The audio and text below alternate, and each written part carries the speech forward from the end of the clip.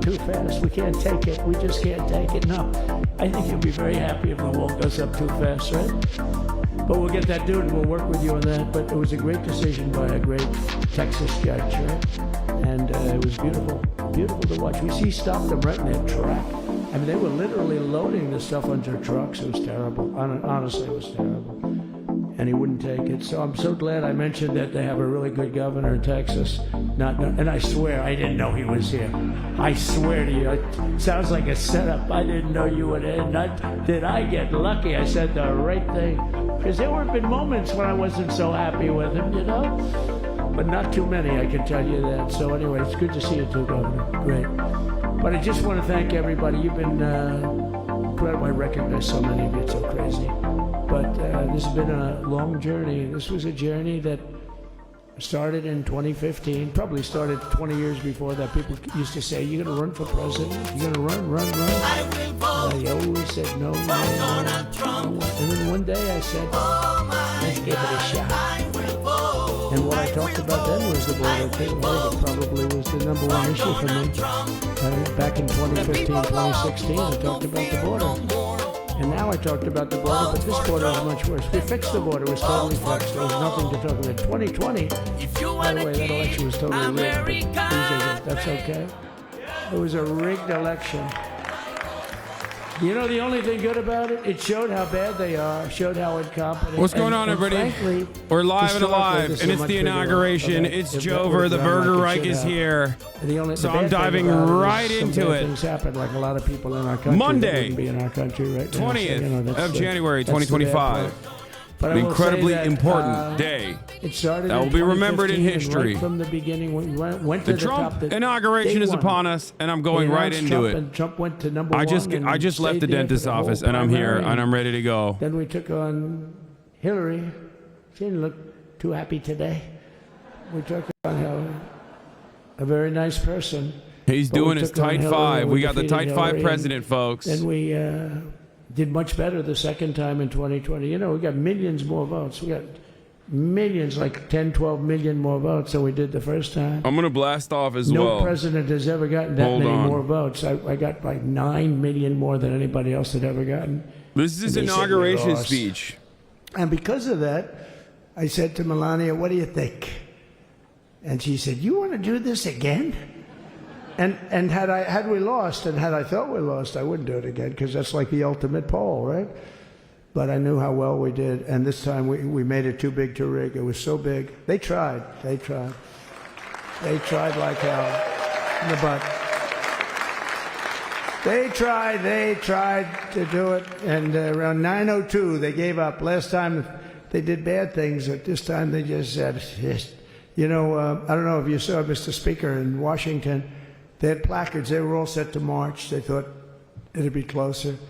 A gentleman asked me, a very respected gentleman asked me yesterday, how come the polls were so wrong? They showed you winning. I went back to the incarcerated firefighters. I said, because people that are true Trumpers are so angry at the whole polling system. Yeah, I know I missed most of the inauguration. I was getting drilled, okay? So when you call, I know he gave his inauguration speech already. We're gonna listen to all of that in a little bit, okay? Calm down. I'm just catching up to what's going on, all right? Give me a fucking break. So they would discard that one, and they didn't show that. And then when the election happened, you know, the vote came, and it was much different, much higher than we're going to win. I literally left the dentist's office and I drove home. The one man said, I mean, it was so much higher. And went live immediately.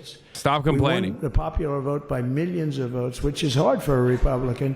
I'll tell you who came through. The unions came through. The auto workers were great. The Teamsters were great. The firemen were great.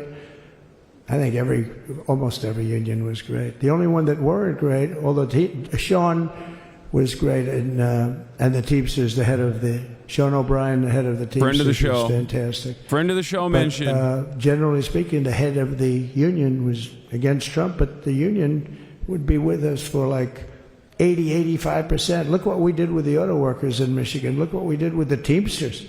The Teamsters were unbelievable. They were a solid Democrat vote, and they voted for Trump.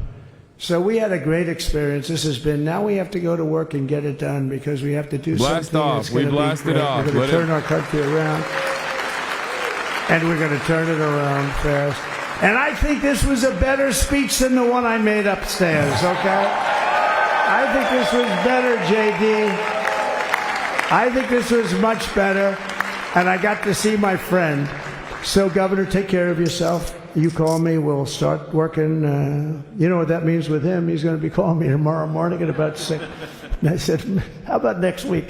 You call me and we're going to get it started real fast. We'll really help you a lot. You've done a fantastic job protecting something which is it's not supposed to be for the states. And amazing job you've done. Thank you very much. And I want to thank everybody. And I have a First Lady who's been incredible. She's been incredible.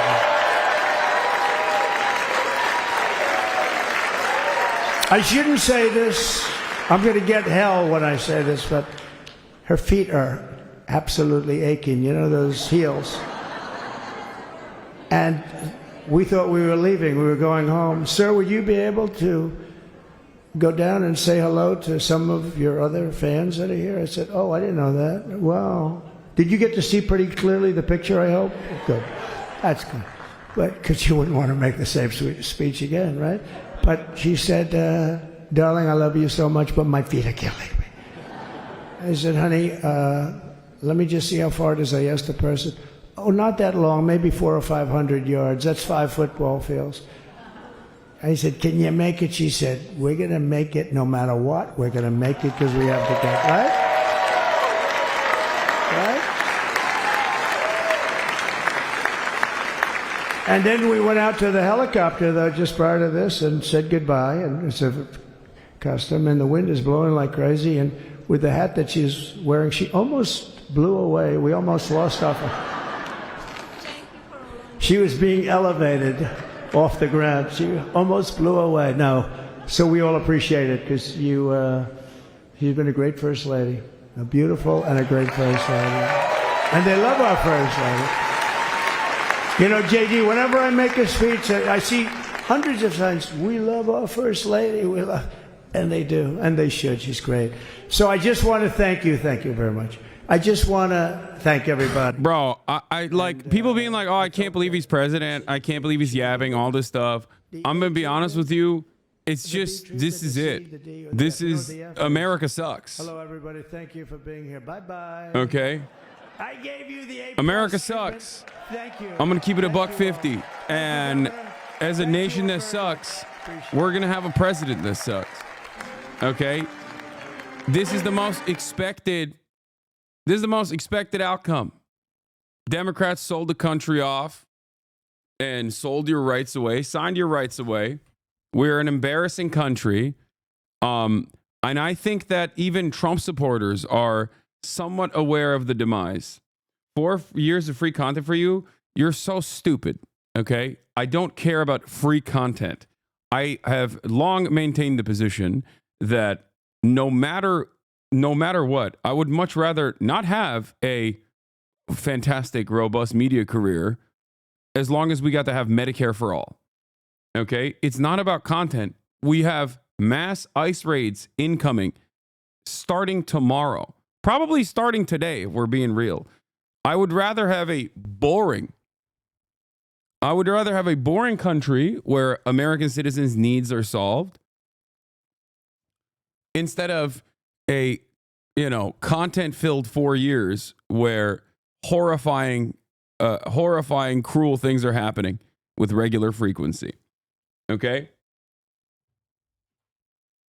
So, having said that, this is the worst day to call you a content demon. You chose the dentist instead of a 300K plus stream. Exactly. I'm going to Japan soon. I had my another dentist thing that I had to do, and instead of live streaming the inauguration and sitting in front of 300,000 people, I did all of that. Having said that, there's still plenty of commentary to do, and there's still plenty of moments to cover from the inauguration, which I'm going to go into in a brief moment. Okay? Asman has 70,000 real viewers. It's botted. Oh, they're botting Asman now, like they were botting, like last time when they were botting Erob. Is that what it is? Regardless, it doesn't matter. I probably still would have gotten like at least 100K to 200K if I was live while this was happening. But it doesn't matter. Not taking advantage of medical tourism while traveling, it doesn't matter. What matters is today is the first day of the Burger Reich. The hogs are in full force. People who are shunned or afraid to say things out loud today are saying, I'm driving around our neighborhood looking for illegals and reporting Mexicans. Join me, and I want to die. People like that live near me. Yeah. So,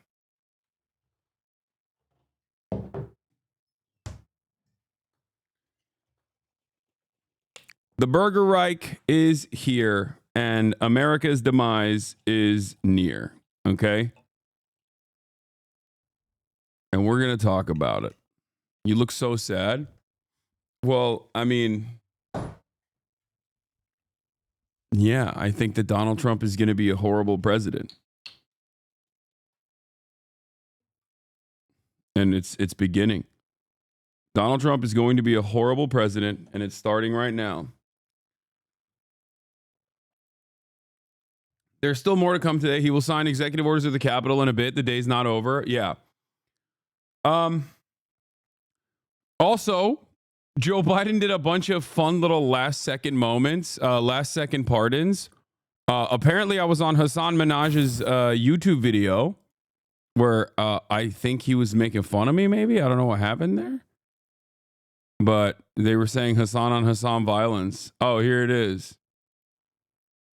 Then the far left will hate on the pundits. Oh, they fucking nuts. Simultaneously, MAGA will then hate on the lefties and the pundits. Okay, only 30K viewers in here. The world is finally healing. Well, most of your viewers are probably still asleep. God knows they ain't work, lol. I like that people's political analysis on twitch.tv revolves around how many viewers I have at any given time. That's cool. Yeah. I mean, I'm live. First of all, it's MLK Day. Secondly, it's I'm live for 10 minutes. So yeah, I've been live for 15 minutes. Calm down. All right. Last but not least.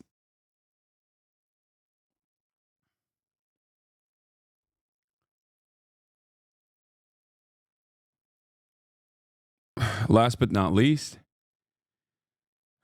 None of the shit matters, okay? If today you are excited that Donald Trump is finally the president again after 4 years of the Brandon regime, where Republicans were sent off to work camps for the crime of being patriotic or saying that there are two genders or whatever, and that finally a new dawn, a new day is upon us, and all of a sudden egg prices are going to go down. All of a sudden the price of goods are going to be manageable. All of a sudden, you're going to start making more money at your job. Your boss is no longer going to screw you over. You're magically going to be able to pay rent. Well, you've been duped. It's not going to happen. Just letting y'all know, it's not going to happen. What will happen, on the other hand, is that all of the things that you enjoy, all of your consumer goods that you enjoy are going to continuously get worse and worse year over year. Your life standards or your work standards are not going to improve. And you're probably going to find yourself even more angry because there will be a bully pulpit that tunes you up every second of the day, trying to make you hyper-focus on your neighbors that are responsible for your demise. It's not the wealthy. It's not the powerful. They deserve corporate tax cuts. That's coming. They deserve more profits. They deserve higher profits. They deserve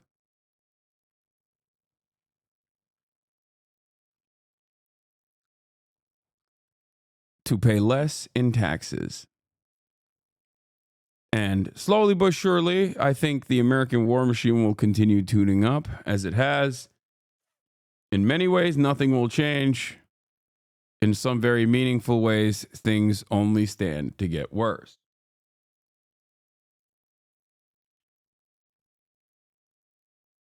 An apt MLK quote for this photo. Yeah. By the millions, people in in the other America find themselves perishing on a lonely island of poverty in the midst of a vast ocean of material prosperity. That's a good one.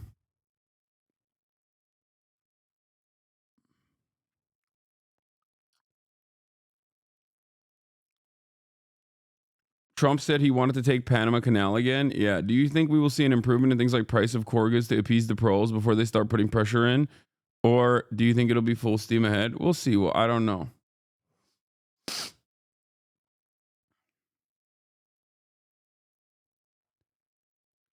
Migrants in Ciudad Juarez who were waiting for their 1 p.m. CBP1 parole appointments learned 20 minutes ago that the app is shut down and those appointments are no longer valid.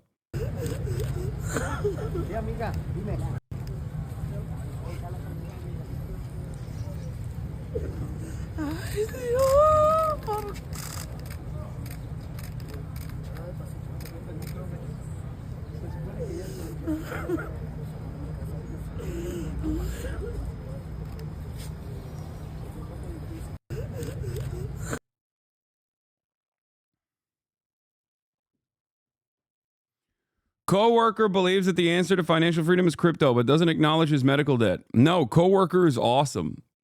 The coworkers are on top. Let me tell you something, okay? Coworker politics is on the rise.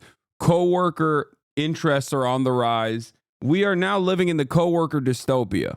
And the coworker is not wrong, technically, when he says, oh, the future of money is crypto. We had not one, not two, but 3 different people in Trump's immediate orbit, including Trump himself, pull off crypto rug pulls sequentially in the last 48 hours. You understand? Do you understand? Donald Trump, Melania Trump, and then the Students for Trump guy, all 3 of them pulled crypto rug pulls to the tune of multiple hundreds of millions of dollars right before Donald Trump was inaugurated, right before he became the president. That is the future of America. The future of America is cons, quick schemes, cons for rubes and suckers. Everyone joining in on the fun, thinking that they will not be the bag holders, but will actually grab the bag and pass it down the line. Reagan, during his first inauguration day, signed executive orders in this room, as did President Johnson. Signed the Voting Rights Act what with about Martin black Luther people, King Hasan? Jr. in that room. So it's very historic. Oh, by the way, I have a hair trigger today. I'm probably going to ban a lot more people.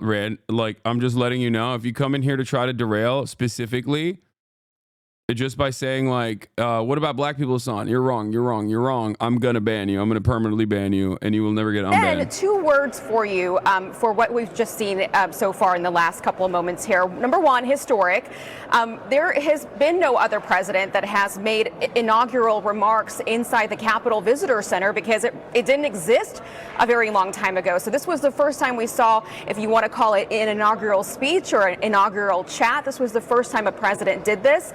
And I'm sure everyone in Congress is really glad they built the Capitol Visitor Center, because it came in handy today on a very cold day. The second word to think about, electric. This is the word that was used when I was texting lawmakers inside the Capitol Rotunda during the swearing-in ceremony. I asked them, how does it feel in there? Because when you're watching on TV, you kind of feel that moment, but what does it feel like in there? And they said it was electric, not just because of the moment, but the people that President Trump has curated in just the last year over this campaign. Like you mentioned, Jeff Bezos of the world, Joe Rogan was in there, who helped him reach an entirely new audience, and also Miriam Adelson, who helped him reach the Jewish American vote. So all of these people that sort of helped him come to this moment, he in a way thanked them for being there, and some new friends as well, like the Mark Zuckerbergs that he hopes to work with in the future. So all very new things for us to watch here, and a really exciting time right now. Aisha Hasni, live on the Hill. Aisha, thanks. Britt Hume's still with us. And Kaylee McEnany here, you listened to that second speech, and I could see your mind saying, if I was press secretary, How would I answer these questions? I'd be taking diligent notes and footnotes to go underneath those notes. Look, one of the great things about President Trump that I learned when I was press secretary is accessibility. I recall when Jen Psaki was once asked, hey, did you speak with the president today? And she kind of circumvented the question. And anyone who knows communications picked up on, oh, I don't think Biden she spoke with the president before this briefing. Caroline Leavitt will not have that problem. The president, in many ways, is his own spokesperson. Oh. Yeah, let's watch the carcass deliver his last speech, I guess. First Lady, did we just miss it? Moments ago, leaving Joint Base Andrews. You can see the plane there waiting for them. The president, former president, saying, stay engaged, saying, I've been doing this for 50 years. Did say something like we're on the cusp of. Oh, Biden gave a speech and I missed it? Yeah, I don't really care. Dude, I'm not going to lie. I'm having a hard time caring, man. I really am. In terms of like caring about all the dangerous things that are about to happen, I'm going to offer a lot of coverage and hopefully do my very best to speak on the humanity of the victims, okay, of this upcoming administration. But in terms of all the palace intrigue, in terms of like, oh, Joe Biden, ooh, drama, John Fetterman, did he wear a short and hoodie? Like, what were Biden's last words? I don't care. I do think it's stupid and silly that he did that like last second perma pardon thing. I think that everything overall just sucks. I don't know. I can't help but feel like everything is bad and it will continue getting worse. And I don't mean that because like, oh, I got owned. And Donald Trump is wait, oh my God. Ben Cohen hit me up. Co-founder of Ben and Jerry's, Ben Cohen.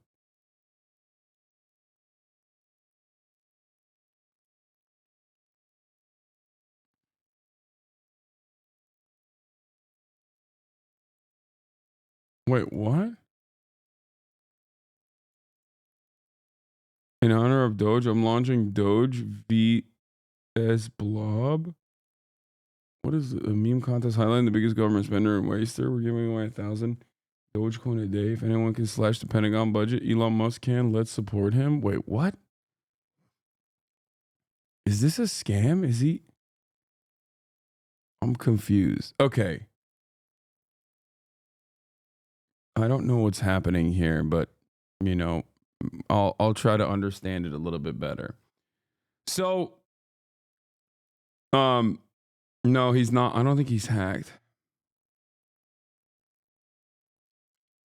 I don't think he's hacked, but I forget what I was gonna say. God damn it. Ken Klippenstein is already on it. Border Patrol has already been given a list of new intelligence collection priorities today. Homeland Security source tells me. It's already beginning. So, as far as like me saying, oh, I think everything is just bad. The Trump supporter will hear me say that and go, oh, get wrecked, liberal. You're only saying that because Donald Trump is president and you feel bad because your party lost. But I've maintained this not so cheery attitude since before the election season ended. I have been on a relatively cynical, relatively pessimistic path since I would say the aftermath of the DNC. Vibes have been bad. And I don't think necessarily that the Trump administration is, in the grand scheme of things, the Trump administration is not going to make America's demise. How do I describe this? Like, I think we're fucked regardless of whether it was Kamala Harris or Donald Trump winning the presidency. Like, I think America, the American project, is coming to a close. But I do think that Trump will make it faster. if that makes sense. That's the way I look at it. Like, I think that our demise is inevitable, and I also think that Trump supporters themselves kind of see it too.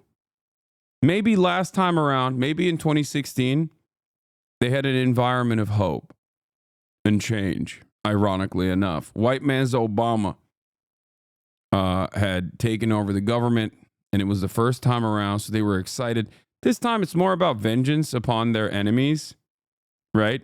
Enforcing cruel and unusual punishments upon those who they feel have betrayed them.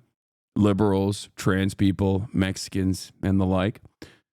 But overall, I think everyone's kind of, like, even normies, I would say, kind of have this attitude where they feel like things are not looking too good. Things are not looking too great for America, even with Donald Trump as president. Or at least that's the attitude that I'm getting from people that I know that have voted for Donald Trump. It's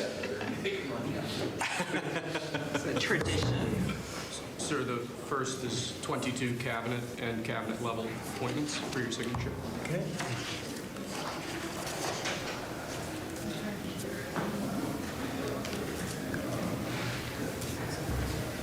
It's the truth. You vote for division, you get it. What do you mean vote for division? Who votes for unity?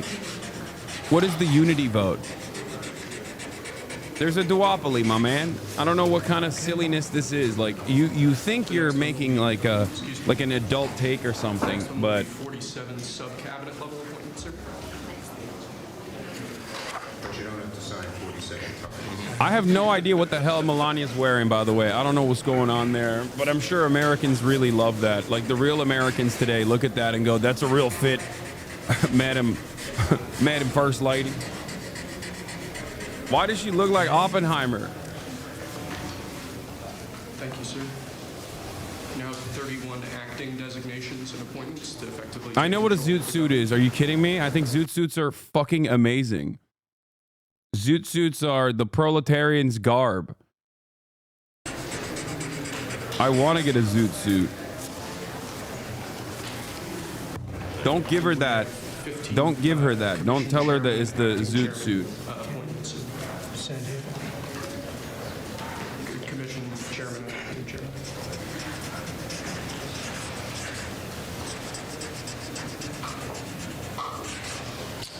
He was number one at Harvard also. You know that? Good counsel. They have something in common. Thank you, sir. Lastly, we have a proclamation ordering that on all future inauguration days, including this inauguration day, that flags shall be flown at full mast. Very important. Very important. It's because of Jimmy Carter that the flags were flying at half mast. Are they signing an executive order to fly them full mast? Inauguration tonight, the sound was so good. The temperature was 72 degrees, but the sound was so good on it. So maybe something to think about. Thank you, sir. Okay. Good acoustics. Yes. All right. Now thank you. We go to I can't believe Jake and Logan Paul are at the inauguration. Well, why am I saying I can't believe that? That's the most that is the future. This is America's future. If you want to understand, like, Jake and Logan Paul taking photos with New York City Mayor Eric Adams. That is, oh, wait, is that Witkoff? What the hell is Witkoff doing right there? Bro should be in Gaza right now. Great job. Thank you. Check. President, do you have any reaction to the pardons President Biden did at the last minute? Why didn't you go? Discuss it now. I Chat. Obviously, I didn't go because I have never done a crypto rug pull. Okay. In order to attend the inauguration, you have to either A, do a crypto rug pull, like a last second one. Melania literally had to do one last second so she could attend the inauguration. Okay. I've never done that. Like, I've never been in a drunk driving incident where I killed a family, you know. no sexual assault charges, none of that. So obviously, in that situation, they're like, oh, yeah, you can't come. Like, sorry, we looked it up. We looked it up, and it seems like you have none of the qualifications, none of the credentials to go to the inauguration. Okay with that? Mary Bruce, our chief White House correspondent, will now cover the Trump administration, listening in on that. I've talked about this yesterday. There's a whole thesis that can be written about the fact that fashion houses are now open to dressing both Usha and Melania as opposed to not dressing anyone during the Trump first term. There's a normalization that's happening. Yeah. Also, there's also a historical parallel here that we can point to as well in terms of, you know, the Nazi movement, the aesthetics of fascism, fashion and fascism intersecting, and how big fashion houses also had no issues with historical fascist movements and actually supported them too, whether it be Hugo Boss or even Chanel. I think that there is a historical parallel there to a certain degree. But you're absolutely right. It's something that I brought up as well. Oscar de la Renta was openly posting about dressing Usha Vance, right? JD Vance's wife. So I agree. All of these like elite corporations are this time around completely servile to the interests of fascists, right? Here it is, Oscar de la Renta talking about Ivanka Trump. Swipe to see the making of Ivanka Trump's custom pearl and crystal gown. Such elegance. This is something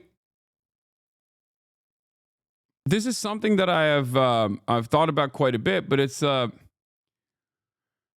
look, all I'm saying is second time Trump version 2.0 is perceived as very normal, okay?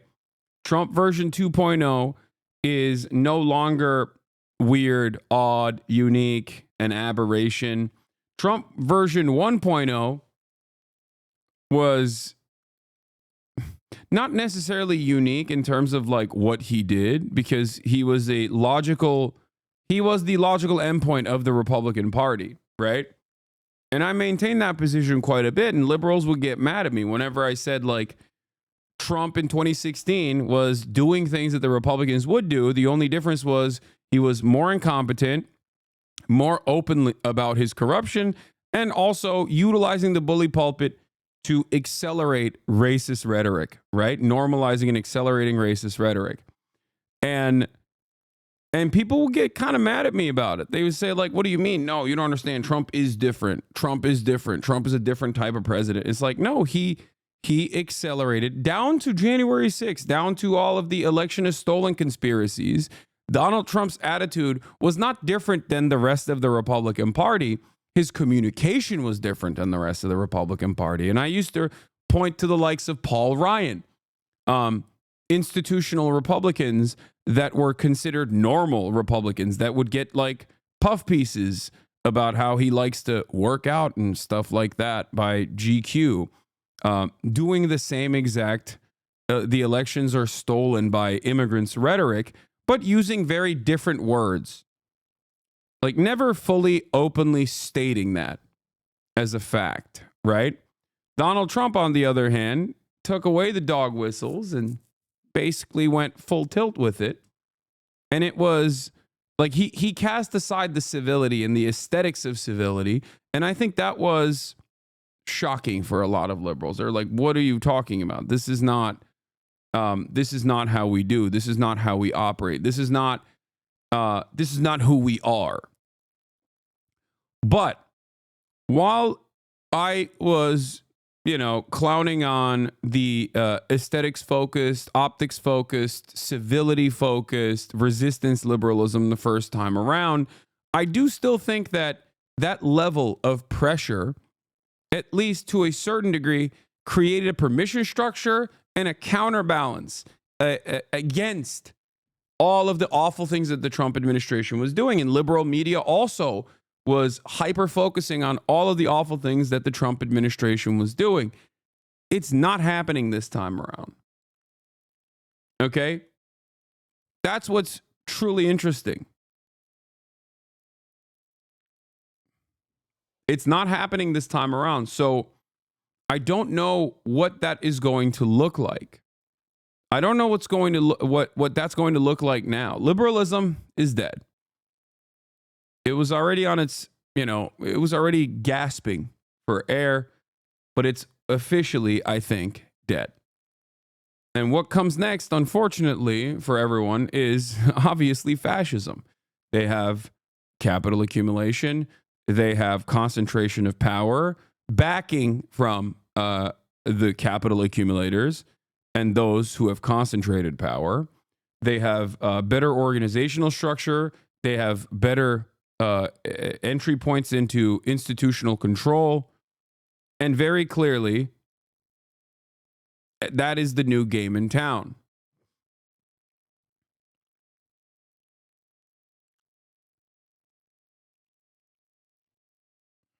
So we'll see what happens next.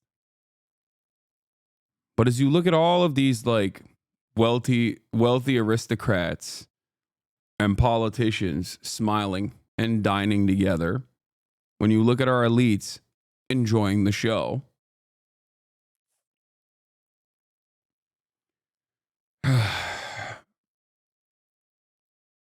just remember that, this is in some ways going to be the expected outcome. This was always going to happen, but Donald Trump, I suspect, will, accelerate America's demise even more.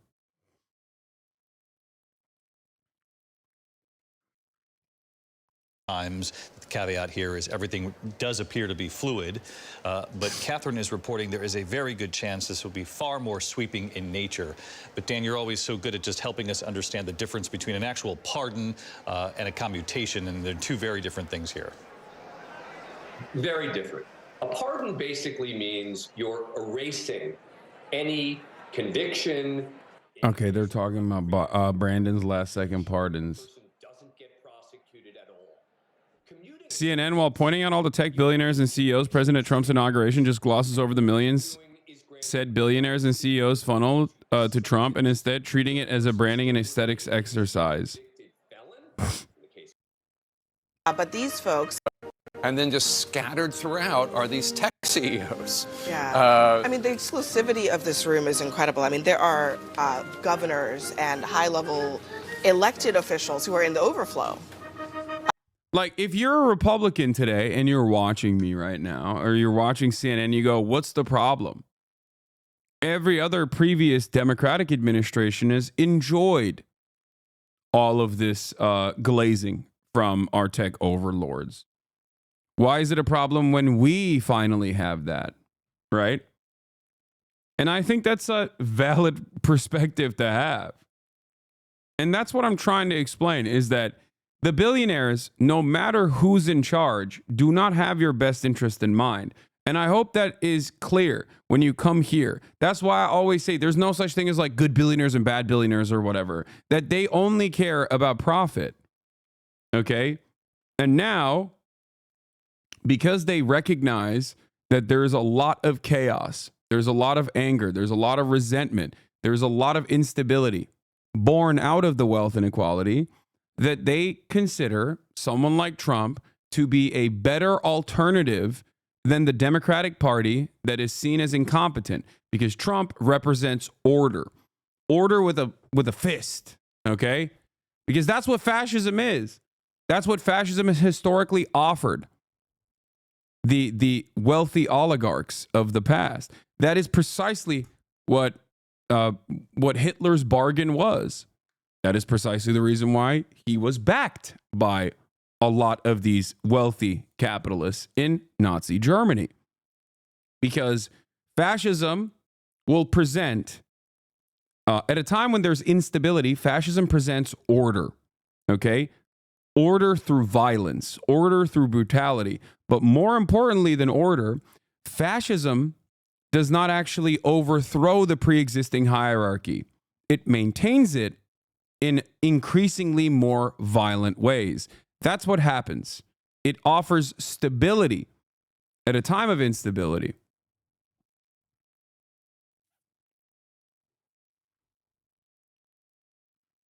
Why did Kamala have more billionaire donors then? See, this is what I'm saying. Like, I don't care. I don't like Kamala Harris. I don't like that she was cozying up to billionaires either. You are a regular American.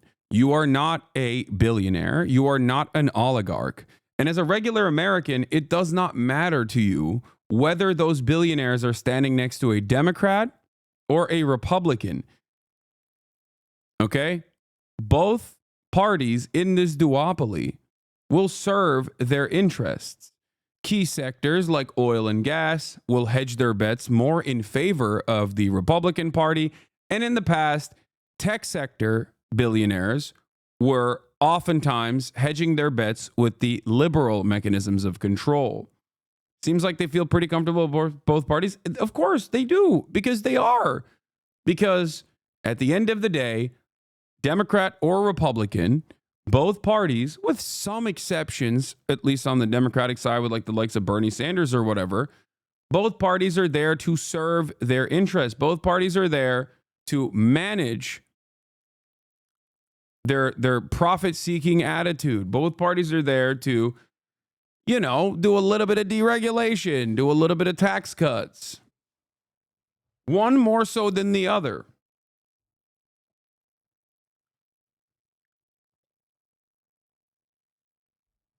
That is my point. My point is that both parties under our duopoly serve the interests of capital.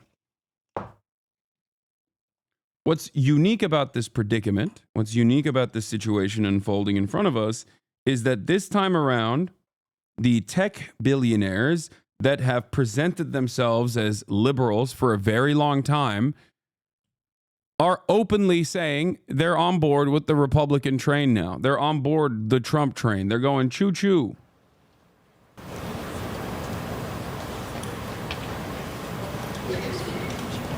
It's not weird or unique to see, you know, oil barons at the inauguration. It's not unique or weird to see the likes of Miriam Adelson at the inauguration standing next to the Republican Party. What's unique is seeing Zuckerberg and the Google CEO and those guys. That's unique. Their presence at the Republican inauguration is unique because they have historically presented themselves as liberals. They've historically sided with the Democratic Party as their preferred way of getting their interests across. But the question I have remains, which is, why are we servile to their interests? Why do we have to sit back and you know, let them dominate the conversation? 150 years ago. It doesn't seem, is that Amy Klobuchar speaking?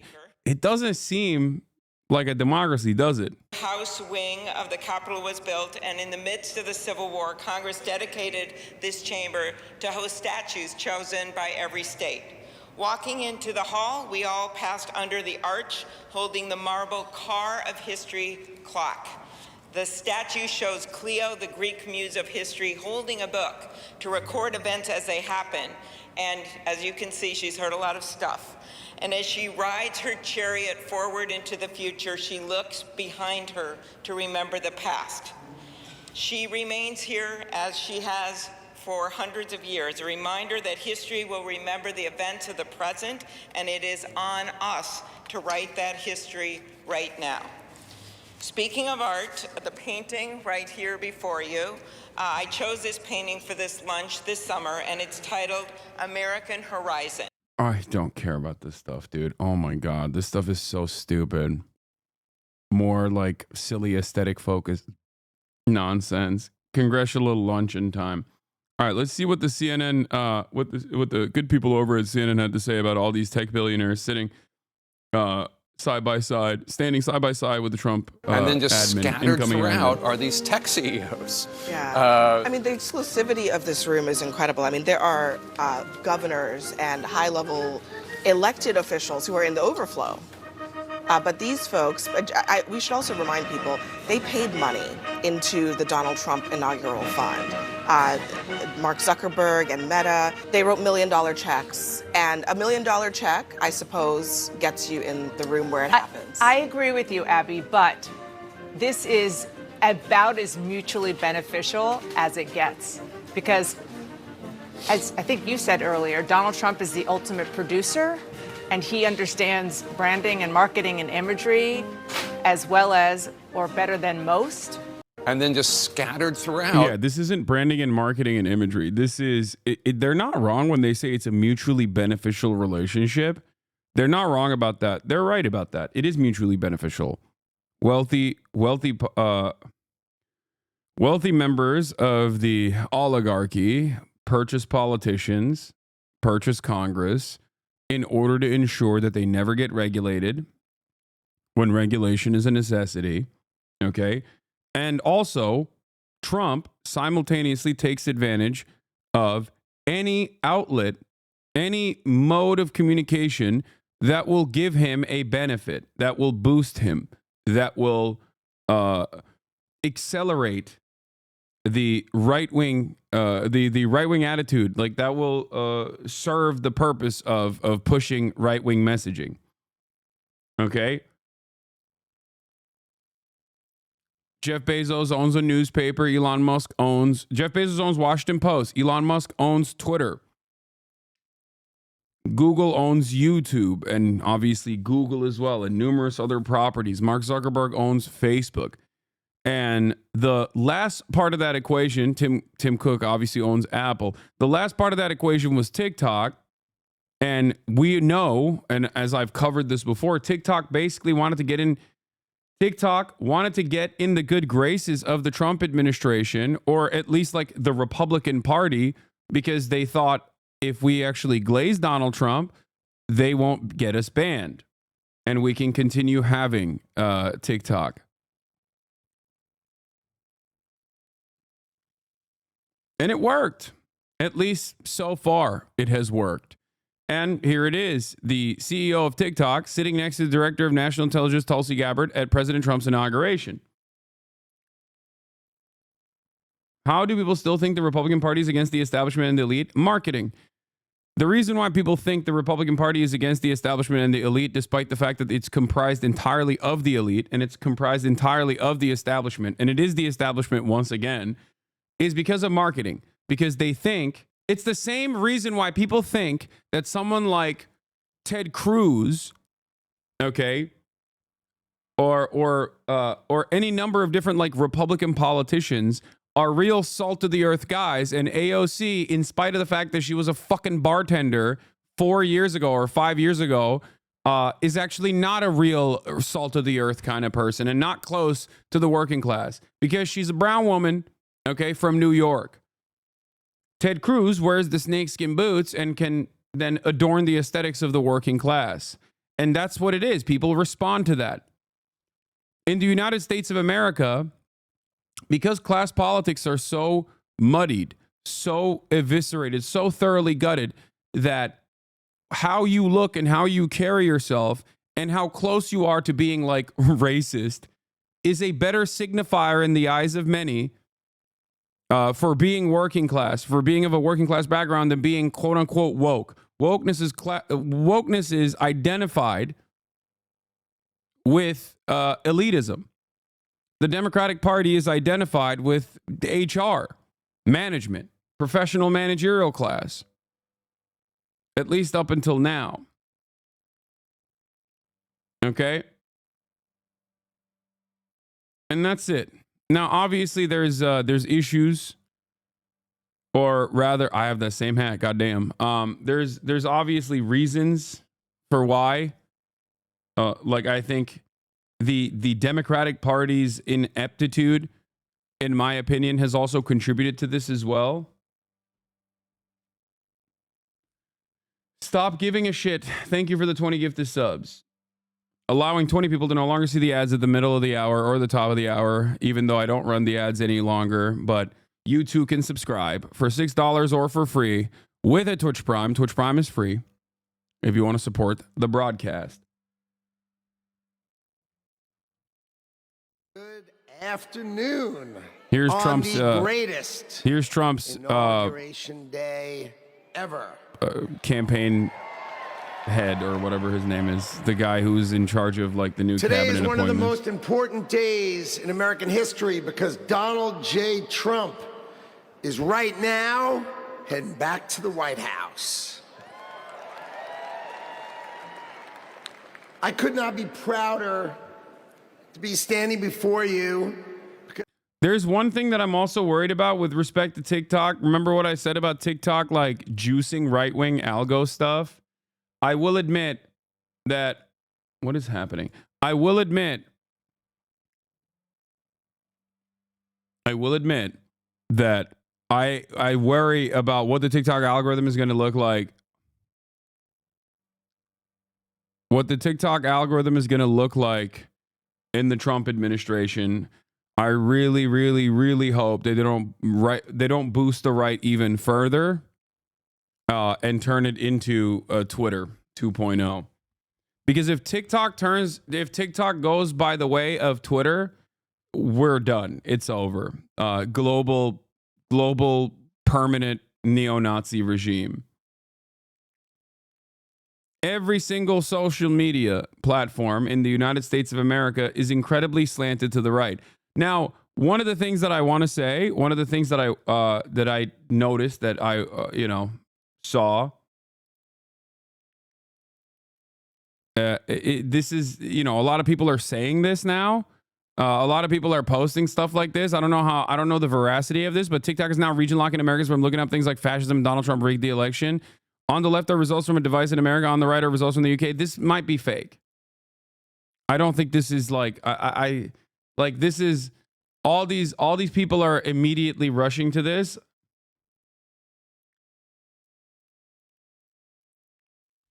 Like, I don't know if that's a real thing or not.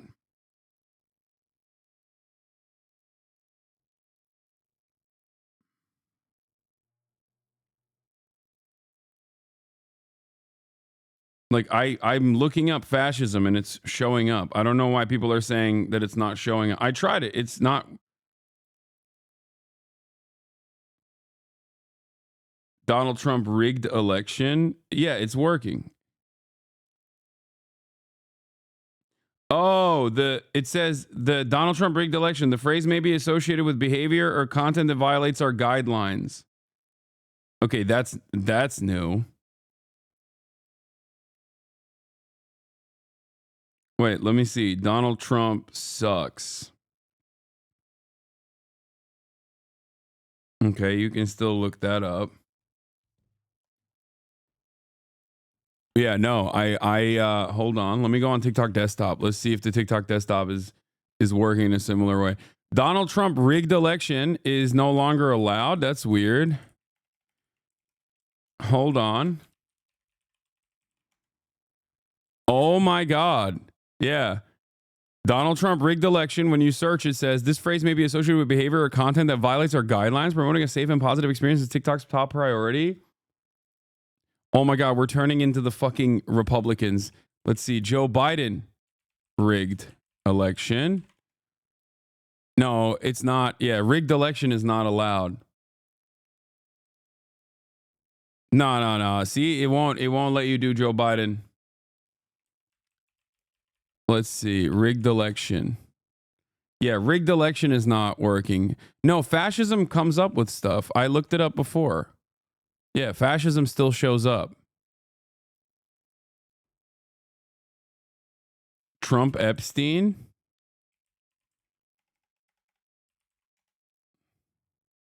That stuff comes up.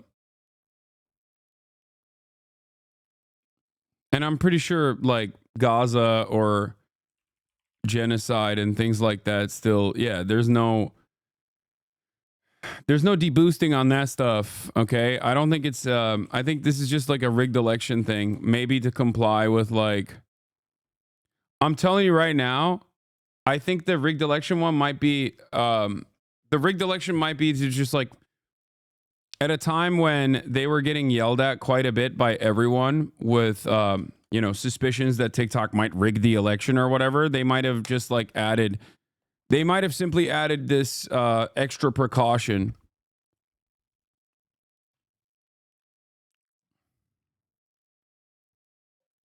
Does that make sense?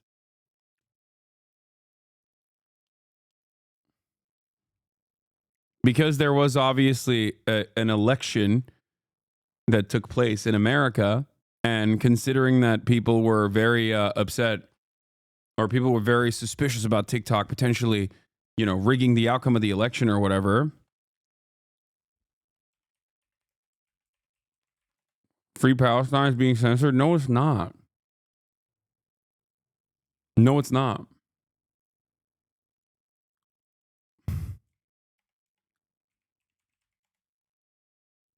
Yeah, Free Luigi's not being censored either. You're wrong. I don't know why people are just doing that. Anyway, people are kind of latching on to anything right now. Yeah, I think that it is important for you in this time to not immediately jump to certain conclusions. What do I always say? What do I always say? If a narrative seems too good to be true, okay, there is a likelihood that it might be false. Just whenever you see something online that corresponds to your existing biases, okay, the first thing you should do, instead of immediately adopting that as the truth, the first thing you should do, and sometimes it might be true, but the first thing you should do always is to go, wait a minute, let me check to make sure. He explained this beautifully. It's a 404, can't find the I don't know what the link you're sending me. The term rigged election seems to be the issue. Also typed in Bush and Gore and that showed nothing. This is healthy, okay? It's healthy whenever you see a narrative, whenever you see something, okay, that corresponds to what you already believe. Please, first thing you should always do is check yourself and be as critical as you possibly can be. Thing that we can do right now. If you heard, I do think that the TikTok CEO and TikTok in general absolutely boosted Charlie Kirk. I've talked about this before. And I think the reason why they did that is because they thought if they boost Charlie Kirk has Trump's ear, and he will say nice things about TikTok, and he will talk about how TikTok is wonderful for making the youth more right-wing. I do believe that. This is something that I have talked about quite a bit. And actually, as far as it stands, it was a successful gambit. Now, having said that, will they continue doing that? Probably. I don't know. TikTok, as far as I have seen from my own personal anecdotes, but also from like some of the relatively shitty media analysis that is readily available, TikTok is the only social media platform that has parity in terms of political ideology. Every other platform is dominated and slanted to the right. Every single one, right? TikTok is the only platform where there is some semblance of parity. This is important to acknowledge. But that doesn't mean that there isn't right-wing content on that platform. Of course there is. Of course there is, right? And I think one of the best arguments that I saw about this, one of the best warnings that I saw came from, what's his name? Is it Garrett Hayes? Or Garrison Hayes?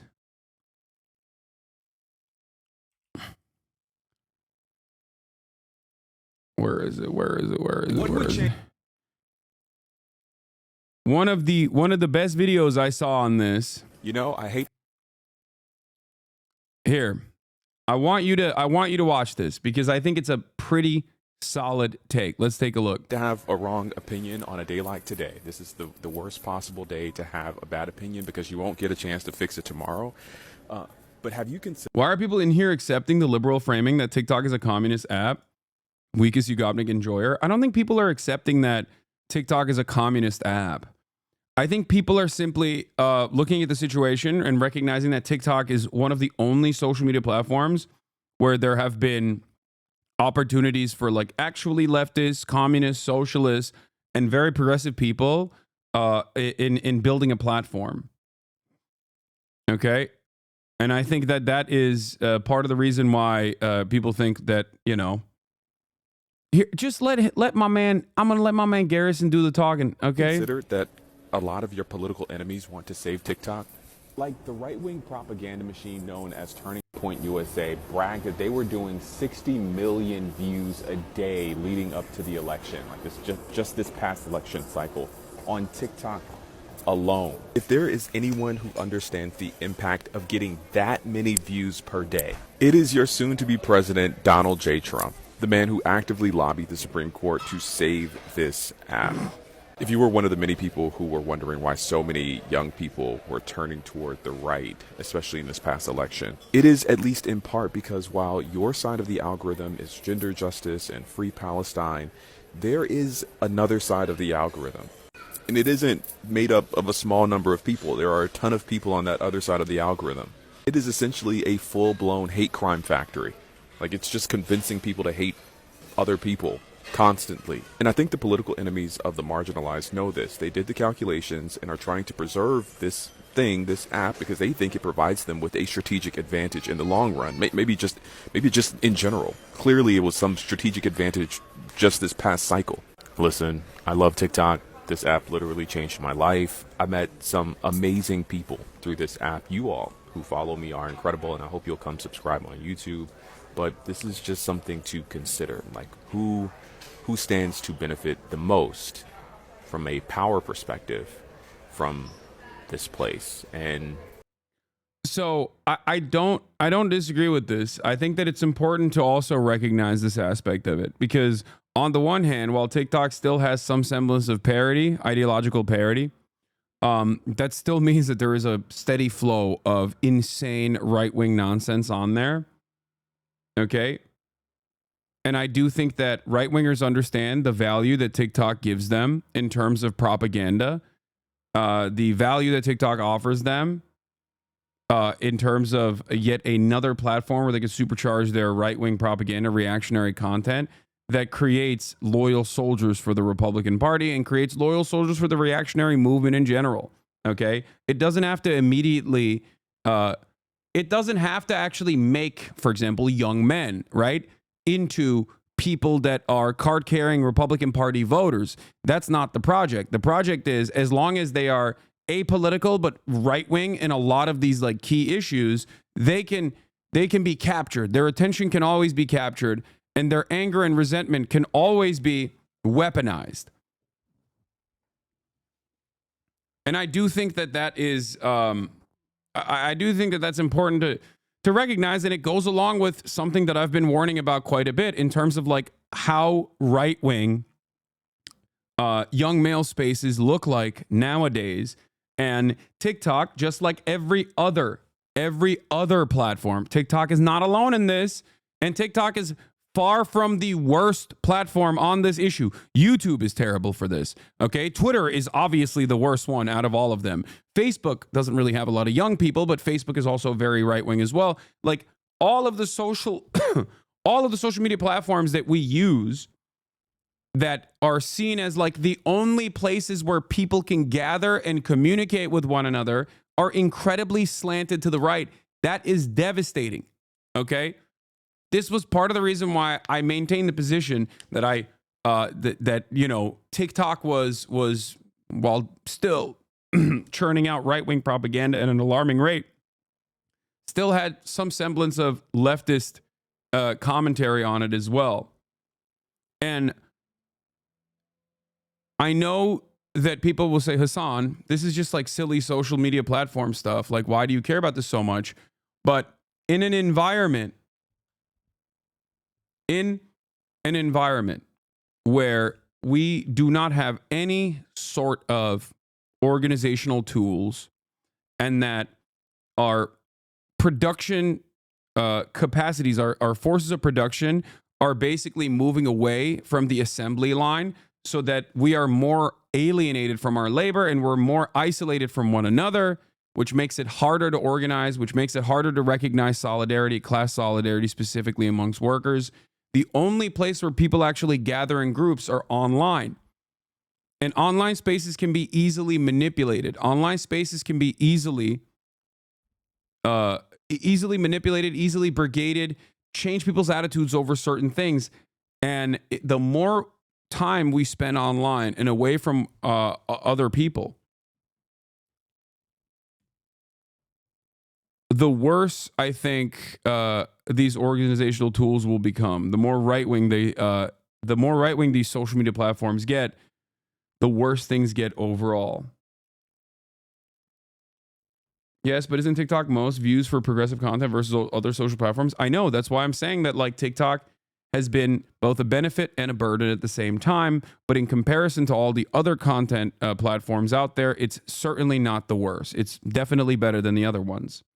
And that is part of the reason why I maintain the position that TikTok shouldn't get banned. That's the reason why I think people wanted TikTok to get banned. That's what carried it over the finish line. This one really mattered.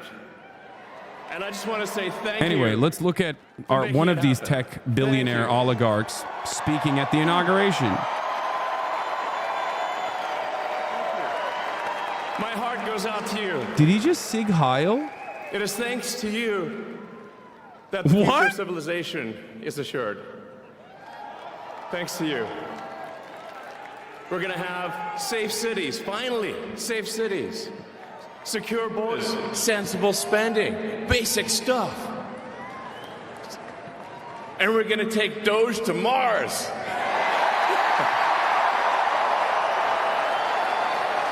I mean, can you imagine how awesome it will be to have American astronauts plant the flag on another planet for the first time?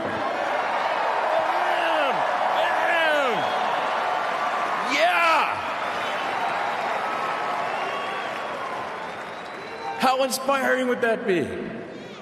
You know, there's always problems in life. You know, there's this problem, solve that problem. But you know, there need to be things that inspire you.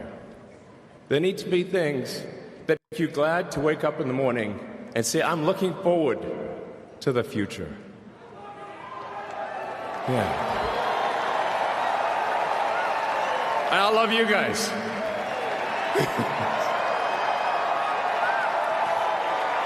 So,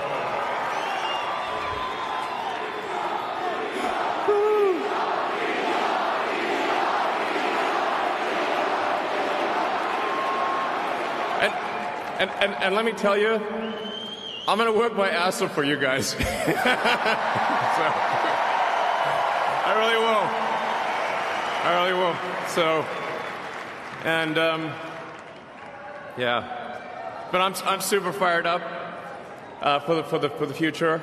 It's going to be very exciting. As the president said, we're going to have a golden age. It's going to be fantastic. And one of the fundamental things, one of the most American values that I love is optimism, and this feeling like we're gonna make the future good. We're gonna make it good. So.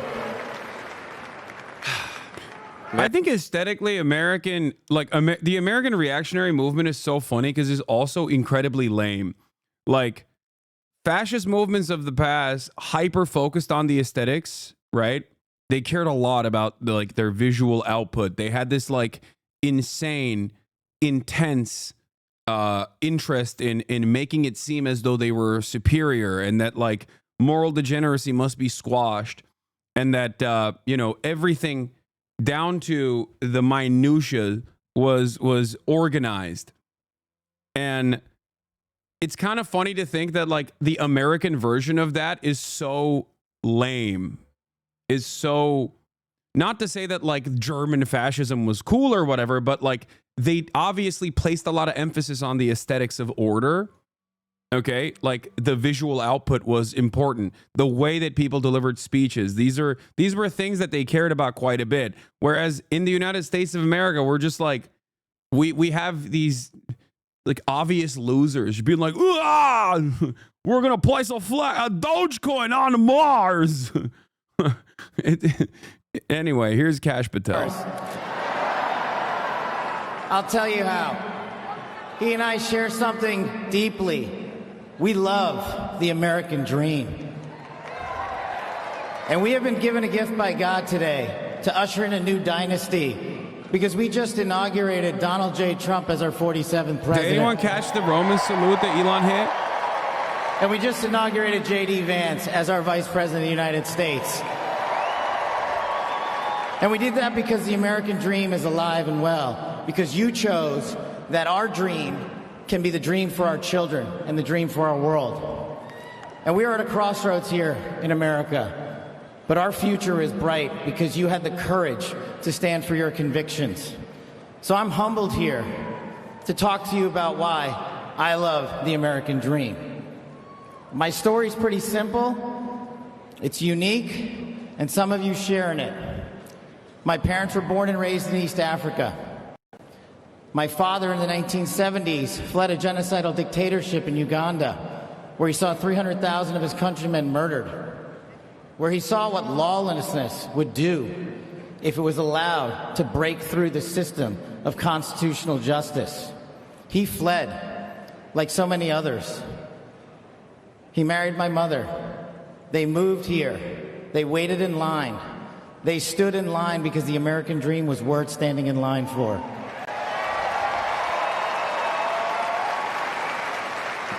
That dream is woven into the fabric of this nation, and our immigration policy is the greatest policy in the world. And now that we have Donald J. Trump and J.D. Vance, it will become the greatest policy in the world again.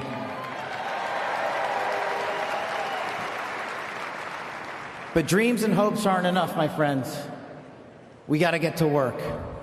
And we got to accept the realities that too many of you know from your communities. President Trump launched in his first term priorities of national security, law enforcement, economy, and global diplomacy. But now we have to retread some of that. And I'd just like to go over a few of the things that our community has been living under these last few years. In the last calendar year alone, we had 100,000 drug overdoses. In the last calendar year alone, we had over 100,000 rapes. In the last calendar year alone, we had 17,000. Bro, that's why we put Pete Hegseth. Dude, I just realized these guys are actually woke abolitionists. They're offering the rapists jobs so that they're too busy to do rapes. Dude, I didn't even think about that. Oh my God. Oh my God. That's why they're like, oh, if you're a rapist, like you should get a job with us so you no longer have the time to do rapes. These guys are actually woke, man. That's what they were doing. Future generations, but thank God we will. Just kidding. They're actually just saying it's the immigrants doing the rapes, even though, ironically enough, it's the fucking Secretary of Defense.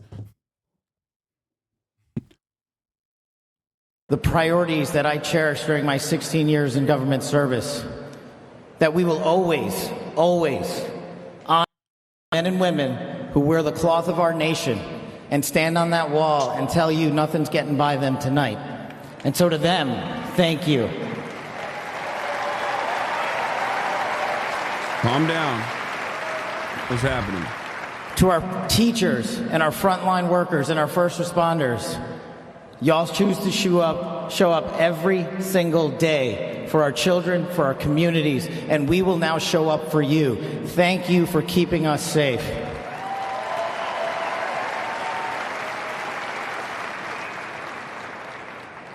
To the men and women in law enforcement, and maybe I'm biased on this one.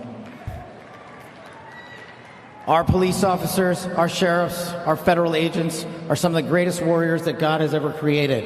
And we will put them first because they have our backs, and now we will have your backs.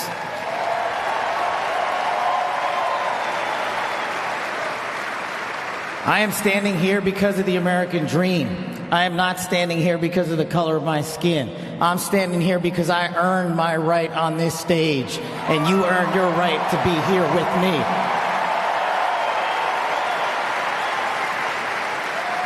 And I promise you this, with every fiber of my being, that our law enforcement, that our teachers, that our first responders, that our veterans, that our men and women in uniform who dare to serve this country and put themselves below the rest of our needs will be reprioritized to the top of the heap because they are standing on that wall, and we will not let that light go dark on them.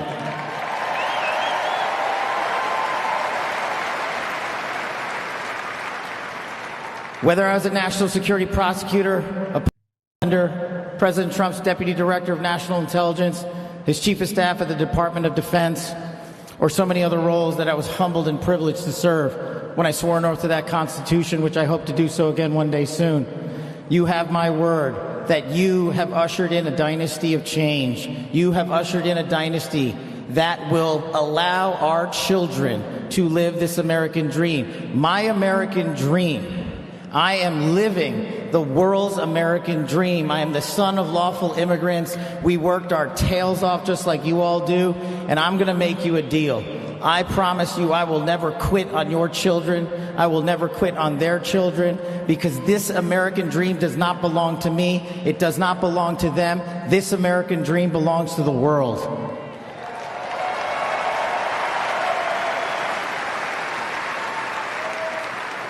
So in closing, I just want to tell you this.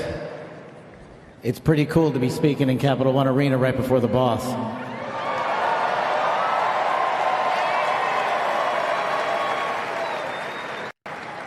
You've inspired me beyond words. Your love, your devotion, your commitment to our country, everywhere I go, shows us that we are not only the beacon of hope, but we are the land of constitutional justice. We are the land under Donald J. Trump and J.D. Vance, where we are going to end the two-tier system of justice. We are going to remove the weaponization of the intelligence community for political purposes. And we are going to put the men and women of America first.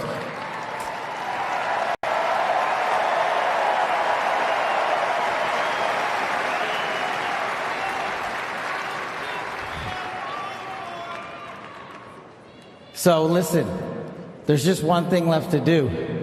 We all got work to do. We've got the greatest president and the greatest vice president in the history of the world. And so I just need you all to do a little bit more. Every time you see a law enforcement officer, every time you see a veteran, every time you see a teacher, shake their hand. Give them a little bit of your time, because they're giving us all of our time. And don't forget to enjoy the ride, ladies and gentlemen. God bless America. God bless these United States of America. God bless every one of you. I'm living the American dream. My name is Kash Patel, and I ain't going anywhere. Let's go to work. Heading up the FBI. And you know, this great coverage we've been able to bring you all day, courtesy. Bro, that's crazy, dude. They have a betting app. Oh my God, they have a betting app that's like sponsoring the inauguration, where they're talking about Trump's banning of TikTok chances. Dude, I don't know how else to describe how dystopian America is right now, okay? I just don't know. I don't know what else to say. America's on fire all the time. It's underwater all the time. There are, like, Texas probably is going to lose its energy once again due to climate change. It was like snowing in Houston the other day, okay? And it's not even like a cool dystopia. Where are the fucking neon lights? Where's my Suckmaster 5000? I don't got none of the cool stuff. The only capitalist dystopia that we exist under allows the leadership to do cryptocurrency rug pulls a day before they actually become the president. Like, that is how lame things are. I will admit, while I do know that things were going to get bad, I just didn't think that it would be like the collapse of American empire would be so lame, you know?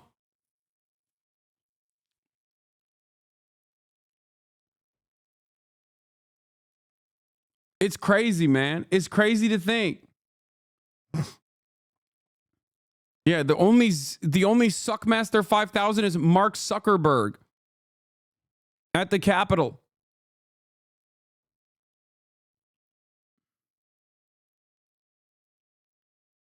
As your Houston chatter, the snow is supposed to come in at like dinner time tonight. Something stupid like 5 inches of it. Oh, Jesus. Oh. Anyway, now that I have a little bit of moment, an opportunity, I got my permanent crown put in today. That's why I'm late. And that's why I didn't get to stream the entirety of the inauguration. Okay? I woke up early in the morning and I had to go do that before I fly out to Japan in a couple days.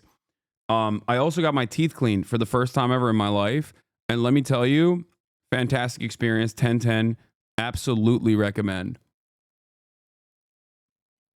Teeth cleaning, I never thought I would experience it. Yeah, I've never gotten a teeth cleaning before. It's an amazing feeling. Yeah. I've never gotten it done before. And let me tell you, oh my God, it's so good. But they feel weird? Nah, it feels amazing. I'm a huge flosser. I love flossing. I'm Mr. Floss. Okay, I'm Mr. Floss.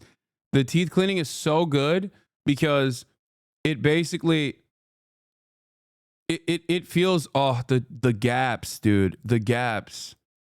Like it feels like I got a new mouth. I got a new lease on life, okay?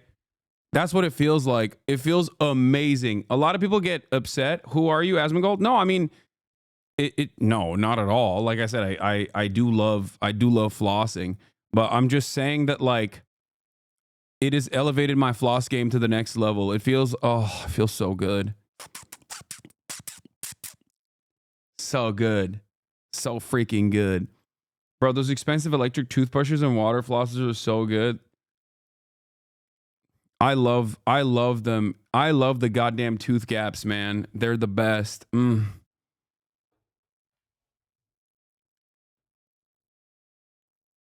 mean your first deep cleaning? Yeah.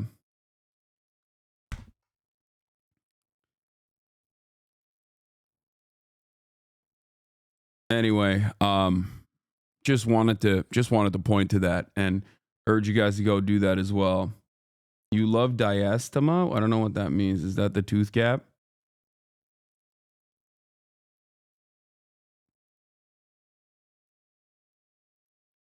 Yeah. I can't speak positively enough on the dental work for sure. By teeth cleaning, he's not referring to brushing. He's obviously brushing more often than he goes to the dentist. Yes, obviously. Yes, when your dentist does your deep cleaning, it's very different than brushing your teeth, chatters. There's like buildup of what is it called? Like, is it called tartar? Like there's a plaque buildup that they have to literally grind out. You can't brush that off.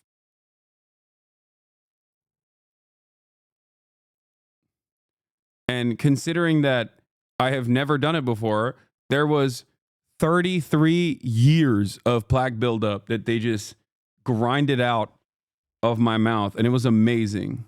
It feels amazing. And that's not your dentist, a dental hygienist? No, but my dentist's office has a dental hygienist as well.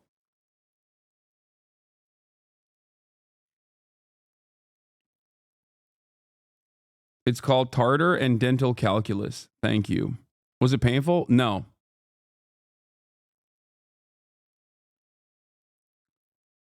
You're supposed to do it every 6 months, I think. That's what they say, but I've never done it before, but it was awesome. Dog, how's your breath not been absolute ass the entire time? I think genetics plays a role in that, by the way. I have pretty decent teeth, all things considered. And the reality of the matter is I think genes play a big role. Like your diet plays a big role and your genes play a big role in it. But I've never had bad breath ever in my entire life.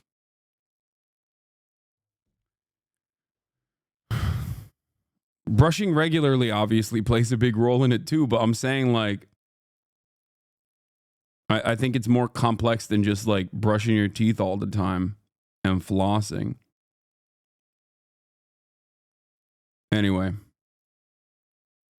Ask for your end if you have bad breath. No, because they're gonna fucking lie. They also say I fart and stuff. So, you know, and then that's gonna be the new meta, and it's gonna break me.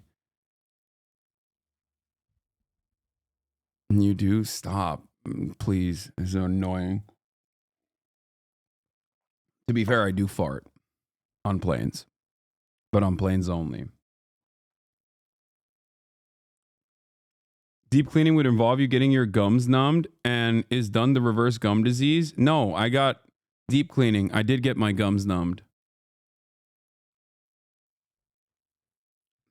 Anyway, let's get back to what Hank Green had to say about this whole TikTok stuff. Maybe this is useful. Maybe this is a useful thing that we can do right now. If you heard that there was like a new Meta pop up, and then Shochu's CEO doesn't have CEO in his bio anymore, but then also Facebook created its first verified account on Instagram. All that stuff happened in the same day, and that's leading you. It's a bunch of puzzle pieces that you get to put together into Metabot TikTok. This is how conspiracy influencers work. They present you with a bunch of puzzle pieces, and then they have you put them together, and you feel like you've done the work. But the puzzle pieces were the ones they selected for you, and may have been entirely made up. For example, CEO of TikTok never was in Shochu's bio, so nothing actually changed. For example, that thing that allows you to use Facebook to pick up some of your TikTok friends, that's always existed. That's not new. For example, Facebook created a new account on TikTok maybe because it wanted to take advantage of this moment and get people over to Facebook from TikTok. And then there are a bunch of puzzle pieces that are never presented to you in these situations that you have to go and find yourself, because the conspiracy influencer doesn't want you to have access to those puzzle pieces because they don't fit into the puzzle that they want you to put together yourself. Puzzle pieces like the existence of the Federal Trade Commission, the fact that large companies are very large and have many people, and an operation like merging TikTok and Meta would require tens of thousands of people, some of whom would leak the fact that it's happening. More importantly, though, the fact that the FTC requires publicly traded companies to do a bunch of due diligence and release a bunch of documents publicly for everyone to look at before doing a merger like this. More importantly than that, the FTC would need to legally approve that merger because these are two very large companies, and this would have, antitrust monopoly type implications. That's how this works. That's how conspiracy influencers work. They want to get attention, and you should look and go see the people who, led you to that opinion, and you should see watch them put the puzzle pieces out for you and be like, can you put them together? And then think, should I ever trust that person again?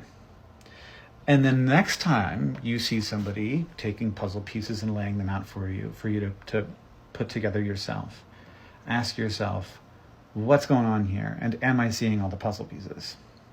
When you end up believing a lie, you need to go back and look at what caused you to believe that lie, because there's a bunch of stuff internally that we all need to work on internally. We all do this. I do this. I made a video on Vlogbrothers about a bunch of lies I believed, and then later found out were incorrect, and you should watch it. But there's also external stuff happening. There are people trying to get us to believe lies because it's good for their business, because it's good for their ideologies. So we don't want those manipulations to happen. And there's a little chance, which is a low stakes thing, to check this out, because of course this whole narrative will be gone in 24 hours. But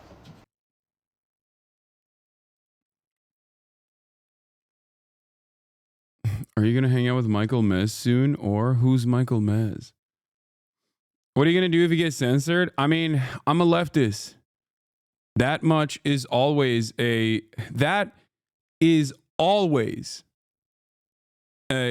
possibility. That's something that I've thought about and had to actively think about my entire career. Okay?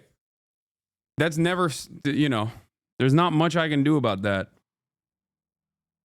The reality of the matter is, any sort of anti-capitalist sentiment, no matter how non-radical it appears, okay, no matter how normal it appears, actually, the more normal it appears, the worse, honestly, the more dangerous, is always going to be threatening to the bottom line of our corporate oligarchs.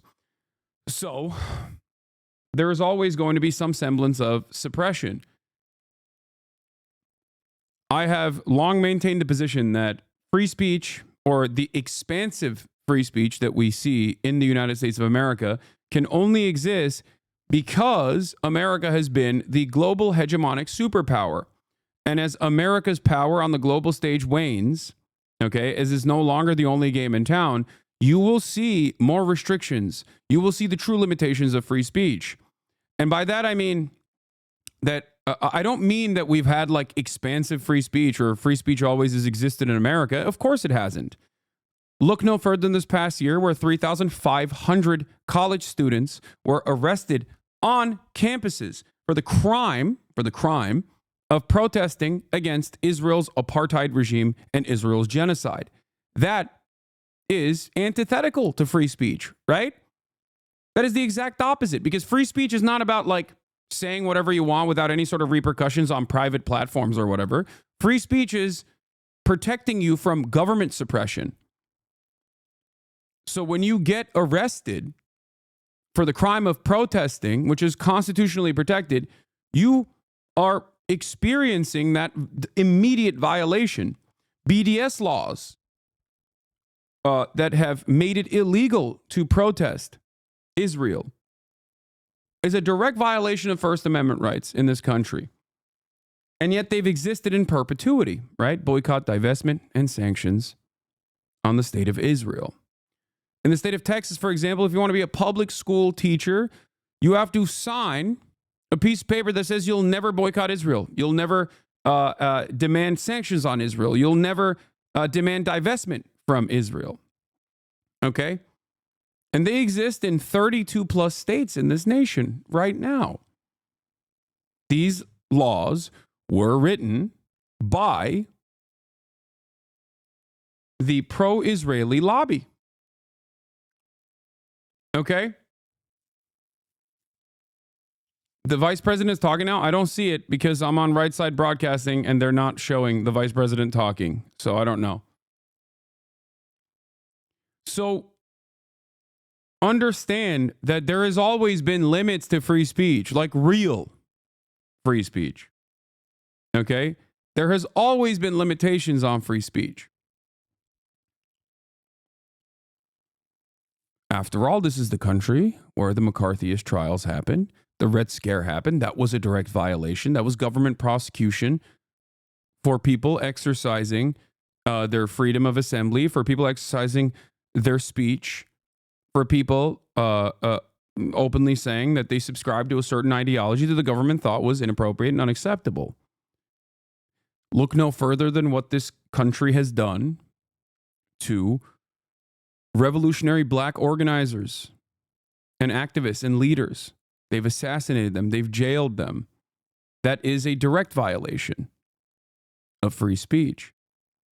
And in the modern era, look no further than what the government has done to anti-Israel protesters. That is yet another violation of free speech. But having said that, while those sorts of restrictions have always existed, whether it be punishing whistleblowers, real whistleblowers, not fake ones, or punishing activists, that's always existed. What you must understand is that the silly types of free speech restrictions that you hear about in like China, for example, oh, you can't compare Xi Jinping to Winnie the Pooh. That kind of stuff, those kinds of restrictions had not existed in the United States of America. And part of the reason why they had not is because America is so powerful that those sorts of silly things, that level of control, that level of censorship was never seen as a necessity. Okay? It's not even true, by the way. It doesn't matter. Okay. The reality of the matter is, fuck the Winnie the Pooh stuff, but yeah, the Chinese social media platforms do have more rigorous control. The Chinese government definitely surveils certain speech, and the Chinese government is obviously more combative towards political dissidents. This much is true. In the United States of America, there is still obviously criminal penalties that apply for people exercising their First Amendment rights. Absolutely. In direct violation of the First Amendment, obviously. But the permission structure is like the bandwidth for it, and the permission for what you can and can't say is far more expansive. But here is the difference. Okay? Here is the difference. The reason why it is far more expansive in America is because America is the global superpower. It has been the only game in town in perpetuity. Okay? Understand that. That is the only way. That is the only reason why America can be like so comfortable with political dissidents. Because America sees political dissidents as powerless ultimately. Until now. Because as the situation worsens, as the collapse becomes inevitable, you will see the American government start taking actions like this. And I think trying to ban TikTok in this way was a pretty clear-cut indicator of that. Okay? It's a pretty clear-cut indicator of that, because if you've ever heard me talk about like free speech limitations in countries that are outside of the sphere of American influence, you've already heard me say that, yes, of course, Cuba, for example, treats political dissidents with criminal penalties. But Cuba, on the other hand, has constantly been in a state of war since the Cuban Revolution, a state of war against the largest superpower on the planet that has unjustifiably placed Cuba under a blockade, a country that consistently tries to interfere in the politics of Cuba, right? So while I disagree with this on principle, while I disagree with any sort of limitation on free speech on principle, I do understand from a realistic perspective why certain states would apply certain restrictions to free speech. And those restrictions have existed in the United States of America in times of war especially, right? Speaking out against any sort of war initiatives would land you in jail during World War I. That's why Eugene Debs actually went to prison. Speaking out against war in World War II also landed you in prison. Speaking out against war during Vietnam also landed you in prison. And speaking out against war right now, even though it is not a draft-style state violence in the same way that we have seen in Vietnam, you still see people experiencing criminal repercussions for it. So, obviously, when push comes to shove, when times are tough, the American government absolutely has scaled back its principled approach to freedom of speech. And I think, what point are you trying to make here? Can you bring this back to something key here? I am. My point is the same, which is that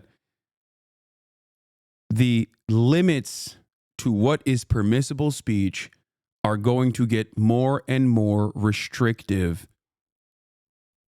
That's it. As America loses its grip of power at the global stage, you will start seeing our politicians panic and increase the mechanisms of enforcement. And that is where we're at now. That's it. That is where we are at now.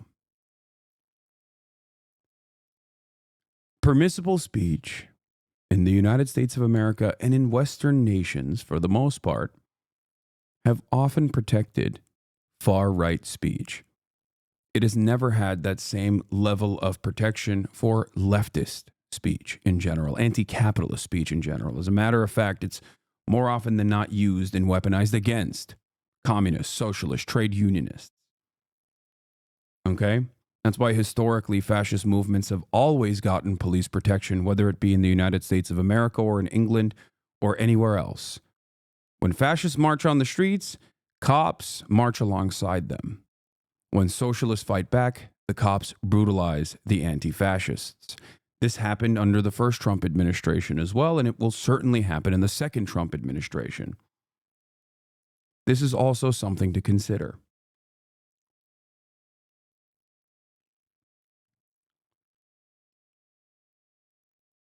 Reading a script? I'm not. But thank you for thinking that I'm reading a script, even though I'm going off the dome. Most animated response you saw from Elon Musk is when Donald Trump talked about planting our stars and stripes on Mars. That is certainly something that would likely benefit SpaceX, which has poured billions of dollars into space travel and including the efforts to get humans to Mars eventually at some point in the future. And in fact, there's been this behind the scenes conversation, a great debate going on with NASA about whether or not we should be focusing our attention initially on getting to the moon and then to Mars. Elon Musk has said repeatedly that the moon, he sees it as a distraction. It also isn't part of the SpaceX business plan in as great of detail as Mars is. So certainly you can understand why there were those cheers today from Elon Musk at that point. He's also... All right, let's get to let's watch the swearing in ceremony Please as we raise wait your for the right next hand event. and repeat after me. I, James David Vance, do solemnly swear. I, James David Vance, do solemnly swear that I will support. Wait, I thought his name was I thought his name was John Don Vance. And defend the Constitution of the United States. That I will support and defend the Constitution of the United States. Against all enemies, foreign and domestic. Against all enemies, foreign and domestic. That I will bear true faith. That I will bear true faith. And allegiance to the same. And allegiance to the same. That I take this obligation freely. That I take this obligation freely. Without any mental reservation. It's not Jorkin the Peanuts Vance? That's crazy. Any mental reservation. Or purpose of evasion. Or purpose of evasion. And that I will well and faithfully discharge. And that I will well and faithfully discharge. The duties of the office. The duties of the office. On which I am about to enter. On which I am about to enter. So help me God. So help me God. Congratulations, Mr. Vice President.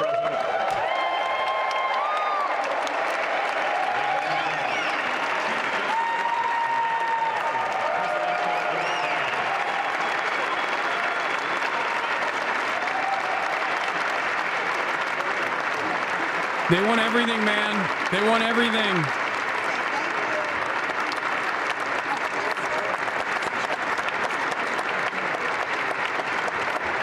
Ladies and gentlemen, please welcome Chief Justice Roberts to administer the presidential oath of office.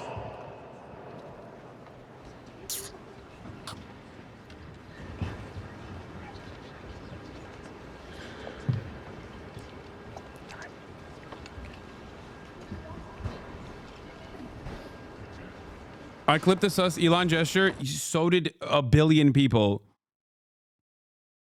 Bro, Steven Crowder said, bro, what? Chat. Please. You want to know something? Look at, dude, that move from Elon Musk was so insane. Steven Crowder posted it. Thank you. My heart goes out to you.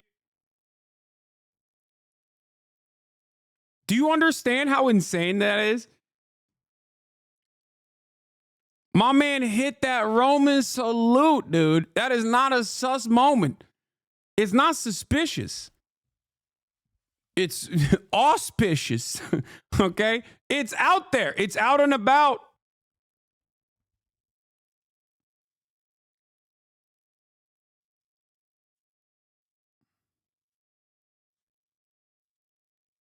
Why do you say Roman and not Nazi? I mean, I don't know, because it technically it's called the Roman salute. That's why. I mean, it's the same thing. It's just Sig Heiling. He actually did two of them. Yeah, he hit the back-to-back.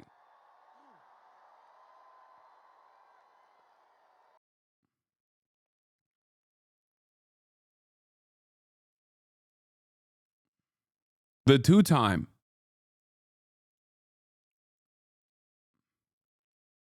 Grimes, it wasn't a Nazi salute. It was a Roman salute. The father of my children would never Nazi salute. Please, can I see my child now, Elon? Thank you for following me back, Elon. Please raise your right hand and repeat after me. I, Donald John Trump, do solemnly swear.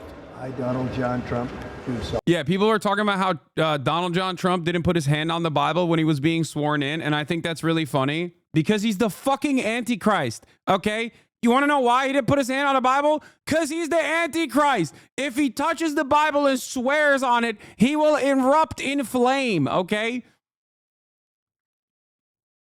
No, because he's Muslim. Yeah, that too. Also, that's true. That's true. Solemnly swear that I will faithfully execute that I will faithfully execute the office of President of the United States the office of President of the United States and will, to the best of my ability, preserve, protect, and defend the Constitution of the United States. The Constitution of the United States. So help me God. So help me God. Congratulations, Mr. President.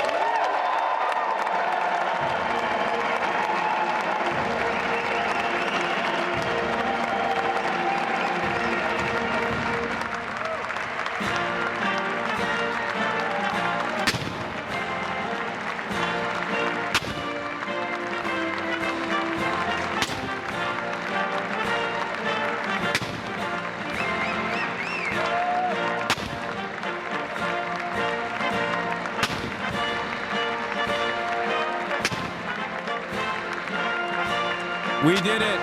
We did it. We did it. Oh my God, we did it. Here, let's look at the inauguration speech as we await further activities from the day, okay? Vice President. Here.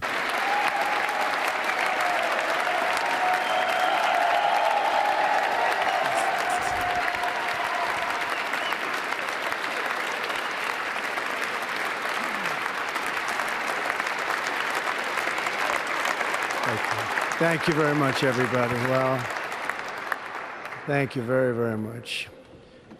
Vice President Vance, Speaker Johnson, Senator Thune, Chief Justice Roberts, Justices of the United States Supreme Court, President Clinton, President Bush, President Obama, President Biden, Vice President Harris, and my fellow citizens. The golden age of America begins right now.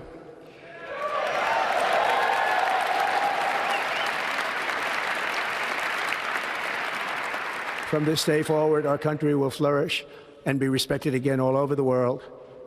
We will be the envy of every nation, and we will not allow ourselves to be taken advantage of any longer.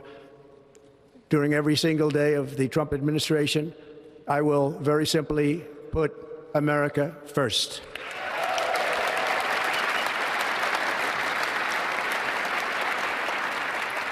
Our sovereignty will be reclaimed. Our safety will be restored. The scales of justice will be rebalanced.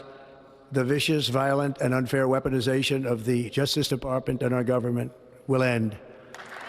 Wow. I love that that is like the first thing he says. Like his first statements as president is, it's so unfair to me. The State Department and the Justice Department has been so unfair to me. I'm done with that. Except I'm not done with that. I'm just going to redirect it back to my enemies now.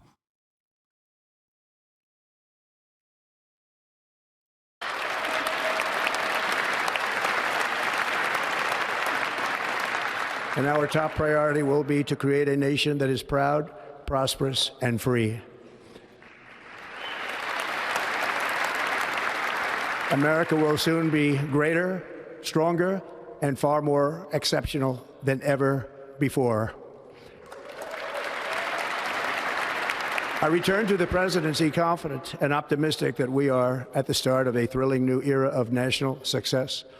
A tide of change is sweeping the country, sunlight is pouring over the entire world, and America has the chance to seize this opportunity like never before. Like, I don't think anybody believes this. I'm being serious. I think we're doing shock doctrine to ourselves in this upcoming stage. I think what we did to the USSR in the dissolution of the USSR, we are doing to ourselves, because once the Cold War ended and capitalism won, neoliberalism was the domineering ideology in the Western capitalist world. And America dominated the planet. And in that process, of course, we still enforced cruelty upon the global south, and we accelerated imperialism as well. But what I suspect, and what we have been doing for the last couple of decades, I think, and what I think will accelerate even further now, late stage capitalism, as some would call it, is basically turning the crosshairs of exploitation back to the, back to the domestic affairs, back, virtually colonizing the interior, rather than simply keeping it to the exterior and offering some of those benefits back to the labor aristocrats, offering some of the bounties of empire back to the domestic population. I think we will start picking at the scraps of what remains of the American government. It's not even blowback necessarily. It's not even blowback. It's just that capital is a parasitic force inherently, okay? It always has to dominate because it always seeks out more profit. And you cannot generate more profit when technology keeps advancing and it makes things easily accessible. There is no infinite growth. So when there is no infinite growth, at the end of the day, when you're done destroying the global south, you inevitably have to turn those crosshairs back to your domestic labor population. And I think that's what we're doing. The age of leisure, my ass. No, the age of leisure was like the 80s and 90s, right? The dot-com bubble, like all of the bounties of like assuming that we can just like permanently grow and permanently prosper. And then what happened? 2008 housing market crash. Obviously, 9/11, war on terror, 2008 housing market crash. And in that process, instead of slamming the brakes on the permanent growth attitude that we had, the permanent profit-seeking attitude we had, what do we do? Even in our recovery, what did Obama do, for example? He kept up the pre-existing hierarchy, and that recovery process was still K-shaped in the exact same way that we saw after COVID. Those at the top ended up gaining from this collapse, even though they were responsible for this collapse through multiple decades worth of neoliberal deregulation.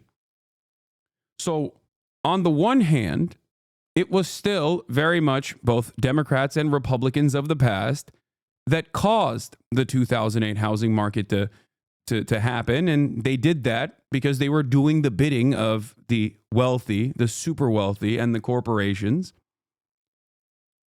But even in that recovery, there was still opportunity for more profits. So it is not an accident that in that time frame, America saw great wealth transfers that continued to trickle upwards rather than evenly distribute down to the working class. That would have been a much healthier recovery for America.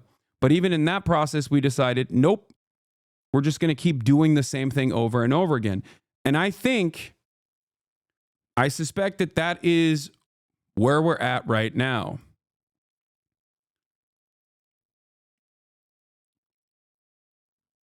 I think as things worsen, as societal collapse becomes inevitable, the same profit seekers, corporations, and the super wealthy will continue trying to generate as much wealth as they possibly can. And they will do so by genuinely worsening the material conditions of the American labor force as well. So I think Yanis Varoufakis is correct when he says we are in the age of techno-feudalism. But first, we must be honest about the challenges we face. While they are plentiful, they will be annihilated by this great momentum that the world is now witnessing in the United States of America. As we gather today, our government confronts a crisis of trust. For many years, a radical and corrupt establishment has extracted power and wealth from our citizens while the pillars of our society lay broken and seemingly in complete disrepair. We now have a government that cannot manage even a simple crisis at home, while at the same time stumbling into a continuing catalog of catastrophic events abroad. It fails to protect our magnificent, law-abiding American citizens, but provides sanctuary and protection for dangerous criminals, many from prisons and mental institutions that have illegally entered our country from all over the world. I do think that Republicans do a better job of marketing their not administrative functions, but I think Republicans do a better job of just like pacifying the public by not actually pacifying them, but making them more angry. But instead of being angry at the systems, redirecting that anger towards marginalized people, right? Democrats, on the other hand, approach it with like this institutional stability attitude, right? They say, oh, good things are not possible. We're the adults in the room. Of course, we're going to have to give you the broccoli. You have to just sit there and eat this vegetable. And if you cry about it, well, then you're too stupid to understand that it's good for you. Whereas the Republicans will come in and be like, no, we're going to give you sugar all day, every day. Candy for dinner, baby. That's right. Meanwhile, they're serving you the same poison. And even at a more accelerated rate than the Democrats are serving you that poison. Because Democrats do actually, to a certain degree, reinstate stability. They're still the adults in comparison to the Republicans. At least on domestic issues, right? At least on domestic affairs. But Americans, as conditions worsen for them, Americans understand that these institutions are not there to protect them at all. So they don't care necessarily, if that makes sense. They don't care about preserving these institutions because they're like, what has that done for me? What has that done for me at all? I don't care. So they seek out someone who will at least offer them some additional treats or offer them anything, really. A fear that I've had, that I have consistently reiterated through the first Trump administration, was the Tucker Carlson phenomenon. Tucker Carlson came into prominence at Fox News as a WASP nationalist, right? A person who was very good at propagandizing a National Socialist position, right? A Nazi position, but for Americans who, you know, still ultimately think Nazis are bad, at least for the time being. And what he would do is hype up a populist sentiment, a pro-worker sentiment, but pro-legacy American worker sentiment. He would call it legacy Americans. He can't call them Native Americans, obviously, because that's an entirely different thing. What that meant was WASPs. The OG Americans, right? And I often warn that if the Democrats do not engage honestly and earnestly with left-wing economic populism, they will cede ground to the right that will do that. And they will not do that in an honest way at all. They will simply use that as a marketing tool. And that's what Tucker Carlson did.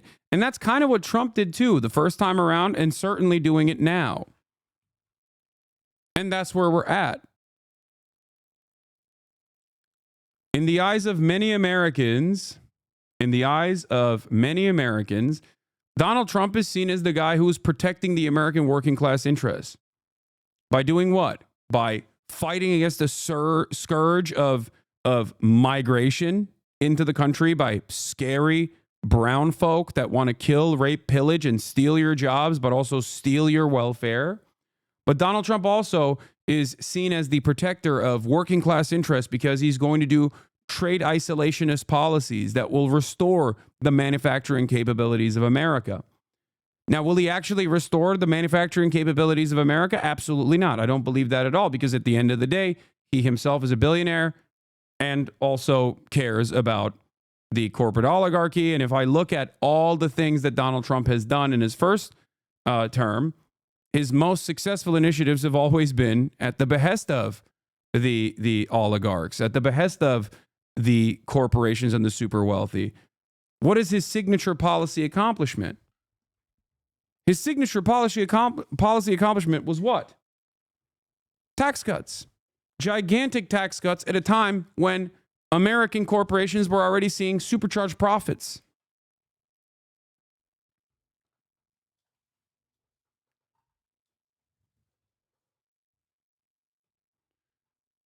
Corporate tax rate being lowered and a permanent tax break for the top marginal tax rate. And he's going to do that again. All of that actually accelerates the demise of the American working class because it greatly increases the wealth disparity.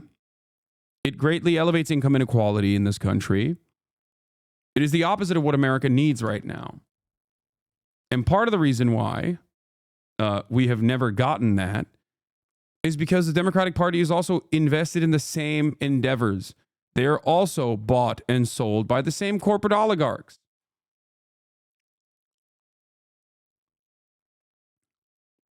So we're watching that happen now.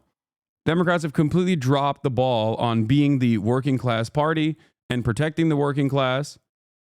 So, of course, the Republicans are filling that void, at least aesthetically, as they continue to do the very same things that they did every time they've gotten into power. Deregulation at the best of corporations and tax breaks for the extremely wealthy. You might get a tax cut in the process as well, a crumb, right? Let's say your effective tax rate at the end of the year is like 40%, okay? Now it's going to be 37%. But the effective tax rate for the billionaires and the super wealthy was already at 0.01%. Now it's going to be close to zero, as close to zero as physically possible. And that difference from 0.01% to close to zero is in the billions.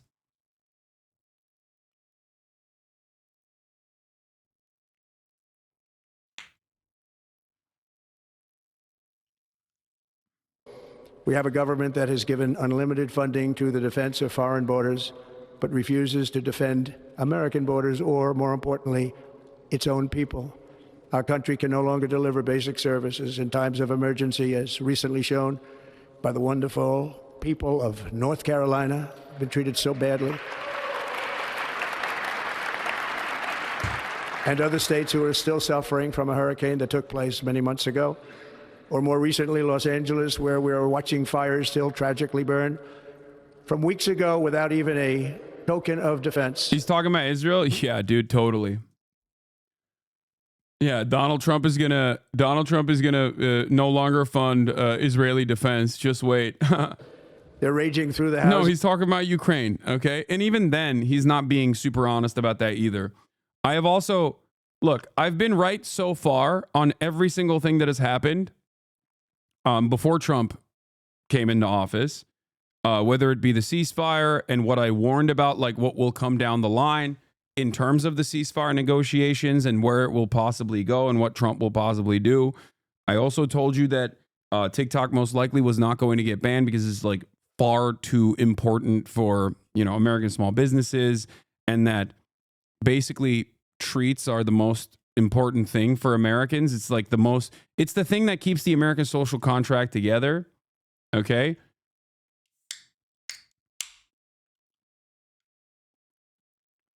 And so heed my warning now. Okay. I have said this before many times over. I do not believe that Donald Trump is going to take an anti-Ukraine stance in the way that liberal media claimed he would. If he throws Ukraine under the bus, what do you think it means? I think that he is aesthetically adopting that, like, why are we giving so much money to foreign nations and not funding our own borders? But what he will do will be very different, because Ukraine is not about, for Ukrainians, Ukrainian emancipation is an understandable, just, and moral cause. It is the most moral cause. Okay? For America, on the other hand, Ukraine is not about Ukrainian emancipation at all. Ukraine is about profits. Ukraine is about privatizing state-owned enterprise and buying it for pennies on the dollar. Ukraine is about debt. Ukraine is about our surplus weapons that we send over there so that we can, so that our military-industrial complex can justify larger sums, larger bounties down the line, because now we have to rebuild our supply. Ukraine is about military Keynesianism. Building artillery factories in Scranton, Pennsylvania. That's what Ukraine is about for the United States of America. It's for profit. And for those reasons, I do not believe that Donald Trump is going to undermine the interests of the military-industrial complex, as he did not do so his first time around. He might have actually dealt with Afghanistan and talked about pulling out of Afghanistan, but he never actually succeeded in pulling out of Afghanistan. That was Joe Biden that did that. And then Ukraine happened. So I don't think that he is going to, I don't personally think that he's going to do something that's like dramatically different than Joe Biden in terms of dealing with Ukraine or NATO in general. After all, one thing that you have to remind yourselves is that Trump actually ran as an anti-NATO candidate, right? He claimed that he was like, why are we giving so much money to these NATO countries? And what did he do when he was president? It's not like he undermined NATO. He simply demanded that our NATO partners, our NATO allies, give more back to the United States of America. Like a mob boss coming in and demanding more from the local Italian food restaurant for protection, because NATO at the end of the day is a protection racket. And it was so not a destabilizing move that the Biden administration continued Trump's policies in that regard. It's not like Biden went back and said, hey, you guys no longer have to put more into the NATO fund. They just kept it up. They continued it, right? And I think that things like that are more instructive of understanding what Donald Trump is going to do next, right? So I don't think that he is going to destabilize NATO or undermine it, or he's like secretly Vladimir Putin's guy. Okay? What is this? Hasan is right. He called it. Now media is saying it. Why Biden's Ukraine win was Zelensky's loss.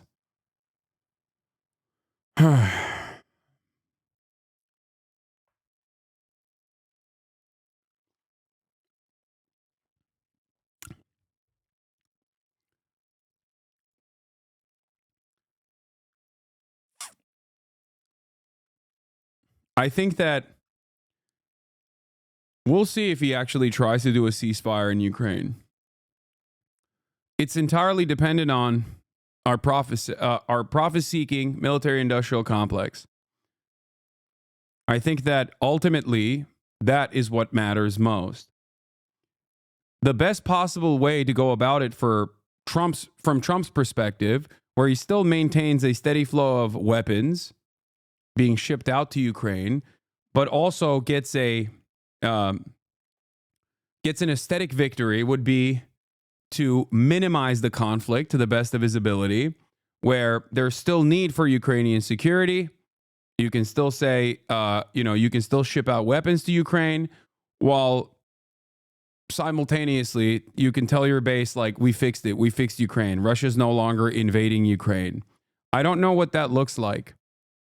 But like I said, I don't think that Trump is going to greatly undermine or, genuinely change the trajectory of American foreign policy on Ukraine.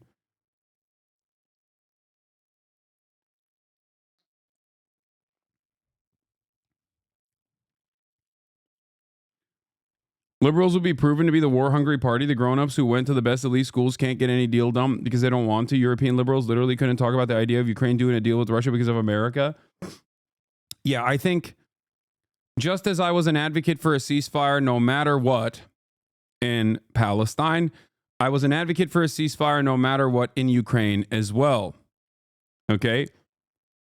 I've been consistent on these positions across the board because ultimately, ceasefires and any cessation of hostility is better than continuing to do war, even if the foreign adversary on the other side of that is not willing to play ball and will take advantage of said ceasefire and reignite hostilities down the line.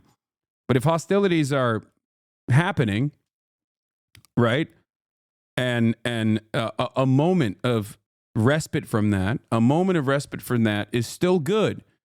Because ultimately, the counter to that is still going back to square one and continuing to bomb one another.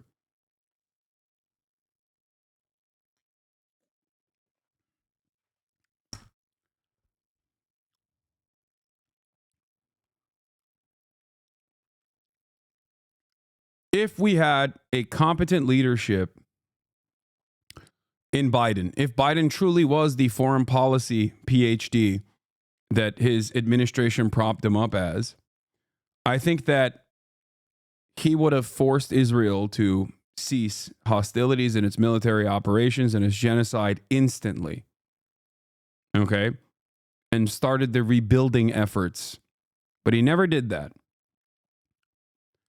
That led to Donald Trump winning the election and also immediately sending his envoy there to actually apply pressure to the only party that was ruining the ceasefire negotiations. That gave a ginormous W to Donald Trump. In that process, I suspect that Donald Trump cut a side deal with Israel as well. I believe that he ultimately wants Israel to permanently annex the West Bank. At least that's what I suspect is going to happen because that's what Miriam Adelson gave him $100 million to do so.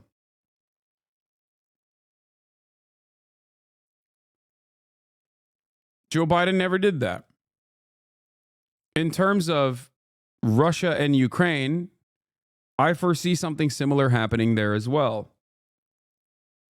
Like a minor moment, like a moment of solace that is then followed by, again, permanent war.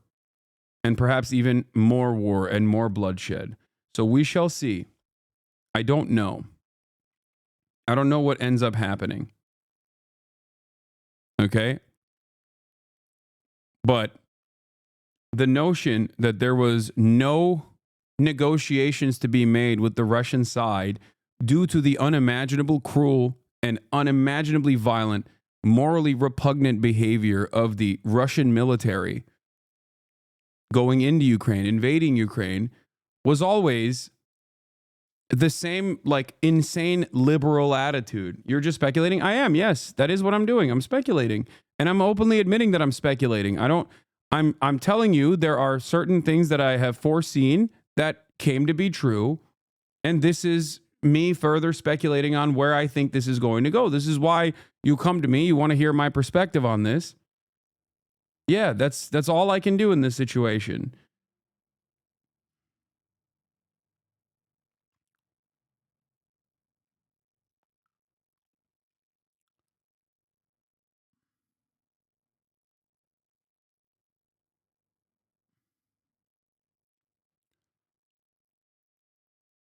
But as far as like Ukraine goes, as far as what happens in Ukraine, I don't think that Trump would do anything in Ukraine that's like genuinely different than what Biden would have done in Ukraine. Especially because the dynamic is a little different, right? With Israel, we hold all the cards. Israel doesn't do the bombings without our political cover. Israel doesn't get to violate human rights. Israel doesn't get to do the bombings without our bombs being shipped to Israel, right?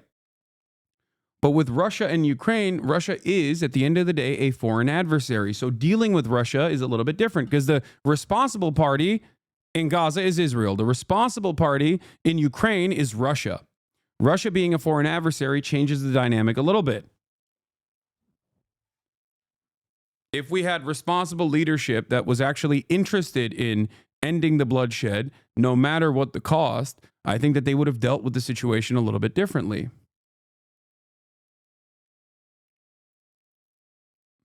Okay?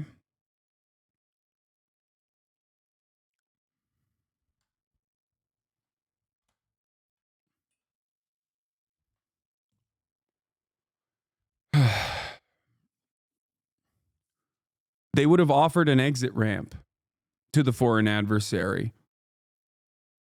They would have at least started the process of communicating with the foreign adversary.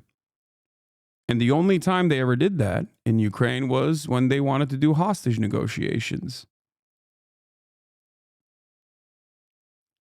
So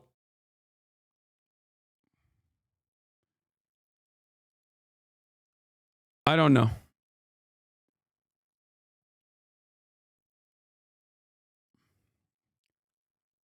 Trump has already said that he wants Ukrainian conscription age to go down to 18. Because the reality of the matter is, on the field of battle, Ukraine is running out of people. They're running out of people. They don't have the necessary amount of weapons either, but they're also running out of people to hold those weapons to begin with. Go join Hasan? Wait, what? I want the war to end. Why are you talking to me like I'm some Redditor? You should maybe keep that energy for all the people that have made a living off of the bloodshed and the trench warfare. The people that literally kept egging it on over and over again and saying it was awesome and that it should continue no matter what the cost. You know?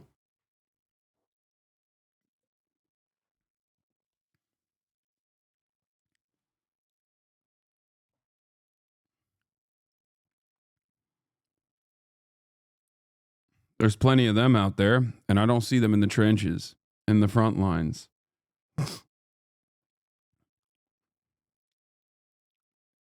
And I was never that person for Gaza either. So don't come to me with that shit either. But let's get back to Donald Trump. In communities, even affecting some of the wealthiest and most powerful individuals in our country, some of whom are sitting here right now. They don't have a home any longer. That's interesting. But we can't let this happen. Everyone is unable to do anything about it. That's going to change. We have a public health system that does not deliver in times of disaster, yet more money is spent on it than any country anywhere in the world. And we have an education system that teaches our children to be ashamed of themselves in many cases, to hate our country despite the love that we try so desperately to provide to them. All of this will change starting today, and it will change very quickly.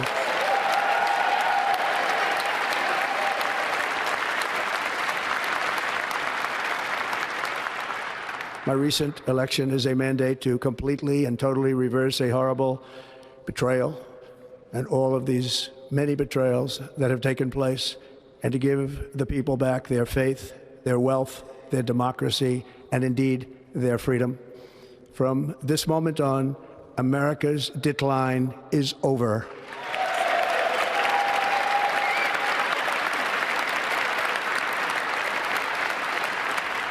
Our liberties and our nation's glorious destiny will no longer be denied, and we will immediately restore the integrity, competency, and loyalty of America's government. Over the past 8 years, I have been tested and challenged more than any president in our 250-year history, and I've learned a lot along the way. The journey to reclaim our republic has not been an easy one, that I can tell you. Those who wish to stop our cause have tried to take my freedom and indeed to take my life.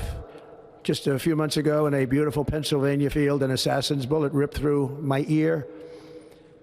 But I felt then, and believe even more so now, that my life was saved for a reason. I was saved by God to make America great again.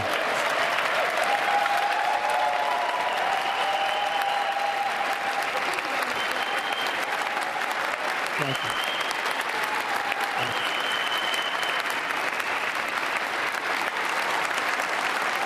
Thank you very much.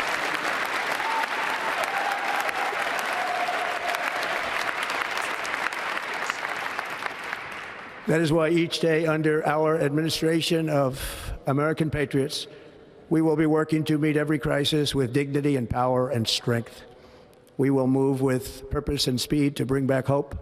Are you still going to argue religion isn't the problem? Dude, yeah. Donald Trump, Mr. Religion.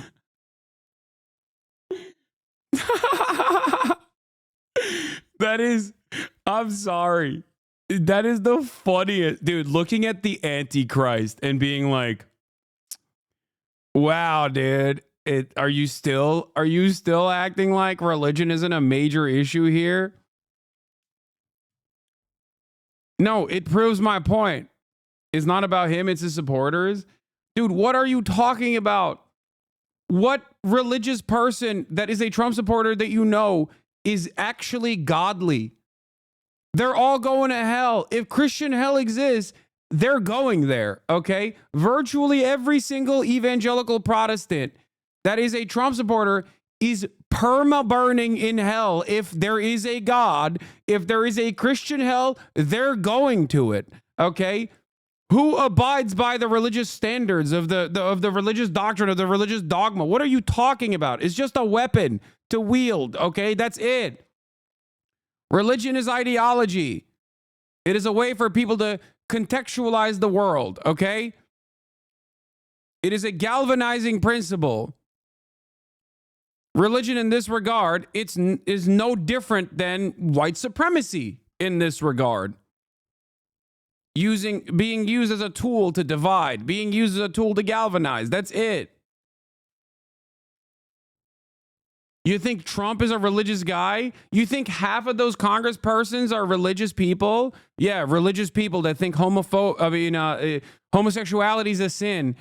And then, you know, except for when RNC is happening or CPAC's happening, then homosexuality is awesome, okay?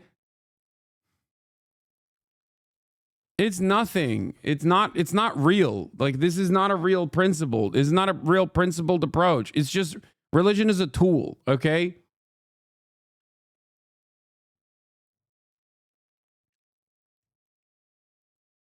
It's funny because for Trump, he doesn't even care to even remotely appear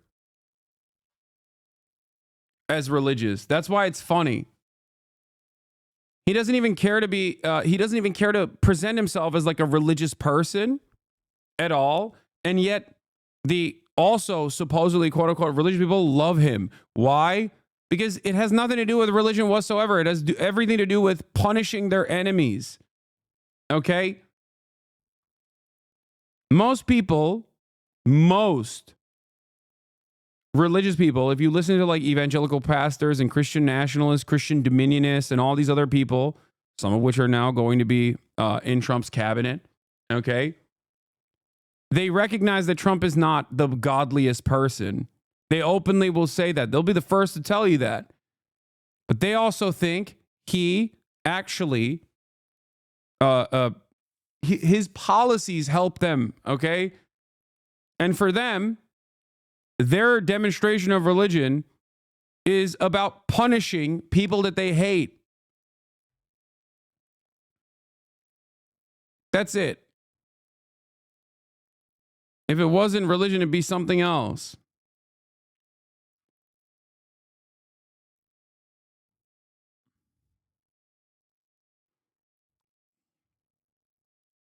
Prosperity, safety, and peace for citizens of every race, religion, color, and creed. For American citizens, January 20th, 2025 is... Look at, dude, I love this. 2 hours after performing a very energetic sermon at the inauguration, Pastor Lorenzo Sewell has launched a crypto token. God, this country is so crazy. Dude, how do you not recognize how messed up things are, man? We are farming the dullards for the last dollars that they have.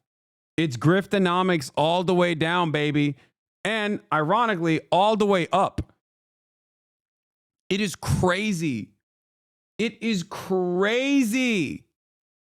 Like the fact that Donald Trump did a rug pull one day before his inauguration is so insane to me. And then Melania did one as well. And then another Ryan Fournier or whatever, the other Trump students guy also did one back to back to back. Who is buying that Trump coin? Who is actually getting grifted here? Who is losing their money here? It's his own supporters. I'm not buying the Trump coin. People who hate Donald Trump are not buying Trump coin. People who love Donald Trump are buying Trump coin. So when you do stuff like that, you're actually rocking your own captive audience.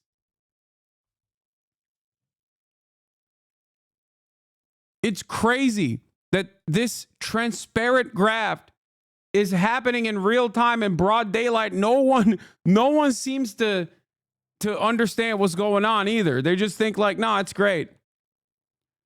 I'm never missing out like this again. I'm setting up alerts for everyone in that world. 4G auto blow, Ryan Fournier, I don't care. I'm getting it on the ground floor. The next 10 shit coins or however many it takes for me to buy an F-15.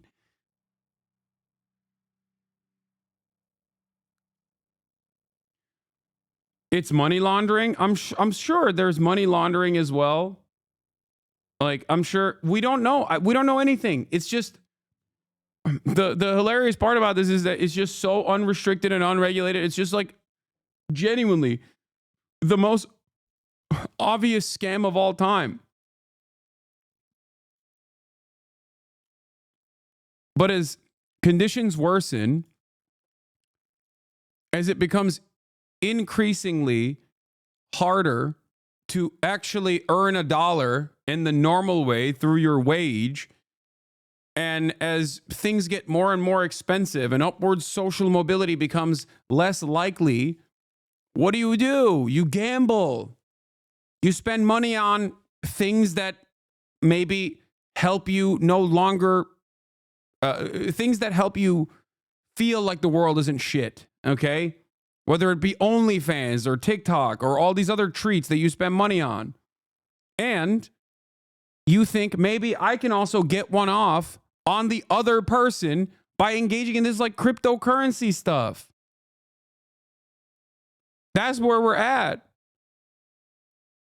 So I think it's still going to get worse. I think it's going to get worse and worse. People will, one, try to pacify themselves through a litany of different vices, whether it be drugs or any number of different things. And I don't have an issue with these vices in moderation anyway. But I do think that it spells trouble for the American future in general. But as conditions worsen, they will also try to, grab onto whatever they think is a mechanism of prosperity.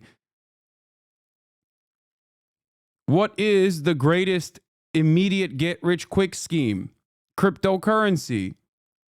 So all these people, knowing full well that shitcoins are, memes and obvious grifts, will jump on that train thinking they can fuck over the next person. That is where we're at. They think, oh, I'll be able to scam the other guy. I'll be able to get out before anyone else. And that's how these schemes work. Is Liberation Day.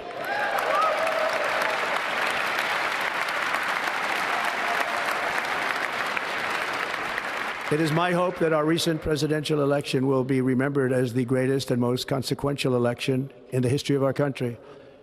As our victory showed, the entire nation is rapidly unifying behind our agenda with dramatic increases in support from virtually every element of our society, young and old, men and women, African Americans, Hispanic Americans, Asian Americans, urban, suburban, rural, and very importantly, we had a powerful win in all 7 swing states, and the popular vote, we won by millions of people. To the Black and Hispanic communities, I want to thank you for the tremendous outpouring of love and trust that you have shown me with your vote. We set records and I will not forget it. I've heard your voices in the campaign, and I look forward to working with you in the years to come. Today is Martin Luther King Day, and his honor, this will be a great honor, but in his honor, we will strive together to make his dream a reality. We will make his dream come true.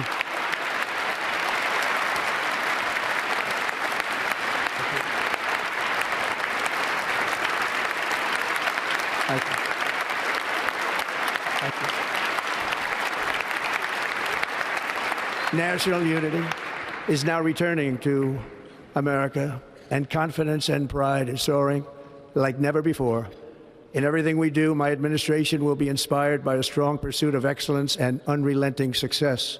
We will not forget our country, we will not forget our Constitution, and we will not forget our God.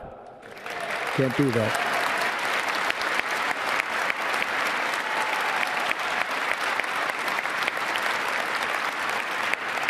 Today, I will sign a series of historic executive orders.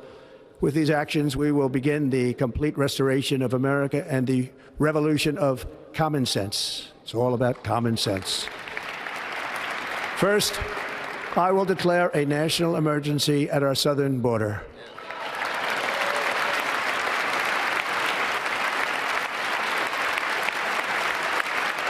Yeah, I increased the speed, chat.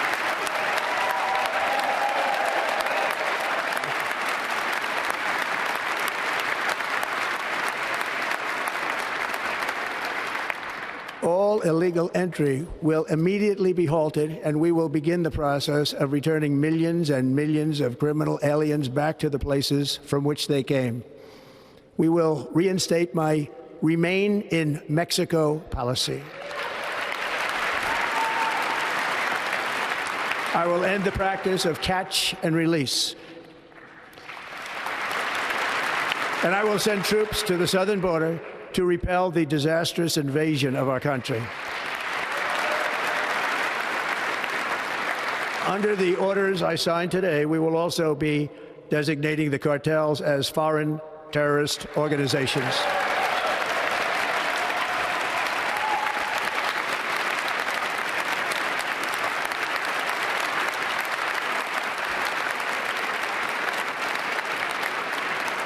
And by invoking the Alien Enemies Act of 1798, I will direct our government to use the full and immense power of federal and state law enforcement to eliminate the presence of all foreign gangs and criminal networks, bringing devastating crime to U.S. soil, including our cities and inner cities. War on Terror As Commander-in-Chief, but I Mexico. have no higher responsibility than to defend our country from threats and invasions, and that is exactly what I am going to do. We will do it at a level that nobody's ever seen before. Next, I will direct all members of my cabinet to marshal the vast powers at their disposal to defeat what was record inflation and rapidly bring down costs and prices.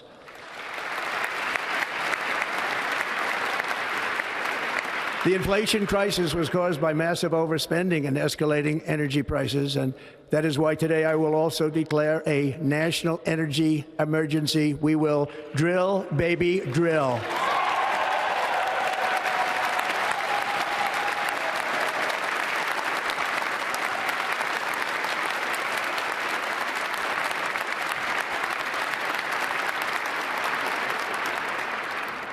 America will be a manufacturing nation once again, and we have something that no other manufacturing nation will ever have, the largest amount of oil and gas of any country on earth, and we are going to use it. We will bring prices down, fill our strategic reserves up again, right to the top, and export American energy all over the world. We will be a rich nation again, and it is that liquid gold under our feet that will help to do it. With my actions today, we will... Remember, in terms of the liquid gold under our feet, this is, once again, another anti-China initiative, or rather, instead of trying to compete with China on the renewable energy side of things, I think that this administration, and even the Biden administration, didn't do what was necessary to the degree that it was necessary. There was some stuff that the Biden administration did in terms of like beefing up our manufacturing capabilities, like battery plants, things of that nature. But there's two different mindsets here. Either you look at climate change and you realize that carbon emissions must be cut, and you work to you spend a lot of money in R&D and try to make renewable energy more efficient and move away from fossil fuels, which is precisely what China is doing right now and has become the dominating force around the globe. Or you supercharge our current existing energy infrastructure that is reliant on fossil fuels with no care or consideration for the globe, including the United States of America as well, obviously, because we are, at the end of the day, also on this planet. And it is short-term. It is it's unimaginably short-term profit focused, but it is expected. So while China becomes the dominant force on renewable energy, although fossil fuels are a finite resource, a reality that even our fossil fuel producers recognize, which is why they've tried to hedge their bets by purchasing a bunch of these like green energy, renewable energy companies as well, to make sure that they have some kind of say in what happens in the future of energy. I think we've decided, at least with the Trump administration, that we are going to completely cut this renewable energy stuff and hyper focus on fossil fuels and keep melting the planet.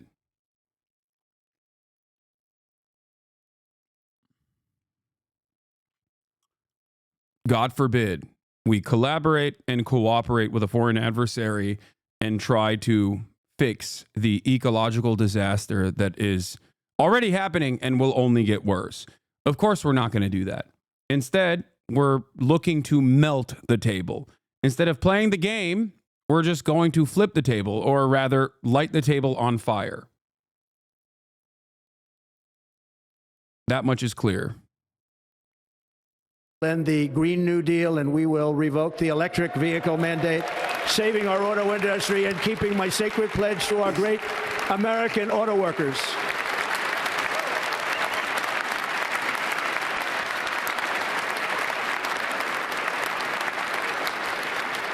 In other words, you'll be able to buy the car of your choice. Unless it's a Chinese car, by the way, just saying.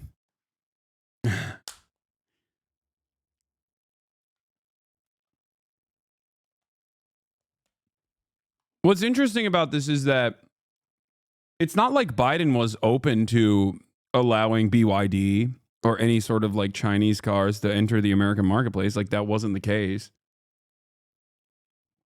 So I don't know what he's talking about here. Maybe he's saying like he's going to tariff European cars or something. Maybe. I don't know.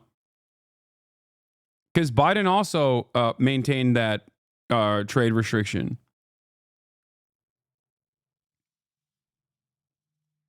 We will build automobiles in America again at a rate that nobody could have dreamt possible just a few years ago. And thank you to the auto workers of our nation for your inspiring vote of confidence. We did tremendously with their vote.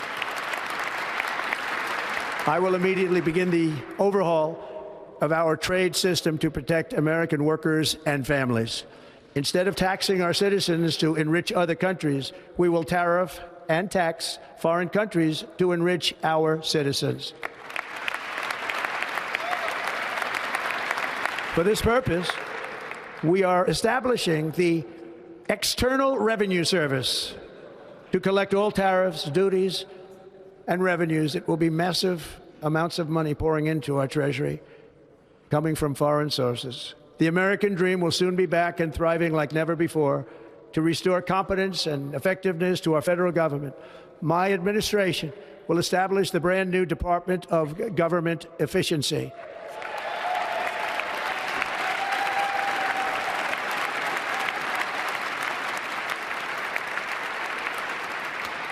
After years and years of illegal and unconstitutional federal efforts to restrict free expression, I will also sign an executive order to immediately stop all government censorship and bring back free speech to America. This, I think, is extra funny. Saying we're going to bring back free speech to America is basically, I mean, that's just, it's gone, okay? Like, there's always been restrictions on free speech, as I talked about extensively earlier. And I do think that it's going to get significantly worse. Project Esther, under the Project 2025 banner, quite literally has a task force designated to combating anti-Israel sentiment. Okay? And I do think that they're going to follow through on that.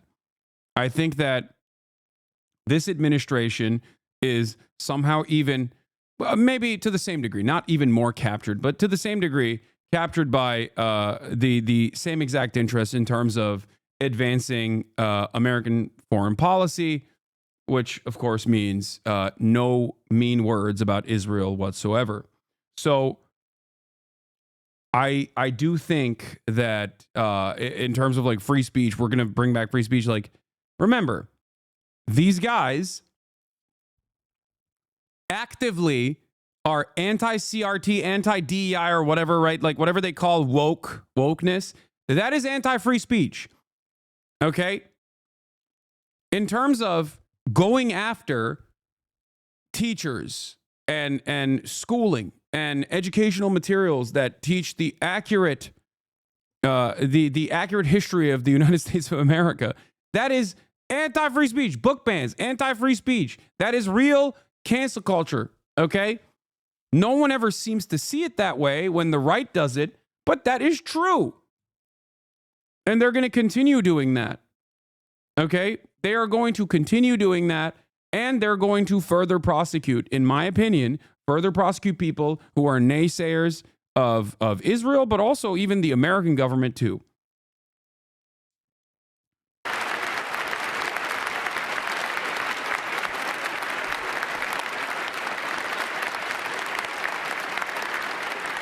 Never again will the immense power of the state be weaponized to persecute political opponents, something I know something about.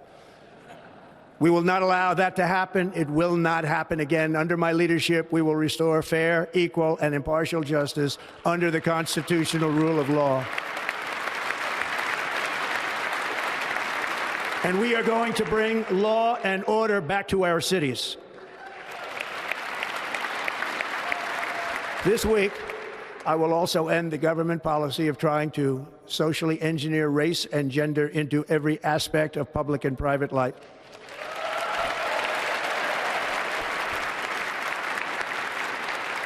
We will forge a society that is colorblind and merit-based. As of today, it will henceforth be the official policy of the United States government that there are only two genders, male and female.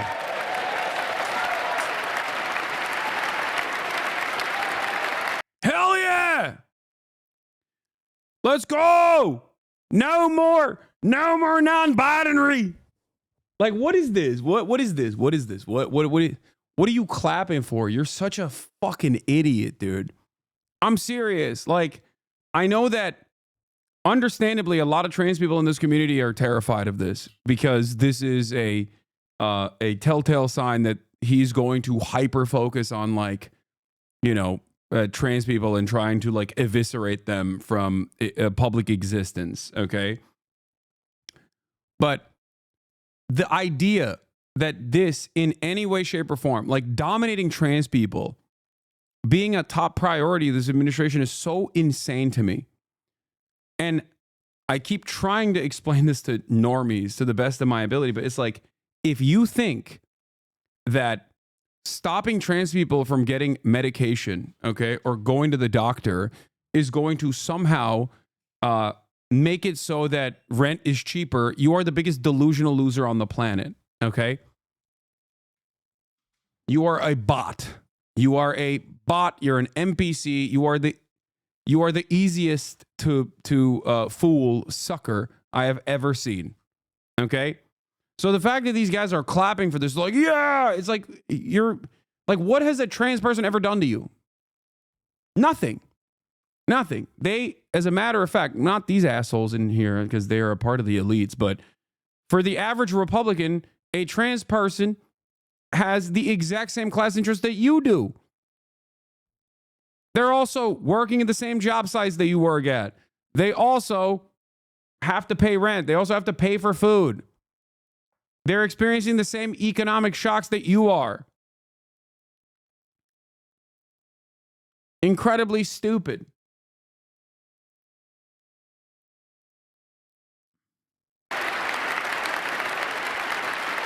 Same goes for undocumented migrants, by the way. Once again, like, these guys think, oh, if we just harm, you know, the Mexicans or whatever, maybe the situation will be better for me.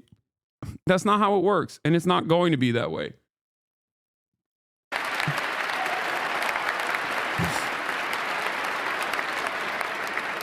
This week, I will reinstate any service members who were unjustly expelled from our military for objecting to the COVID vaccine mandate with full back pay.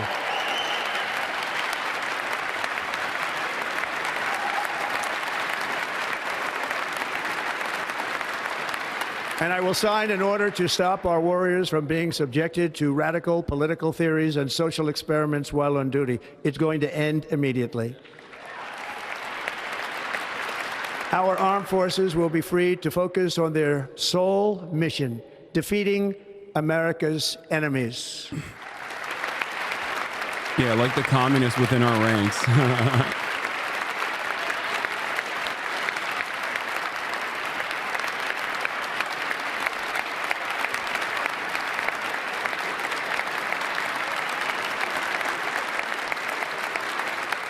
Like in 2017, we will again build the strongest military the world has ever seen. We will measure our success not only by the battles we win, but also by the wars that we end, and perhaps most importantly, the wars we never get into.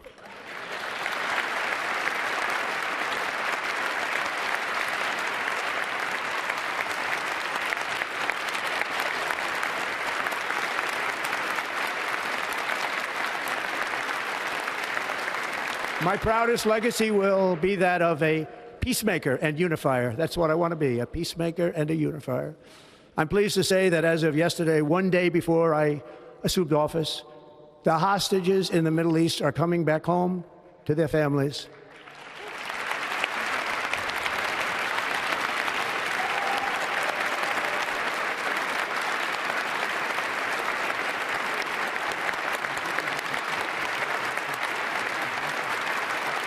Thank you. America will reclaim its rightful place as the greatest, most powerful, most respected nation on earth, inspiring the awe. Even, yeah, Biden put some respect on it. He'll stand for Israel. You know what I mean? His old ass heard Israel. I'm Israel Ha, Jack.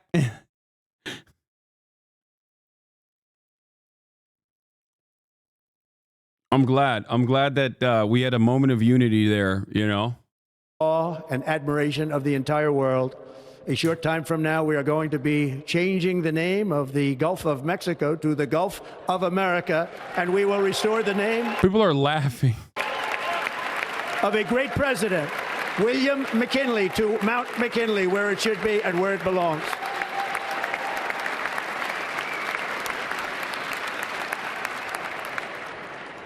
President McKinley made our country very rich through tariffs and through talent. He was a natural businessman and gave Teddy Roosevelt the money for many of the great things he did, including the Panama Canal, which has foolishly been given to the country of Panama after the United States. The United States, I mean, think of this, spent more money than ever spent on a project before and lost 38,000 lives in the building of the Panama Canal. We have been treated very badly from this foolish gift that should have never been made, and Panama's promise to us has been broken. The purpose of our deal and the spirit of our treaty has been totally violated. American ships are being severely overcharged and not treated fairly in any way, shape, or form, and that includes the United States Navy. And above all, China is operating the Panama Canal, and we didn't give it to China, we gave it to Panama, and we're taking it back.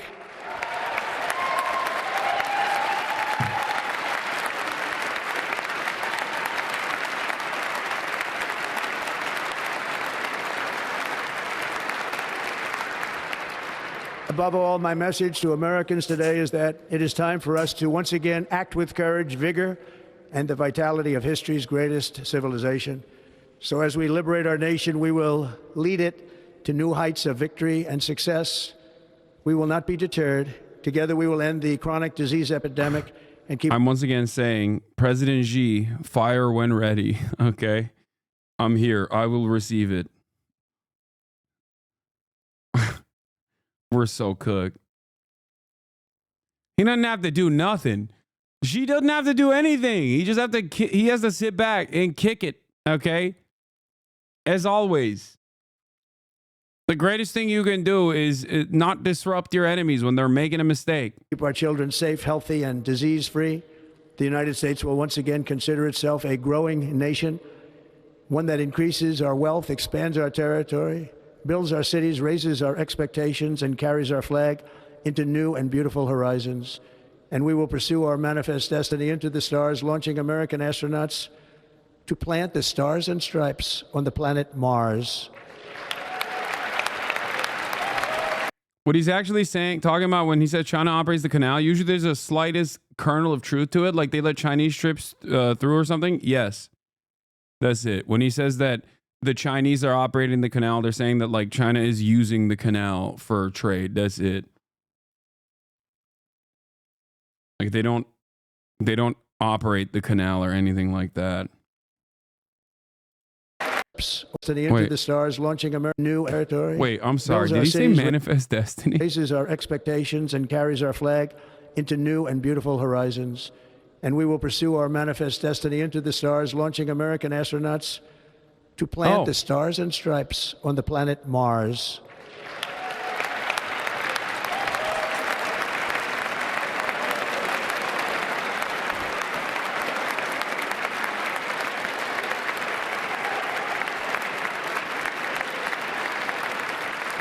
Ambition. Dude, come on, dude. What is this fit, bro? Like, what is this fit? Have some respect.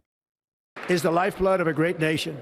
And right now, our nation is more ambitious than any other. There's no nation like our nation. Americans are explorers, builders, innovators, entrepreneurs, and pioneers. The spirit of the frontier. Bro, also, Barron doesn't look convinced, dude. Look at this. Look at Barron. Look at Barron. Barron is out here being like, I don't know about this. Look at this man. Look at my man. Even Barron's like, you know what? I don't know about this. Ambitious. I don't know about what's going on. Like our nation. Americans are explorers, builders, innovators, entrepreneurs, and pioneers. The spirit of the frontier is written into our hearts. The call of the next great adventure resounds from within our souls. Our American ancestors turned a small group of colonies on the edge of a vast continent into a mighty republic of the most extraordinary citizens on earth. No one comes close. Americans pushed thousands of miles through a rugged land of untamed wilderness. They crossed deserts, scaled mountains, braved untold dangers, won the Wild West, ended slavery, rescued millions from tyranny, lifted billions from poverty, harnessed electricity, split the atom. We love talking about how like there's so much myth making in China or whatever, or there's so much mythology in like North Korea, and then we say stuff like this. You know what I mean? Launched mankind into the heavens and put the universe of human knowledge into the palm of the human hand. If we work together, there is nothing we cannot do and no dream we cannot achieve. Many people thought it was impossible for me to stage such a historic political comeback. But as you see today, here I am. The American people have spoken.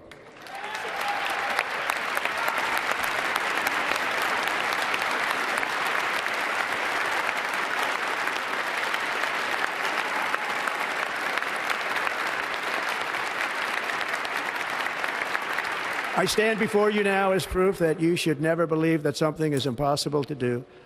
In America, the impossible is what we do best.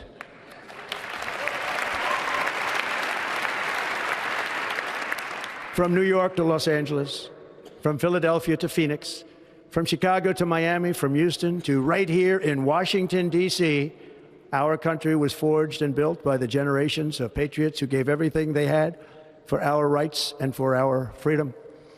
They were farmers and soldiers, cowboys and factory workers, steel workers and coal miners, police officers and pioneers who pushed onward, marched forward, and let no obstacle defeat their spirit or their pride. Together they laid down the railroads, raised up the skyscrapers, built great highways, won 2 world wars, defeated fascism and communism, and triumphed over every single challenge that they faced. After all we have been through together, we stand on the verge of the 4 greatest years in American history. With your help, we will restore America, promise, and we will rebuild the nation that we love, and we love it so much. We are one people, one family, and one glorious nation under God. So to every parent who dreams for their child, and every child who dreams for their future, I am with you, I will fight for you, and I will win for you. We are going to win like never before.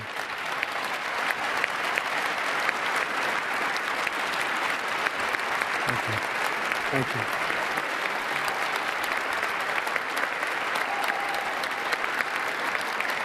Thank you. Thank you. In recent years, our nation has suffered greatly, but we are going to bring it back and make it great again, greater than ever before. We will be a nation like no other, full of compassion, courage, and exceptionalism. Our power will stop all wars and bring a new spirit of unity to a world that has been angry, violent, and totally unpredictable. America will be respected again and admired again, including by people of religion, faith, and goodwill. We will be prosperous. We will be proud. We will be strong, and we will win like never before. We will not be conquered. We will not be intimidated. We will not be broken, and we will not fail. From this day on, the United States of America will be a free, sovereign, and independent nation. We will stand bravely. We will live proudly. We will dream boldly, and nothing will stand in our way because we are Americans. The future is ours, and our golden age has just begun. Thank you. God bless America. Thank you all. Thank you. Thank you. Sounds like the United States is back on its feet. Yeah, definitely. We're back, baby. We're back. We're so back. Yeah. Remember what? Funny when he said America defeated fascism. Yeah, defeated it. Sure. Reigniting it more like, but what do I know? Hold on, I gotta pee.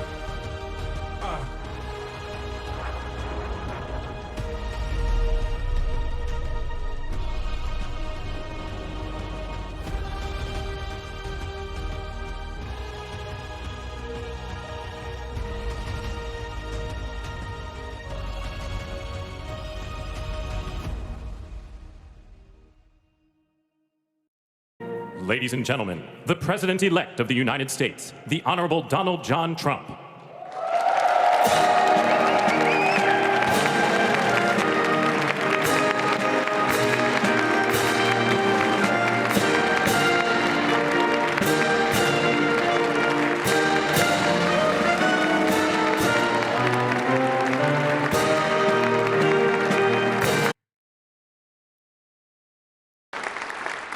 And I was going to talk about the things that Joe did today with the pardons of people that were very, very guilty of very bad crimes, like the Unselect Committee of Political Thugs, where they literally, I mean, what they did is they destroyed and deleted all of the information, all of the hearings, practically not a thing left. They deleted all the information on Nancy Pelosi having turned down the offer of 10,000 soldiers. You wouldn't have needed 10,000. You could have had 500, and it would have stopped. Because we may have had 1 million people that day, the people that were there. You don't see any photographs, but we have a lot of great photos. But you don't see those photographs. They don't put them in to show the people at the Capitol. But I was talking about that. I was going to talk about that. They said, please don't bring that up right now. You can bring it up tomorrow. I missed the kiss. Okay, here. The Unselect. Where? Is it here? Or is it in the previous one? Ladies Here. and gentlemen, the President-elect of the United States, the Here. Honorable Donald John Trump. Watch awkward moment. Trump tries to kiss wife Melania.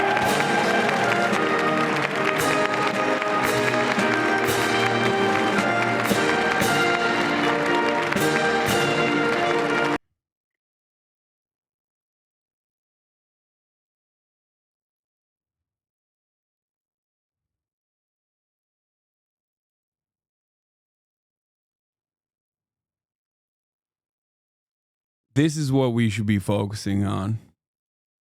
I agree. Yeah. Did Trump kiss her? Was he looking for a kissy poo? Did he actually get the kissy poo? Will Trump be having sex with Melania later tonight?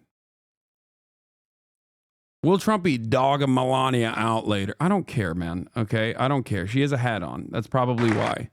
But also, they hate one another, and who cares? And I was going to talk about the photos. Murderers, absolute murderers, the worst murderers. You know, when you get the death sentence in the United States, you have to be bad because they don't give it much. And he pardoned almost everybody having a death sentence. And if you went through the crimes that were committed, you wouldn't even believe them, the level of violence, the people that were killed, the innocence of people that were killed and children killed by these people. And he pardoned them for whatever reason. He spared them, but they didn't spare the people that they killed. And you know, who knows what happens in the future. It's one of the worst because a lot of times they let them out early after that. You know, they say you're going to be in for life, but then all of a sudden they get let out for good behavior and then they go on a rampage. You know, it's one of those little things, right? But The guys that had their stay of execution and had their sentences commuted and will still be in perma jail for the rest of their lives, they're going to actually secretly get out and kill a bunch of people now. Talk about that? At the age of like 75, you know what I mean? But I was really going to talk about the level of, you know, what's going on. Why are we doing this? Why are we trying to help a guy like Milley? Why are we doing Milley? He was pardoned. What he said, terrible what he said. Why are we helping some of the people? Why are we helping Liz Cheney? I mean, Liz Cheney is a disaster. She's a crying lunatic and crying Adam Kinzinger. He's a super crying. I never saw the guy not crying. He's always crying. I looked at him, I remember. Okay, facts. He's not even wrong about that. That's valid. That's valid. Adam Kinzinger, always crying.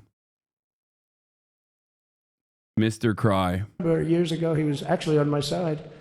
And then one day, you know, when you don't want to kill people in wars, they turn against you. Liz Cheney hated the concept of not going to war with everybody. Let's kill everybody. Let's spend a lot of money on military equipment, you know, where her father works, right? And but what she did was incredible. Think of it. They destroyed and deleted all of that information that went on for almost 2 years against Trump. And the reason they did, because it was all false. Like the person that said, I tried to strangle a Secret Service agent. That's one of the toughest human beings I think I've ever seen. I actually had a friend saying, please don't change that, sir. You are the coolest sucker in history. Remember she said, I put my hands around his neck because he wouldn't go to the Capitol. Made up fiction. And I was rebuffed. And the guy on the right is a massive weightlifter, probably stronger than me. Do you think he's stronger than me, honey? You know who I'm talking. Possibly stronger than me. Slightly younger than me, like, I won't say how many years because I don't want to talk about that, but a lot of years. But I had a friend that's... Oh, he's on a roll, dude. You know he's feeling himself. When he starts dropping zingers like that, like when he just starts saying all this like random stuff, he is feeling himself, okay? He's feeling himself 100%. He's like, this victory, this is a ginormous dub. I'm going to ruin this country.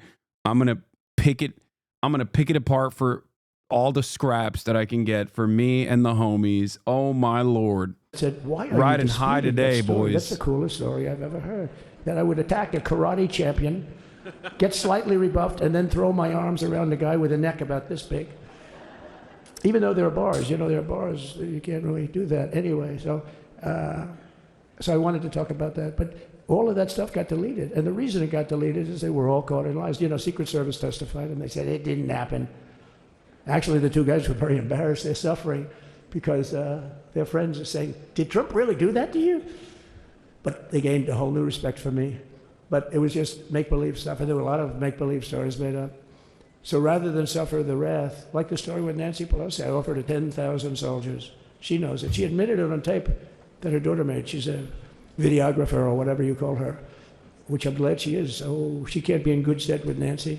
But Nancy said it was my responsibility as she's leaving the Capitol. She said it was, and it was. She's in charge of security at the Capitol. But I offered them up to 10,000 soldiers, even more. One time I said more, as many as you need. But you needed 400 or 500. If 400 or 500, you 10,000, that would be more than the number of people there by a lot.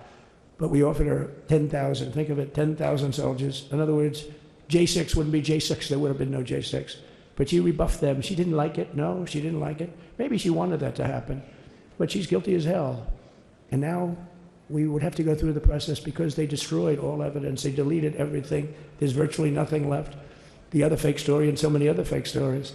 And many people came out on our side, and those people now, we're going to find them. There's nothing left.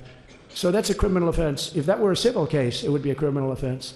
If that happened civilly where you did that, it would be a criminal offense. This is the petty stuff that Trump is going to do that I just actually don't care about in terms of like punishing the people that implemented the January 6th trials or whatever. I know that this is the thing that I suspect liberals will laser in on, and not necessarily, you know, all of the incredible military action that's going to take place against migration, against immigrants in general. This is, I suspect, what MSNBC will be talking about a lot more than anything else, really. So I decided I'm not going to make this speech complicated. I'm going to make it beautiful. I'm going to make it a unifying speech. And then when they said we have a group of people that are serious Trump fans, I said, this is the time to tell those stories. No, but the point I want to make today is to make clear my farewell address, as we all do have we have a lot more to do. We heard the inaugural address today. We got a lot more to do. I know from many years of experience, there are up and downs, but we have to stay with it. Dude, I can't. I hate this guy so much. I hate this guy so much. I hate this demon so much, dude. I will never forgive this man for handing the reins over to Donald Trump with his ineptitude, his incompetence, his pure selfish interest in maintaining power, pure ego, dude. And everyone that participated in this, all the way to Barack Obama, who cleared out the way in an effort to destroy Bernie Sanders' chances to basically give this man the throne. Oh my God.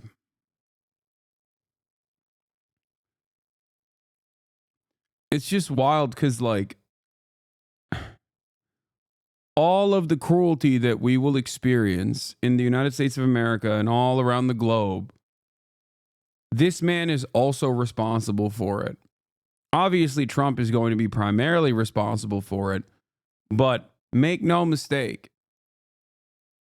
liberals played a formative role in this collapse with their ineptitude, with their position as the controlled opposition party.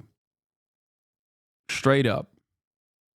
My dad taught me the measure of a person, you heard me say it before, is how quickly they get back up when they get knocked down. That's what we have to do right now. And we've always done our best as Americans. We never, never, never give up. Never. We're leaving office, but we're not leaving the fight. You're smart, you're skilled, you're passionate. The country needs you again. So all of you can, stay engaged in all the ways you can. Whether it's in public service, the private sector, philanthropy, academia, running for office yourself, or anything else you choose to do. I give you my word, we believe in you. We, Jill and I, our family, believe in you. Just as I've said, how the laws we enacted, our seasons are going to grow and bloom for decades to come. I say that to you as well. I have no doubt you'll make this experience and take in the friendships you made to continue to do amazing things in decades to come.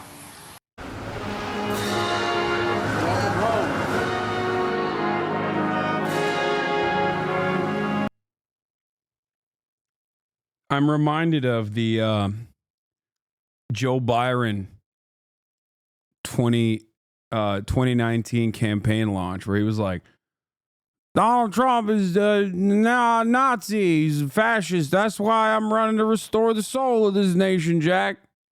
Remember? Joe Biden in 2019. Everything that Donald Trump stands for is antithetical to American democracy.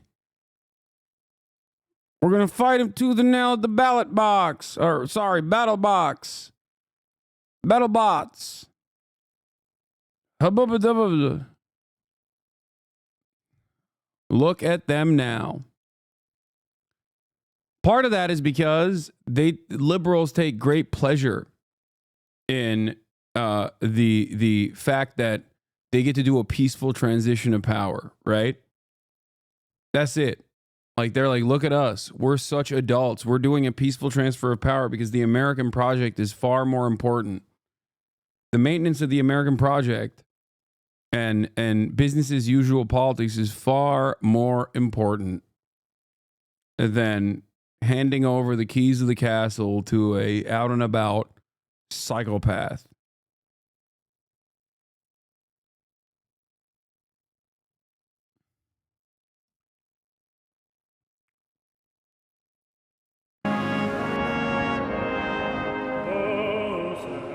Can you say, by the dawn's early light, what so proudly we hailed at the twilight's This is dark, man. This is actually, bro, this is, yo, Sky News done did it again. Bro, there's some deep darkness here. The juxtaposition is wow, ominous. Ominous. So help me God. So help me God. Congratulations, Mr. Vice President. I, Donald John Trump, do solemnly swear that I will faithfully execute the office of President of the United States. The office of President of the United States.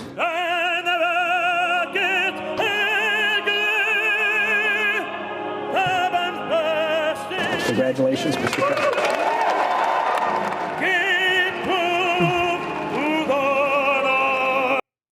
Yeah, shake his hand.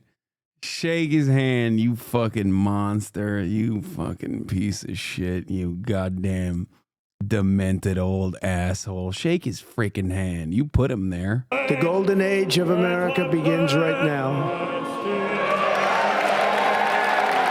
Today I will sign a series of historic executive orders. First, this singer sounds like you. He sounds like Homer Simpson. Someone in the chat said that too. I will declare a national emergency at our southern border.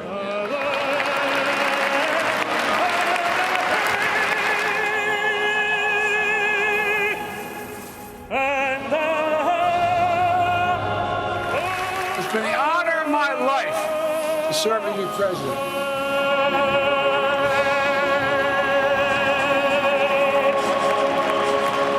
I gave you the A+ treatment. Thank you. Thank you all. Wow. We are cooked, man. We are so cooked. So freaking cooked. I saw that I think according to Wall Street Journal,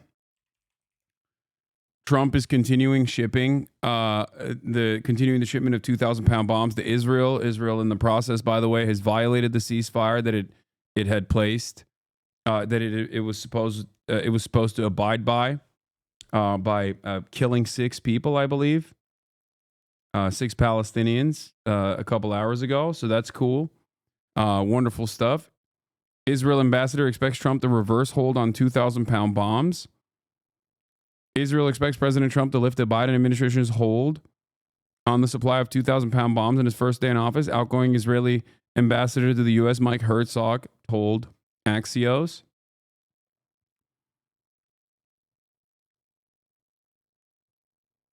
Can't wait for the Democrats to be like, oh, see, I told you it was going to be worse.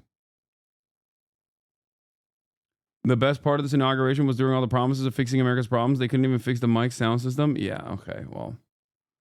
Sorry, it wasn't 6, it's 8. West Bank is currently on fire. The settlers of lit the West Bank on fire. So make no mistake. The brief moment of respite will be followed, like I've said, by a lot more cruelty. Watch the video people are sending you. Check the video on Elon. If you think that I didn't watch it in real time, Elon Musk hitting the Sig Heil, and that you're coming in here and offering me new information, I don't know what to tell you. Okay? Like, yeah, I saw it happen in real time. Vorlo clipped it and posted my reaction in real time. The tweet itself already has 100,000 likes in an hour. Vorlo's probably going to get banned off the platform for this. And I just want to say thank you. Anyway, let's look at one of these tech billionaire oligarchs speaking at the inauguration. My heart goes out to you. Did he just Sig Heil? It is thanks to you. It's such a... It's... Dude, right as I clicked on it, too. That the future of civilization.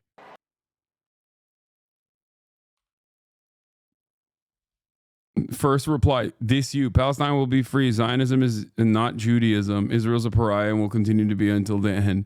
I like that this is Nazism for that guy.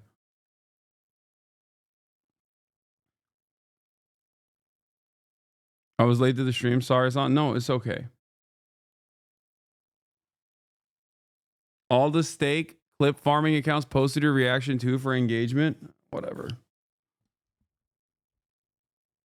Apparently, he did it twice, by the way.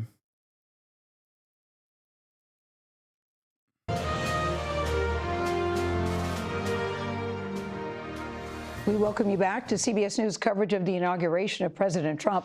We are now joined by two New Jersey residents from two different towns. Bro, Elon had to hit the Sig Heil specifically so that people know he's a real gamer, okay?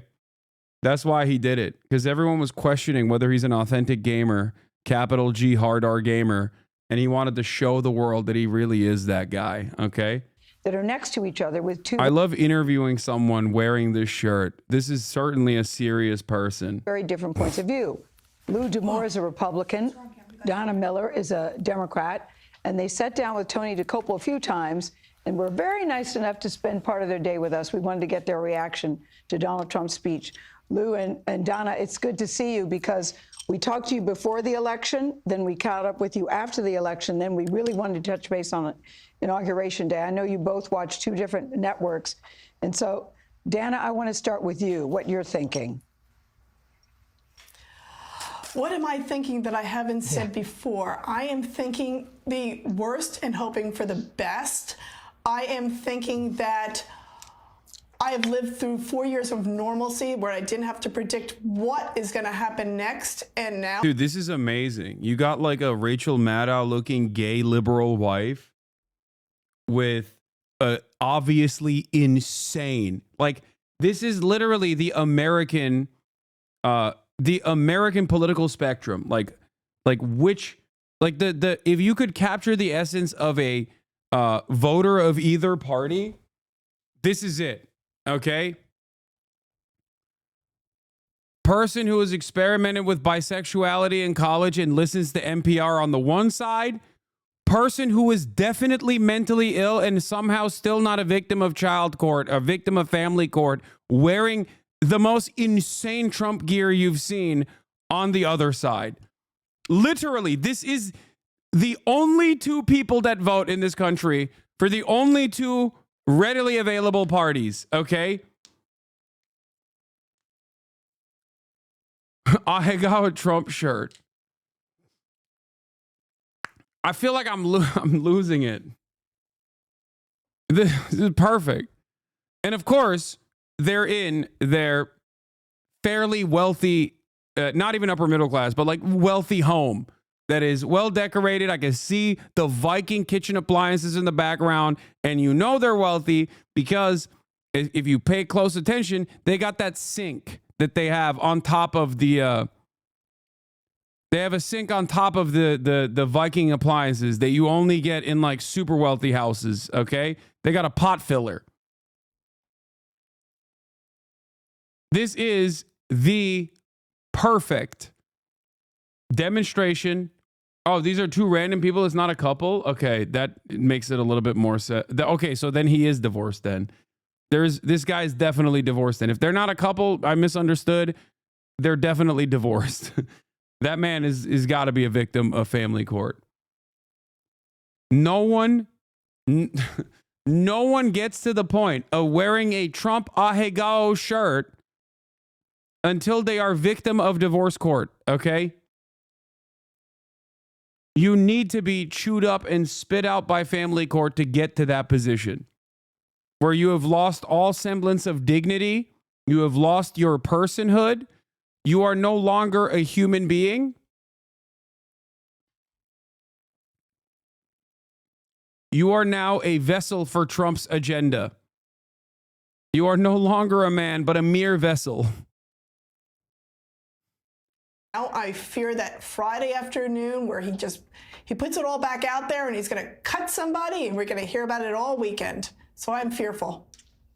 So you watched his speech. I'm hoping what did you think? the best. I know you guys watched his speech. You watched it together. Yeah. Oh yeah, they're not a couple. Oh, well, they might be swinging, but no, they're the neighbors. They interviewed these guys before. That's right. They're in New Jersey. They're in a relatively wealthy New Jersey suburb where one family is pro Kamala Harris, pro Biden. The other family was pro Trump. Can we stop the dehumanization? That's what the right does. The dehumanization. Bro, I cannot dehumanize this thing more than he has chosen to dehumanize himself. You understand that? First of all, I'm joking, obviously. But secondly, the point I'm trying to make here is that you have lost your personhood, voluntarily given it up when you're choosing to wear that shirt on a national broadcast, okay?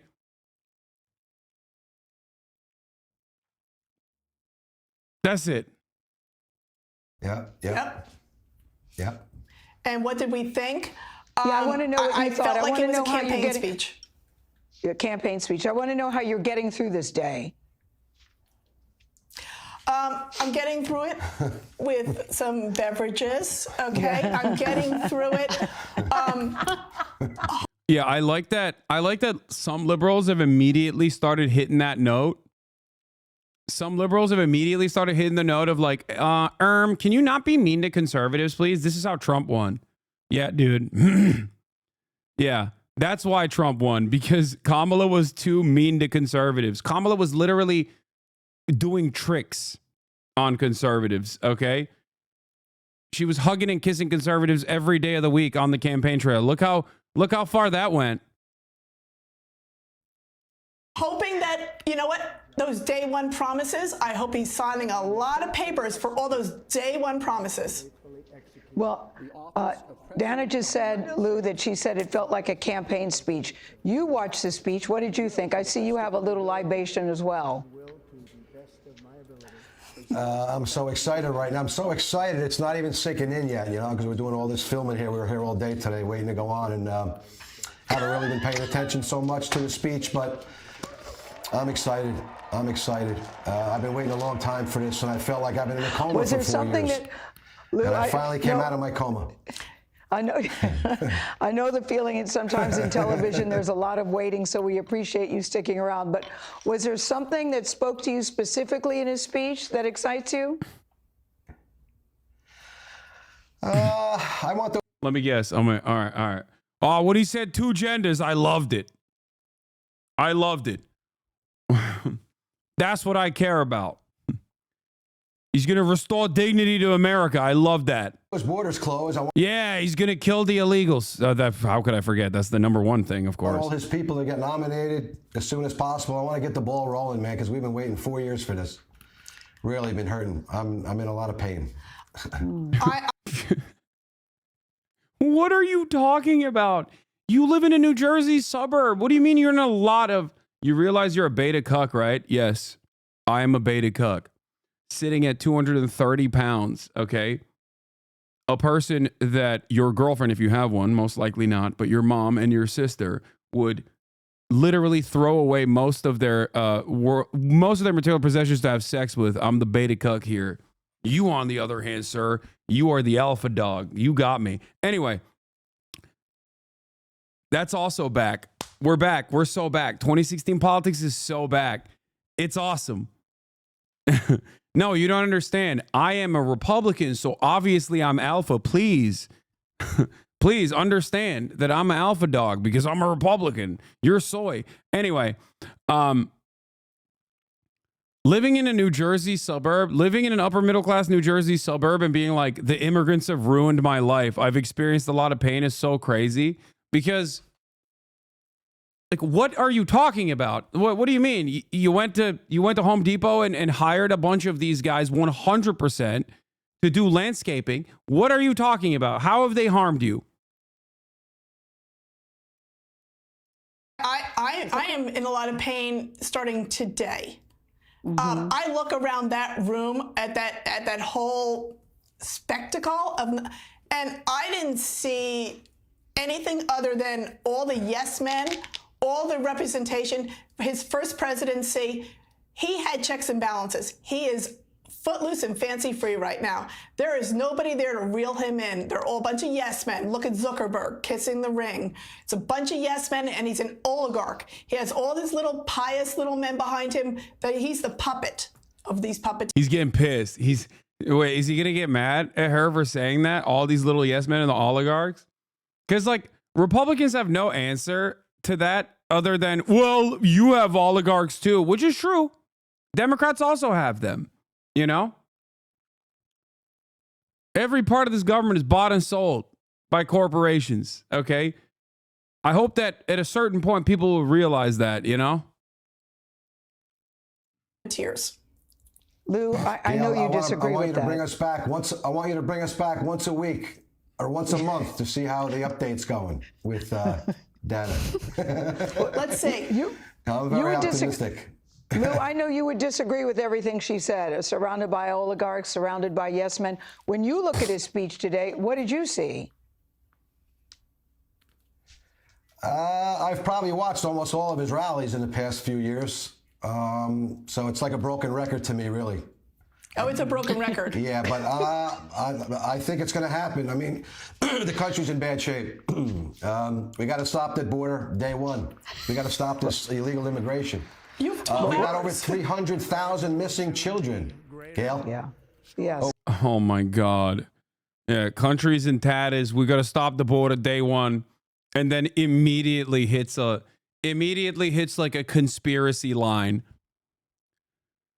This is why I always say, like, in order to understand the mindset of Republicans, you have to remember, like, well, one, you should probably just slam your head against the wall multiple times until you have until your brain capacities have diminished so you can, like, operate on the same wavelength. That's number one. And number two, you got to get duped by, like, whatever misinformation you saw online. Yeah, dude, 300,000 little children have been trafficked in the United States of America. Brain broken from Secaucus. Yeah. Missing children, what is he talking about? He's talking about a classic conservative conspiracy theory that the undocumented migrant children that have been released by the Customs and Border Patrol, by the way, by the Department of Homeland Security, to immediate relatives are actually secretly being trafficked. The reality is that it's a classic conservative talking point. The reality is that when undocumented migrants are apprehended at the border, they look for immediate family members, and then they do voluntary release of their immediate family members. And if they don't do any sort of checkups, because the checkups are voluntary after the fact, then these guys look at that and go, oh, that's because they're not doing checkups because they're sex trafficked.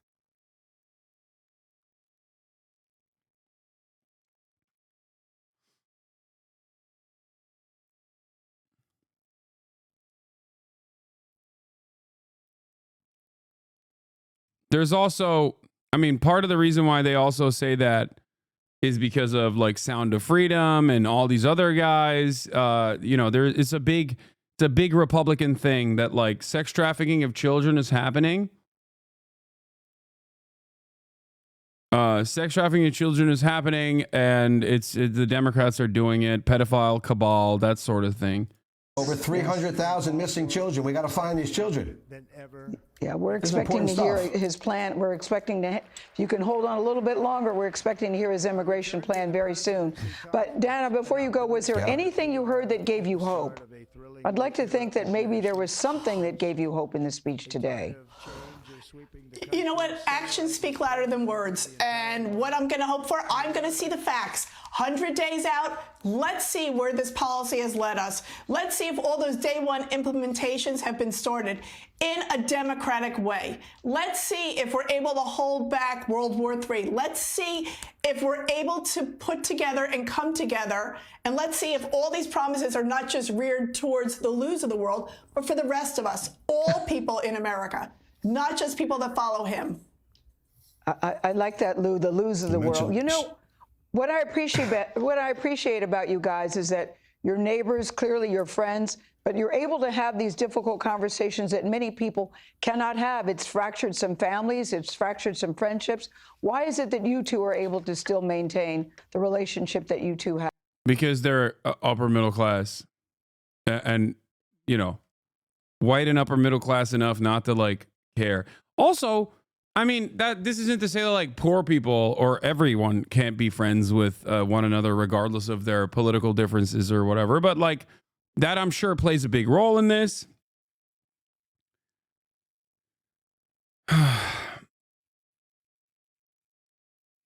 It's team sports. It's like being friends, It's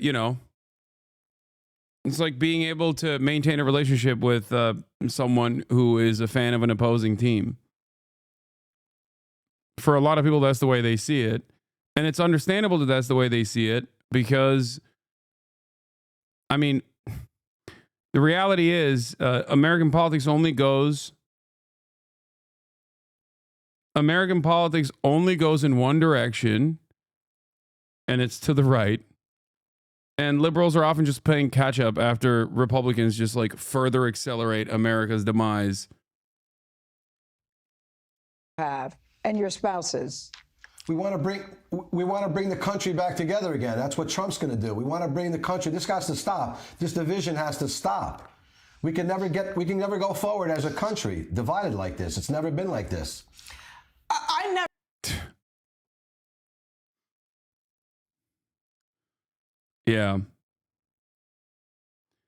Yeah. Yeah, we're gonna unite the nation with Donald Trump.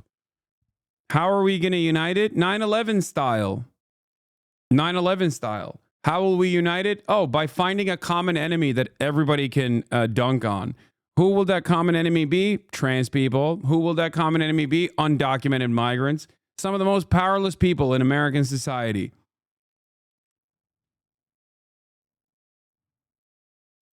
I never knew where my neighbors stood on politics. I never knew who voted where until Trump in 2016/17. And then all of a sudden, everybody knows where everybody stands on politics. And a lot of it caught me by surprise. I didn't know that people didn't think like me. A lot of my friends. And yeah, hold on. There's more. You're right. United against common enemies, such as Muslims, of course, who could forget, homeless people.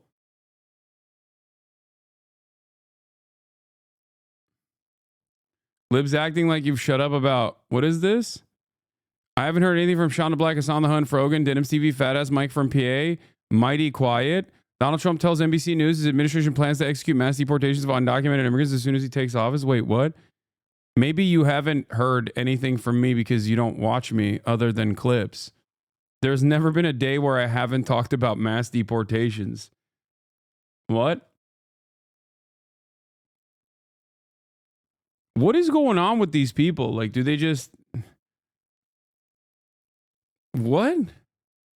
Bro, I was shitting on the Democrats when they were in line with the Trump agenda of having a more muscular border. What are we talking about?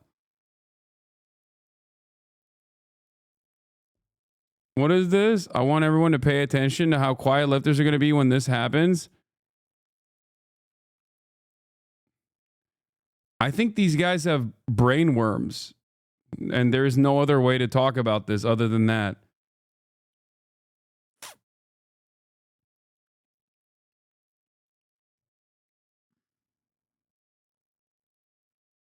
I mean, yeah, these guys are just obviously engagement farming.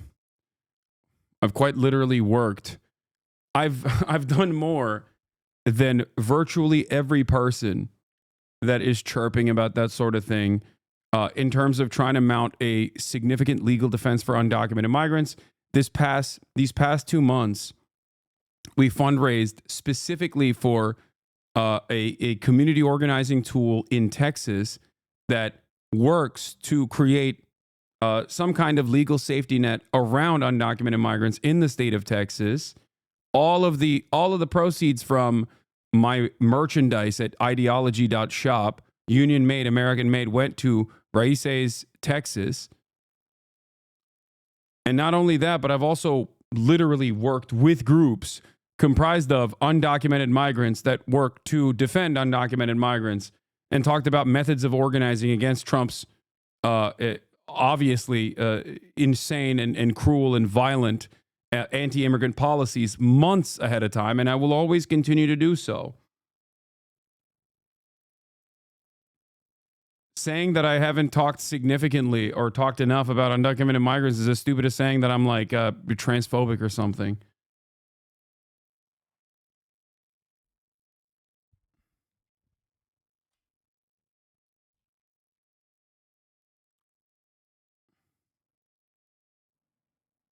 Trump is back on the cameras. Let's see what he's doing.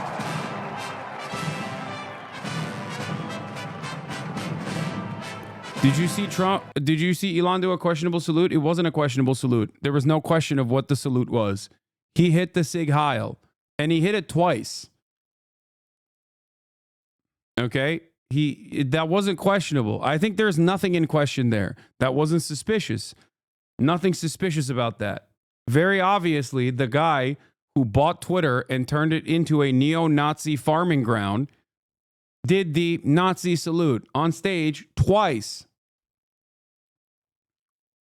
And he did it very deliberately.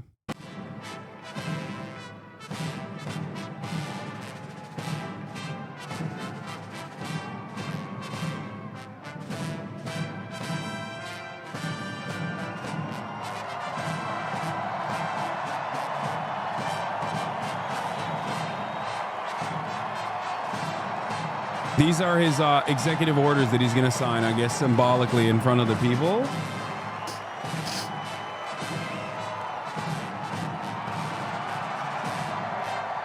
ABC has subtitles. Can you link it, the Macy's?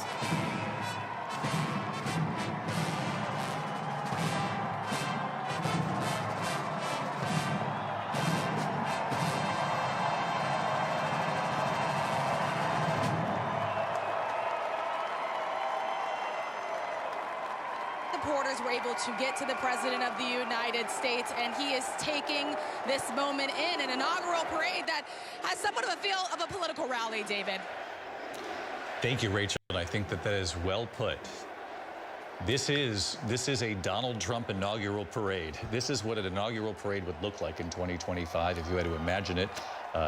If he had won the election, and now he has, and to have the family up at sort of the reviewing stand and the audience cheering for who they think is their favorite Trump, and the desk now set up.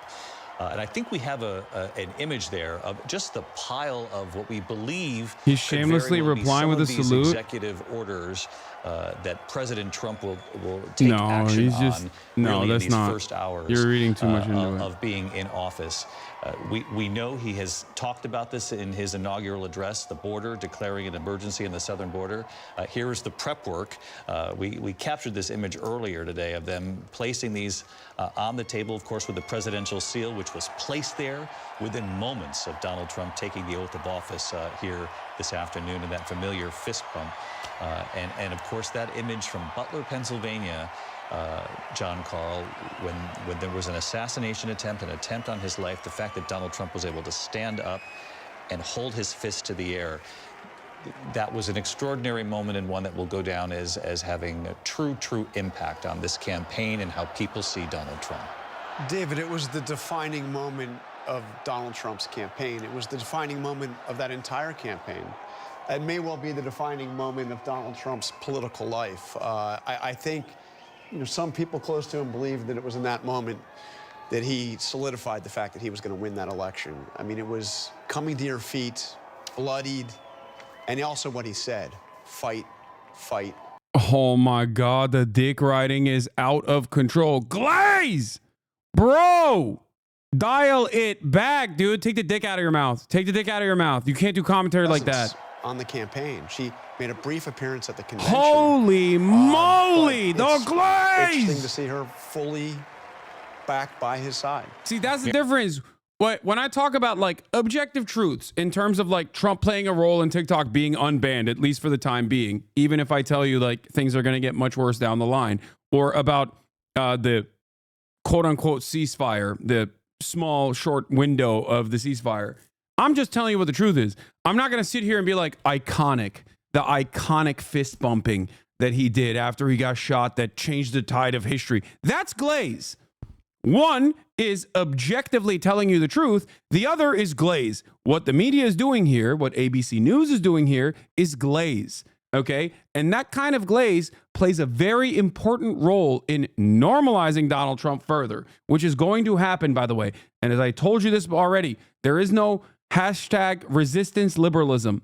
Okay? It's done. It's over.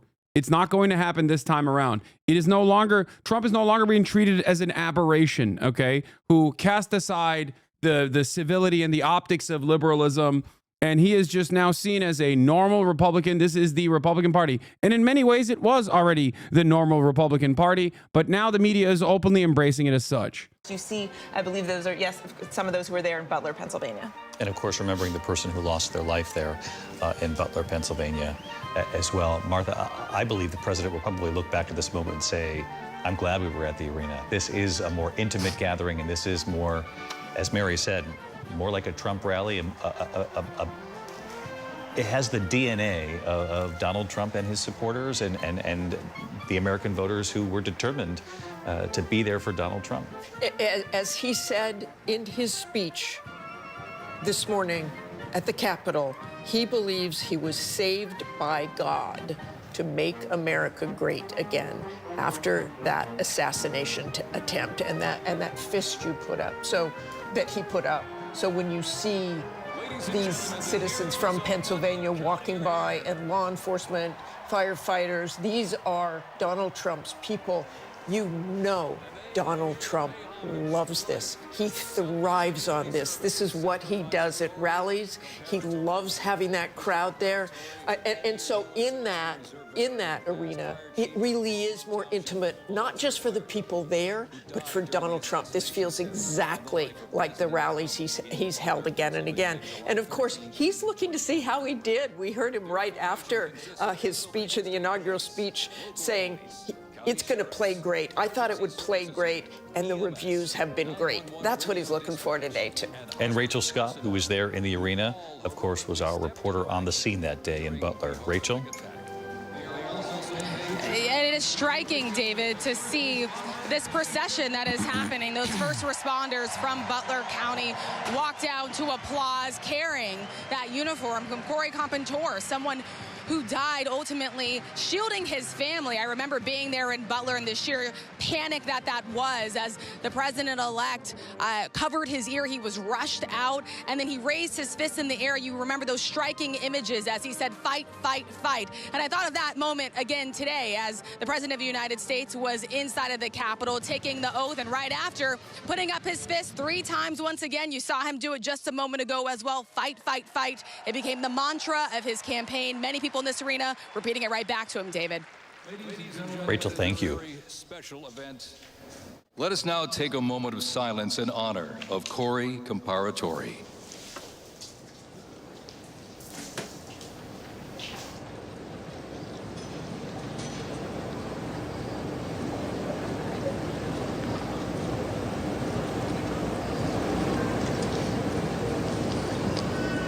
Thank you very much, ladies and gentlemen.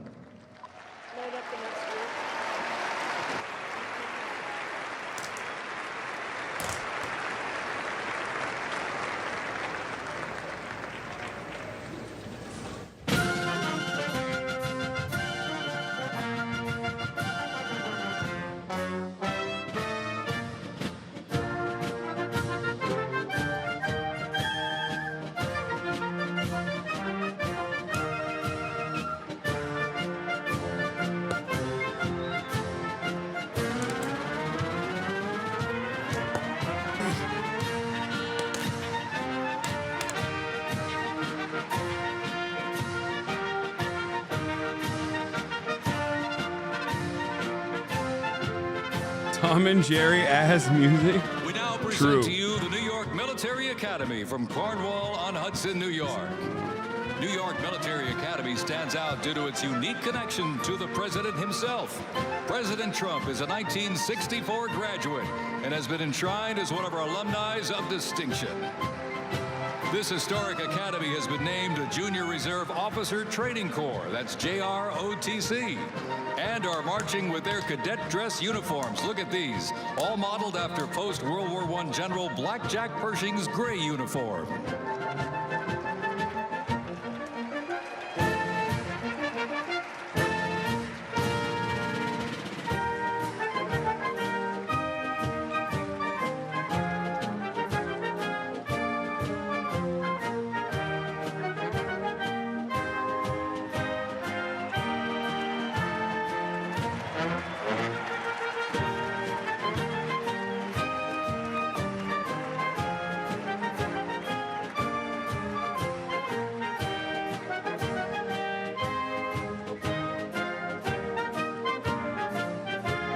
It's too cold outside, so they're doing an indoor parade, chat. That's what's going on right now. Introducing the Palm Beach Police and Fire Honor Guard unit, representing the town of Palm Beach, Florida. This group consists of police officers and firefighters from the town of Palm Beach, home to some of the most prestigious people in the world, including President Donald J. Trump.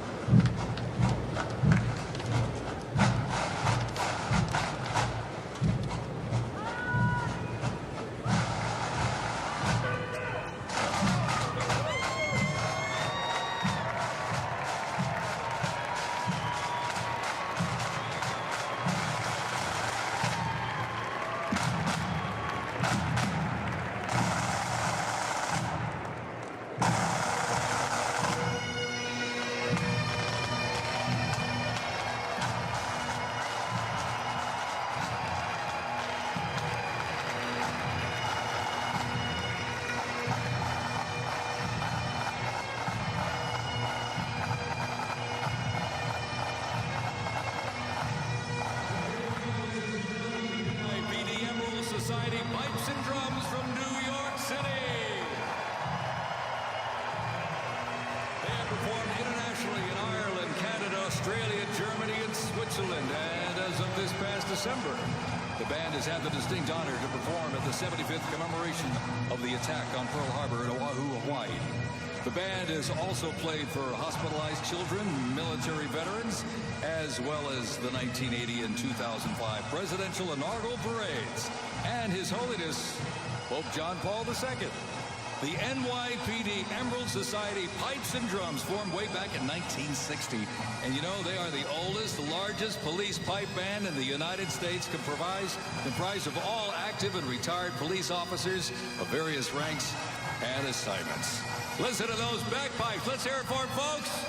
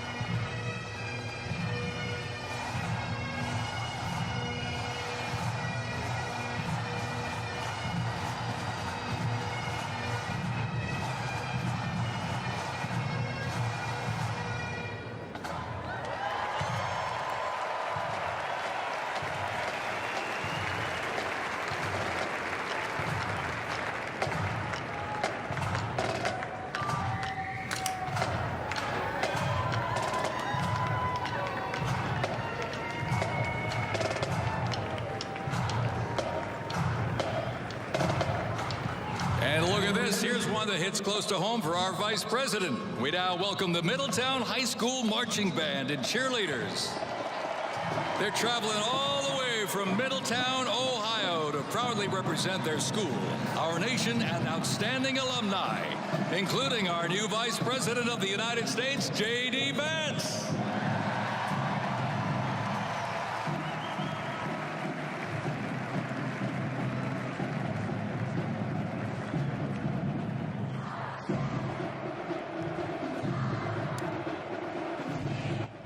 Putting minors in a room with the highest pedophile per capita density is definitely a choice, you know?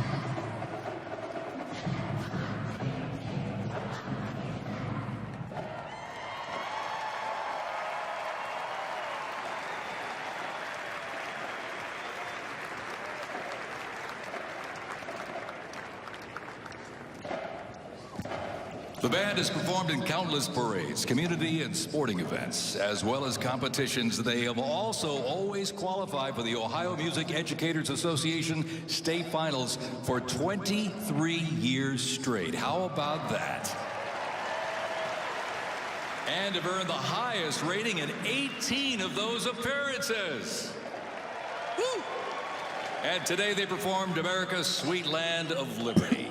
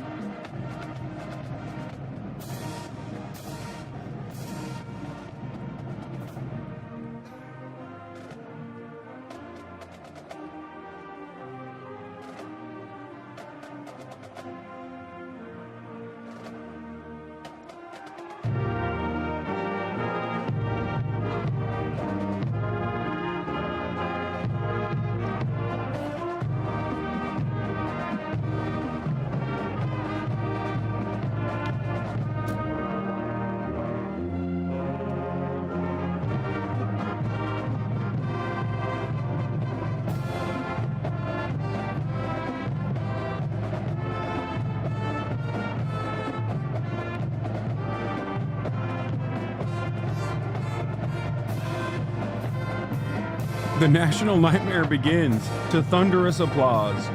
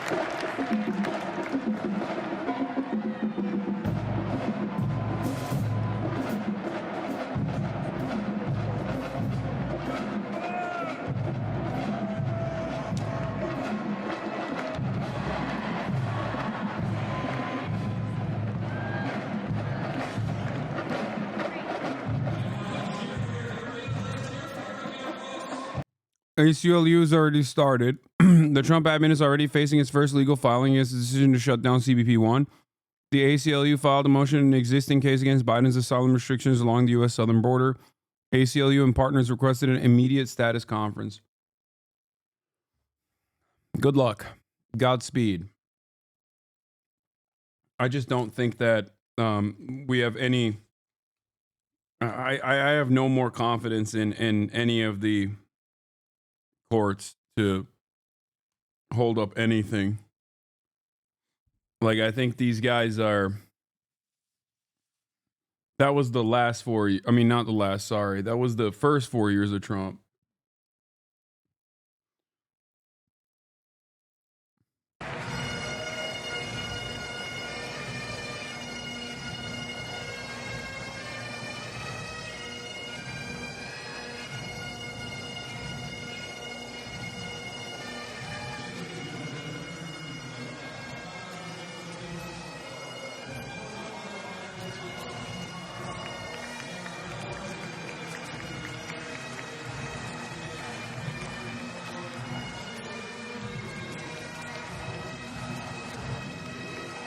They are wearing their most notable uniforms. What a great photo opportunity. Consisting of the Glengarry headgear and kilts. And they are proud to honor their fallen brothers and sisters each and every. Jesus Christ, dude. Oh my God. All right, let's continue with this and then we'll get back to it if there's any sort of serious motion happening at the And fucking apparently, parade. a lot of them don't. Well, guys, I think the country spoke in this election. Yeah, the country has The country spoken. spoke in this election. The country has spoken loud and clear. And but he Gail, did I say- just want to say one more thing, Gail. Yes, please. I want to get this one in there too, Gail. The Democratic Party, in my opinion, has no leader. They don't have a leader, whether a man or a woman, and they don't have a message for the people. The people are looking for a message. This party has nothing to offer the people. That's why they got slaughtered. It's simple as that. 2 years until you've got 2 years until the next re-election, and let's hope that holding the Senate, the Congress, the presidency, and SCOTUS, for that matter, you can get something done. That's good for everybody. Yep. Let's say. Yep, that's what we're hoping 2 for. years. Lou and Dana, we're going to save your number. But Dana, here's something I thought was very optimistic in his speech. I said it earlier today. Never believe something is impossible to do, because in America, impossible is what we do. I thought that was a nice note to strike for all of us. Bravo. That's well said. What?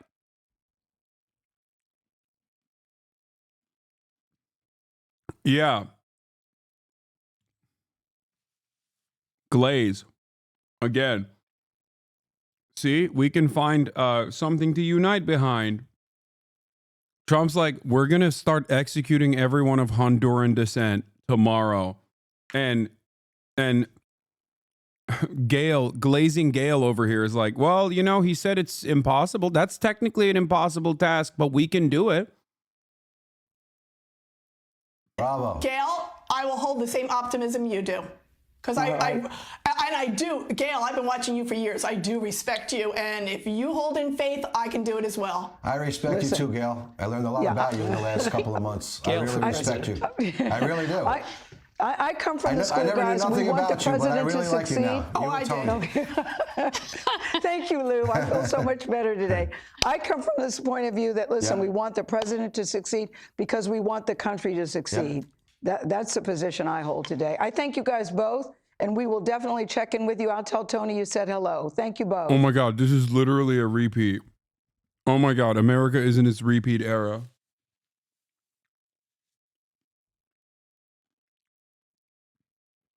They said this when Trump first assumed the role of the president. They did this. It's a rerun. This is literally a reboot.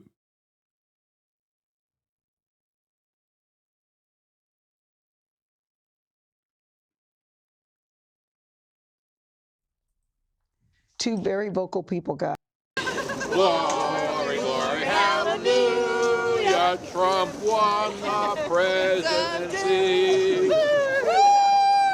Oh, I'm thrilled to death to be here. I'm just so happy that this day has come. Look how nice everybody is. Everybody's behaving real well, and happy to be here. And we're just thrilled that this moment is here. And I can't wait for the president to be sworn in. It's really, really hard. It's like, look how nice everybody's behaving.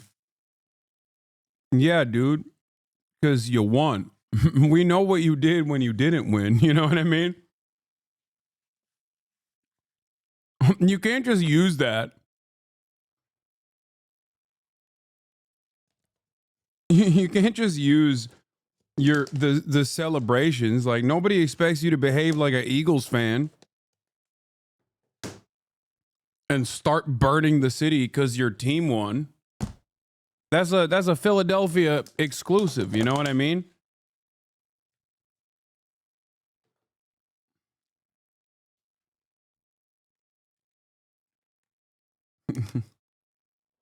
Go Birds.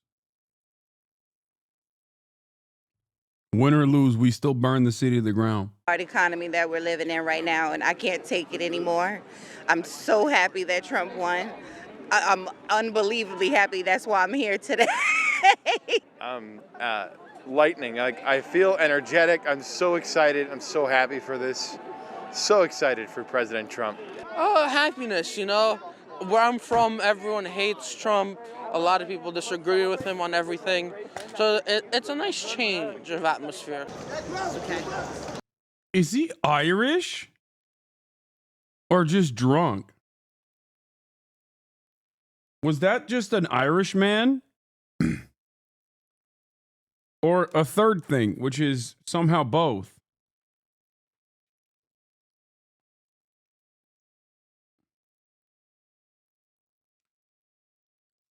A mixture of both.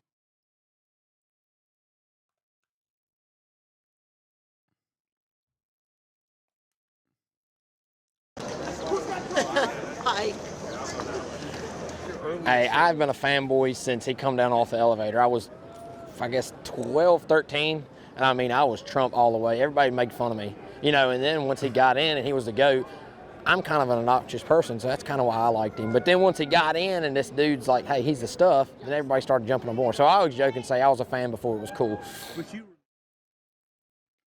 Speaking of President Biden violating every norm on his way out the door, he decided to issue, literally on his way out the door, blanket pardons for Dr. Anthony Fauci, retired General Mark Milley, and members of the House committee that investigated the January 6th attack on the Capitol.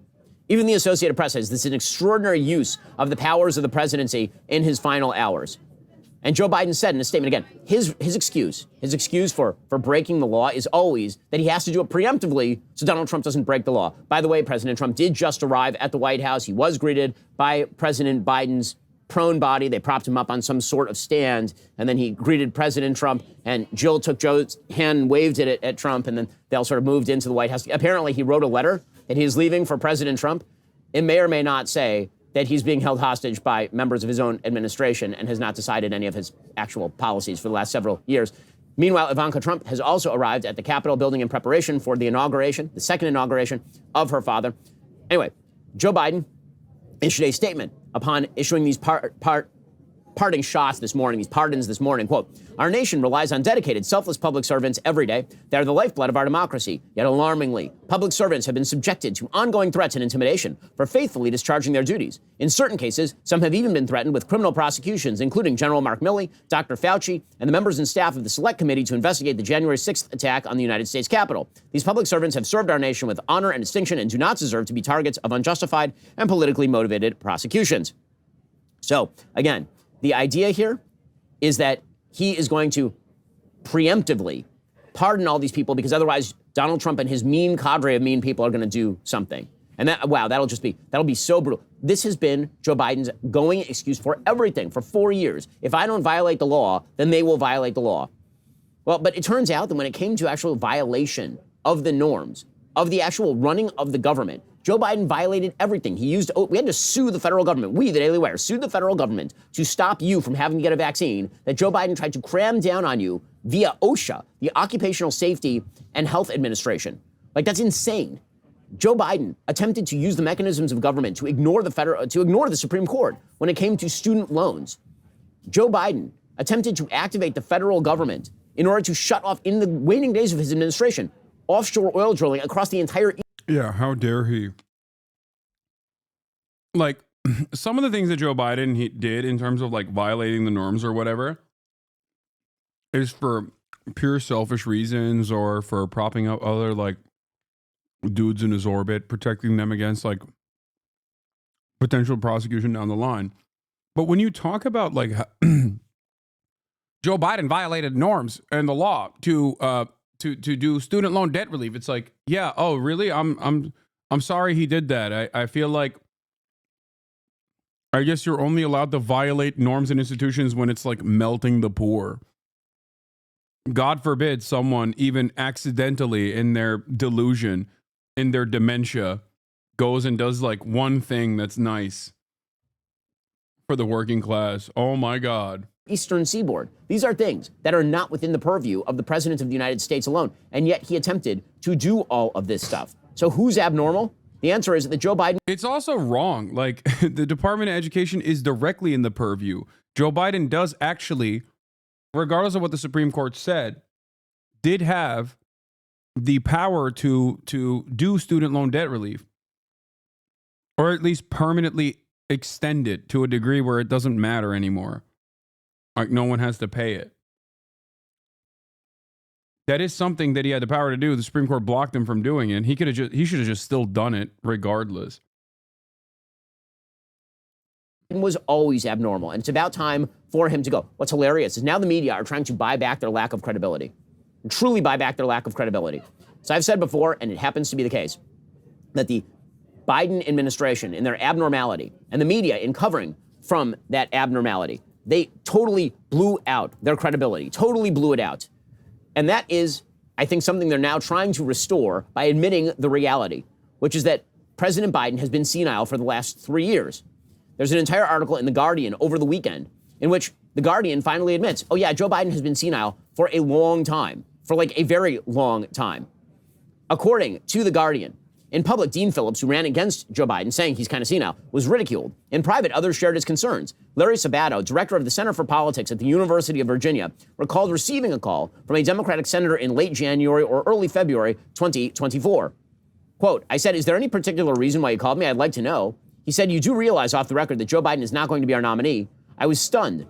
I said, what? How? Why? He said, I was just in a meeting with him, with several other senators, and he couldn't even function. We can't run him.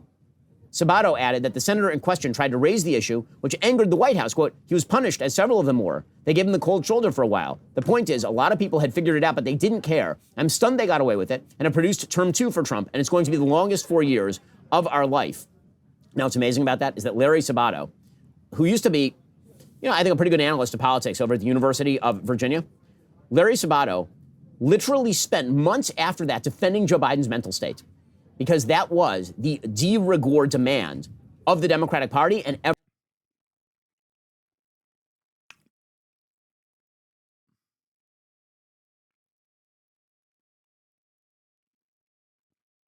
Vorlow's tweet reached Jerry Rig.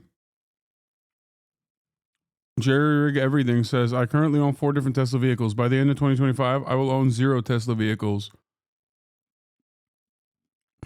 140,000 likes from Vorlow's. Oh my God. Vorlow was worried that he was going to get banned, but honestly, now I'm worried I'm going to get assassinated.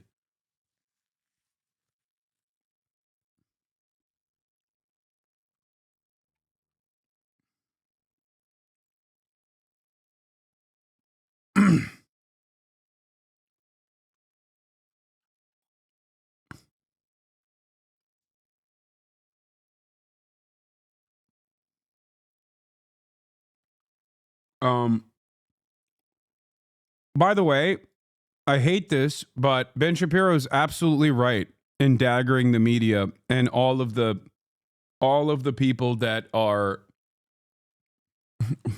literally all the people that are openly defended Biden against the senility allegations.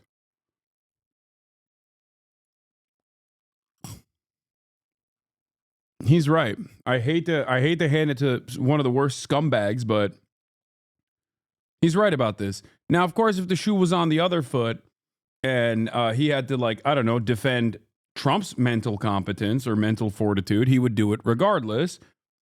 Okay, and has done it. But make no mistake, he is in the right here. The Democrats did give some of these worst villains in American society a massive W there, too.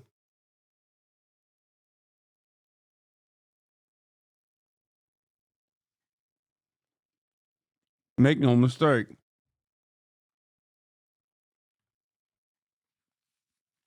Wait. Someone in the chat said the ADL is defending Elon's salute.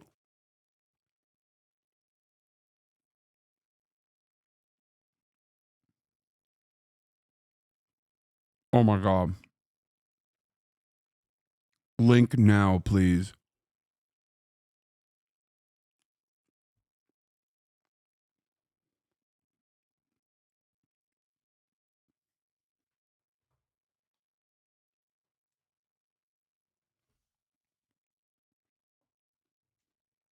These guys have been trying to get me banned off Twitch because of my criticisms of Israel. Oh my God.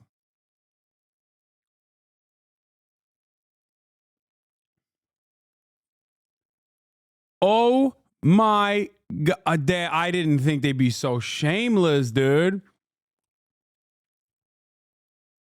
I mean, I didn't think that this joke was going to be the truth. I said, it's okay, though. He's pro-Israel. Don't worry, guys. And then the ADL did the damn thing. They did do that.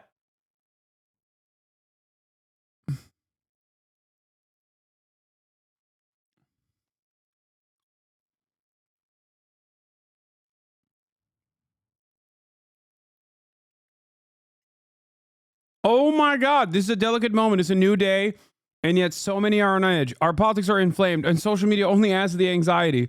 It seems that Elon Musk made an awkward gesture in a moment of enthusiasm, not a Nazi salute, but again, we appreciate that people are on edge. In this moment, all sides should give a bit of grace, perhaps even the benefit of the doubt, and take a breath. This is a new beginning. Let's hope for healing and work towards unity in the months and years ahead. Bro, Steven Crowder was like, that's crazy that he did the Nazi salute. Like, you're outflanking Steven Crowder. Yeah, Noah's tweet was funny too. He said, Tablet Magazine 10 minutes from now. Yes, Elon did a Sig Heil. No, it's not Nazi. Here's why. Elon Musk draws outrage over odd-looking salute at Trump inauguration celebration. Indeed, many observers suggested that Musk was instead performing a Roman salute that soldiers in the ancient empire would use to greet their commanders as a show of respect and loyalty. The Roman salute, however, was later adopted in some forms by fascist states, including Nazi Germany, as some noted. What is going on in the entire Western world?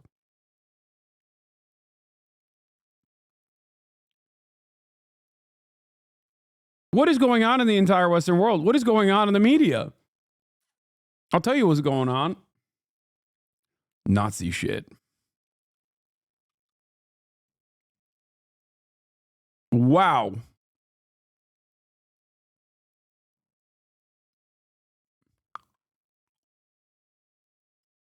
Congratulations to POTUS. We must confront rising anti-Semitism on college and university campuses, push for the release of all hostages in Gaza, and work towards peace in the Middle East.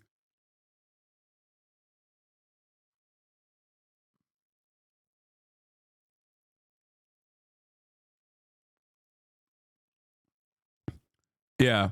Elon Musk comes out with a swastika armband, and they're like, well, initially the swastika was used as a Hindu symbol of peace for many decades before it was adopted by the Nazis before it was adopted by the fascists in Nazi Germany. Like, what is happening, man? I can't believe the guy who regularly, with regular frequency, highlights Nazi propaganda hit the Nazi Sig Heil on the biggest stage he's been on so far. And people are like, oh, I wonder if he was like truly being a Nazi.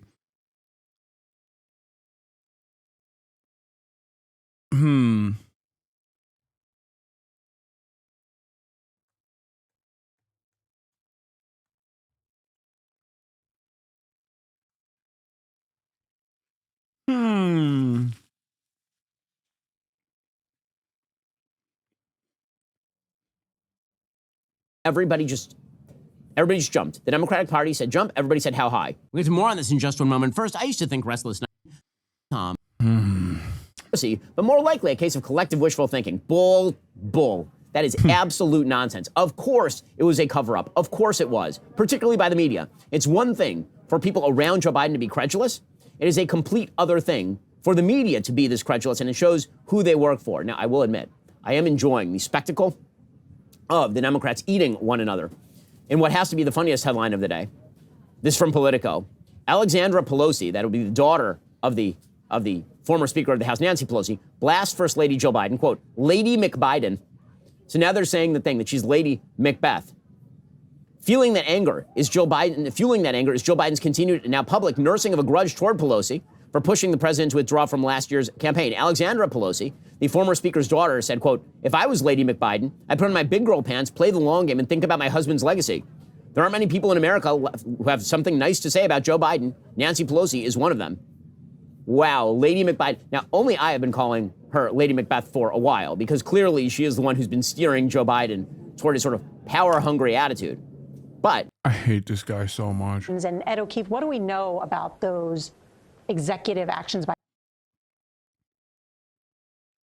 People were arguing in our chat today about what to call and how they have to tread lightly. Like, what is going on? We are at peak appeasement for media.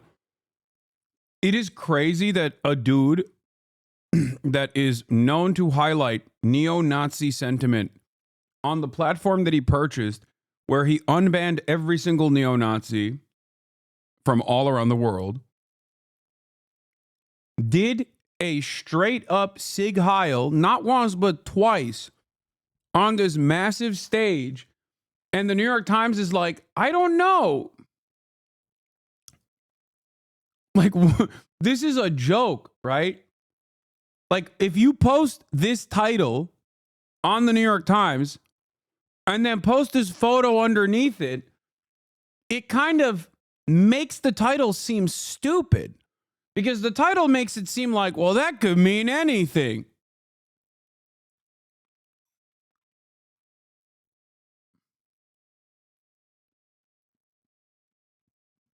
We're not even like 12 hours in.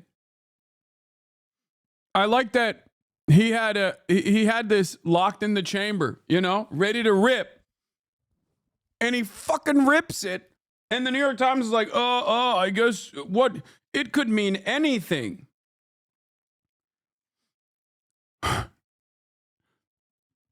It's just funny because on CNN, commentators pointed out most yesterday, Aaron Burnett, an anchor, noted how striking the action was. The motion soon drew comparisons online, known as the fascist salute. Did Elon Musk just hit the Roman salute at his inauguration speech? Hasan Piker, a popular streamer, asked on X.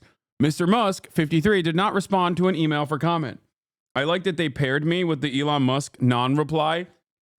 Almost makes it feel like I asked him that question.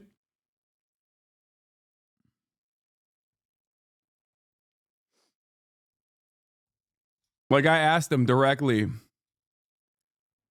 This is like the okay hand gesture. No, it's not like the okay hand gesture. The entire point of the okay hand gesture is that it's supposed to be a dog whistle, a subtle nod, a hand gesture that is popular.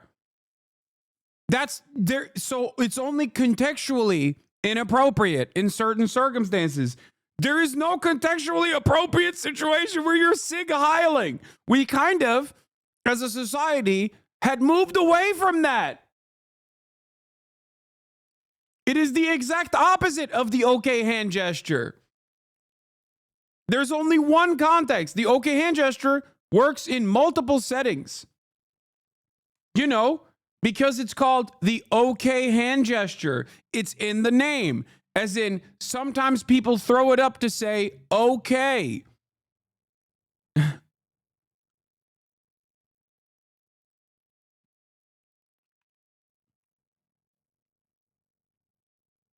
There is not any circumstance where hitting the Sig Heil, the Roman salute, is anything but. The only time it's appropriate in context is when you're, you know, a Nazi and you want to show others that you are a Nazi. That's it.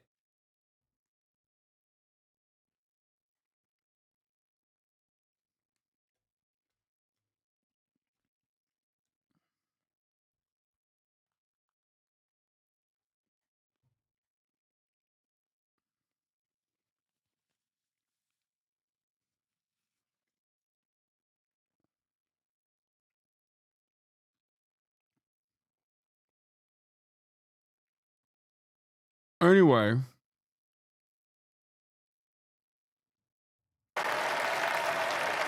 Steve Witkoff is talking about Gaza. This Listen. achievement demonstrates the strength of President Trump's leadership and the respect he commands on the global stage. It is yet another example of his ability to deliver results in the most complex and challenging situations. The Abraham Accords, a testament to his vision and determination, have also brought historic progress to the region, transforming old rivalries into new alliances. These agreements are not merely symbolic. They represent a practical roadmap for peace, economic cooperation, and mutual respect across nations. My role, as President Trump has tasked me, is straightforward yet profoundly challenging: to turn his vision into actionable outcomes.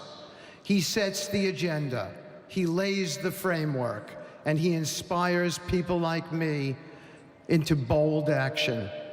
My responsibility is to implement his vision, engaging with leaders across the region to find pathways towards sustainable peace and stability. And let me tell you, having Donald Trump as a boss makes this task not only possible, but far more effective.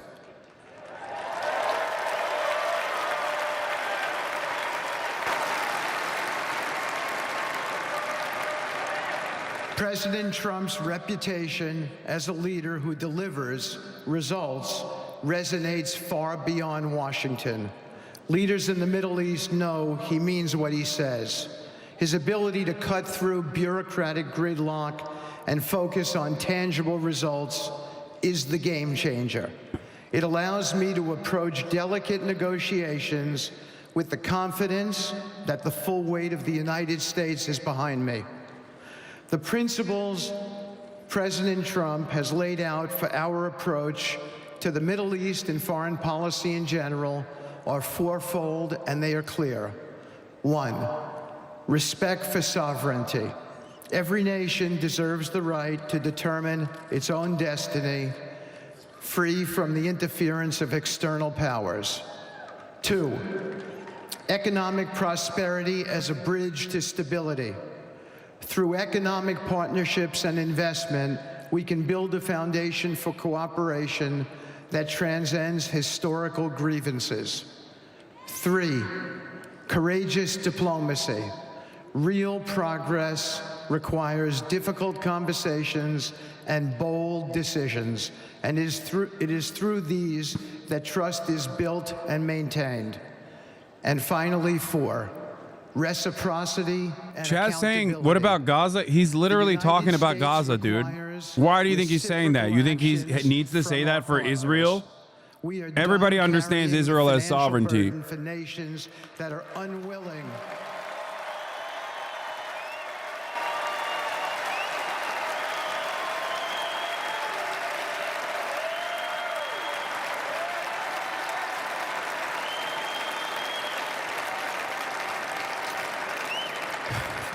We are done carrying the financial burden for nations that are unwilling to fund their own progress. The days of blank checks are over.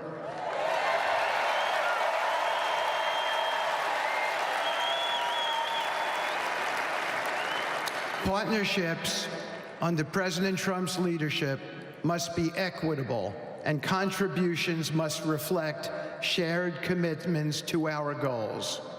In my work, I've seen firsthand how these principles resonate. They provide a foundation that transcends politics and speaks to the shared humanity of all people in a region. Leaders across the Middle East recognized that this Trump administration is serious about results, not symbolic gestures, but real, meaningful progress that improves lives. Thank you.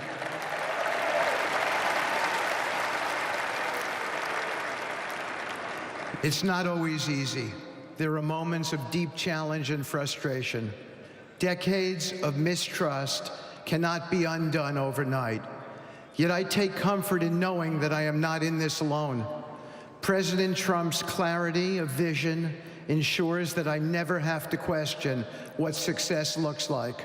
His leadership provides the confidence and direction necessary to navigate these complexities.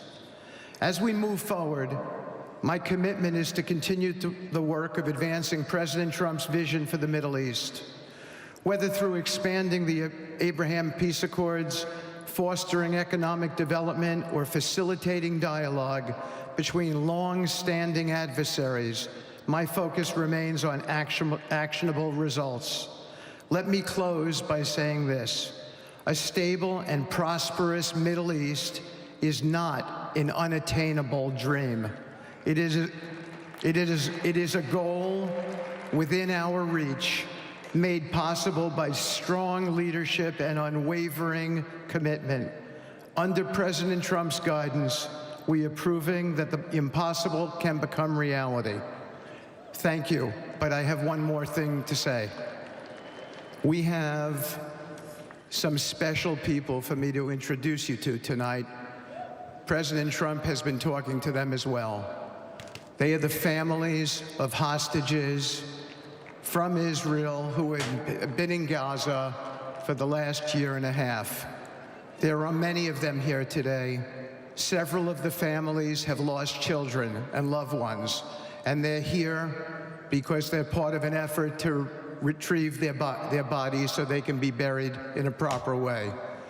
Several have children who are still in captivity.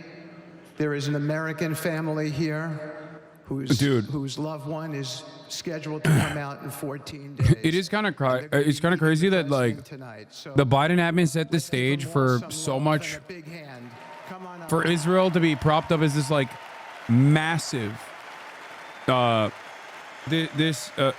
massive sovereign state that operates on its own, that Steve Witkoff, a random golf buddy of Donald Trump, can sit up there and act like he overcame this Herculean task. Okay? Like, come on, dog. Let's have a moment of honesty here. Like, you just told them what's what. That's it. The notion that like it is really difficult to get Israel to abide by the agreements that we set forth is so silly to me.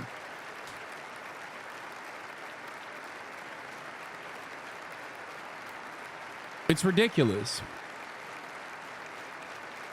No Palestinian representative? Yeah, of course not, dude. Are you kidding me? I told you, it's not like Donald Trump is a friend of the Palestinians. Never was and never will be. Make no mistake. Whenever I talked about this situation, I told you, yes, in the interim period, a moment of respite is still ultimately a good thing.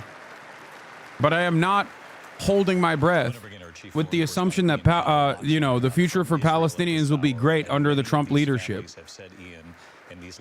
It's not. I warned you that he'd most likely cut a side deal.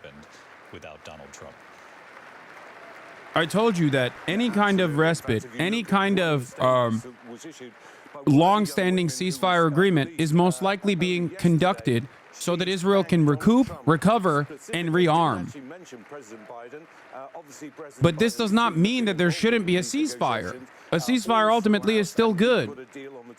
Back in May 2024, but if you talk to anyone here, say what was the difference between the deal on May 24 and what just happened here, they say nothing on paper. The only difference was Donald Trump. I want to really highlight something that Stephen Witkoff said there. He seemed to suggest that one of the American hostages, possibly two, who we believe to be part of this first phase. Is the war in Ukraine over yet? No, he's got 24 more hours or 12 more hours. Don't worry, chat. 12 more hours, chat. Don't worry, it's coming. She was released much earlier, is still in Washington. So I haven't been able to check whether she was one of those on the stage, but an important moment. Of the United States, Donald J. Trump. Ian, panel, our thanks to you. Ian, who's covered this conflict from the very beginning.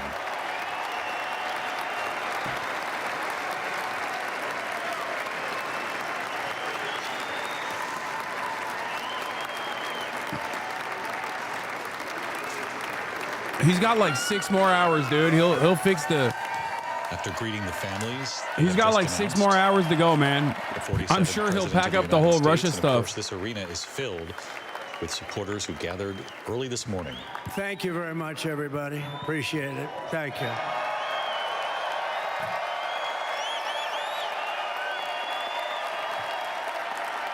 So now the work begins. We won, but now the work begins. We have to bring Witkoff them visiting home. Gaza to ensure the ceasefire deal is implemented. And, you know, Yeah, I tonight, saw that. But they're I'm gonna also be opening up signing 2,000-pound on the J6 munitions. hostages, pardons. They're going to continue giving extra munitions to Israel. Here, look at this. And as soon as I leave, I'm going to the Oval Office and we'll be signing pardons for a lot of people, a lot of people. And thank you to Steve Witkoff. He's a great guy. He's a friend of mine. He's been a very successful man. He's a great negotiator. He's a wonderful guy. People love him. And he's got a tremendous power of persuasion. And that's what we need. We don't need stiffs. We don't need stiffs. We got a lot of stiffs. You just had a whole load of them. And to the former hostages with us today, welcome.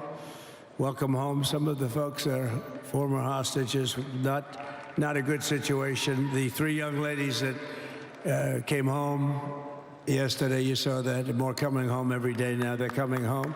But they were hurt. They were hurt. They were hurt. One had her head blown off. Fingers. Oh, God, bro. Don't say that in front of them. Holy shit. She was trying to defend herself from a bullet Oh, being my fired. You God, believe this? bro. A He is bullet so crazy. Knocked off her hand. I don't know. You look at it, it's a disgrace. We never stop. Oh, my praying for you, God. and we're so glad that you're reunited. Bro, in front of the parents, dude. Bless you all. And some of them are just saying, no, my son is gone, but please just bring home his body. Right, Steve? Many of you have told me that your son is gone, but bring home his body. It should have never happened. 3 years, it's ridiculous. Should have never happened. Wouldn't have happened. I also want to express my tremendous gratitude to the hundreds of thousands of proud American patriots who came from all across the country to join us in this celebration. It's a celebration of a big win.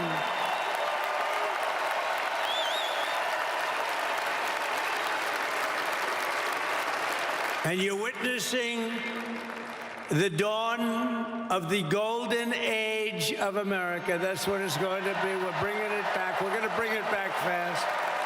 We're going to bring it back fast. Let us also thank the incredible service members, National Guardsmen, Police, Secret Service, and law enforcement personnel who are keeping us all safe, even though, and they are great people. New York's finest. I grew up with New York's finest. Damn, bro. He is tired. Vibe shift.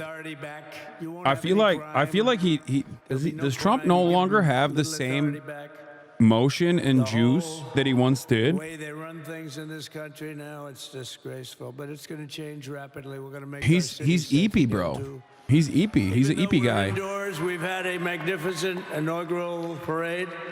And let's give a big round of applause. They were great. To all of the incredible performers and hardworking men and women who made it possible. Those people. It does make sense. Really talented, amazing people. I also want to thank my wonderful family for being here, especially my beautiful wife, our First Lady, Melania.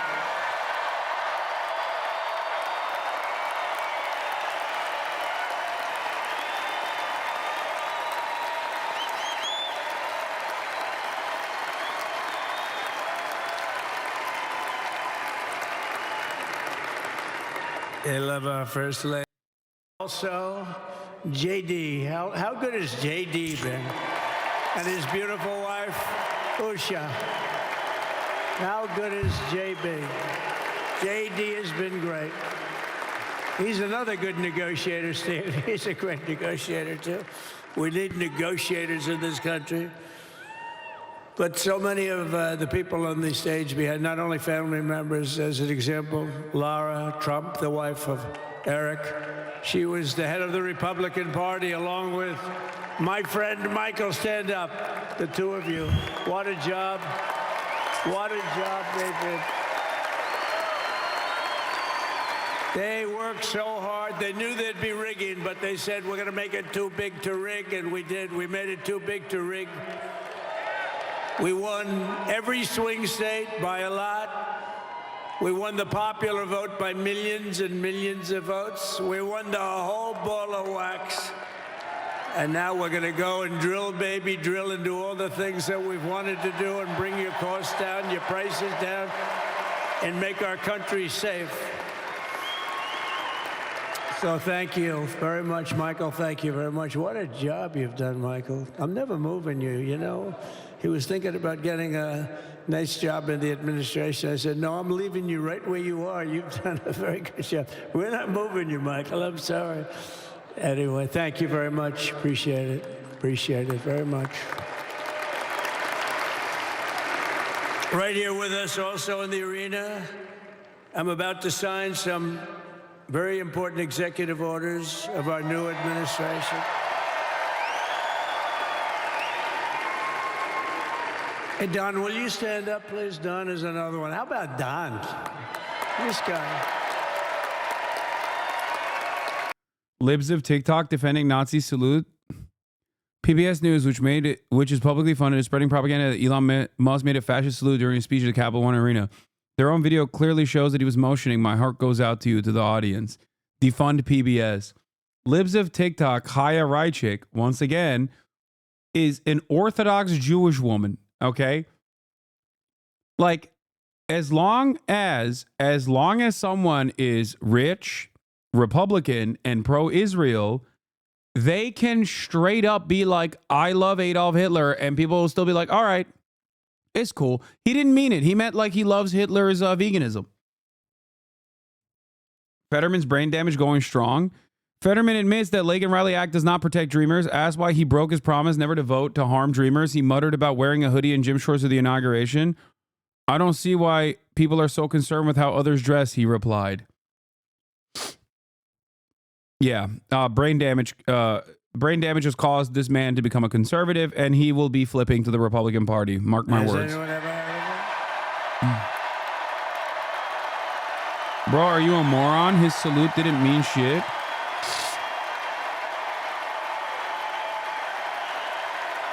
Okay, I need to say something here. I don't need to see Elon Musk. I don't need to see Elon Musk hit a Nazi salute to know that he's a Nazi, dumbass. But he did do a Nazi salute. The fact that we're acting like he didn't do that is hilarious.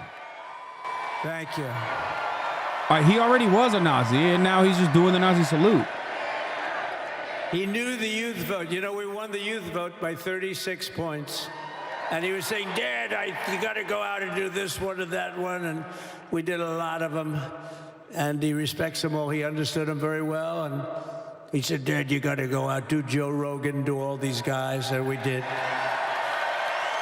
We did. And Joe Rogan was great. They were all great, right, Aaron? They were all good. He understood the market. Another famous one. How about Kai? Stand up, Kai. Kai Cenat? No! I thought...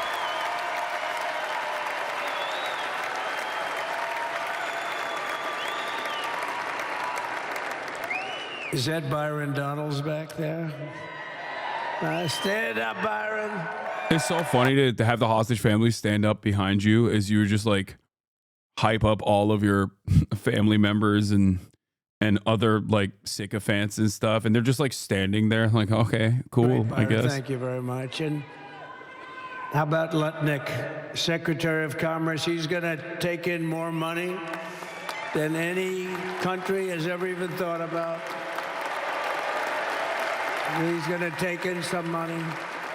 And we have many others. Look, I'm not going to go through it, but we're going to sign some orders right now, and that's really what I want to do.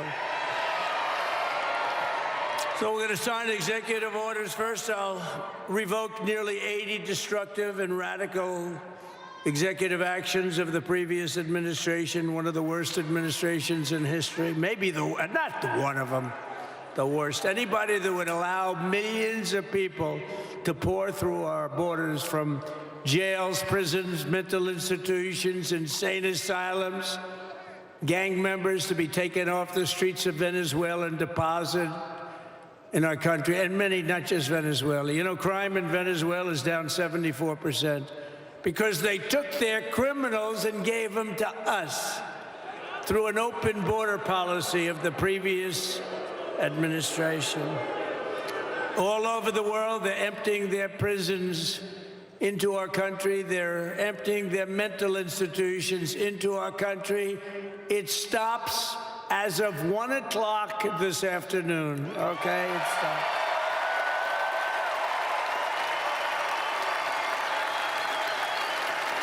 So I'm revoking nearly 80 destructive, radical executive actions of the previous administration. They'll all be null and void within about, what, 5 minutes? Is that them over there? 5 minutes?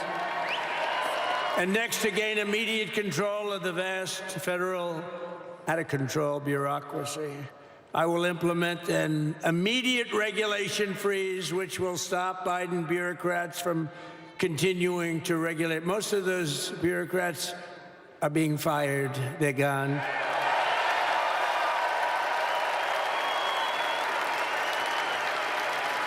Should be all of them, but some sneak through, but we have to live with a couple, I guess. I'll also issue a temporary hiring freeze to ensure that we're only hiring competent people who are faithful to the American public. And we will pause the hiring of any new IRS agents. We will also require that federal workers must return to the office in person. And we're going to take the 88,000 people that they hired to go after you with guns. By the way, they're allowed to use guns and harass you like they were so many other people. Remember this. Okay, remember? Do you remember a little statement about tips? Does anybody remember that little statement? I think we won Nevada because of that statement. But they went out and harassed you over the tips. In other words, we are restoring control of our government to the people. We're going to take those 88,000. Let's see if they'd like to work on the border, because that's where we want them, really.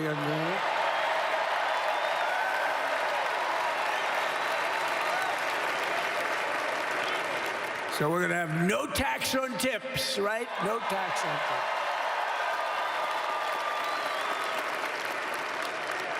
And we may have, like the Speaker of the House, is he here? He's done such a good job. Is Mike here? He's around here someplace. I saw him just a little while ago. Hello, fellas. Look at you guys. Yeah, I know it. He's great. He's doing great. They're all doing good. The Republican Party has never been unified like it is right now. They want to save our country. And we're going to more than save it. We're going to make it greater than it's ever been before by a lot.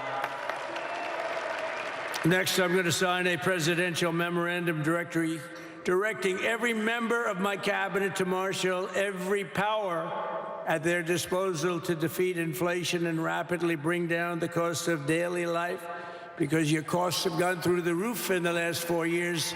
Perhaps you didn't notice. Does anyone notice their costs are like double, triple, quadruple? You can't buy bacon. Apples have doubled in price. You want an apple, anybody? Pay twice what you did 2 years ago. We'll put more money in your pocket, and we'll bring back the American dream and to reduce energy costs and liberate our economy. So we have more oil and gas than any country in the world, and we're going to use it. We're not going to do the wind thing. Big, ugly windmills, they ruin your neighborhood. They ruin you. If you have a house that's near a windmill, guess what? Your house is worth less than half. And did you see up in New England with the whales? You see what's happening? So they had 2 whales killed in about 14 years. Last year and the year before, total, they had 28. So if you're into whales, you don't want windmills either. And they're the most expensive form of energy that you can have by far. And they're all made in China, by the way, practically all of them. Boo! And they kill your birds and they ruin your beautiful landscapes. But other than that, I think they're quite good, right? Now, remember when we used to joke and kid when we were kidding, but we don't kid anymore? They want to watch the debates on television. They want to watch your favorite president on television. But the wind isn't blowing, so we can't watch television that night, Gladys. Remember? Gladys, I'm sorry, the wind is just not blowing. We're not watching Trump tonight. But I'm immediately withdrawing from the unfair, one-sided Paris Climate Accord ripoff. The United States will not sabotage our own industries while China pollutes with impunity. You know, China, I mean, look, they use a lot of dirty energy, but they produce a lot of energy. And when that stuff goes up in the air, you know, it doesn't stay there. It's not like you got a wall. We love walls, don't we? Not like you have a wall around and it doesn't. It floats into the United States of America after 3.5 to 5.5 days. It floats across the oceans and it comes right over your neighborhood and it falls into your neighborhood. So they all say, we have to fight for. Alex Press brought up something really funny, but he has the families of the Israeli hostages on stage. And he's talking about pardoning the January 6 hostages. And there is something very ironic about that. Under the Trump administration, and we didn't do anything to stop jobs and stop production, believe me. You're going to see a lot of companies come pouring back because tariffs. I always say tariffs is the most beautiful word to me in the dictionary. Then I was reprimanded by the fake news. They said, what about love, religion, and God? I said, I agree. Let's put God number one. Let's put religion number two.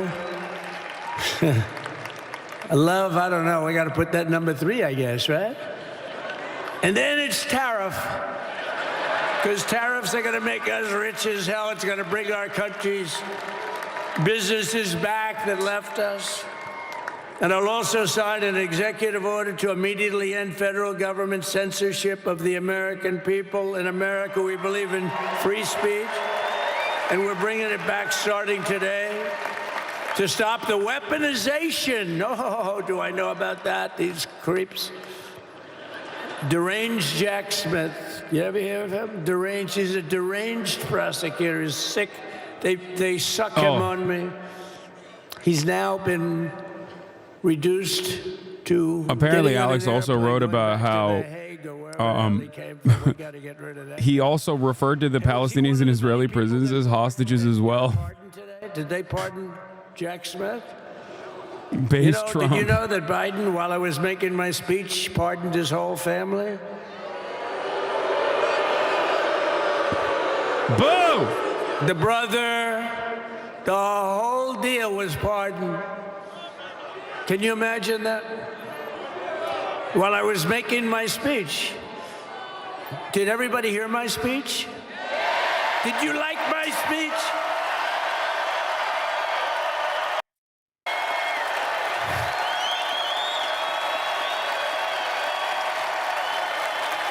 Thank you. I mean, the only thing wrong with it is I had a lot of tough things to say, and I have some great people that work for me. Sir, this is such a great speech. It's so unifying. Don't talk about Biden with it. Alex Press did a misinformation. He's using the word, oh, never mind. I'm correcting the record. I just meant he's using the word hostage to refer to political prisoners. He didn't say hostages about Palestinians. I was wrong. I was wrong because I was misguided by so-called quote-unquote journalist Alex Press. Won't be unified like it is. It's so beautiful the way it is, and it is getting great reviews. The new administration has officially kickstarted, and we're already doing misinfo. The fake news goes crazy, right? So Already. I said, all right, I won't put it in my speech, but you know what? I'm speaking in front of a hell of a lot of people at a place called Capital One Arena, and I'll talk about it there. So we're going to be going over the beautiful Oval Office, one of the great offices in history. Even if it wasn't beautiful, it's the Oval Office, but it is beautiful. And we love the Oval Office. It all starts with the wars start and Droning end there. on and on. Everything Oh my starts God. and ends at the Oval Office. We love it. But we're going to go to the Oval Office. We're going to sign. We're going to release our great hostages that didn't do, for the most part, they didn't do stuff wrong. You take a look at what went on. And look what happens in other parts of the country. In Portland, where they kill people, they destroy the city. Nothing happens to them.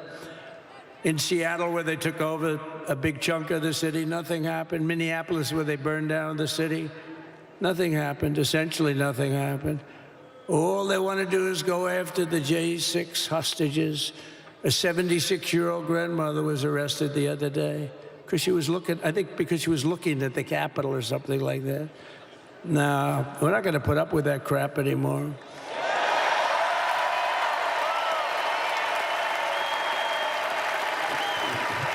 And to stop the weaponization of law enforcement, I've been investigated more than any human being in the world. I believe I have the all-time record. Every day a subpoena. Every single day would get subpoenas. I was more than any person. Alphonse Capone, remember I used to talk about it? Now, Alphonse Capone, Scarface, he was a pretty rough guy. He was investigated about 1/100th what Trump was investigated. My father's looking down at me, my mother, how the hell did this happen? You know what it is? They investigated their political opponent, the opponent of Biden, and then ultimately Kamala. Has anyone ever heard of Kamala?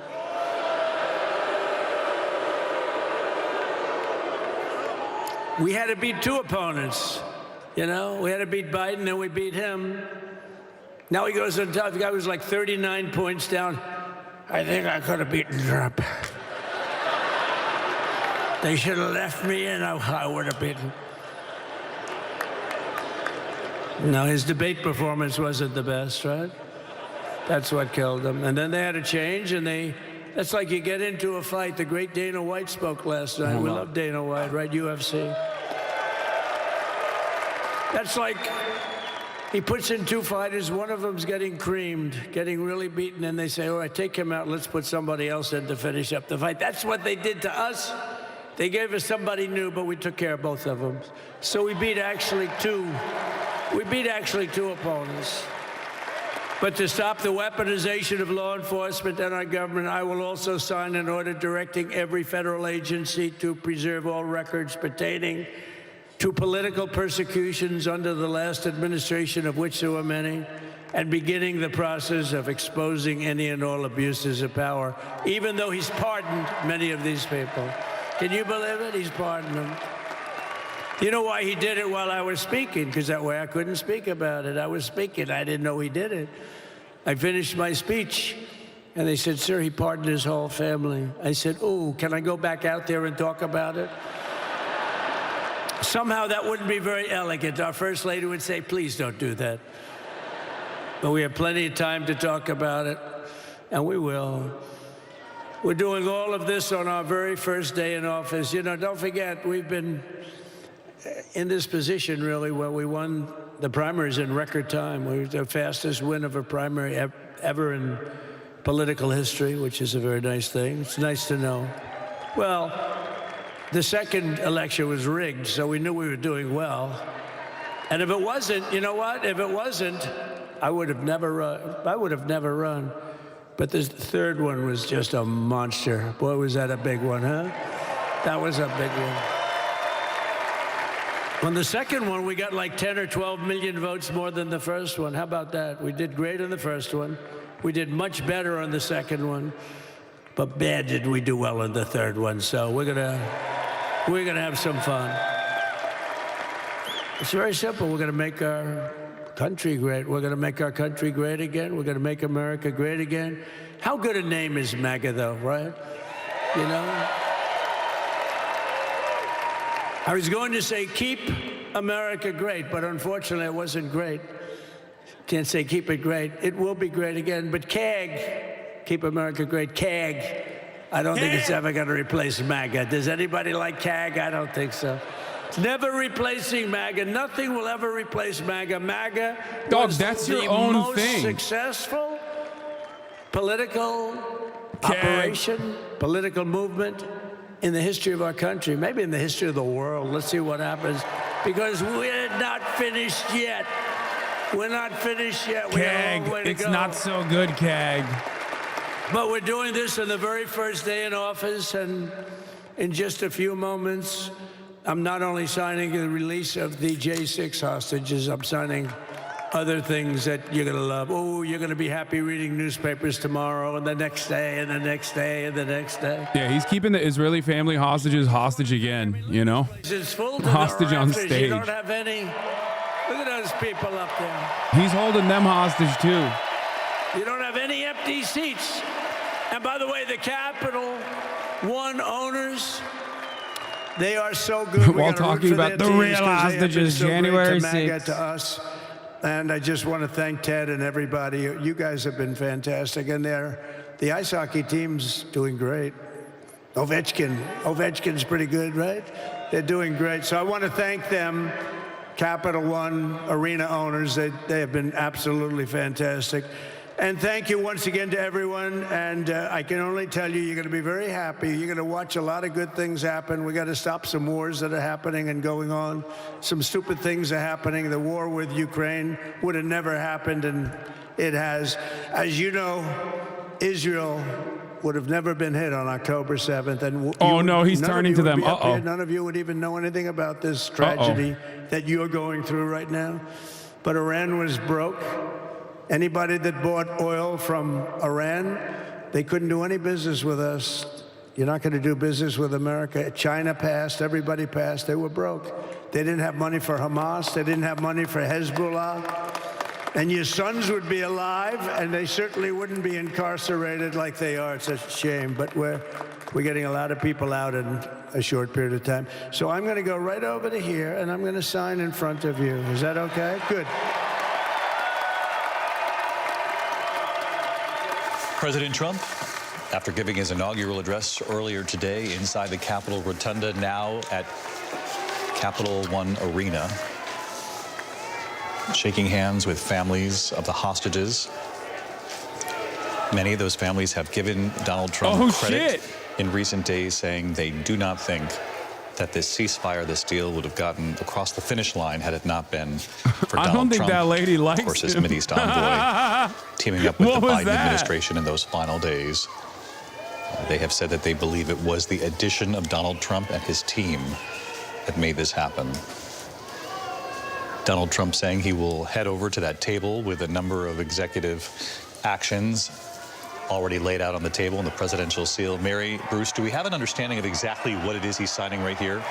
We don't have a full list right now, but we do know that this is going to be a tremendous effort for him to show straight out the gate just how aggressive he is being, as he has been touting all day. We know that he is signing a wide range of executive orders, ranging from rescinding any DEI or gender-related directives from the Biden administration to designating cartels as foreign terrorist organizations and stealing rules. Signing is the rescission of 78 Biden-era executive actions, executive orders, presidential memoranda, and others.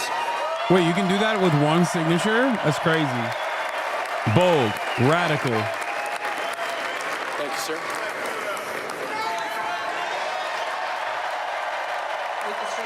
Donald Trump there, President Trump now trying effectively to undo as much as he can The of second Joe item, Biden's President agenda Trump, there. Let's is listen a in a bit regulatory to what he's freeze, doing as you next. announced in your speech, preventing bureaucrats from issuing any more regulations until we have full control of this, the government and this administration.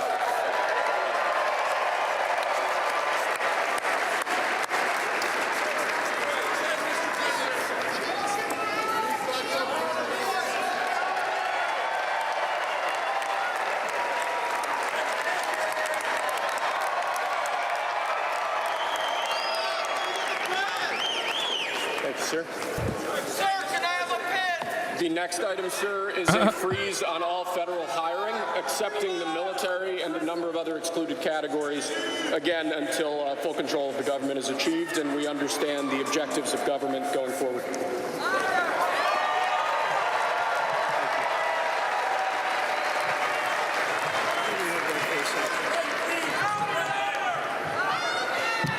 Could you imagine Biden doing this? I don't think so.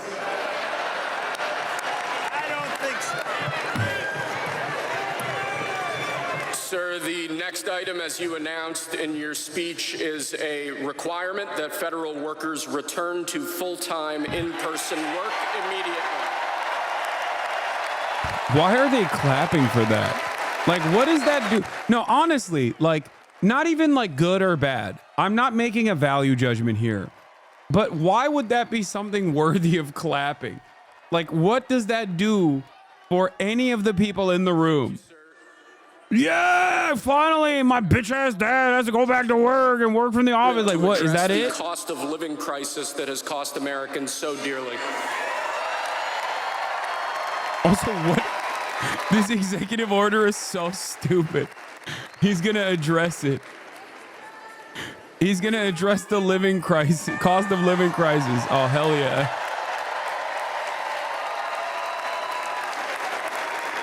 Thank you, sir. The next item here is the withdrawal from the Paris Climate Treaty. Another thing where it's like, why are you clapping for that? Good or bad? And this one is objectively like ridiculous, but clapping for that is so stupid.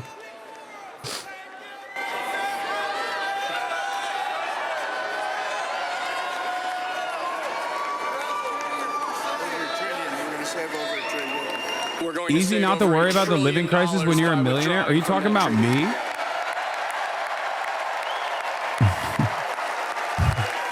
Are you stupid? Do you think signing an executive order saying that you're going to address the cost of living crisis is actually going to address the cost of living crisis? Because I'm not talking about the validity of the cost of living crisis. That much is, apparent. I'm saying he's not taking an initiative on it at all. He's just signing a piece of paper. If you think that in and of itself is enough, like it's over, we've solved it, you're a dumbass and probably voted for Donald Trump. Ordering the restoration of freedom of speech and preventing government censorship of free speech going forward.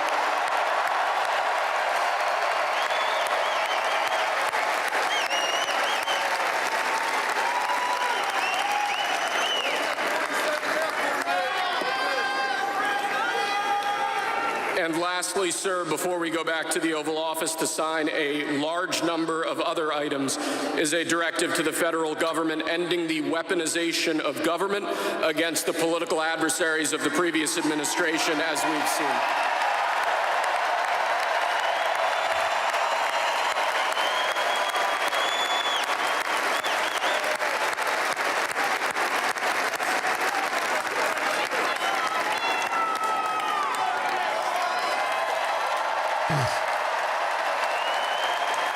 Thank you very much, sir. Appreciate it. He's doing it. The Mag Lad, he's doing it.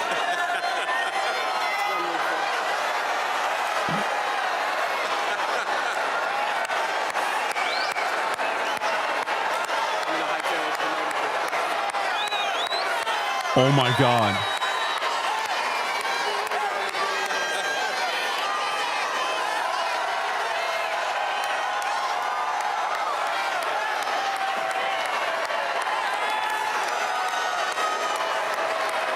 Dude, we've actually we are so devolved, dude.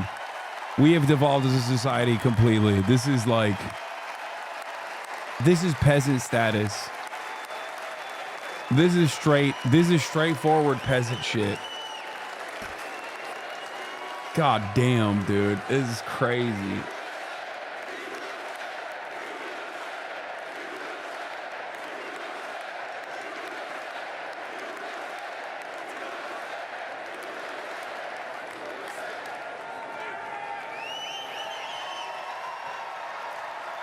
And there you have it, what replaced the typical inaugural parade in Washington every 4 years.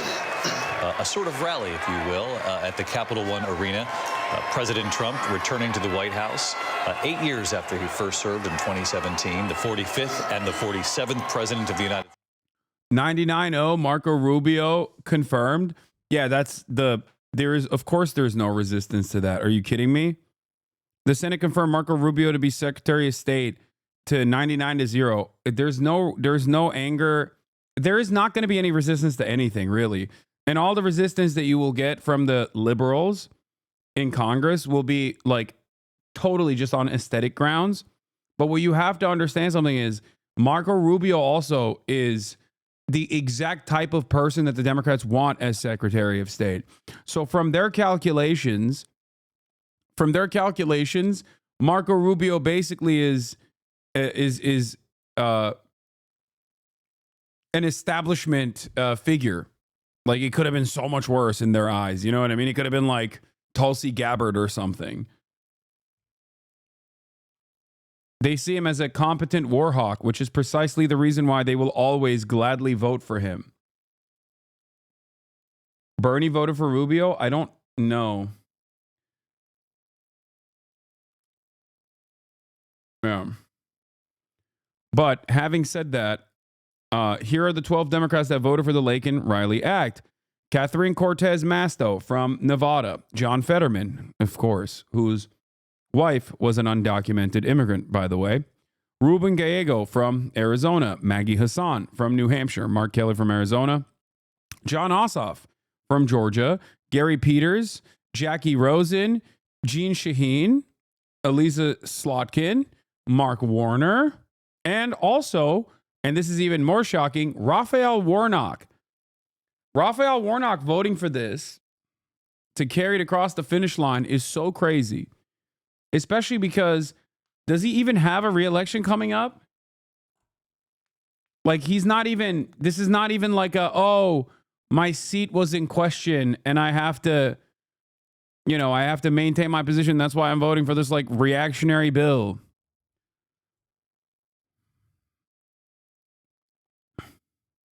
Yeah, he's up in 2028. Ossoff is in 2026. Maggie Hassan, Mark Kelly.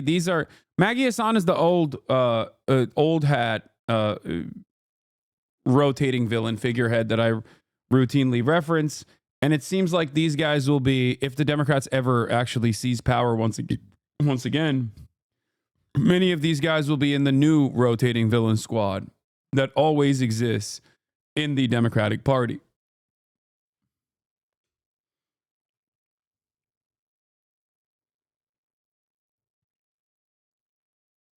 Yeah. Great stuff.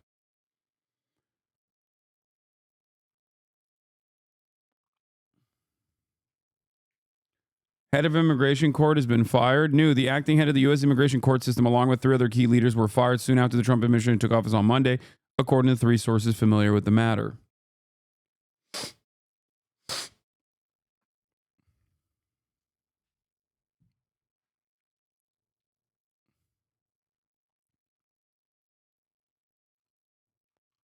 Now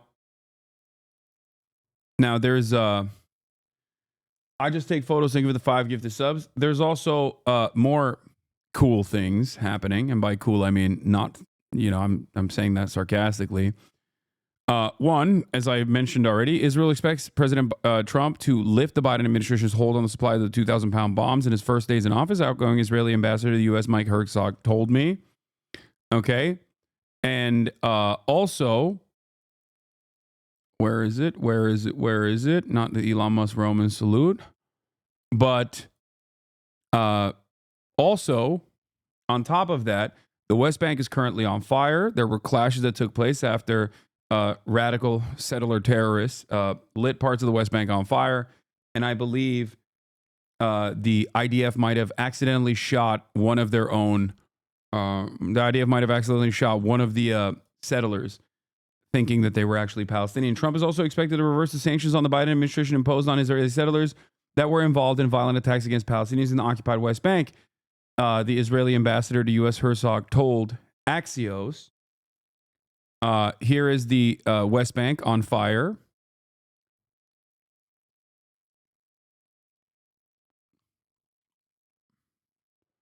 Oh, not 1, but 2. The IDF shot 2. Breaking. An Israeli policeman shot 2 Israeli settlers after mistaking them for Palestinians. Israeli Channel 12 reports The settlers, reportedly masked, were shot after the officer, fearing for his safety, believed they were a threat. Several Israeli news outlets reports that the settlers were carrying weapons and had fired towards the Al Funduk village, leading the officer to think they were Palestinian gunmen. Haaretz confirmed the settlers were severely wounded in the incident. Packwatch, once again. These guys are not dissimilar to the Republican Party, basically killing themselves because there's no more Palestinians to kill at this point, you know? The Palestinian Red Crescent reports that 21 Palestinians were injured due to assaults and gas inhalation during the settlers' attack on the villages of Al Funduk, Jinsafut, east of Kalkilia.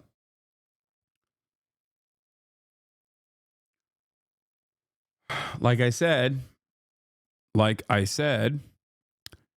Donald Trump is going to severely escalate the cruelty in the West Bank, and that this brief moment of solace coming from the brief moment of solace coming from the ceasefire in Gaza. You can barely pronounce the names of those cities. Grifter. Wait, what? I don't know if you know this, but I don't speak Arabic. I'm Turkish. I speak Turkish. Maybe you don't know that, actually. You probably just assumed I was Arab because my name is Hasan and I'm pro-Palestinian, right? So you're just like, oh, these classic Arab hive mind guy, but also simultaneously not able to speak Arabic or something. Anyway,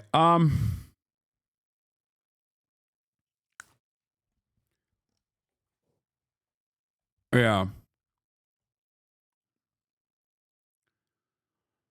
Israeli occupation forces detained tens of Palestinians from a zone east of Kalkilia in the occupied West Bank.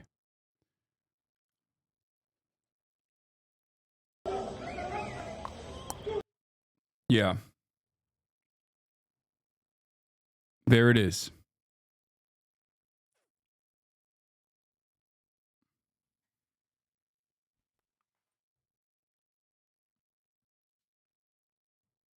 Yeah, there have been nonstop pogroms in the West Bank. Last night, settlers escorted and with full cooperation with the Israeli army attacked Palestinian communities in the West Bank. In Sabastia, a 15-year-old boy was shot and killed by soldiers. In Shinjil, 6 Palestinians were injured by Molotov cocktails. And in numerous intersections, settlers rioted and threw stones at Palestinian vehicles. While the deal progresses, the settlers rioters are clear to impose a price tag for the release of Palestinians from Israeli prisons. These guys are terrorists. They are the Klan. They are basically the KKK. They are Jewish supremacists, rabid psychopaths. And they are absolutely defended by the Israeli government and the occupying force in the region. So make no mistake. Things are going to get worse very quickly. Except Biden already reversed the sanctions he placed on the forced settlers because Smotrich threatened to fuck up the Palestinian Authority's access to banking.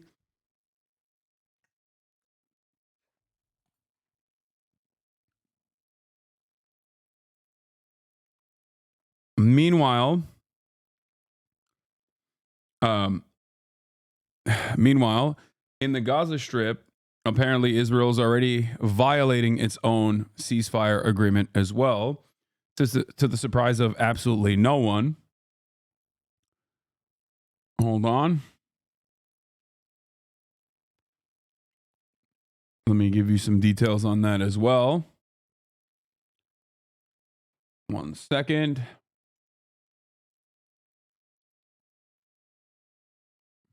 Where is it? Does anyone have the link to that? The update you're looking for in regards to Gaza. Here it is. Live, 137 bodies found in Rafah alone on day 2 of the Israel-Hamas ceasefire. They've just found new bodies. These are new bodies from under the rubble since the start of the ceasefire in Rafah alone. An estimated 10,000 bodies are buried under the concrete wasteland in Gaza. At least 3 Palestinians have been killed and a further 8 wounded by Israeli gunfire in Rafah, despite the ceasefire. Okay? So they are already violating the ceasefire that they didn't want to take on, and shooting and killing Palestinians already.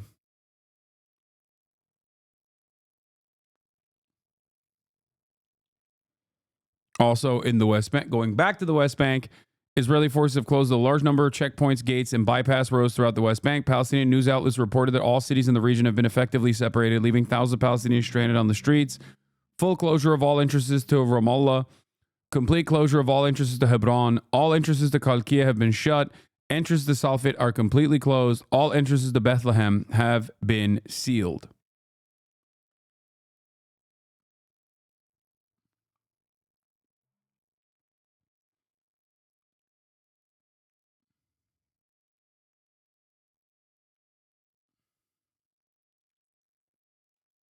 What is this? Israel kills 87 Palestinians in Gaza in day after ceasefire deal is announced. No, that was before the ceasefire was implemented. Yes, they killed 87 Palestinians in Gaza in that same day after they announced that they were going to sign the ceasefire deal. Yes. And it's so crazy to think, but as I said back then, and I reported on this as well, that Israel has a policy of greatly escalating the bombing campaign all the way until the last moment of the actual implementation of the ceasefire. So yeah, some wonderful news on that front, as always. So, like I said, make no mistake, Donald Trump is not a friend to the Palestinians, but neither was Joe Biden. The notion that this was going to get better was always a silly one, but the very fact that the Democratic Party that is supposed to be against this sort of thing just simply didn't do anything, knowing full well that they could even lose the election and then Trump would be significantly worse.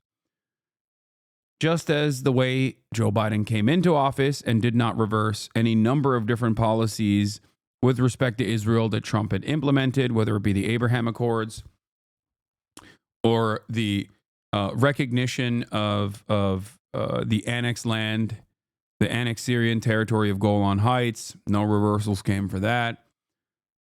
No communiques with the Palestinian side when Biden came into office that set the stage for October 7 to happen.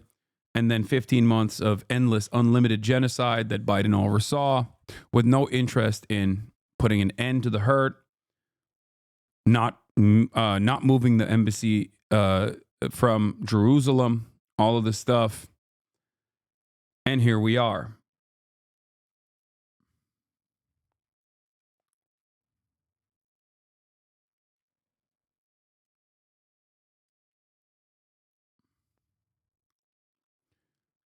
Just a devastating situation.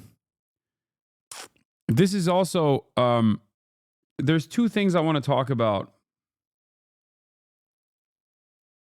Oh, AOC to ADL. Just to be clear, you are defending a Heil Hitler salute that was performed and repeated for emphasis and clarity.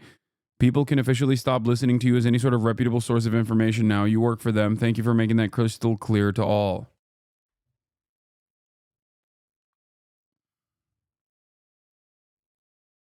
Do you think the ADL will say anything about Elon straight up doing a Nazi salute? They already have. They did. They defended him. The ADL, which famously have said that students wearing a keffiyeh are actually basically wearing a Nazi swastika, turned around and predictably defended Elon Musk doing a Nazi salute. And I joked about this before they actually tweeted this out, saying, here, I tweeted about this as well. Here it is. I said, come on, man. I said, it's okay, though. He's pro-Israel. Don't worry, guys. And then mere moments later, look at this. I said this at 1:08 p.m. Okay? 2 hours after the fact, ADL. This is a delicate moment. It's a new day, and yet so many are on edge. Our politics are inflamed as social media only adds to the anxiety. It seems that Elon Musk made an awkward gesture in a moment of enthusiasm, not a Nazi salute. But again, we appreciate that people are on edge. In this moment, all sides should give one another a bit of grace, perhaps even the benefit of the doubt, and take a breath. This is a new beginning. Let's hope for healing and work towards unity in the months and years ahead.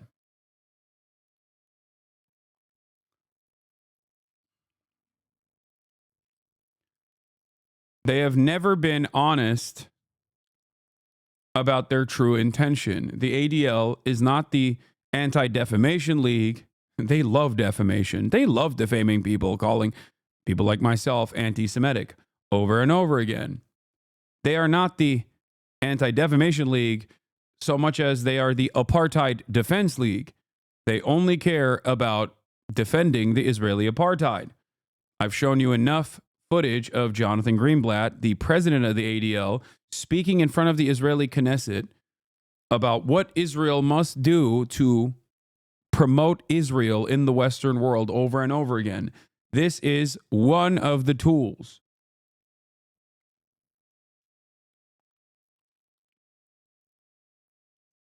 Okay?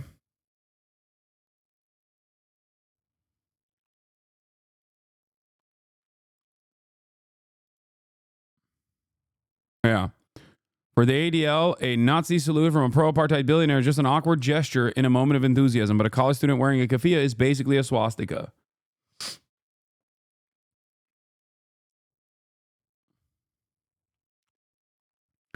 Yeah.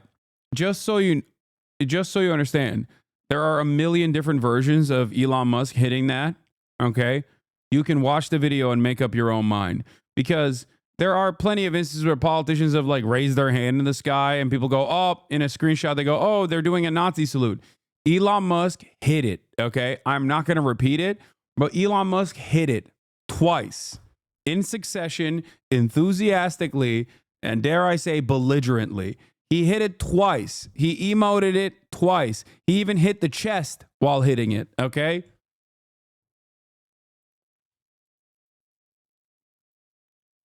So the idea that there's any sort of doubt there is very silly. And it's also funny because you want to know why it's funny?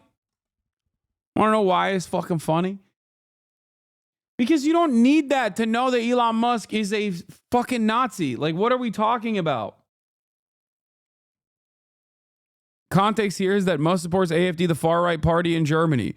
Not only that, but also Elon Musk has talked with the leadership of the AfD, the neo-Nazi party in Germany, about how Hitler was actually a socialist doing historical revisionism surrounding the Holocaust.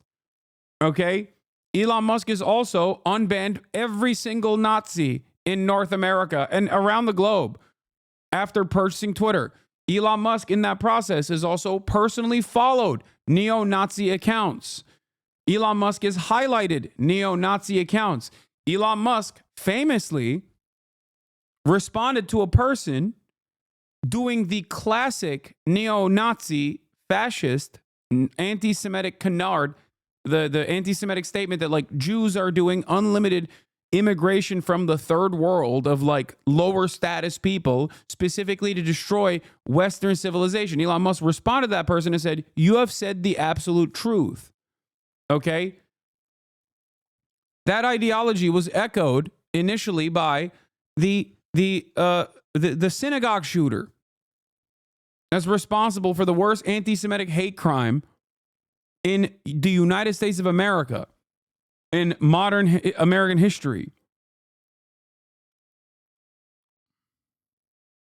Soldier Goy Tellem says, can you imagine their response if Rashida Tlaib did this? Like, I might have my differences in opinion with a lot of these like liberals and stuff online, okay? But everyone can see what is happening here. And only one group here is just still trying to maintain the position that, you know, Elon, yeah, he just didn't mean it. Okay? So, yeah, AOC is correct in openly saying that the ADL is a fraudulent institution.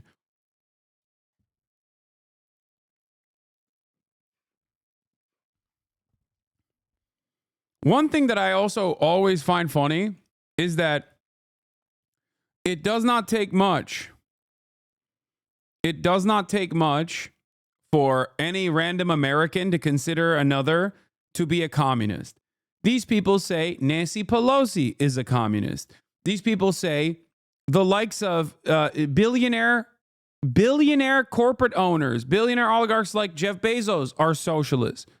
But God forbid someone does a Sig Heil. That's not a Nazi. Like, everyone is a socialist. No one is a Nazi. Okay? That's it. Everyone's a communist. Nancy Pelosi is a communist. Elon Musk, on the other hand, not a Nazi. What are we doing here?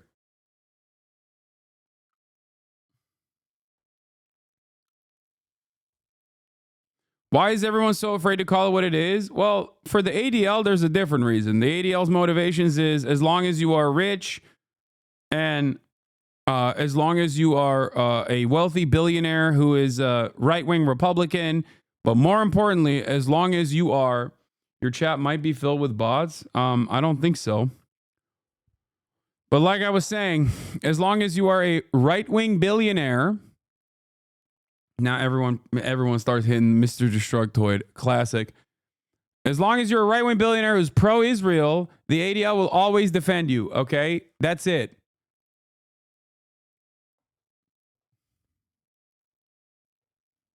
Classic take from Ben Shapiro that I always go back to.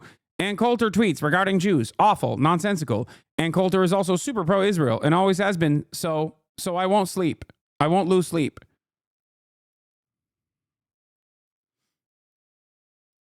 That's it. Is there even such a thing as a left-wing billionaire? No, of course not.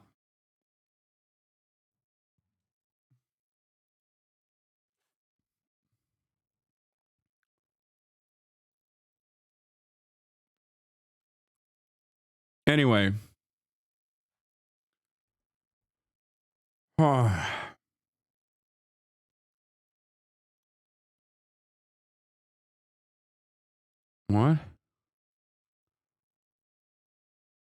Imam Husham al-Husseini of Dearborn did not deliver a benediction at Trump's inauguration. He was listed on a program last week and had confirmed a report he was speaking. Some pro-Israel groups such as ZOA had objected him to speaking, and then they stopped him from speaking because that imam loves Hezbollah and Hamas. That's so... I think it's funny that even... I don't know if that dude is pro-Hezbollah, but...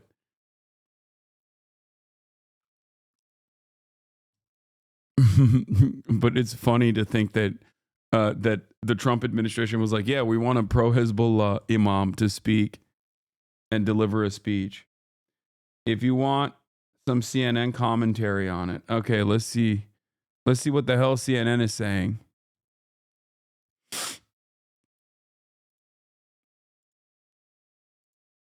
Pardon or commute sentences of individuals involved in violence, particularly given the number of law enforcement personnel who were injured and then several who later died.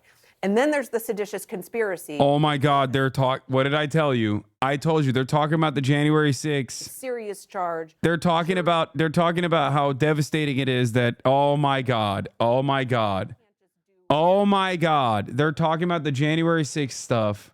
For all everyone, of right? And you've got all the individuals. All right, all stay with me. Thank you very much. Are all going to stay with us through this hour, as President Trump is expected to make those pardons, and those distinctions that Carrie is talking about are so crucial. We have some new details on that from Evan Perez and what he's hearing.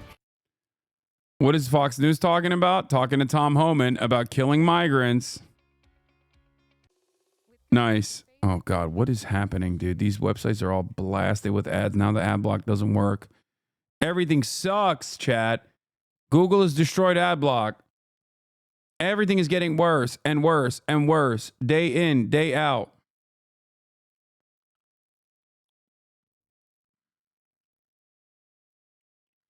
I'm not switching to Firefox. Google Chrome is too easy.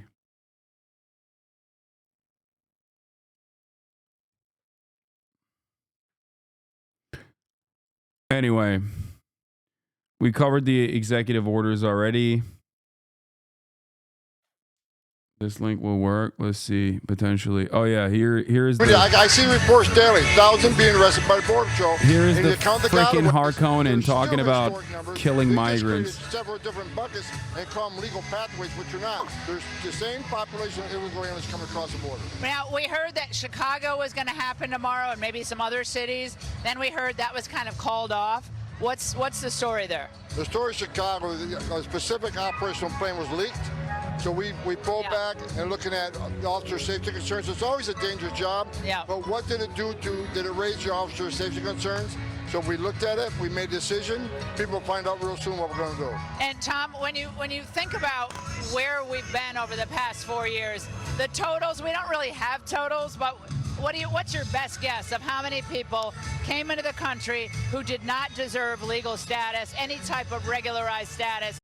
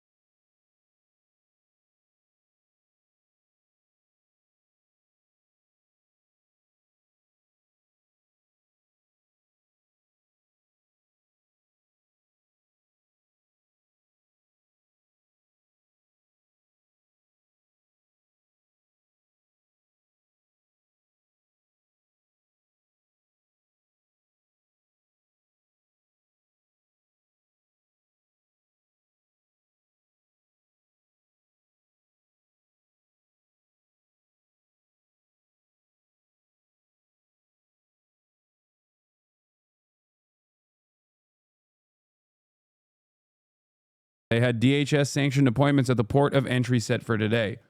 So they were actually coming in through the legal way.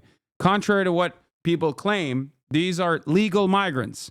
So that's precisely what we're doing. We're shutting off access to legal migrants.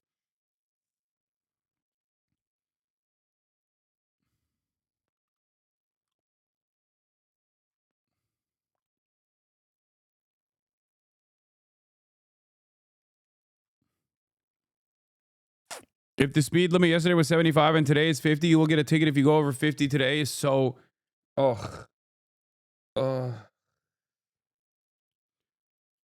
know what's really crazy?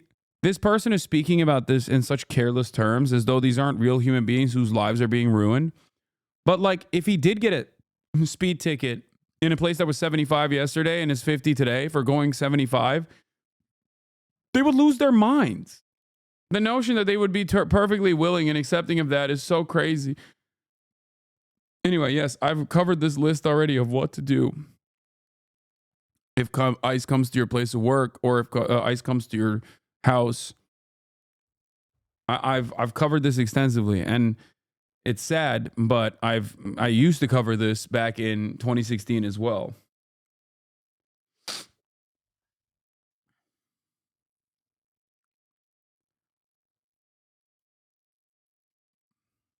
Exclusive, Trump administration canceling flights for nearly 1,660 Afghan refugees, says U.S. official.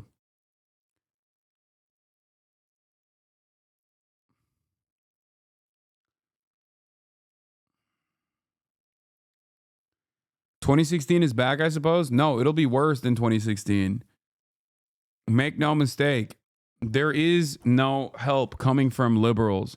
There is no Democratic Party. Even institutions like the ACLU have been gutted. So like any matter of different like legal counsel, legal support that would at least like try to hold this kind of process up in courts, in mountains of paperwork are kind of gone away. They've kind of gone away as well. The courts are also slammed with pro-Trump judges that were appointed, and the Democratic Party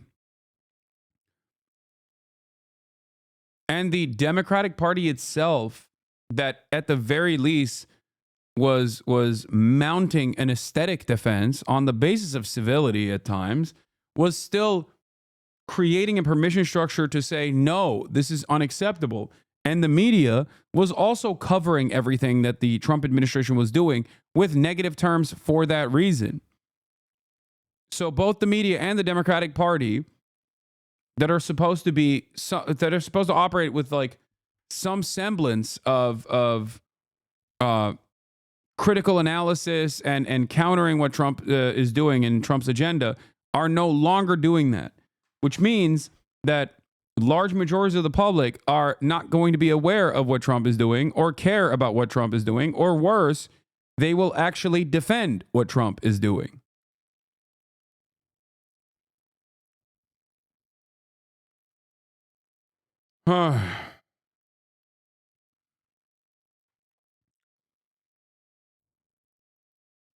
That's where we're at right now. Let's see what El Rivas has to say about Trump supporters at J6. It was almost like some kind of holiday.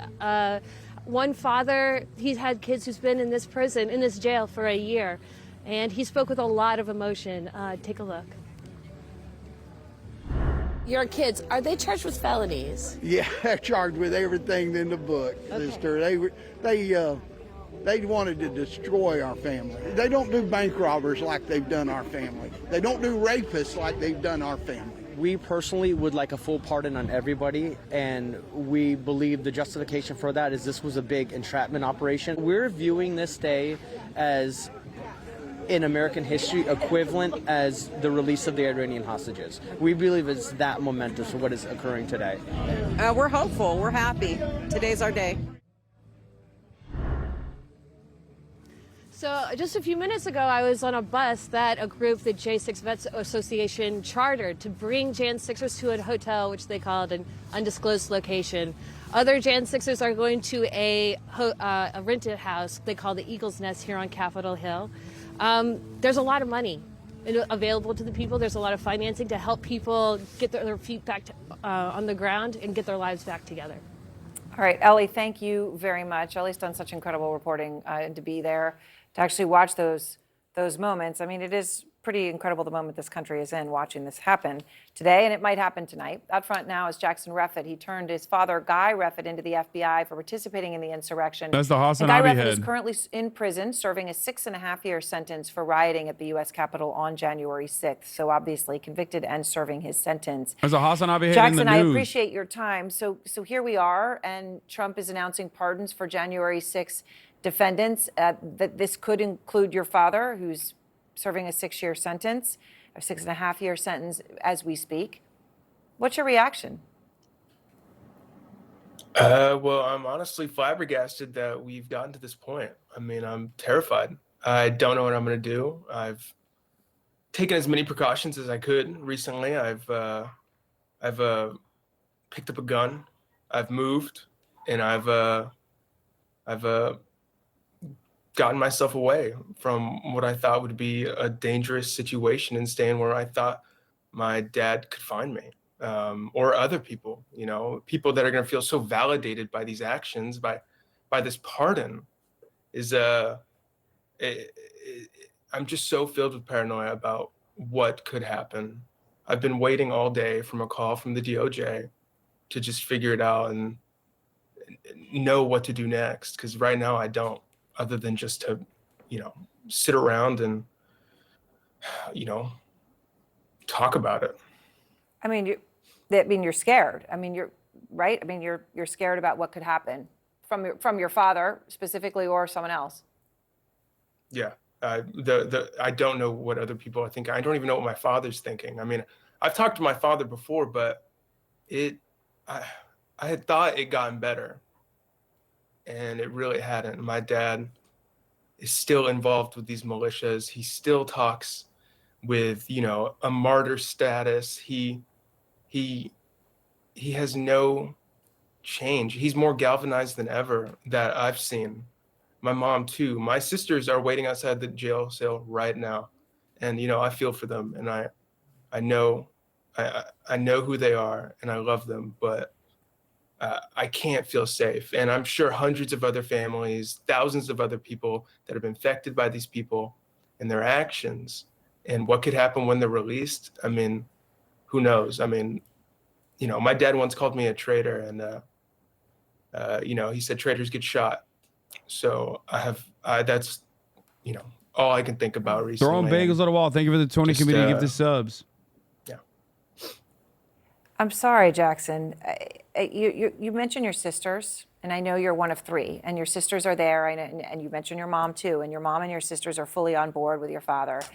And you talk about, it really sounds like January 6th broke your family apart. Is there any way that yeah, go ahead. Destroy it. Like, seriously, I mean, my father's actions coming from the Trump presidency and what he thought what he was doing was right, just destroyed it. And I made a very, very disgusting decision to inform authorities about what he was doing. And I still feel horrible about it every day. And, my sisters are out there right now, and they're rooting for him. And, I understand that. I come with a point of love towards that. Like, I want to be there for them, but I can't. It just isn't safe for people like me that have done the same things I have done to do what I thought to do to protect my family. And, it's hard. But you still love your father. Of course. I love him. I love him. I just cannot feel safe around him. Cannot feel safe around people he knows. I cannot feel safe around the people my mother knows. My mom has, used my name to sit in front of a crowded room of these far right Trump supporters. And whenever she brings up my name and what I've done, the crowd will just roar in just anger about, like, what the hell did that kid do? And I being away from all this and just spectating what they're doing is just terrifying. And I can't do anything but just spectate. And I don't know. Well, Jackson, I appreciate your talking. It matters as good people can hear it. And I know it comes not without risk, and it comes at cost for you. Thank you.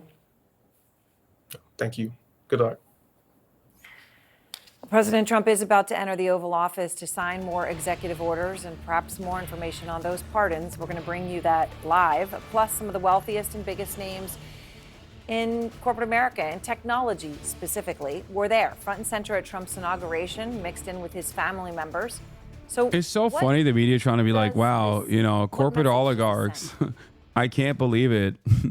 Like, yeah, you guys love that, man. What are you talking about? Like, I don't know. It's just these criticisms do ring a little hollow, if I'm being honest, if I'm being real, coming from the likes of CNN. Oh, this is a monarchy, dude. Like, and those are God ordained lords defending the God ordained king. We heard Here. him talk about a national emergency Let's on the look at southern his, border. He's going to immigration declare that border here on day executive one. I want to go to actions. Maria Villarreal. She's in Texas. And then we'll talk she about some covers other stuff. obviously the issue of immigration and the southern border for us. And Maria, they were expecting this. Authorities in the border states that Donald Trump would act and act quickly. And they've now heard it in the inaugural address. They now await the signing with the pen a little later this afternoon to put some of these words into action. Exactly what that action looks like remains to be seen. And as John Carl just pointed out, whether or not we'll see any sort of beginning to mass deportations still remains up in the air, though he's given every indication, President Trump, that he intends to act and quickly here. You know, David, I think Mary Bruce probably put it best a little earlier, right? She said we heard the inaugural address and then we heard a second address. And I think that's when we really got a good sense of what Trump is really focused on, what's important to him, where he feels most comfortable. We've been talking about this all throughout the election, right? For me, though, this gave us a lot more perspective on what we can expect at the border. And I think that's what a lot of people, a lot of contacts and sources down here have been waiting for. There have been a lot of rumblings for weeks about what could potentially happen. I mean, obviously, he talked today about bringing back Remain in Mexico. We've also heard a lot of conversations around Title 42. And when you talk about Okay, that's kind of crazy. You got Kenneth Vogel, New York Times Kenneth Vogel, the ADL, which recently hired Ballard Firm, the lobbying shop headed by one of Trump's top fundraisers, Brian Ballard, to develop practice and policies to counter the rise of anti-Semitism in the U.S., appears to be willing to give Trump's team the benefit of the doubt. That's kind of cool that the New York Times is also doing this kind of reporting on the ADL. This is not the treatment that you give an institution that operates inside of American boundaries at the behest of the Israeli government, 100%, by the way. I think the ADL also gets grants from the Knesset, if I'm not mistaken. The ADL might not, but it means that the new, like the way that things are going, like they're willing to actually, in an effort to, I guess, maybe be anti-Trump, they're willing to attack an institution that normally works alongside the State Department.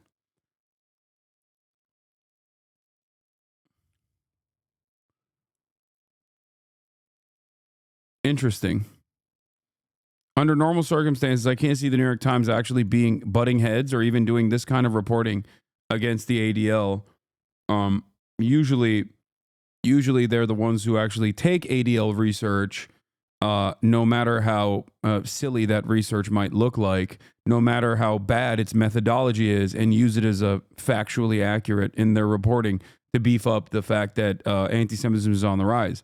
This does not, of course, mean that anti-Semitism isn't on the rise. It is, but the ADL's reporting on the matter conflates actual anti-Semitic hate crimes with anti-Israel sentiment being expressed. That is the reason why the ADL's reporting shows that there is like a 7,000% increase in anti-Semitic hate crimes in the United States of America, because they openly changed their methodology to add any kind of anti-Israel sentiment as an anti-Semitic hate crime onto their surveys.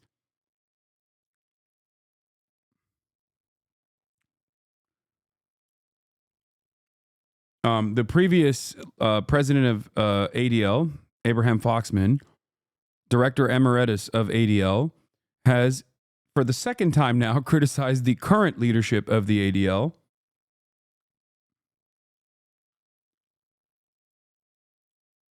Breaking, Trump has revoked the Biden administration executive order, which imposed sanctions on persons undermining peace, security, and stability in the West Bank.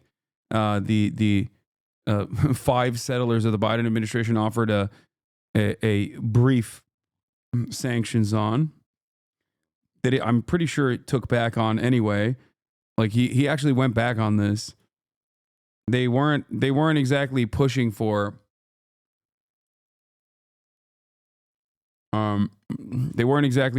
this regardless.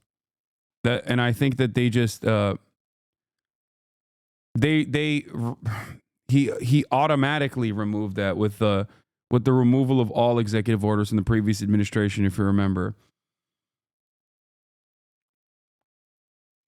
Yeah.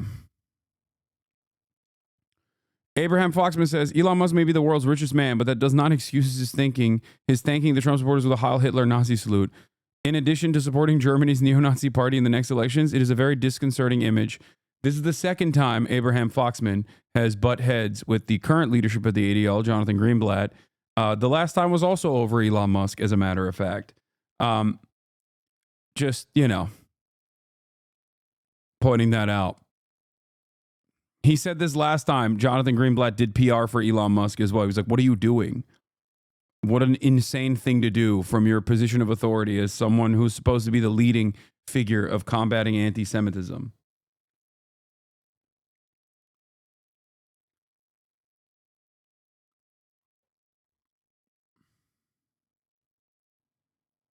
Before, if situations like Laken Riley's tragic death were taken differently by the Democratic Party, then maybe you wouldn't be sitting here having this conversation right now. Yeah, well, the part messaging, but part, I don't think Democrats have ever said, no, let's not deport violent criminals. We've always been for that. But there's that element of the conversation.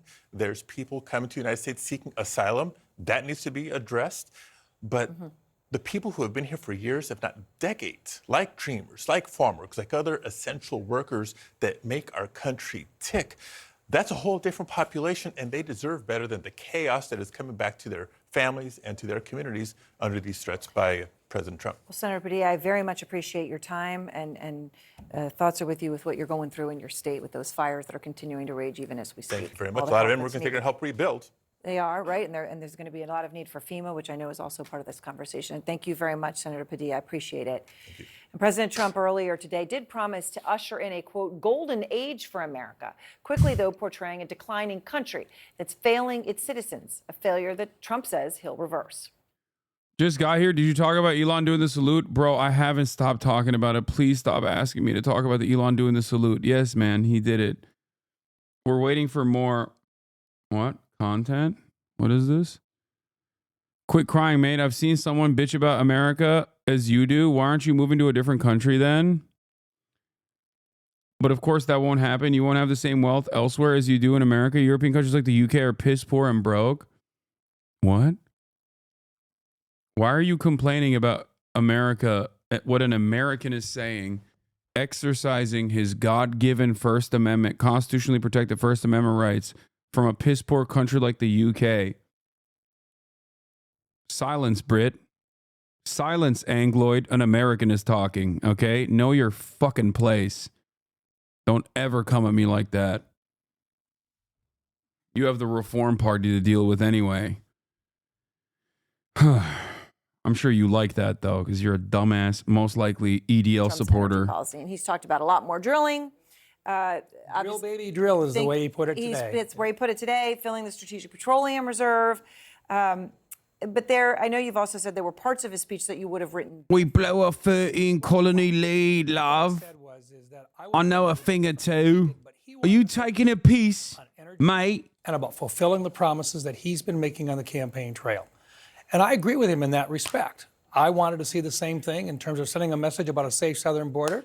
I wanted to see a message about the deportations that he said would happen, and he has to honor that. Oh, thank God. We're looking at the. Thank God. Anyway, he's signing new executive orders into action. Executive actions. We have about 6 commutations in there where we're doing further research. Nice to see you again.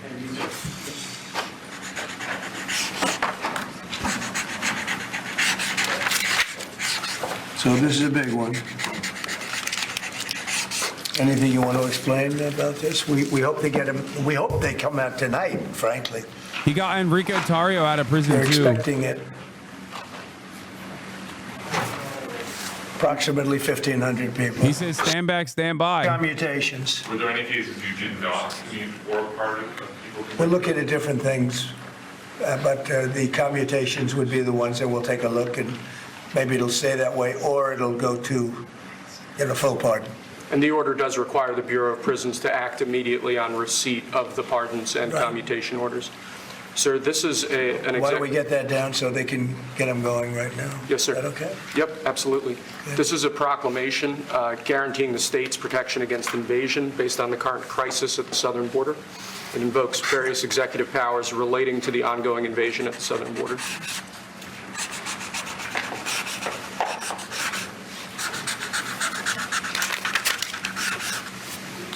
President, what makes you confident that those are not going to be blocked by the courts?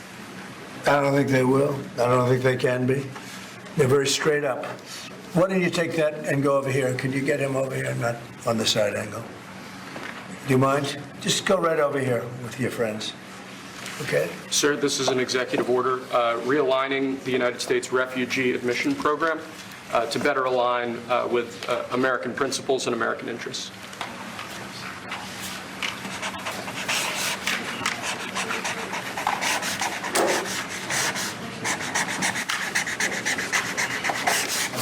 Okay?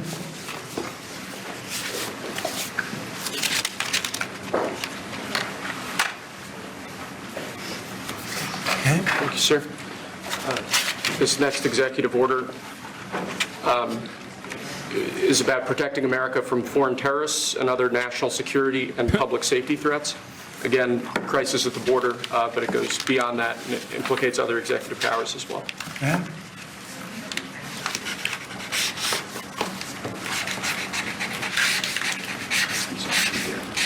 President Trump, if cartels are now going to be seen as foreign terror organizations, would you think about ordering U.S. Special Forces into Mexico to take them out?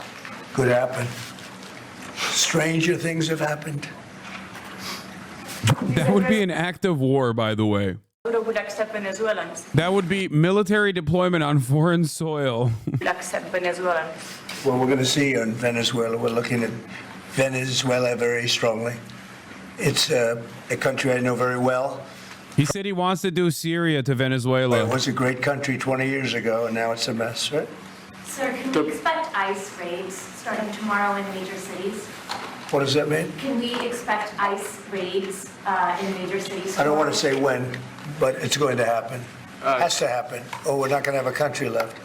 This is actually an executive order designating the cartels and other organizations to be foreign terrorist organizations. That's a big one. Yes, sir. People have wanted to do this for years. So they are now designated as terrorist organizations, foreign. And Mexico probably doesn't want that. But we have to do what's right. They're killing our people.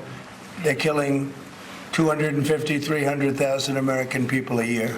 Not 100, like has been reported for 15 years. It's probably 300,000. This is an executive. You said Mexico doesn't want that. How are you going to deal with this? I don't know. You'll have to ask them. Sir, this is an executive order entitled Protecting the American People Against Invasion, which again deals with the southern border and the unprecedented admission of illegal aliens across the southern border.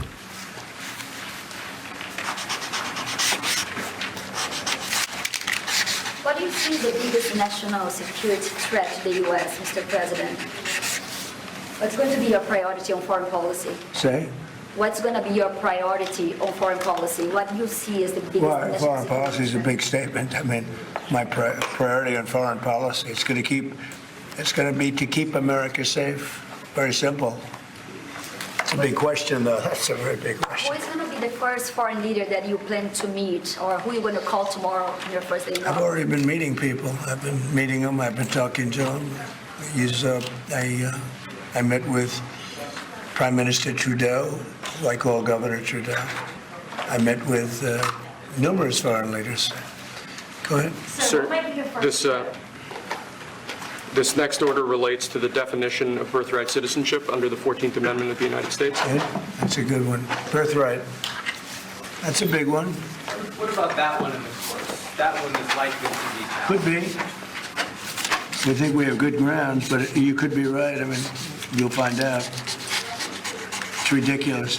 We're the only country in the world that does this with birthright, as you know. And it's just absolutely ridiculous. But, you know, we'll see. We think we have very good grounds. Sir, people have wanted to do this for decades. Sir, this is a proclamation declaring a national emergency at the southern border of the United States. That's a big one. A lot of big ones, huh?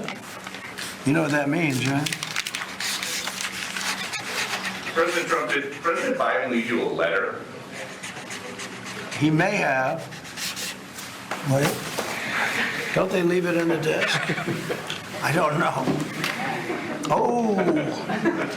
What's in there? Thank you, Peter. It could have been years before we found it. Wow. Thank you.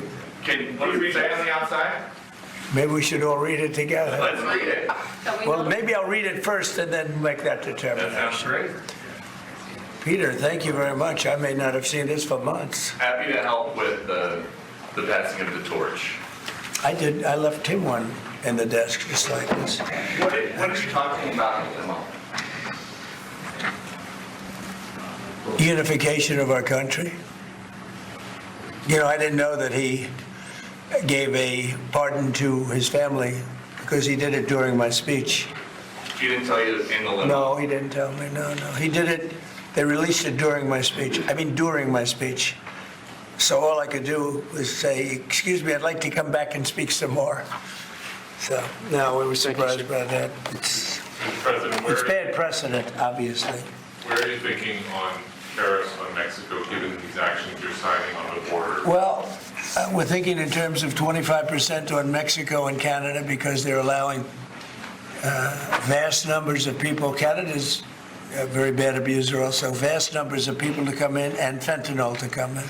When do you think you would enact those? I think February 1st. Are you planning on giving notice of that? I think we'll do it February 1st. 25% on both, sir? Sir, on each. On each, yes. this is an executive order taking a large number of executive actions to secure our southern border. Okay. Sounds reasonable. President Trump, we remember 4 years ago, Barack Obama had told you that the top threat to the country was going to be North Korea. Did Joe Biden tell you what he thinks the top threat to the country is right now? No. I think we have a lot of them. Right now, I think we have a lot. Obama said North Korea was a top threat. I was very friendly with him. He liked me. I liked him. We got along very well. They thought that was a tremendous threat. Now, he is a nuclear power, but we got along. I think he'll be happy to see him coming back. And I think he has tremendous condo capability. He's got a lot of shoreline. Thank you, sir.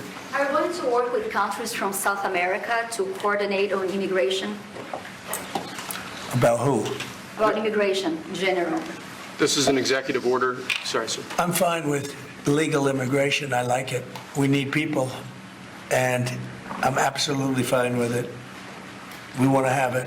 We need it because we're going to have a lot of companies coming in to avoid tariffs. You know, if you don't want tariffs, all you have to do is build your plant in the U.S. So we're going to have a lot of workers coming in, but we have to have legal immigration. Do you have a date in mind for when you want to put on the China tariffs that you talked about? Which one? 60%? No. You're talking about which? Say it again. The China tariffs, the broad China? tariffs. Well, as you know, I put on large tariffs on China, and they've really been forced to leave them. And if we didn't leave them, you wouldn't have one steel mill that's open in this country because they were dumping massive amounts of steel. We've taken in hundreds of billions of dollars from China because they were unable to terminate the tariffs I put on China because it was too much money and the budgets didn't work and other reasons too. No, I mean, we're going to have meetings and calls with President Xi. I spoke to President Xi last week, as you know. Did you know that? I had a very good phone call. Did you start with NATO at this moment? Are you planning to meet your NATO allies? No, NATO has to pay more money. NATO has to pay 5%. We're in the Ukraine war by $200 billion more than NATO. It's ridiculous because it affects them a lot more. We have an ocean in between. And we've spent $200 billion more on Ukraine than NATO has spent. And they've got to equalize. Did you talk to Xi about the Ukraine war? Yeah. Because China and Brazil together has a proposal to bring Russia and Ukraine to talk. That's good. That's fine. I'm ready. When are you going to talk with the Brazilian president? How did Brazil get involved? Brazil's involved. This is a new one. When are you going to talk to Lula? Are you from Brazil? I'm from Brazil. When are you talking? That's why they're involved, I guess. When are you going to talk with the Brazilian president? How do you see your relationship with Latin America and Brazil? Great. Should be great. They need us much more than we need them. We don't need them. They need us. Everybody needs us. Mr. President, it sounds like you will not proceed with additional China tariffs necessarily, depending on how talks go with President Xi. Is that correct? What does that define that? Well, we were asking, you pledged in the campaign potentially a 10% tariff on China or as much as Because of fentanyl. Right. So I'm asking where you're. That's only because of fentanyl. There are other things too. Are additional. And a very big thing is the Panama Canal. China controls the Panama Canal. What's that all about? They're not supposed to be good. When Jimmy Carter gave it, which was a terrible mistake, he didn't do it. He didn't give it to China. He gave it to Panama. And China controls the Panama Canal. So are China tariffs? And we're not going to allow that to happen. Are they still on the table, or is that? We're not going to allow that to happen.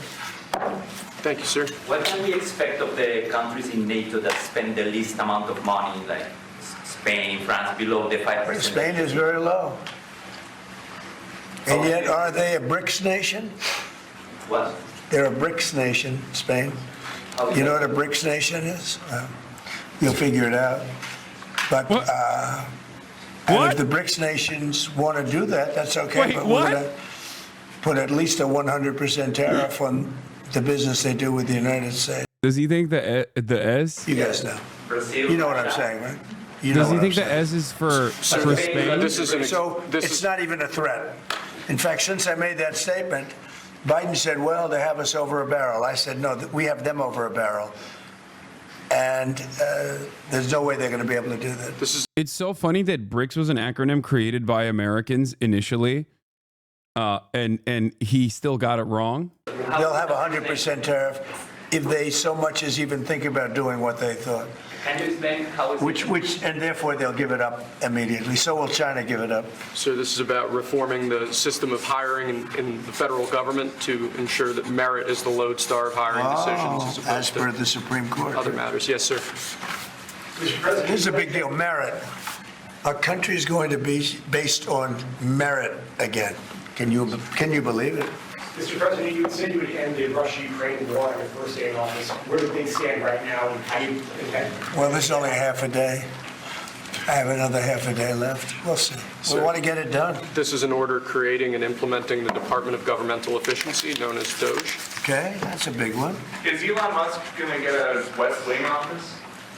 No, he's getting an office for about 20 people that we're hiring to make sure that these get implemented.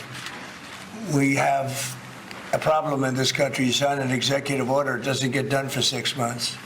As an example, when we allow the J6 hostages to go out, it might not be approved under the old days for 2 weeks, 3 weeks, 6 months.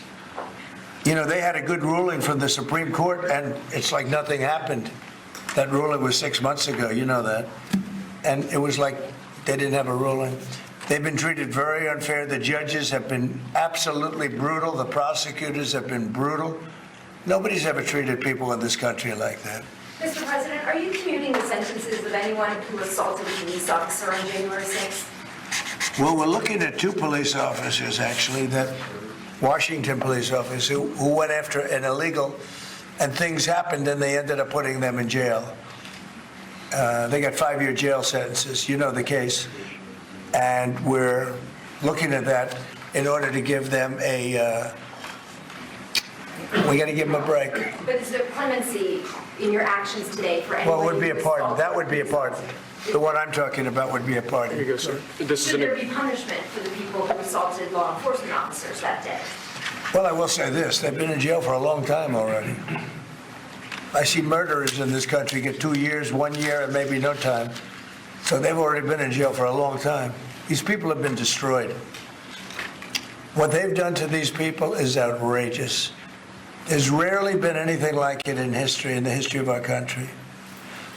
And even people that were aggressive, and in many cases, I believe they happen to be outside agitators, but, you know, what do I know, right? But I think they were outside agitators. There were outside agitators involved. And obviously the FBI was involved because Ray admitted the FBI was involved. Didn't he say 23 people indirectly or directly were involved, and it was in 26. That's a lot of people. Now we have, we got to take care of these people have been treated so badly. It's never happened before. What happened in Seattle where they took over a big portion of the city? What happened in Portland where they burn down the city every day and people die? Nothing happened to anybody. But they go after these people violently. I mean, they're still going after brand new people. They found somebody else with a picture. There's never been anything like this. And you know, it's almost 100%. Think of this, almost 100% of the people are convicted. 100%. It's Washington, D.C. People go into a trial and they say, oh, I have a wonderful lawyer and I didn't do anything wrong. And they end up in shackles almost immediately and jail. No, we're not going to let it happen. About Greenland, we have some interest in buying it, but is there any other option that would satisfy you? About what? Greenland, instead of buying it. Finland? Greenland. Well, Greenland. Greenland is a wonderful place. We need it for international security. And I'm sure that Denmark will come along. I think it's costing them a lot of money to maintain it, to keep it. The people of Greenland are not happy with Denmark, as you know. I think they're happy with us. We had representatives, my son and representatives went up there 2 weeks ago, and they like us. So we'll see what happens. But Greenland is necessary, not for us, it's necessary for international security. You have Russian boats all over the place, you have China boats all over the place, warships, and they can't maintain it. When are you going to be talking to Vladimir Putin? Who? Do you plan to meet President Putin, sir? I'll be meeting with President Putin. When do you plan? I don't know, I can't, it's being set up. Your first trip, foreign that might be, sir? So the first foreign trip typically has been with UK, but I did it with Saudi Arabia last time because they agreed to buy $450 billion worth of our product. I said, I'll do it, but you have to buy American product, and they agreed to do that. They bought $450 billion. It was the least reported story I've ever been involved in. And now, where are you planning to go now? Well, I don't know. If Saudi Arabia wanted to buy another 450 or 500, we'll up it for all the inflation. Mr. President, you say you were going to end the Oh my war God. first day. How do you plan to end Bro, Ukraine? he's gonna give Saudi Arabia nukes. I'm telling you, he's just like, oh, nuclear arms. It's very expensive. Saudi Arabia needs it. Are you gonna give them the nukes? Do you have 500 billion? They'll get it from Russia. And Saudi Arabia to normalize relations. I don't think I have to push them. I think it's going to happen, but maybe not quite yet. But they'll end up being in the Accords, the Abraham Accords. President Trump, I think Saudi Arabia will end up being in the Abraham Accords. This year? Could be, but soon. Not in a very long way. Oh, look at that! It says TikTok. My! What is that all about? First, we have Alaska, sir. This is an executive order relating to unleashing Alaska's potential as an energy reservoir for the entire nation. And what about Anwar? I believe that would be included in aspects of the order. So we're opening up Anwar. On the TikTok piece, President Trump, you and your members of your team now used to warn about the dangers of TikTok spying on Americans. What changed that you're not worried about that anymore? Well, it depends on the deal. I mean, I may not do the deal or I may do the deal. TikTok is worthless. Worthless if I don't approve it.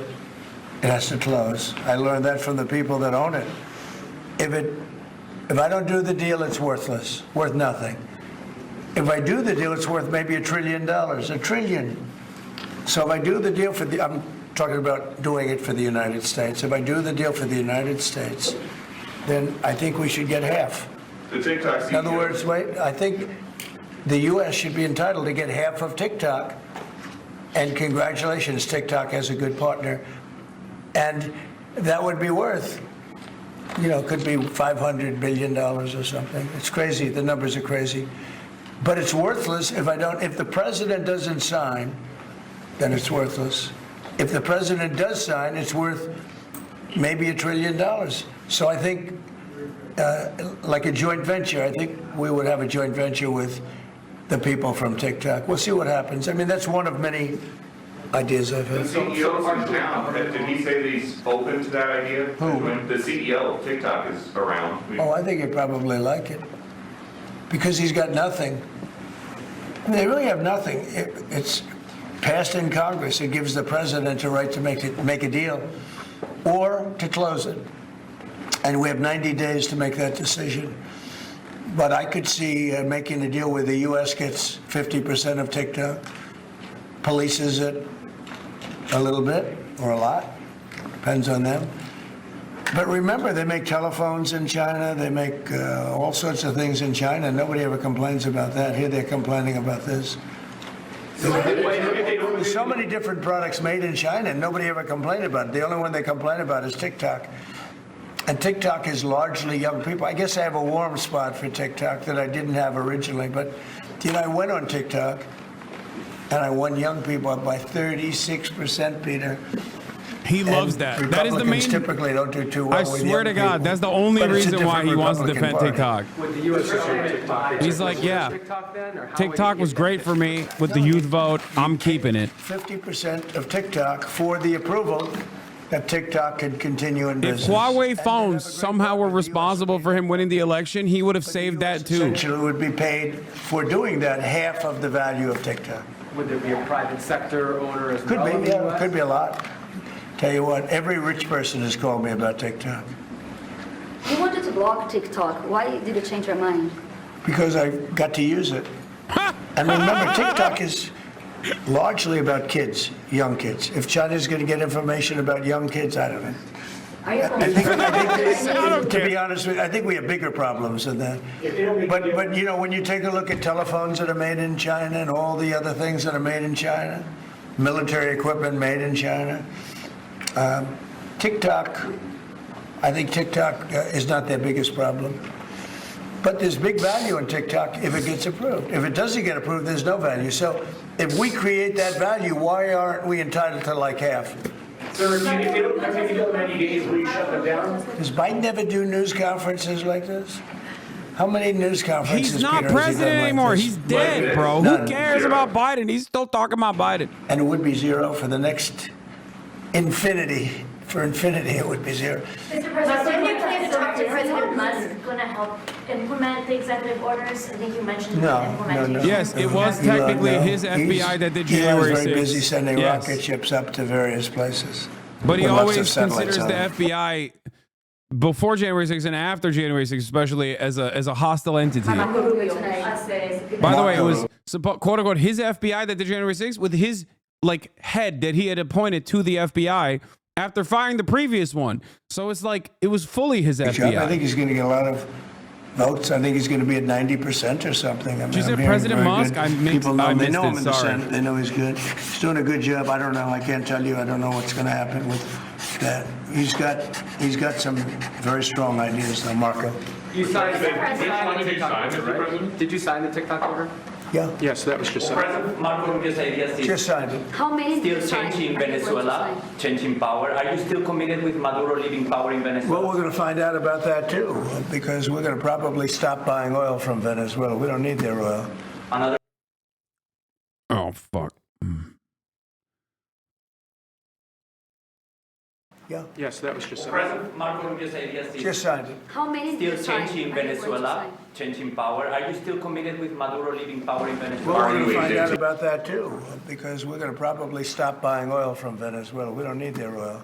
Another embargo like the first term? Well, it could be, but we don't want to buy. We don't have to buy their oil. We have plenty of oil for ourselves, so President Trump, that'll change Venezuela quite a bit. President Trump, there was a lot of concern about this during the campaign. A question that only works today. Are you a dictator on day one? No. I can't imagine even being called that. No, I believe in the sanctity of the vote. The Democrats didn't because they cheated like dogs, but I believe in the sanctity, and this was too big to rig. This last election was just too big to rig. But no, Finally, the opposite. an election that he won, so it wasn't. There was no Could be cheating. very soon. And you talked a bit about Ukraine and Russia, but how long do you think it would take to end that conflict? And I have to speak to President Putin. We're going to have to find out. He can't be thrilled. He's not doing so well. I mean, he's grinding it out, but most people thought that war would have been over in about 1 week. I And now told you you're he was into going to do 3 that. years, right? So he can't be thrilled. It's not making him look very good. Now, eventually, you know, I mean, it's a big machine, so things will happen. But I think he'd be very well off to Oh end my that God. war. Tariffs are We coming have in on them. Numbers of Oh, almost February 1 million Russian 1st. soldiers have been killed.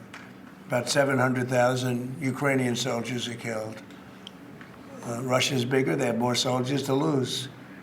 But that's no way to run a country. What did your TikTok order do, Mr. President? It just gave me the right to sell it or close it. Essentially, with TikTok, I have the right to either sell it or close it. And we'll make that determination. And we may have to get an approval from China, too. I'm not sure.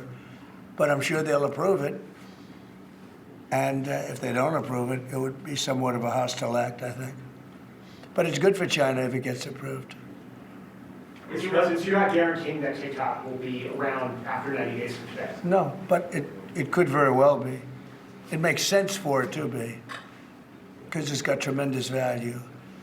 But if we create the value by approving, you know, in other words, that approval gives it tremendous value.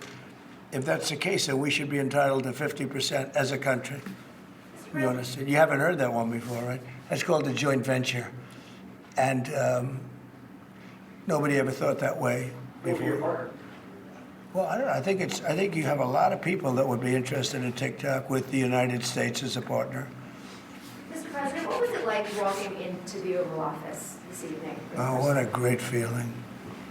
One of the better feelings I've ever had.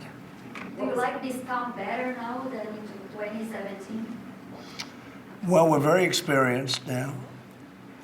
You would say nobody's ever had experience like I have. I've dealt with some very good people. I've dealt with some very bad people, and I know who the bad ones are and the good ones are. You know, don't forget, I was very successful in primarily the real estate business. And people used to say, who's worse, a politician or a vicious real estate developer? And I'd always say, you know, the real estate developer is far worse. But after about 3 months and getting to know scum like Adam Schiff and other people like that, I said, no, actually, real estate people are quite nice by comparison. You said you plan to speak with President Putin soon. What about President Zelensky, and what's your message? Yeah, I would, but he's told me he wants to make a deal. I mean, Zelensky wants to make a deal. I don't know if Putin does. He might not. I don't know. He should make a deal. I think he's destroying Russia by not making a deal. I think Russia's going to be in big trouble. You take a look at their economy, you take a look at the inflation in Russia. So I would hope, I got along with him great, and, you know, I would hope he wants to make a deal. Mr. President, are you keeping U.S. sanctions on Russia until he makes a deal? Well, sanctions or tariffs. I think the word tariff is much better because it keeps your dollar stronger. I think tariffs are more effective. I mean, I use sanctions on Iran. Iran was broke. When I left office, Iran was broke. They had no money for Hamas or Hezbollah, none. They were flat broke.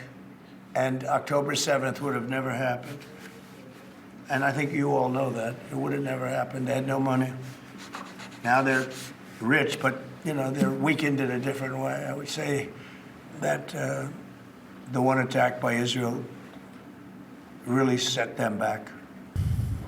It really set them back. The Pagers and others. You know, the attack on air defense was a bad attack for Iran.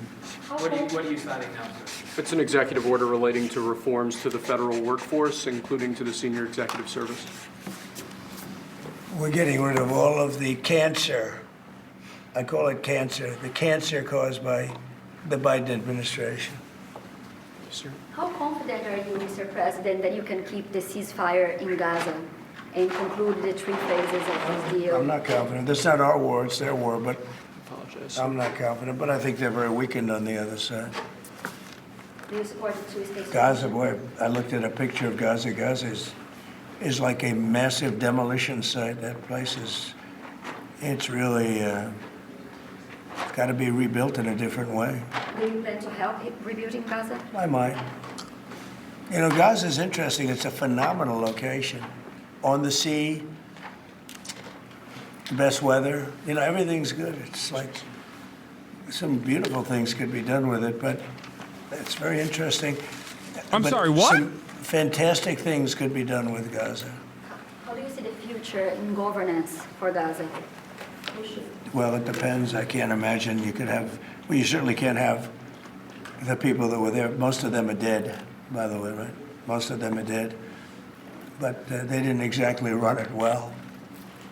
Run viciously and badly. So you can't have that. Mr. President, on TikTok, sir, do you pause any decision on Chinese tariffs until you know what the resolution on TikTok will be? Are those things No, connected at if all? China didn't approve it, we could put tariffs on China. Don't forget, China charges us tariffs, and we charge them very little, except for what I did. I put a lot of, we took in hundreds of billions of dollars.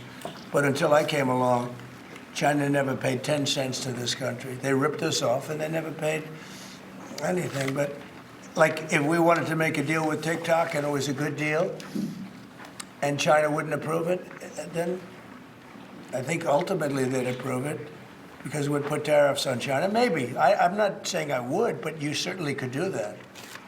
And if we said, well, if you're not going to approve it, then that's a certain hostility, and we'll put tariffs of 25, 30, 40, 50%, even 100%. And if we did that, I think they'd approve it. President Trump, you've seen the other living presidents a couple times in the last few months. If you ever had to call on one of them for advice about anything that's going on here, which one would you call? It's an interesting. Well, I thought Bill Clinton was a very good This is politician. Truly I don't think heinous he was stuff. used properly. I think they We are disrespected so him. America's so When fucked. Hillary The was rest of the running, planet is fucked. He came back The and he entire said, globe you know, is you fucked. better get up to It hasn't even been Michigan 12 and hours yet.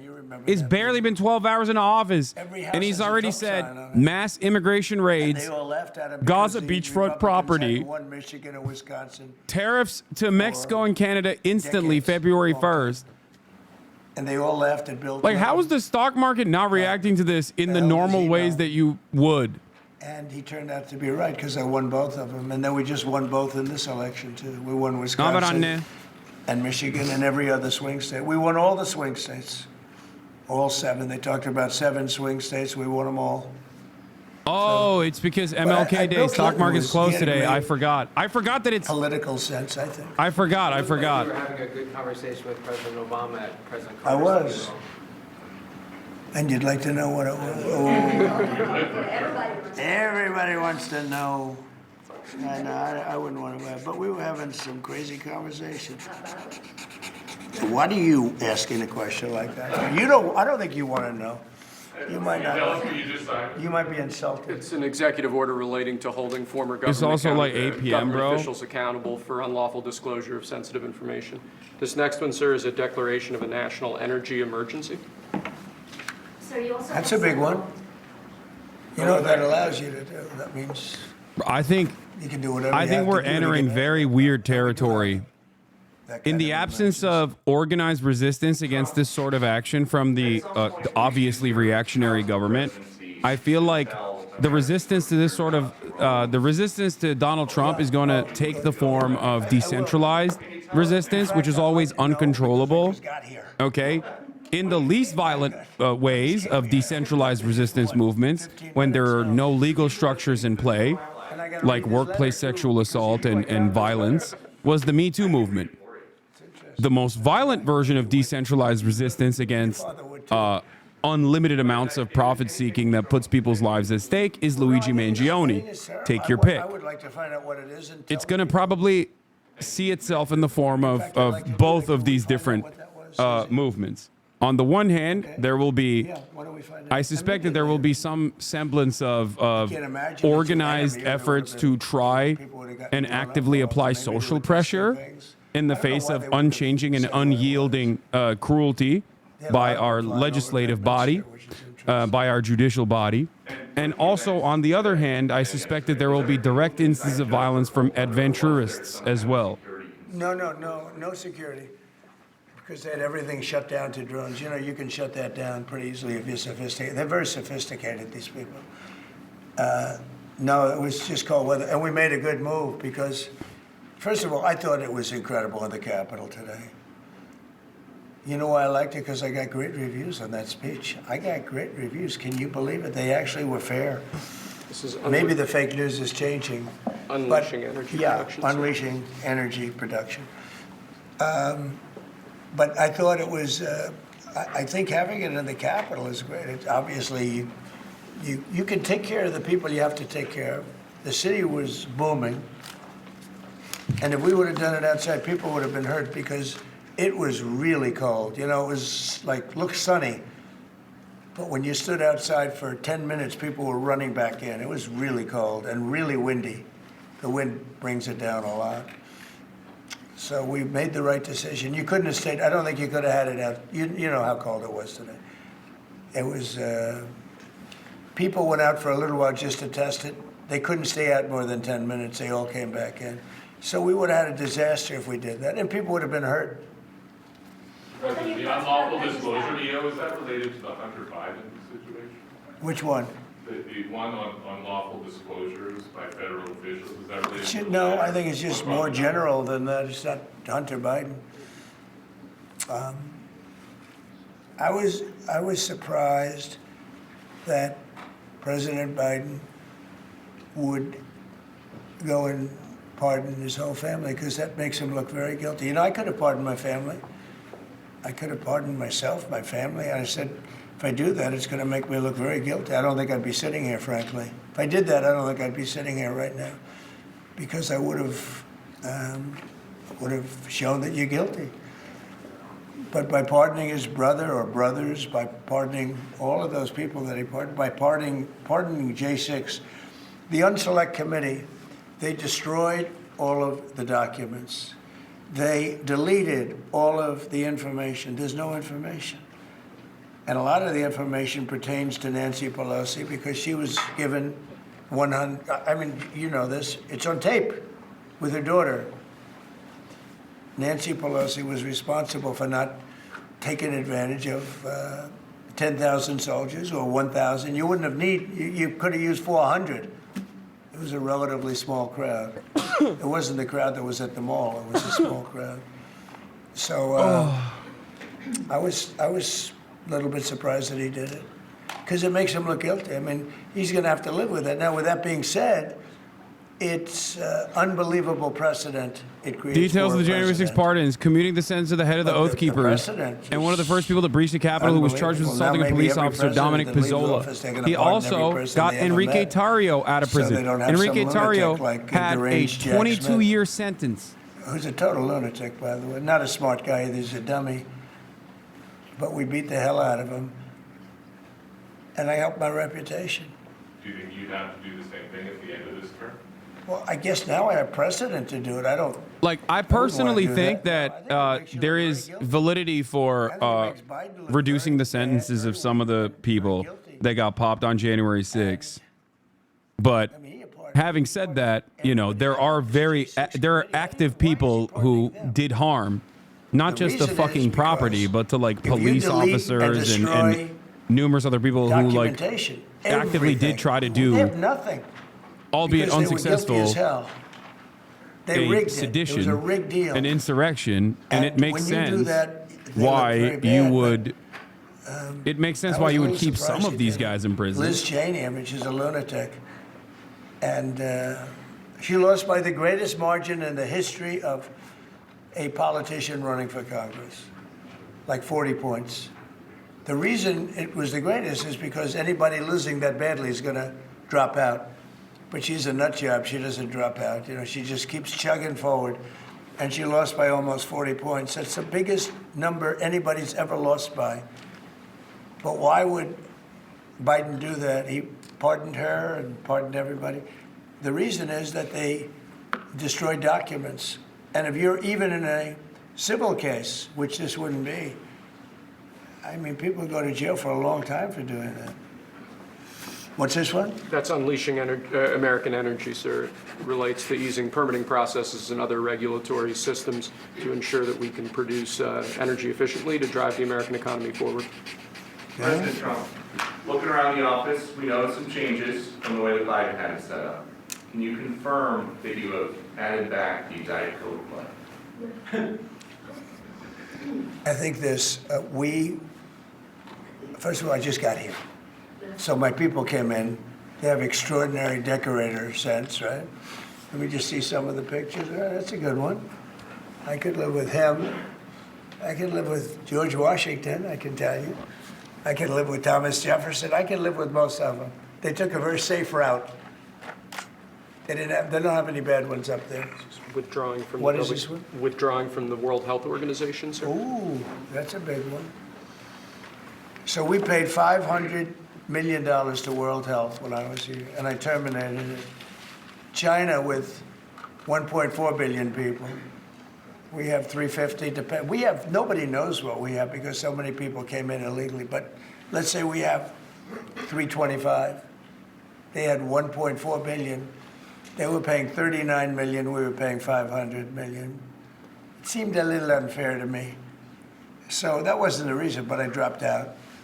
They offered me to come back for 39 million. In theory, it should be less than that, but you know. And when Biden came back, they came back for 500 million. He knew that you could have come back for 39 million. Bro, you're talking about, you're acting like this is cutting a deal. Like this is global health, dude. What the hell? China pays 39 million and we pay 500 million. And China's a bigger country. Mr. President, you spoke about inflation today in your remarks.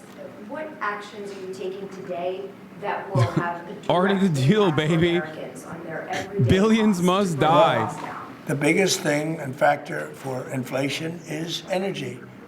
They screwed up my energy policy. And then they went back to it. You know, they heard it really badly, and then they went back to it, and they started drilling more. But by that time, it was too late.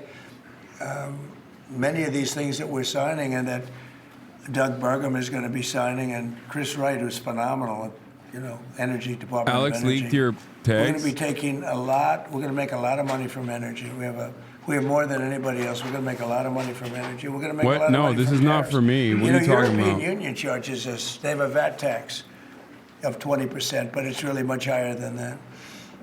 And that's the equivalent, almost the equivalent of a tariff. And they're tough. They're very tough. They don't take our cars. They don't take our farm product. They don't take almost anything. And yet we take their cars and we take their farm product.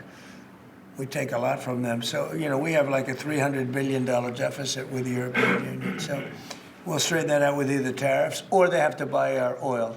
The one thing they can do, our oil and gas, the one thing they can do to catch up quickly, buy our oil and gas. Will you travel, And they should do that. Will you travel to China this year?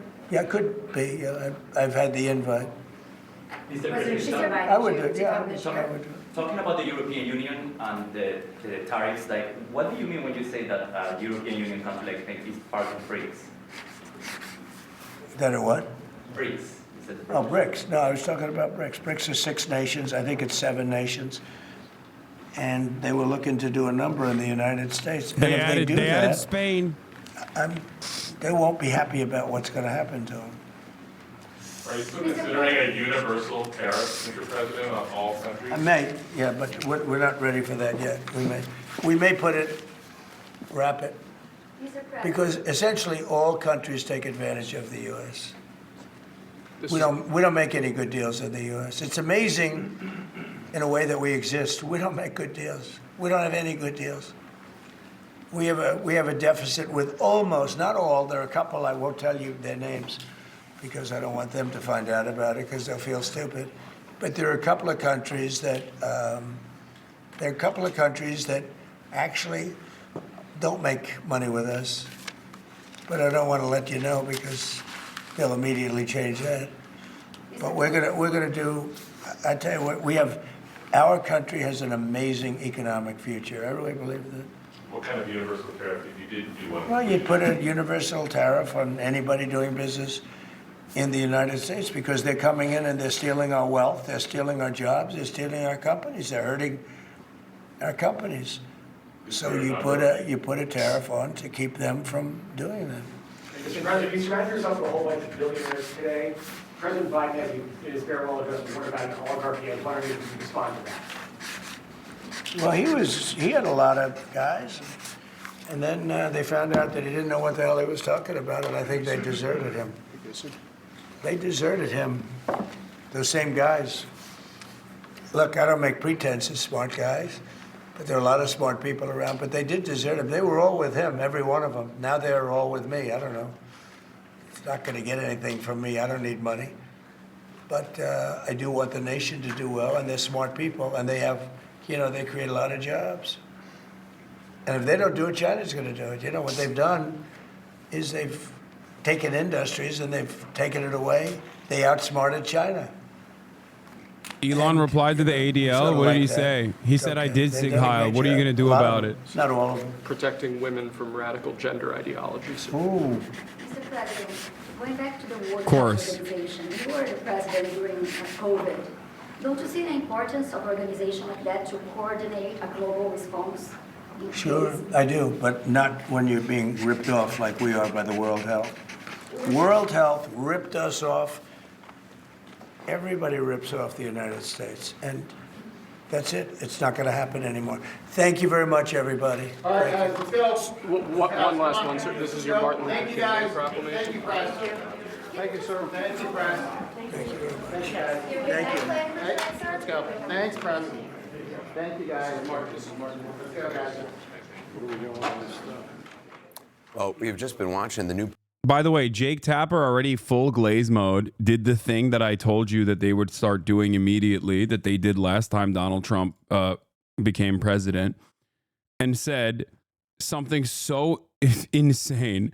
Hold on. Where is it? 1 second. I got to show you. Apparently, Jake Tapper was like, well, there was a lot of messaging discipline coming from Donald Trump and J.D. Vance during the campaign. Hold on, let me see if I can find it. Jesus Christ, where is it?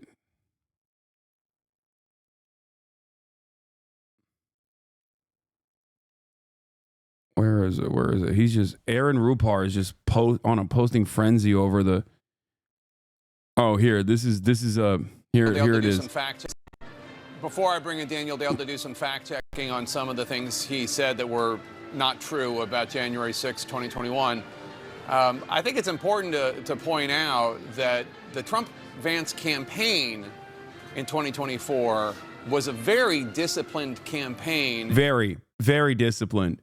Like, the messaging discipline that they exhibited when they said Haitians are eating cats and dogs over and over again, which we here at CNN understandably fact-checked, I was overcome by the discipline that they demonstrated when they kept repeating that lie, that insane racist lie.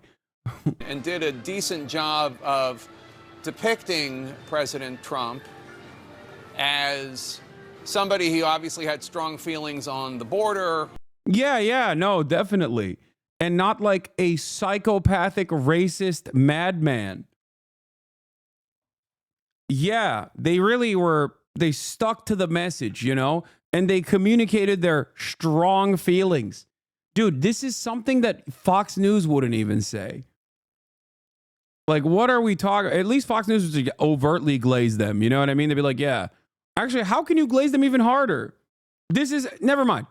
This is something exactly to a T that Fox News would say. Yeah, when Donald Trump talked about how Arnold Palmer was hanging dong, or when he deep-throated the microphone at one of his rallies, or when his opener at the Madison Square Garden, you sound libbed up. I'm sorry. There was no messaging discipline. If anything, the media is actively normalizing and doing historical revisionism over a campaign that we saw and experienced not that long ago. This is not me being libbed up. It was me doing objective media analysis. What a crazy thing for Jake Tapper to say. Somebody who had strong feelings on inflation and a disruptor, but somebody who was within the realm of normalcy, which is not obviously what we just heard from the new president there in Emancipation Hall. Like there is a difference. There's a difference between like I'm not, my job is not to lie to you. Okay? My job is to tell you the truth. And time again, I have communicated to you when Donald Trump, even in the interim period, does something that the Democrats haven't done. My job is to also offer additional context and analysis. Like, for example, Gaza being the key issue that we've talked about extensively over the past 15 months, the genocide that Israel has conducted. Okay? Joe Biden refused to deal with Israel, refused to pressure Israel at all, refused to let Israel budge on the ceasefire negotiations, and actively lied at the behest of Israel. Donald Trump came in and in a matter of 2 weeks pressured Israel to commit to a ceasefire. Now, I said at the time that there's probably additional assurances that Donald Trump gave to Benjamin Netanyahu. That much is becoming clear, even right now. The fact that Donald Trump also is talking about how he's going to turn Gaza into beachfront property is further assurances that he is not interested in, obviously, understandably, the emancipation of Palestinian people, make no mistake, and instead is giving Israel the opportunity to re-up and rearm in the process as they ship more weapons, specifically 2,000-pound bombs. Okay? If I were libbed up, I would be like, see, Donald Trump is significantly worse than Joe Biden on the issue of Palestine. That's what I would say. That would be a libbed up analysis. Clear-headed analysis on the matter is different than that. You have to understand there's a difference. How do you see this potential West Bank annexation deal playing out for Netanyahu and his base and coalition are so opposed to ending the war? Personally, I'm skeptical the deal will survive phase one. But what's the calculation for Bibi if it does? Would he regain support by annexation/KSA peace? How do you see a part of it? I think that Benjamin Netanyahu, and you'll probably agree with me on this, his number one thing in Israel, aside from being the security guy, is that he has 3 decades of experience with America. Everyone in Israel understands that America has to be, America is the most valuable ally. And that if you have a politician that is, quote unquote, the whisperer of the American state, that's pretty valuable. So I think Benjamin Netanyahu's close relationship with Donald Trump will be highlighted by the likes of, Channel 14 and all these other pro Benjamin Netanyahu outlets. Okay. And that will consistently gain him more support. Enough support that he does not have to have a delicate allegiance with all these other people, and most likely will cause him to regain control of the Israeli government. But I don't know. I don't know if this will happen. But what I suspect is he will keep beefing up, and Donald Trump will also give him the additional American propaganda from the American state that is necessary for his survival, his political survival, so that he can do whatever he wants and suffer some political penalties for it, but not so much that it completely disbands his governing coalition and potentially kicks him out of power. That is how I think he will be able to stay in power and continue and maybe even limit the offensive actions in Gaza.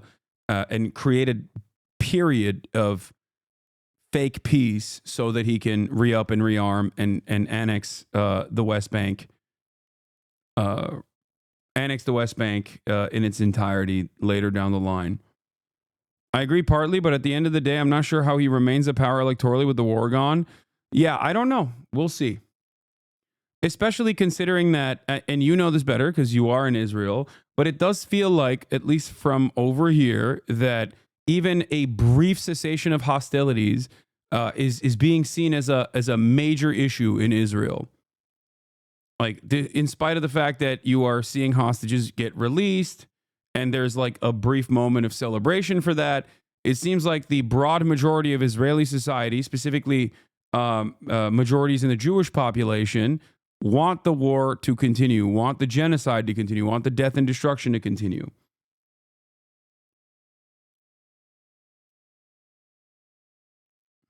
So we'll see. New York Times making superbly spineless choice in the face of overt fascism. Elon Musk ignites online speculation over the meaning of a hand gesture. Yeah, I read the article.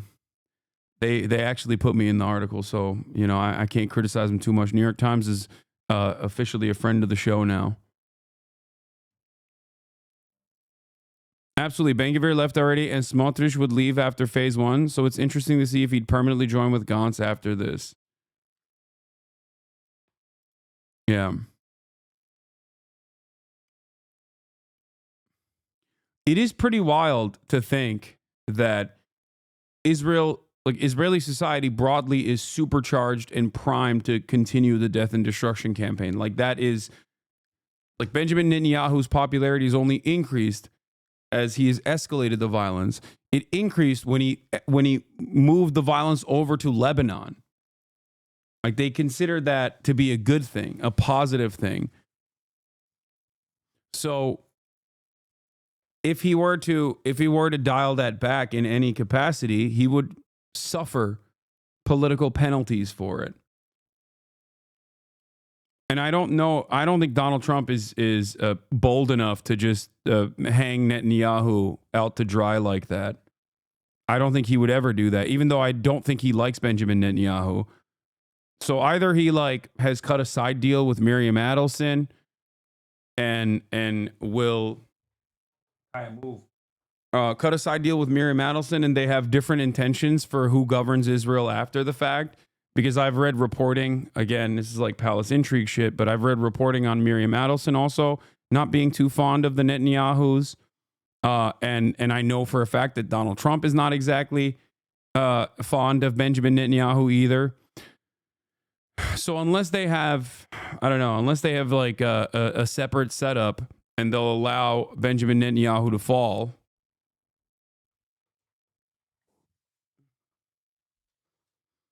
what do you think happens to Palestine? Do you think the ceasefire is legit?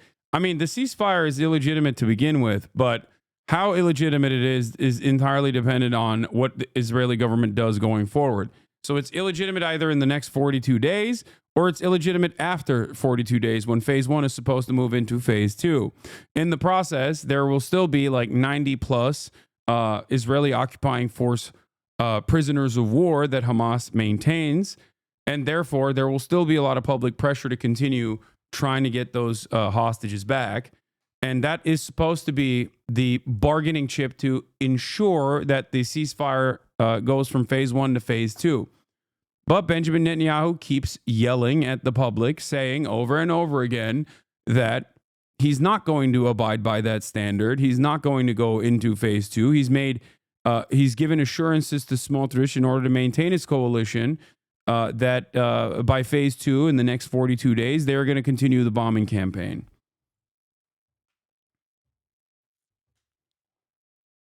So we'll see. Turn on Fox News. What's on Fox News?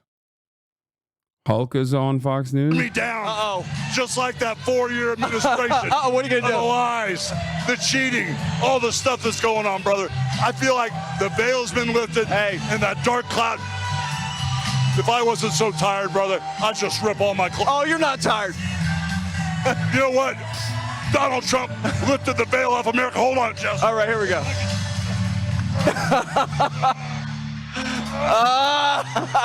More border. Lower gas prices. Yes. We got real American beer in the house. We got real American beer. And we've got Trumpomania, brother. We've got Trumpomania running this country, brother. One nation under God. I can't believe this is American politics, man. I'm so sorry you have to live there. Brother or sister or MB, understand that what's going on here, what's happening here is coming to your backyard too, is coming to your neighborhood too. That's the craziest part about it, is that like what we do here will inevitably make its way to you, okay?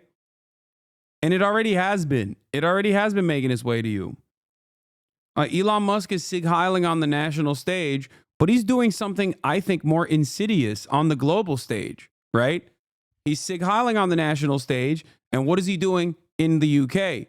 Trying to elevate reform, even though he had a brief back and forth with Nigel Farage over Tommy Robinson. He's trying to elevate the AfD in Germany.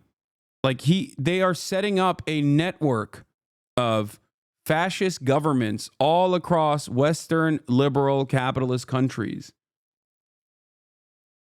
So, I mean, they're doing it with Pierre Poilievre in Canada.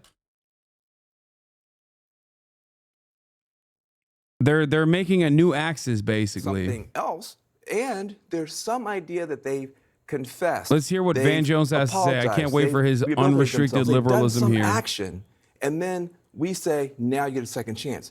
This is a very dangerous thing that happened tonight, among many others. This is not shock and awe, it's shock and awful. I want to go to CNN's Caitlin Collins, who is standing by. Caitlin, it's been an extraordinary day so far. Hi, Anderson. Can you hear me? Yep. Yeah. Let me hear you. So I'm here at the ball. I just rushed over from the White House down the street. No easy feat in this traffic for the inauguration. Obviously, there are a lot of supporters of the president that are gathered here. And I just want to note, as we're watching all of this play out, we just saw Trump giving that lengthy press conference inside the Oval Office for about 45 minutes. He made a lot of news there and a lot of headlines. And I want to get reaction tonight from New Jersey Democratic Senator Cory Booker, who, if you were watching Trump's inaugural address today, was sitting there actually in the front row. And Senator Booker, I was keeping an eye on your reaction in some of the lines to Trump's speech. Can you just first give me your reaction to what he had to say today? You know, again, it's a moment of where we have the peaceful transfer of power, and I thought there was a lot of dignity and respect on that stage, seeing former presidents, the Supreme Court. It should be normally a joyous moment. I could not help but be under that great dome and not think about 4 years earlier where there were these horrific violent acts taking place, and that he... Dude, oh my God. Let it go, man. Let it go, dude. Oh my God. Oh my God. It's over. You lost, dude. Like, on the one hand, I too find it so ridiculous that a shitty loser who could not contend with losing the election fair and square tried to do the funniest insurrection of all time. Okay?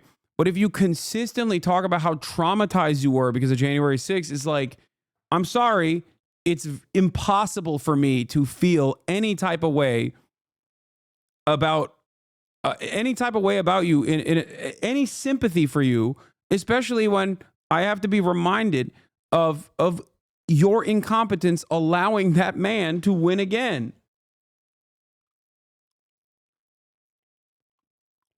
Like, it just feels like you're milking it, dude. It feels like you're just still milking it. And part of the reason why you lost is because you're milking it. You milked it so hard that people were like, all right, that cow no longer has any milk in the titty. Okay? Stop with the milking.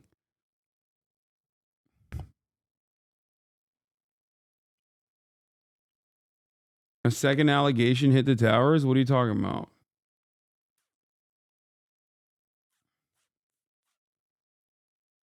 Like, dude, it's crazy to me that they're talking about what? They're talking about this January 6th. Meanwhile, this dude is talking about D. I don't know what you're talking about.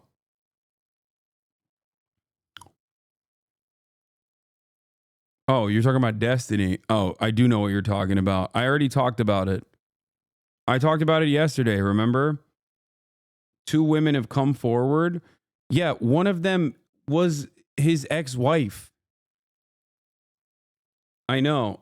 It's not even a who cares situation. You'll most likely see more people talking about it because it seems like there's litigation involved as well.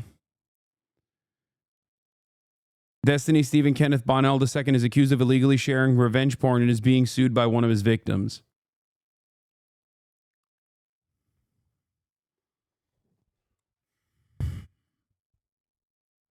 Yeah. I didn't understand it at the time when like everyone was talking about how like whether he sucked Nicholas Fuentes' dick or not. But like what I was always shocked by is the fact that he had sent someone that he was trying to have sex with, a 19-year-old, numerous videos of him having sex with other people. And only after I saw Melina, his ex-wife, talk about how he did not give Destiny consent to share the footage of them having sex with other people, did I realize that this was actually a lot worse than the speculation of whether or not he had sucked a Nazi's penis or not, and that he was inappropriately sharing sexual material that he had filmed with other people, with random people, which is illegal. Like, literally.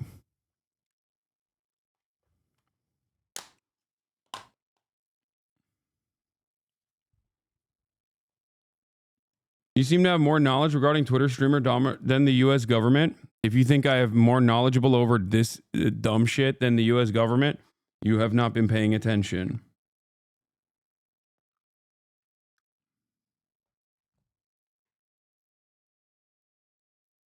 He said valid. At least he recognizes it. How is this guy allowed to walk the streets? Because bad people do not get punished, especially if they're shameless. There it is. That's the response. Okay? I mean, look around. Donald Trump is president right now. How do you think that happened? That's it.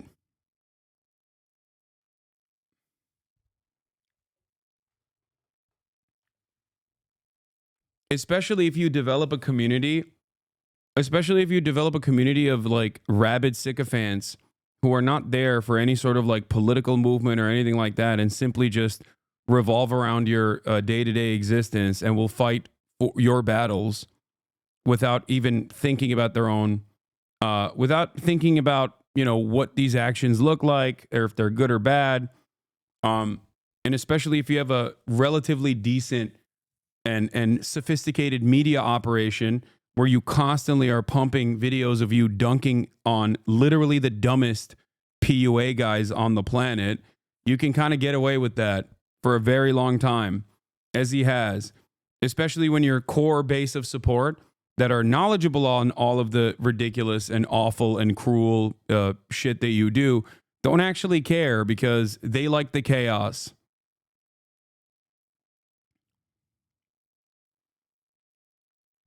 That's it.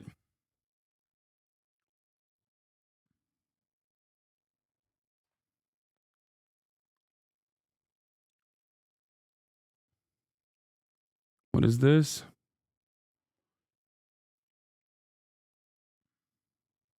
Trump's corruption is bad and wrong, but most people also see Biden pardoning his son and now preemptively pardoning his whole family. Nancy Pelosi's stock trading, and the Clintons setting up an influence peddling operation, and Gio and Joe's corruption too. I mean, this isn't wrong. This is actually correct. The reason Trump's corruption is going to be such a gift to the Dems is that he doesn't try to hide it because he doesn't think it's wrong. But most Americans do think it's wrong. No, they don't. You know, you want to know something funny? Trump's corruption being out in the open unironically makes people think he's more honest than the secretive ways in which the Democrats do dealing. They think the Democrats are corrupt and also simultaneously try to hide their corruption through sophisticated measures, whereas Trump just kind of does it out in the open and says, oh, I'm doing it for you. So it's even dumber than that. Most Americans literally look at that and go, okay, that makes sense. Because you should never forget, okay? American foreign policy is uniparty, right? American foreign policy is uniparty. Pretty much bipartisan, right? Let's take a look at giving weapons to Saudi Arabia, for example. Something that, because it's uniparty, the Democratic Party has done, and something that the Republican Party has done. When Trump was president and Mohammed bin Salman got Jamal Khashoggi, an American legal permanent resident and a Washington Post reporter, chopped up in the Saudi consulate in Turkey, in Istanbul, okay, and was outed for assassinating him, the media was up in arms and they were like, how dare you, Trump? I can't believe, what are you going to do about Saudi Arabia? And Trump was like, you know what I'm going to do? I'm going to give him billions of dollars of weapons. And the media went back to him and said, you're going to give him billions of dollars of weapons, but he killed a journalist. What's happening? Right? To which Donald Trump turned around and said, are you going to give me $1 billion for these weapons? They're going to get it anyway. If they don't get it from us, they're going to get it from Russia. People looked at that and went, oh yeah, that actually does make sense. Okay? That's it. That is open corruption. That is honest with your dishonesty. That is Trump's modus operandi. Whereas, under similar circumstances, the way that the Democrats operate come across as cynical and hypocritical, because the Democrats try to present themselves as like the world peace champions, somehow morally above all of this stuff, where they will, on the one hand, try to manufacture consent, on the other hand, engage in a metric ton of violence overseas, but will also do it in a very smarmy way. We'll also do it in a way where they're like, no, this is actually good for the world peace. We are the world peacekeepers. We have an international rule-based order that we must maintain, while simultaneously eroding it. And you'll see this. You'll see the hypocrisy in full display when Donald Trump ends up, of course, allowing Israel to roll over Gaza and kill as many Palestinians as possible. Okay? It's that simple. Democrats try to manufacture consent and spit on your face and tell you it's raining. Trump spits on your face and says, yeah, I spit on your face. What are you going to do about it? I spit on your face and it's good for you. Okay? Democrats spit on your face, tell you it's raining, and say, how dare you? How dare you claim we're spitting on your face? Trump spits on your face and says, hey, there wasn't any other space for me to spit on. You know? What are you going to do? And people go, yes, you're right, sir. I deserve to be spit on by you. That's the difference. Okay?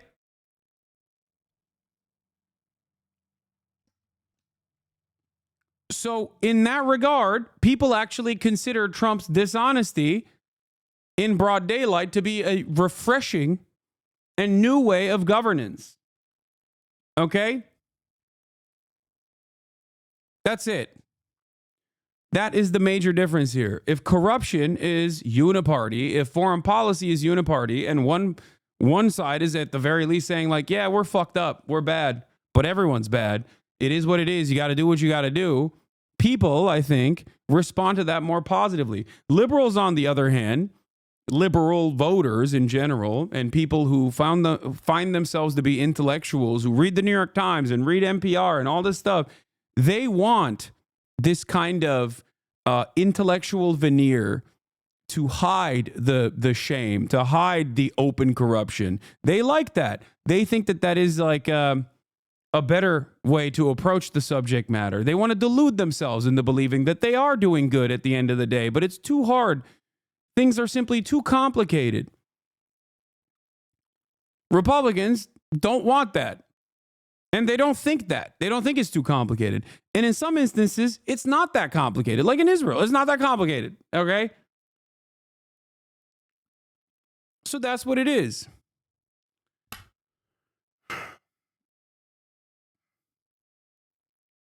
That's the difference here. So no, I don't think Trump's corruption is going to be such a gift to the Democrats, because most people also think the Democrats are corrupt as well. And for good reason, they think this.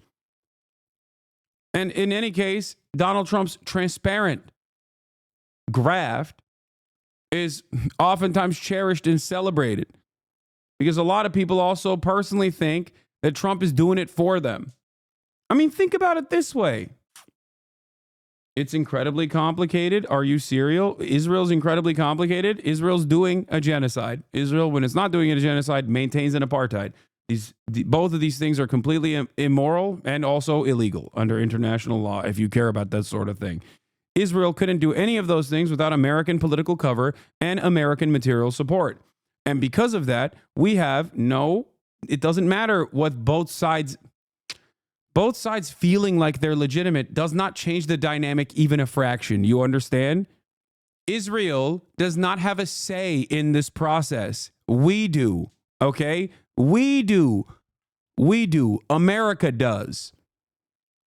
Any notion that Israel has a say in this process is utterly delusional. Okay? Even with a complex, sophisticated web of espionage and blackmail operations, Israel still does not have any control over the situation as long as Americans say, you're done. Okay? That's it. Because we supply Israel with 69% of its weapons. We supply Israel with 69% of its weapons. We do. Do you understand? Without our steady flow of munitions into Israel and without the complex web of surveillance that we have cultivated in the region, specifically to defend Israel and offer Israel new targets to bomb, for example, with our weapons, with our Air Force that they've rebranded as their own, with our bombs that they drop on top of the civilian population, Israel would not be able to do even a little bit of that genocide. They couldn't. Okay? No, don't do the both sides stuff in the Holy Land. I don't know what you're talking about. Listen to my words. None of that matters. Okay? We're talking about America right now. We're talking about America. Israel would never be able to do even a fraction of the damage or death or destruction if America did not allow it. If America did not have a grand design for the region where they want Israel to maintain control over the entirety of the region, none of this would happen. Okay? None of this would happen. So when we have this awesome amount of power over Israel and we are wielding Israel like a weapon, okay, in the region, even though it is a belligerent attack dog that sometimes actually does escape the leash, we still give them that assurance. We still give them that protection. Okay? If we wanted to, as is the case with a belligerent rabid dog, we could put it down if we wanted to. We could cage it if we wanted to. We choose not to. It's that simple. America could end Israel's bloodshed with one singular phone call. Okay? Either you recognize that reality or you think, or you personally think, that Steve Witkoff, Donald Trump's golf partner and real estate developer, random guy, is a brilliant foreign policy mind that was somehow able to stop Israel and make them concede to the ceasefire negotiations that have been on the table since December 2023. The exact conditions that Hamas had actually presented in December 2023. So which is it? Is Steve Witkoff the greatest foreign policy mind that anyone has ever seen? Or can even a random dickhead who was a real estate developer and a golfing buddy of Donald Trump, before Trump is even the fucking president, could go there and be like, I'm acting as the envoy here. You're going to fucking abide by the ceasefire no matter what kind of political penalties you might get. Which is it? That's how much power we have over Israel. You understand? That it doesn't even have to be the president. It doesn't even have to be the president-elect. It can be the president-elect's golf buddy that tells Israel to fucking stand down, and they stand down. Forcing him to meet on a Saturday, on a holy day. What do you think that is?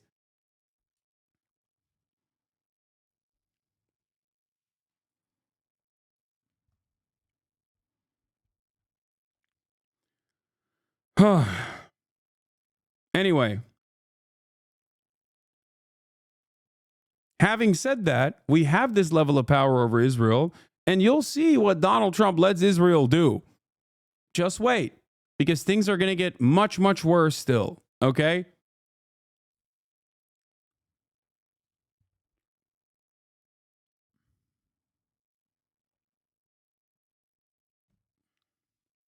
Can you remind us how this OG plan came together and why Biden is claiming he wrote it? They lie about everything. Biden lied about every step of the process. Like, and it's not unique to Biden either. So did Bill Clinton in the so-called peace process and the peace negotiations that took place. They lied during the meetings. They lied after the meetings. They leaked key details of the meetings that favored Israel. This is just, this is just the way America operates for the same reasons, because Palestine and Palestinians are a thorn on American foreign policy's side.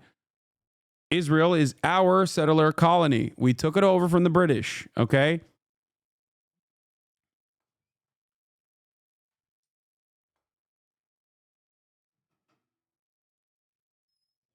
And because the mainstream press, especially in the Western world, no matter how independent they present themselves to be, is a mouthpiece and a stenographer for the State Department, when the State Department says this is our interest, mainstream press will also actively delude the population. That's why everyone not here that wasn't listening to me, when they come in here, are shocked when they find out new information that completely contradicts what they've been reading on the New York Times. It's like, what? This doesn't make sense.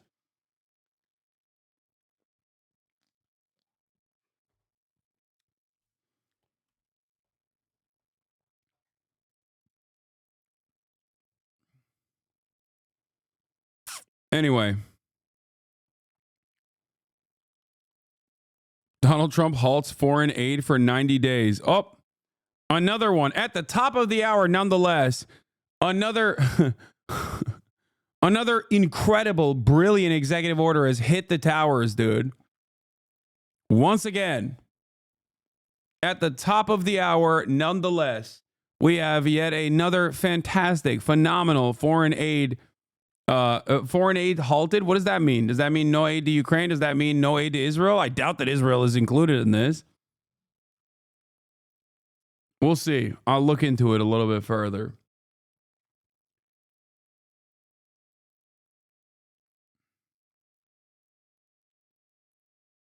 Didn't you make a deal to do a photo shoot? What? Yeah, I said I would show hole and dick and balls if Donald Trump ended the apartheid. Do you think Donald Trump ended the apartheid? Like, as in there's a Palestinian state right now?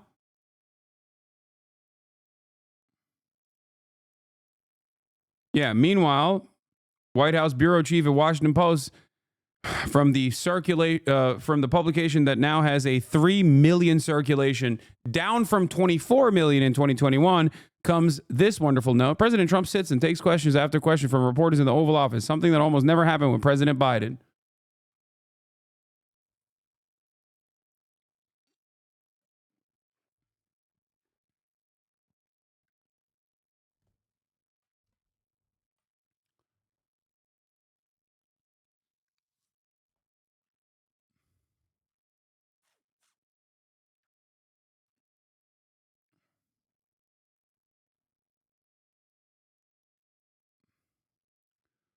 What executive orders have passed? So many. Too many to count. Many of them are stupid. Well, here's another wonderful take from Trump on Gaza.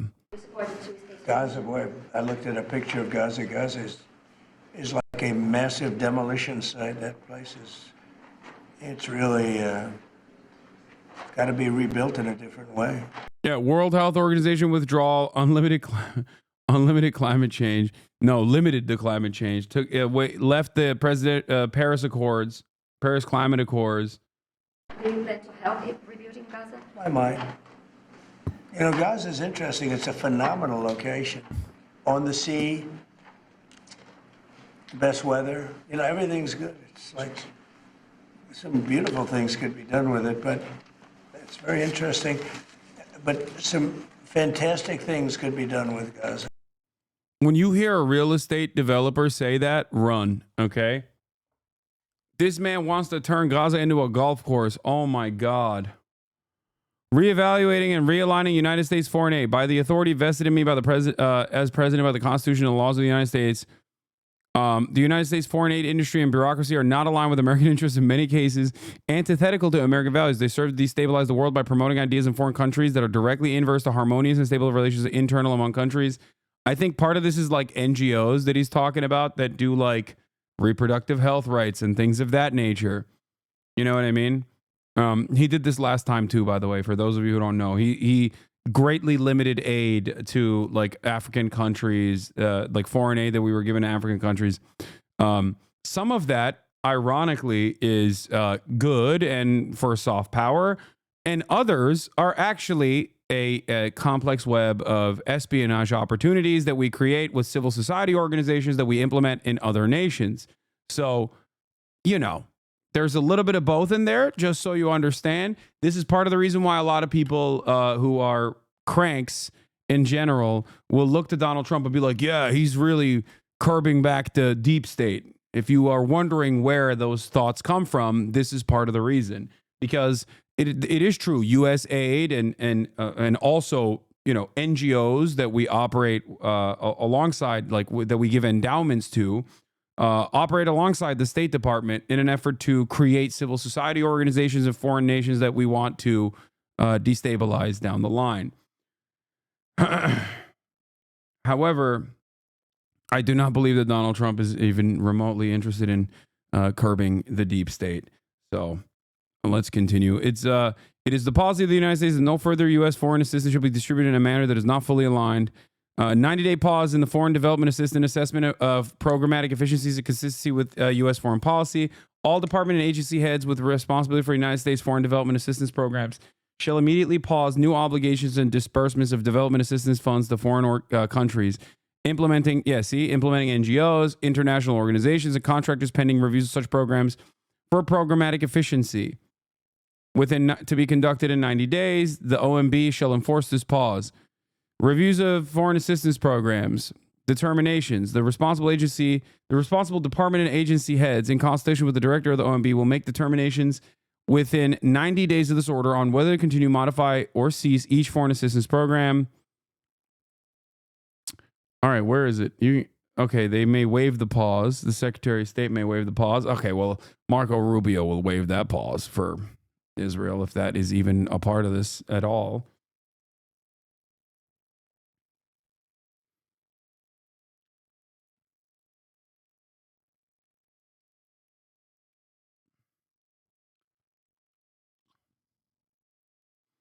Do you think he will pressure Pakistan to free Imran Khan? I feel like they had a good relationship.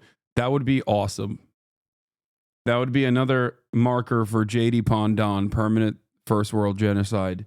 Maoist third world is J.D. Pandan. Freeing Imran Khan would be kind of funny.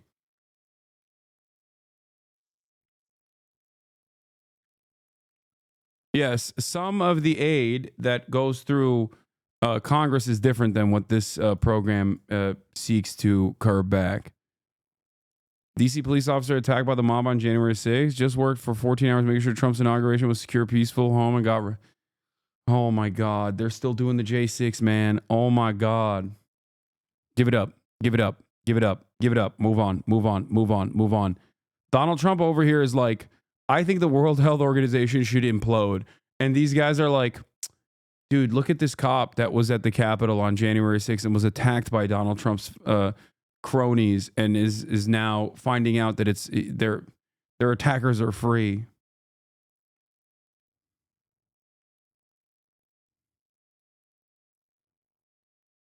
He was in control. He knows what he wants to do, and he went right to work. I mean, he'll be here a little later than originally planned because he was taking questions from the press and signing executive orders. Wow. By the way, he took more questions today than Joe Biden did in 4 years. I loved that he signed executive orders at the arena in front of the crowd. I loved when Fox was airing the two shots. Wait, a PBS News posted poll on January 2025 that shows adult Americans 62% disapprove of Trump pardoning the January 6 convicts. Yeah, he's that ride or die for his most loyal fan base. Okay, what are you going to do about it? That's just the reality. What are you going to do about it? The greatest thing that you could have done, is defeat him if you were competent. Okay? This is what I'm trying to explain to people. Like Donald Trump will do things for his base, no matter how unhinged or insane it is. Democrats won't even give its base something that 80% of its base demands. Like 80%, 84% of Democrats were like, please give us a ceasefire, please. Let's do a ceasefire by denying weapons transfers, please. Anything, please. And the Democrats were like, no, best I can do is send Richie Torres the Dearborn. Donald Trump will literally, and I've said this so many times, I said this during the election cycle, I said this last time Donald Trump was running. Whenever there is a vote to be had, Donald Trump will go there, meet you where you're at, and tell you, all right, I'm going to give that to you. No matter how niche of a micro interest it may be, or no matter how insane it may be. Okay? And the reality is that shows loyalty back to his constituents. The stuff like this plays well to his base at the end of the day. So everyone outside of the base, the 65%, many of which voted for him as well, will go, oh, he's doing it again. But a big chunk of that 65% that disapprove of this are still going to vote Republican. You understand? They are still going to vote Republican. Every single Republican that was polled on that said they disapprove of Donald Trump pardoning the January 6ers are going to suck it the fuck up and vote Republican. You want to know why? Because later down the line, Trump is going to do something for them. Okay?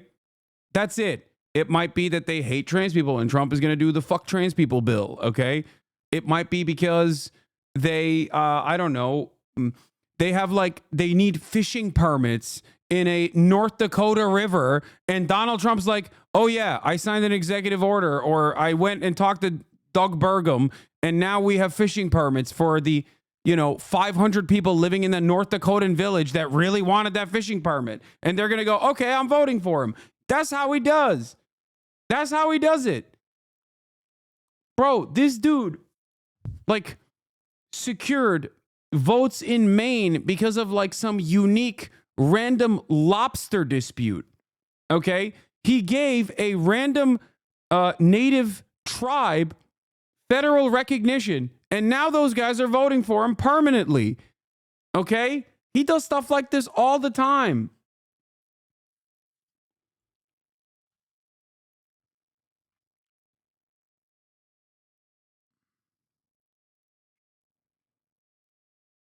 Why are you hating on him? Why am I hating on him? Because he wants to do deportation of 20 million people living on U.S. soil that haven't done any fucking crimes whatsoever. And the only crimes that they crossed a goddamn imaginary line and now are infinitely more important and functioning members of society than someone such as yourself. That's why I think this is ruthless, cruel, unusual. And also, on top of that, he's going to obviously do massive tax cuts for the wealthy and corporations once again, when the opposite should be happening. Okay? Those are two top priorities for me, on top of curbing back reproductive rights for women and also signing an executive order day one that says, fuck trans people.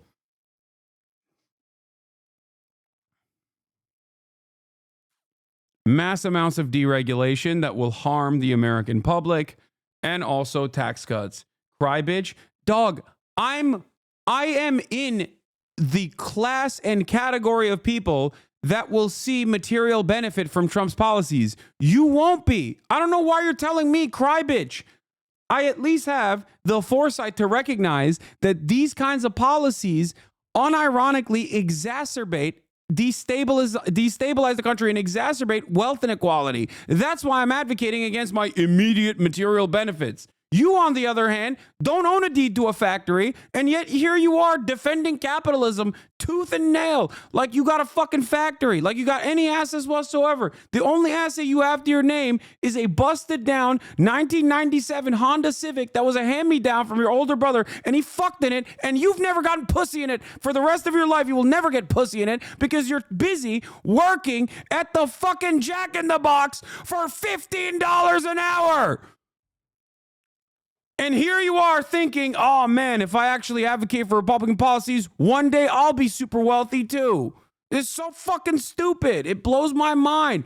Work for your self-interest. Stop working against your self-interest, okay?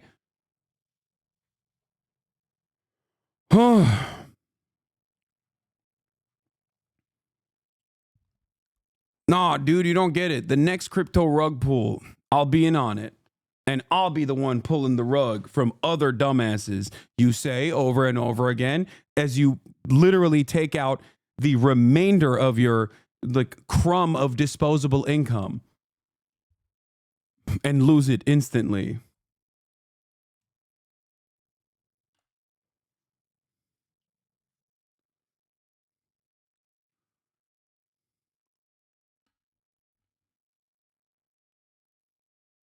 I don't think elitism is the shit. It is classless. Do you think I'm being an elitist? I'm explaining the situation. I'm saying that Donald Trump works against the interests of the working class. And if you come in here and defend that as a member of the working class, sometimes you need a little bit of a cold, hard pill to swallow.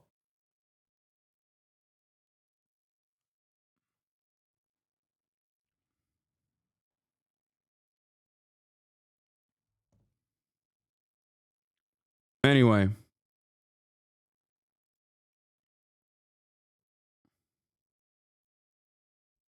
I'm a sub and love you in your broadcast, but I'm resonating more with drink than you lately.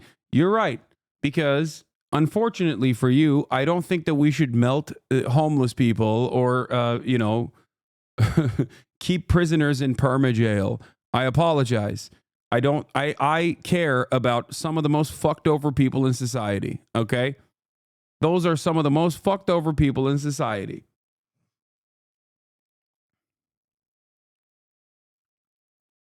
Thank you, Zai, for the 100 gifted subs. Like, what is this? What, explain further what you mean, please.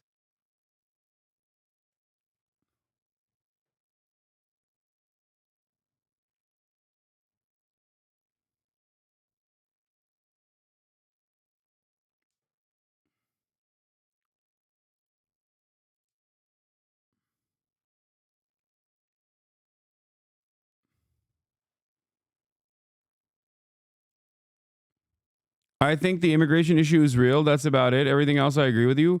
The immigration issue is real how? Elaborate. Do you think that undocumented immigrants are actually responsible for an insane amount of crimes and they're just simply not being prosecuted? Or do you think it's a racist lie that Donald Trump has escalated over and over again, and with no pushback whatsoever from the supposedly anti-fascist side of the political equation, people have just taken it for granted and now believe it to be true? Because if you can't disagree with facts, okay? When people say undocumented migrants, or the immigration issue is real, you have to explain what you mean by that. Do you mean that they're doing a lot of crimes? Because that's what Donald Trump says. Maybe you agree with it, maybe you don't, but I can give you the facts on why that's not true. Do you think that they are stealing jobs from hardworking Americans? Okay, you might believe that. That's also not true. We can get into that. What exactly do you think is bad? Because I also think there is an issue with immigration in this country. Okay? I also think there's an issue with immigration in this country.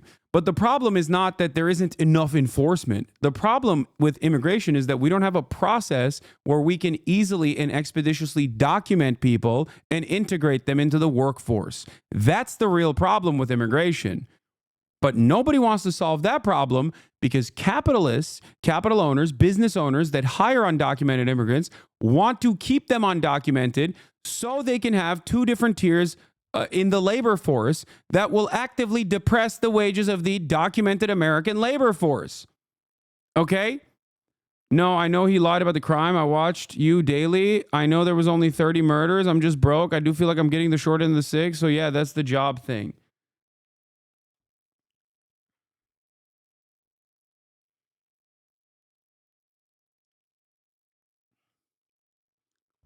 You think undocumented immigrants are taking your job?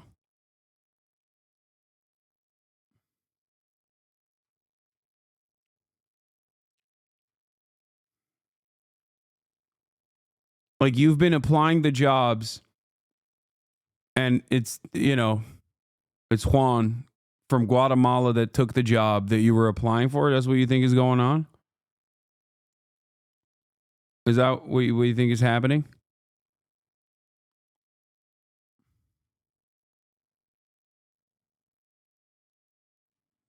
It's more complex than I can explain in chat from Hasan. It's hard to get my point across like this. I don't want to argue. I love your show, bro. Not your average Guatemalan says, to be fair, I did take their job. Brother, let me explain something to you, okay? Who do you think has more power in this process? Business owners who are constantly interested in lowering the American working class's wages, and the politicians that work at their behest, or random dudes from Guatemala and Honduras that are going over the border, trekking for hundreds, if not thousands of miles to go pick fucking agricultural crop for 3 cents an hour? Like, this blows my mind. We are so easily duped by this propaganda. It's so crazy to me that, like, people will be like, nah, it's not our bosses that are actively fucking us over. It's actually the dude from Guatemala that's fucking me over, dude. Doing a job that I would never do for price points that I would never even look at under conditions that I cannot fathom. Okay?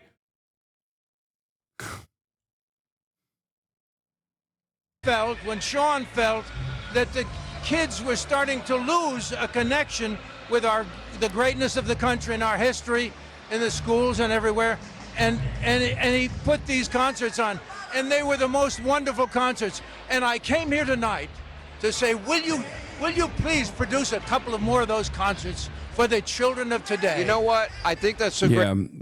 The brilliant minds of the Trump. For the Hollywood celebrities who are fans of Trump. It's John Voight, isn't it? It's not Christopher Walken, chatters. He's John Voight. Angelina Jolie's dad.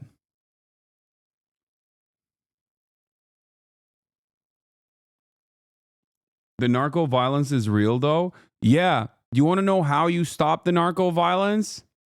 By having a normal, documented migration process so that nobody fucking gives $10,000 to a bunch of cartel guys to be snuck over the border.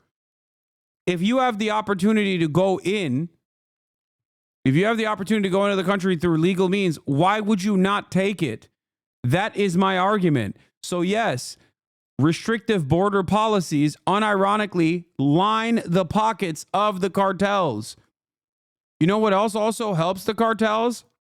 Having ridiculous criminal penalties for drugs in this country, and also simultaneously having an unrestricted amount of weapons in this country. If you truly want to tackle the issue of drug trafficking, you shouldn't be going after undocumented migrants. They're not the ones who are actually shipping the drugs over the border. Okay? You need better apprehension methods at our ports, that's for sure. But you also need to reshift your priorities to the people who are actually trafficking the drugs. And there's data readily available for this as well. Lo and behold, oh my God, according to the Department of Homeland Security, turns out 90% of the drugs that are being shipped over the borders are actually going through regular ports of entry. And lo and behold, the people that are shipping those drugs, the people that are trafficking those drugs, are not undocumented migrants. 80% of those who are apprehended at the border for trafficking drugs across the border are actually American citizens. So the narco trade is actually, one, supplied by a healthy number of American munitions and American arms that we can give to the cartels. That's number one. And also, it's trafficked by American citizens, and the market is American consumers. So it's all just Americans. Undocumented migrants play no role virtually in this process. Anyway, let's see what Dhoni's doing. We're not sure quite what is happening. There are some people looks like there are some officials right inside the door, so we may be seeing. We trade our some weapons people for the releasing next few drugs, minutes. for I our just got Americans off to the phone, consume, and 2 or 3 Americans minutes traffic ago with Rachel Powell, who the is, drugs over the one border. of the people in the jail at the moment. She said she hadn't been told anything about being released, but very clear. It's unclear what is happening right now. I will tell you that Rachel Powell, some of the watch there, Andrew. Thank you. Okay. Yeah. Some of the people inside this prison are hoping to make it to the inaugural balls tonight. They have been told that if they are released... Back up. Yeah, okay. We're going to move down here, Anderson. We're going to move out of the way. All right. Donnie did the Zoomer speak. Move out of the way. Unclear why there was such a rush to the doors of the jail right there. But there does seem there is something happening. There does appear to be some people right inside the main door. Donnie, you've heard some of the people who may be released want to attend an inaugural ball tonight? That is correct. So I got off the phone just 5 minutes ago, again from Rachel Powell, who is calling us from inside the jail. She told us that she has been in touch with people who, I believe, the Liberty Ball, and you can correct me, but the Liberty Ball, I think, is happening at the convention center. I believe Trump is speaking there tonight. Dude, someone in the chat said it, but it's so perfect. This seems so similar to the pro-rape releases in Israel, just breaking the motherfuckers out. Bro, dude, Israel and America is like this. They had their own January 6th, where they stormed the jails to release the rapist IDF soldiers who raped Palestinian prisoners to death. And now we got our own version of it, okay? To storm and free the January 6ers. Yeah. So, a new January 6th at the January 6th jail. One, of course, was, we have video, and colleagues in the control room might be able to pull it up. She was caught on video with a pickaxe breaking a window at the Capitol. Look, in interviews with her, she says that she regrets that day, she regrets that action because she has children and grandchildren, but she ultimately still believes what she did was right? I mean, she ultimately still believes the election lies that brought her there. And she has appealed directly to Trump through the media and through everything else. And we're being moved back once more again, Anderson. So let's just move here a little bit. And don't really a chaotic scene how here. Many supporters of Hassan was wrong about this. Trump for sure was looking out for the January 6th people. Wait, what? What did I? What did I say about the January 6ers? I don't think I ever said that Trump wouldn't release them. What are you talking about? Here. It's been growing over the course of the evening. Just going to make sure Andrew Christman here doesn't fall. There we go. It's good to protect. So yeah, your let's move back here actually to. Let's move back here to where the guys were gathered. It's very unclear what actually happened to make that surge towards the main doors of the jail, but I think people. I think at most I probably said I didn't think some of the worst of the worst would get released, and I am genuinely. I think you said it would be funny if it did. I mean, it is funny, but I am shocked that he's releasing like Enrique Tarrio and some of the Oath Keepers. Friends of people who have loved ones who are serving time for their actions on January 6th. They've been gathering outside this jail for the last 9 hours. Ashley Babbitt is 4 years sober this month. Yeah, I definitely didn't think he would release like the worst of the worst. Like dudes who like actually fought cops and stuff, I genuinely thought he would not have released. I think that's pretty crazy. Like if your biggest crime is that you walked into I don't know, Nancy Pelosi's room and like tried to do a poop in her drawer or something, like that's still ridiculous, but that's like inherently not a violent crime, I guess. So like 4 years in prison is fine for that. Cause like what's the likelihood that you were going to do it again? You know what I mean? Are you a danger to yourself and others? Like, are you a serial pooper? I don't know. But like, if you actually went in with the intention of like kidnapping people and set up the insurrection and used you know, used like a heavy object to bludgeon a cop with it, like I didn't think Trump would be like, yeah, you're good. Yeah, you're fine. It's fine. That's pretty crazy. Like that to me is maybe a bridge too far. Not to be too much of a liberal, but I do think that that's wild that Trump was like, "No, I'm a prison abolitionist." Actually, there's a lawn here where the activists have been gathering all evening. And now a big I like this, line. Laddie man. I said, what's wrong with the cop thing? Great question. If a black person did that at a Black Lives Matter rally, and some have, as a matter of fact, they get hit with 30 years in prison. And there is no way that anyone is getting them out of prison. Okay? So that's what I mean by that. That's assault with a deadly weapon against a police officer. Like, there's no shot. You know what I mean? It's just like, that's never going to happen. So, yeah, unclear as to still what is happening. Look, even within my line of sight here, Ashley Babbitt's mom. Okay, Donny, we're going to come back to you. In the Capitol. Donny, we're going to come back to you. Michael Fanone, I believe we have a contact with. Michael, I appreciate you being with us. I'm wondering when you heard the news and what's going through your mind tonight? I just heard the news from your producers a few moments ago. I gotta pee. I mean, the only thing that that's going through my mind right now is that this is what the American people voted for. Donald Trump has been promising these pardons ever since he announced his candidacy in Waco, Texas, the scene of one of the most notorious battles between American law enforcement and the American extremist movement that resulted in the death of numerous law enforcement officers. Thanks, America. This feels like a betrayal to you. Oh, I have been betrayed by my country. Rest assured, I have been betrayed by my country, and I've been betrayed by those that supported Donald Trump. Whether you voted for him because he promised these pardons or for some other reason, you knew that this was coming, and here we are. Tonight, 6 individuals who assaulted me as I did my job on January 6th, as did hundreds of other law enforcement officers, will now walk free.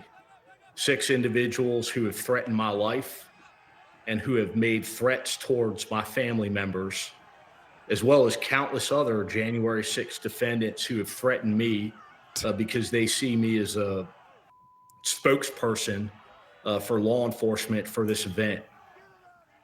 My family, my children, and myself are less safe today because of Donald Trump and his supporters. When you hear the president of the United States, Donald Trump, talking about back the blue, or his supporters saying that they back the blue, you don't buy that? From a dog-eat-dog world to a hog-eat-hog world, Anderson. I thought these were brothers in bond.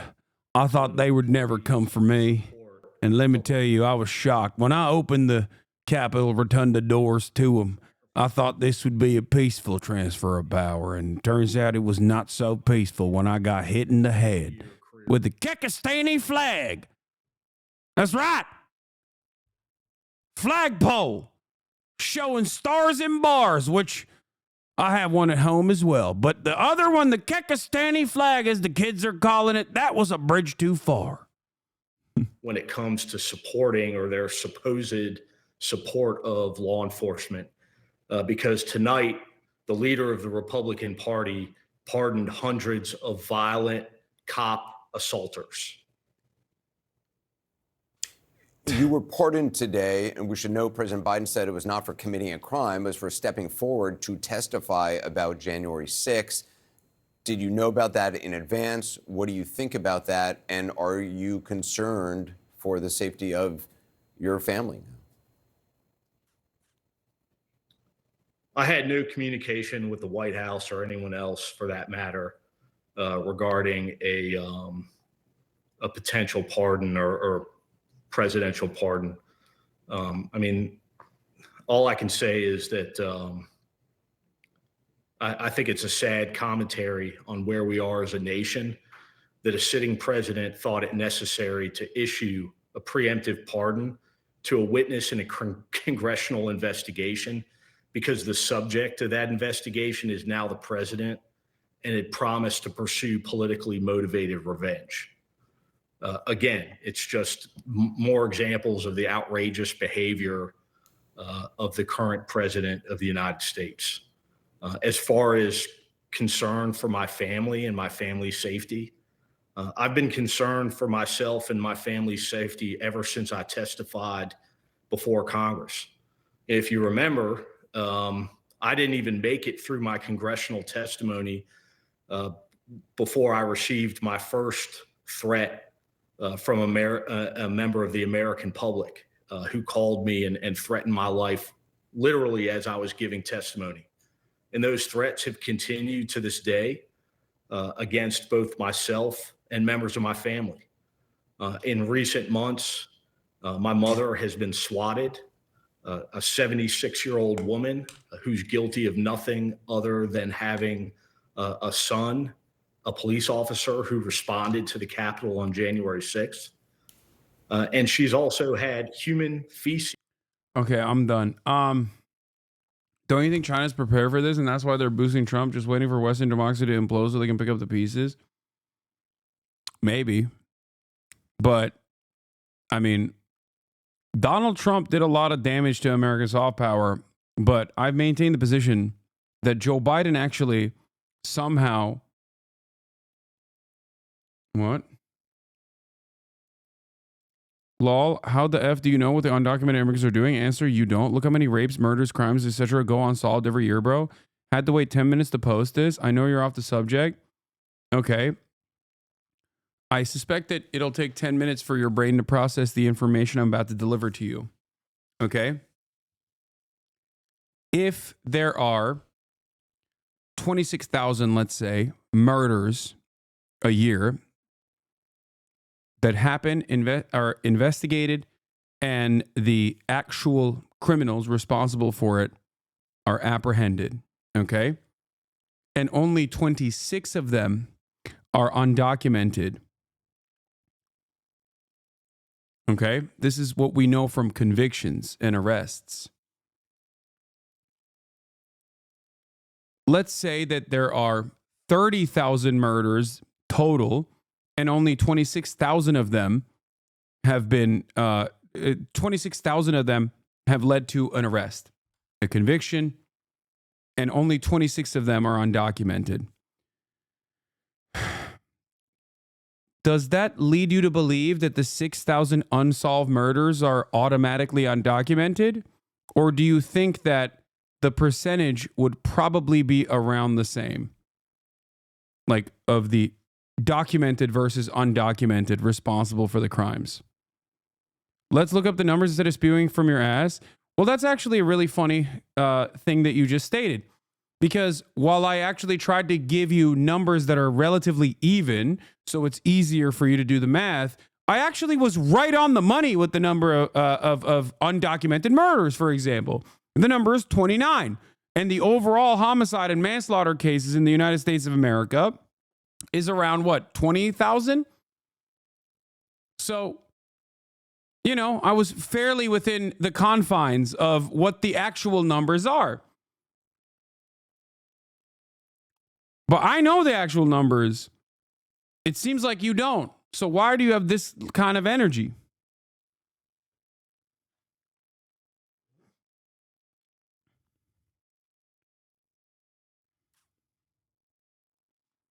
Go on, please. I just did. I explained it to you. In the fiscal year of 2024,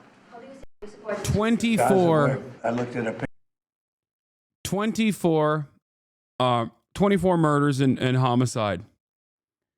Or 29, sorry. Murders and homicide, which include homicide and manslaughter. Which includes like car accidents and stuff too. Like killing in the process of a car accident. Okay. Let's look at total criminal convictions by type in 2024. Okay.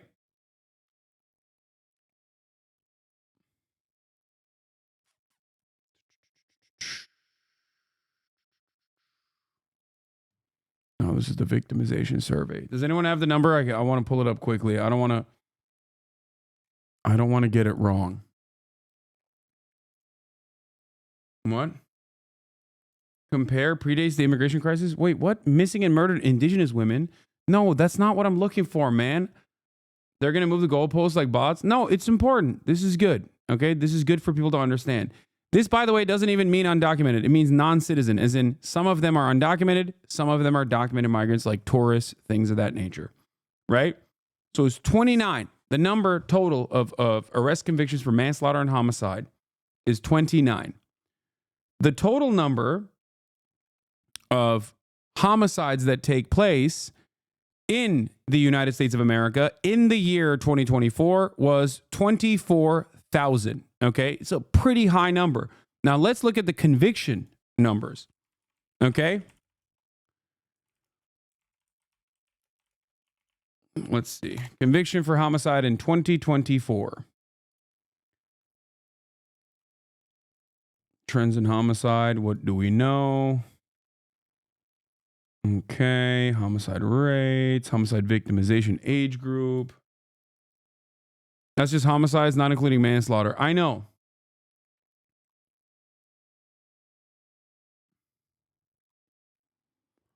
Why is this not easier to just find the actual data that I'm looking for? It's so fucking annoying. Oh my God. I wish there was just like one place where they had all of this data from the same year. I Google stuff and the first thing that comes up is like from 2021. The next thing that comes up is from 2023. Okay. Oh, the data says from 2022. Okay. All right. Let's look at 2022 then for that matter. Okay. 62. It's a much higher number. Okay. 2022 number of homicides for the year 2022 is 24,000. Okay. 24,000. So 60 out of the 24,000 was done by an undocumented migrant. Well, technically these are convictions. So they probably are homicides from the year prior, but like the numbers don't change that much. Do you understand what I'm saying? So it doesn't really, unless there's a massive swing year over year in terms of homicides or in terms of convictions of homicides, it doesn't matter. You can look at virtually any year and make the same exact assessment. Okay?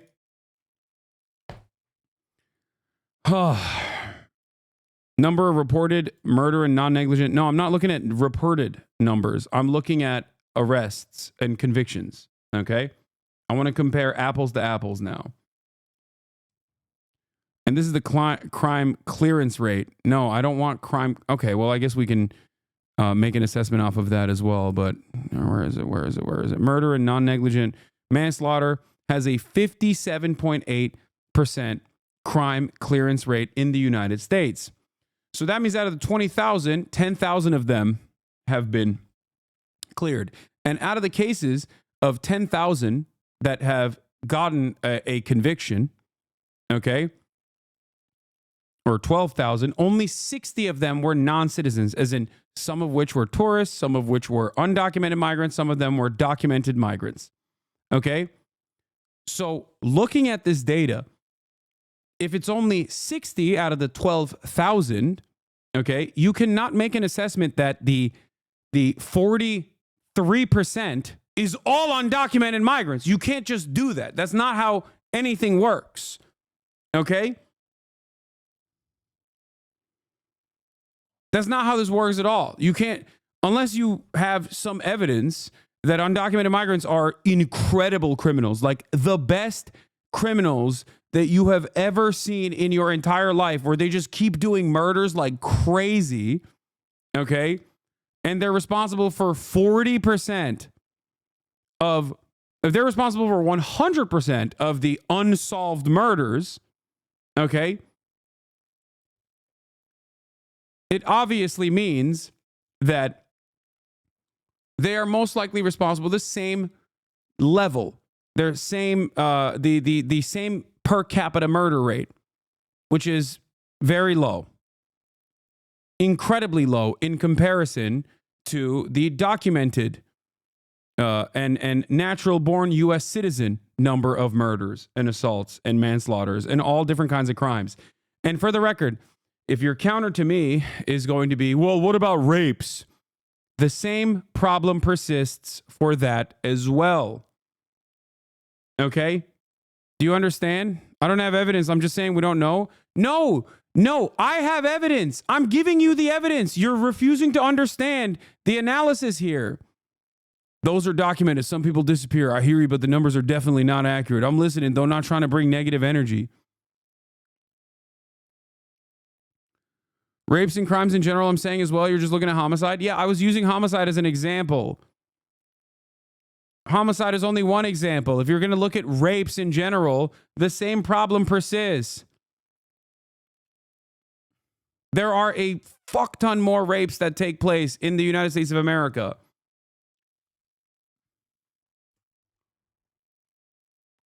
Than homicides. You understand that, right? So yes, the number of non-citizens that are arrested and convicted of rape is going to be higher than murder. It's like around 200 to 60, right? If we're going to look at 2022. But even in that situation, now the numbers of yearly rapes have gone up as well in comparison to the number of yearly homicides.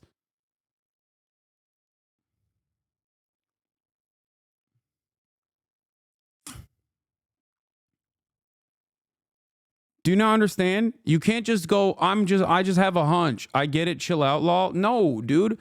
I'm being so nice to you and trying to walk you through the steps of understanding this data after you made a pretty fucking severe allegation upon a group of people that you suspect is 20 million on U.S. soil that come from different parts of the planet, not just like different parts of Latin America, but different parts of the planet, multiple different ethnic backgrounds, multiple different levels of educational attainment, okay? And you just think that they're operating like a parasitic hive mind, simply coming into the United States of America to do mass rapes and murders when the data itself shows the exact opposite of that reality.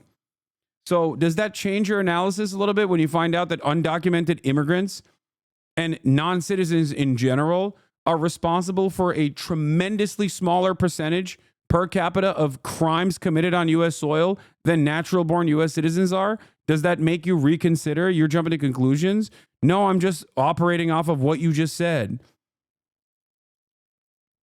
One of the things that we need to understand is that homelessness is skyrocketing. As we saw in LA budget, things like street cleaning is cut. Cities are literally getting grosser, and there are a lot more people suffering in our face in the streets. When you combine that with all sorts of merchandise locked up in stores, the vibes are awful. Yeah. No, for sure.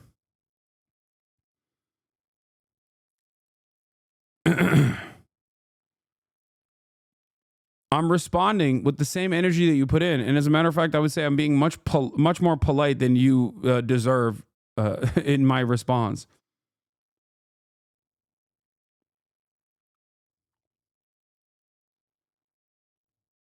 And that's because of immigrants? No, Central Committee is not saying that's because of immigrants, chatter. He's saying that overall, people's assessment of crime being out of control and poverty being out of control is directly born out of the fact that the housing market is in dire conditions in big cities, and that creates a lot more homelessness, and that puts that homelessness in your face. And Americans that see homeless people on the streets immediately go, oh, that's crime, that's crime, that's crime. Crime is out of control. And in some instances, that could lead to crime as well, but it does not matter. That's the reason why we have this idea that crime is significantly worse in this country than it actually is when you look at the data. And because people can't make up their minds on why it looks the way it does, they just immediately assume that there must be some other shadowy reason why people think that crime is out of control. It must be that like people are hiding the crime data, or people are, releasing the criminals back into the streets or something like that. That's it. Locking up your detergent and your deodorant in the CVS and seeing homeless people everywhere on the streets is part of that equation. It's just yet another invocation of crime that is always there, that is ever present, that is always a threat, that is always a problem. That's the way most people analyze it. That's the way most people see it.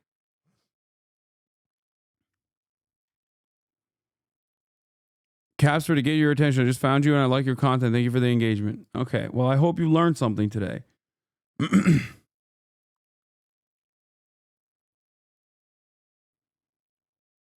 The irony, of course, is that the real way to solve at least the feeling that crime is out of control is by combating homelessness. And the way to combat homelessness is by fixing the housing market. But fixing the housing market requires you to do things that a lot of upper middle class and wealthy people don't like. Having more readily available inventory of housing would actually diminish the price point of the existing supply of houses. And considering that many Americans that own a home, around 40%, virtually all of them also have mortgages on their homes and see their homes not as simply shelter, but also a vehicle of investment or a speculative asset or something to leverage additional mortgages over so they can, get more money out in return. Their entire net worth relies on their housing prices consistently going up. This is the major problem in virtually every Western liberal capitalist country right now. Virtually all of them have the same exact issue, with some obvious exceptions like Austria that have, lo and behold, public housing supply. 65% of all homes that are available in Vienna is owned by the government, is public housing, is social housing. That's it. The worse you make the housing market, the more people are placed out of the housing market because they can't afford it. And the more they become homeless, there are more homeless people on the streets. The more you see homeless people on the streets, the dirtier the streets seem, the more you feel like crime is out of control.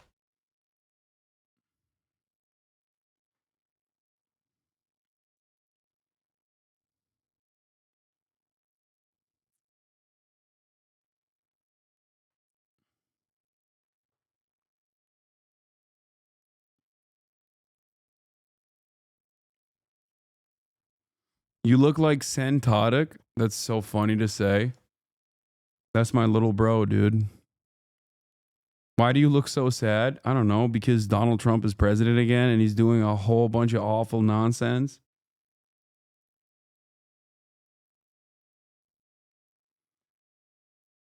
D-Man's community is falling apart after he got exposed for sharing intimate material non-consensually. Orbiter Civil War. Seems like you won. I didn't do anything.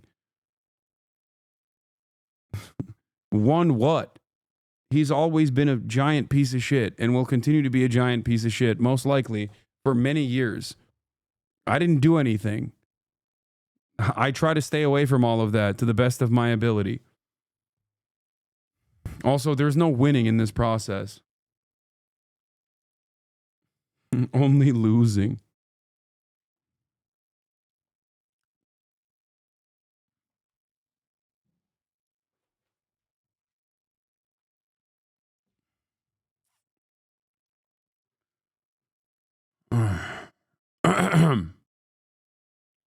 Dang, I just started watching a few days ago. I thought you were a Trump supporter. No, I'm not a Trump supporter. I'm a supporter of the truth. If by some random happenstance Donald Trump does something that I think is appropriate or good, I will openly state it. Having said that, however, Donald Trump very rarely does something that's decent or good.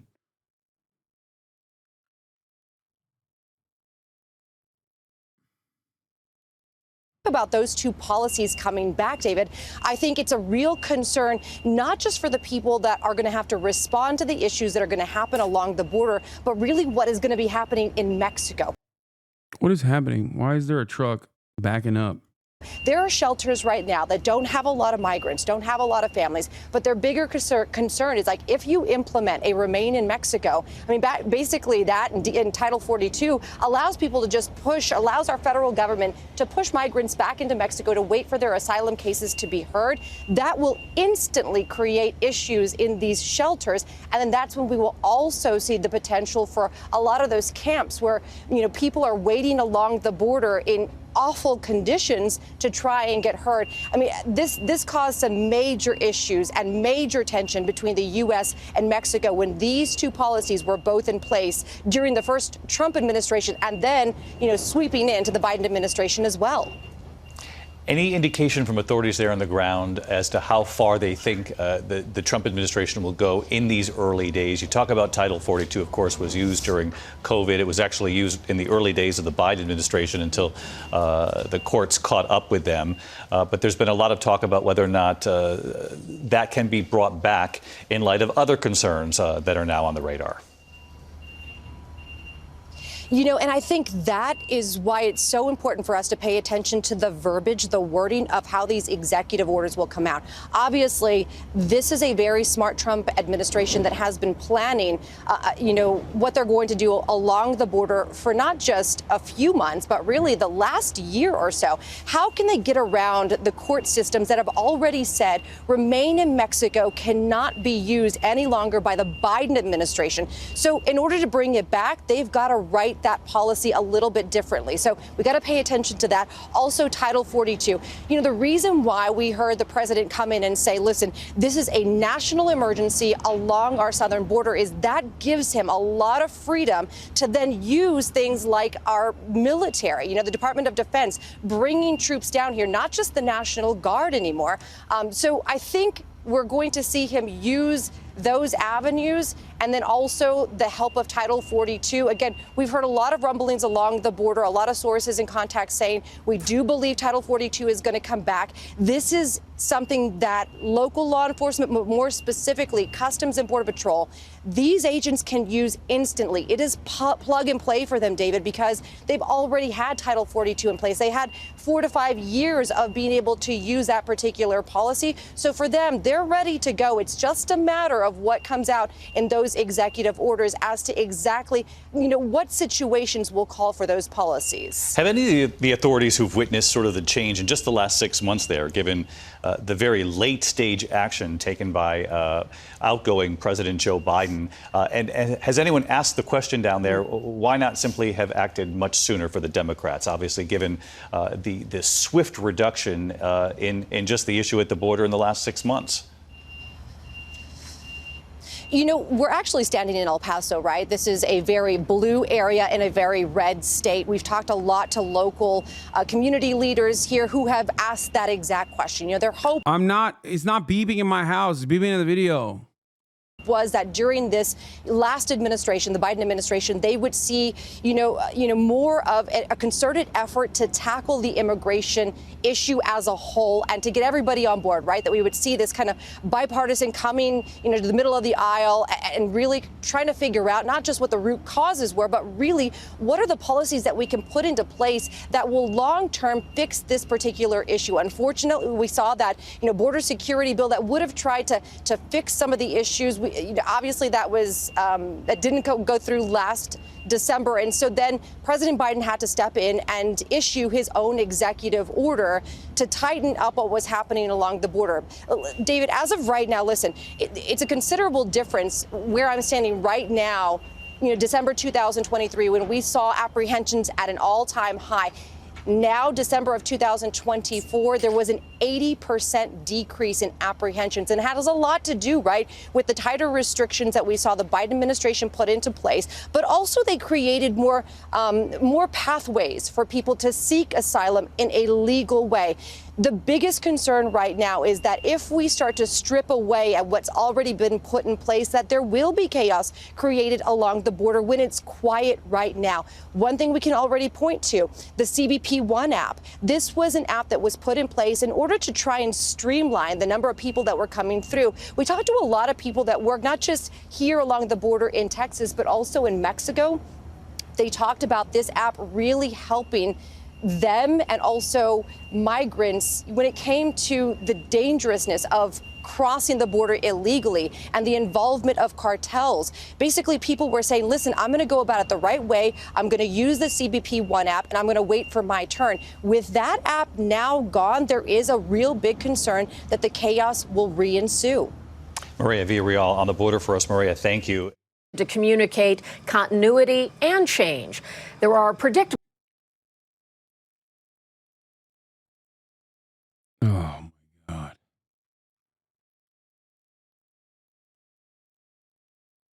All right. Check a list of executive orders. Chatter, I did that the entire day as they were rolling in. How was your day? Not great.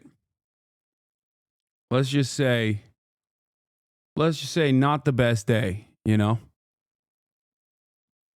And as I also told you, instead of the million different executive orders that Donald Trump has covered, the media, I told you they were going to do this, is only talking about the January 6 rioters. Now, to be fair, it is a wild thing to do, okay? Especially considering that some of those dudes are like straight up white nationalists who, you know, actively harmed others. But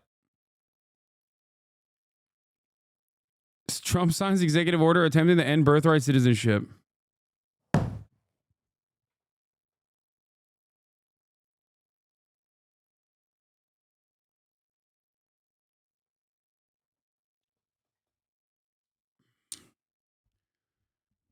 Like, notice how all of the most awful things that Donald Trump has done so far are all about undocumented migrants or migrants in general, documented migrants, natural born U.S. citizens who are the children of people who aren't American citizens. Like, all of the real harm that's coming out of the administration is almost entirely directed at some of the most marginalized people in this country, okay? It's all done at the behest of white nationalism and white nativist sentiment, white natives' opinions. And yet, Congress, in a bipartisan move with 12 Democrats, signed into law or voted for legislation called the Laken-Riley Act that would give law enforcement officers the capacity to permanently detain migrants, not just undocumented, documented and undocumented migrants, under the suspicion of committing a crime. Okay? Permanent detention and deportation.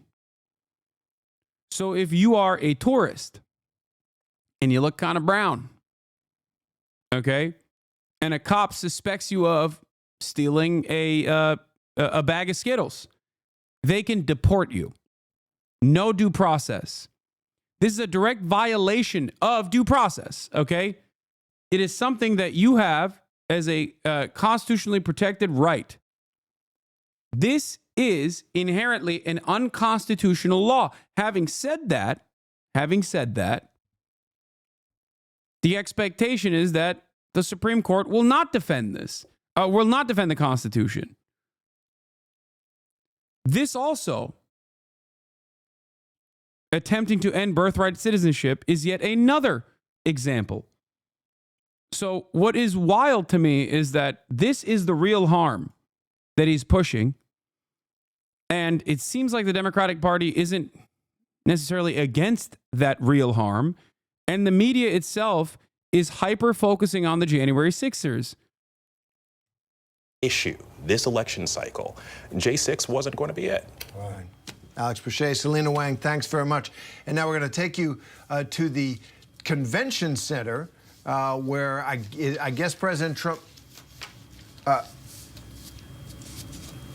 all right, so we're going to turn back to these serious issues. We'll take it to the convention center in a minute regarding Trump, Biden, and their dueling pardons. So let's bring in ABC News contributors Christina Simpson Ramirez and Ramesh Ponnuru. So Christina is also the president of Next Gen America. Ramesh is one of the editors is the editor of the National Review magazine. Christina, let me begin with you. I covered Hunter Biden's legal troubles. And one thing that President Biden said again and again is he said it directly on camera to David Muir, he will not pardon his son, Hunter. He did that, and now it seems like pretty much everybody named Biden and General Mark Milley, Anthony Fauci. No. I can't do that. I can't look at this. Why is no major media talking about their rug pull? That's the other side. Dude, it's the faucet, okay? It is the faucet.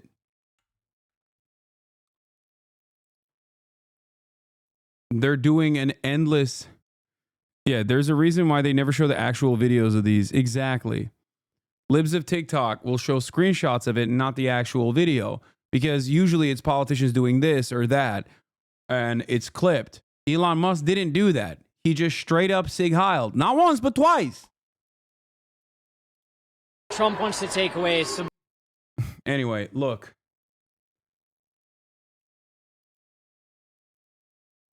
Would you agree with my guess that the biggest horrors of his administration will be shown on mainstream news? It will be relegated to social media. Oh, will not be shown? I hope not. I don't know. I hope not. But it does feel like the media is more focused on garbage. And not to say that like pardoning the January 6ers across the board, like all of them, is not a unique thing that he did. It is unique and it is newsworthy. But right now, he's doing a million different things. And many of the other things that he's doing are far more consequential and far worse. So the fact that they're only hyper-focusing on the January 6 pardons is, I think, an abdication of duty. That's how I feel about it. I mean, the rug pull itself is also crazy. Like, that's what I mean. It's just Trump does this. He comes in and he hits every angle across the board. He came in with a rug pull, and then his wife did another rug pull simultaneously. It's fucking insane. And that was before the inauguration. So that's done. It's over. He did it. It's done. It's over. He made his money.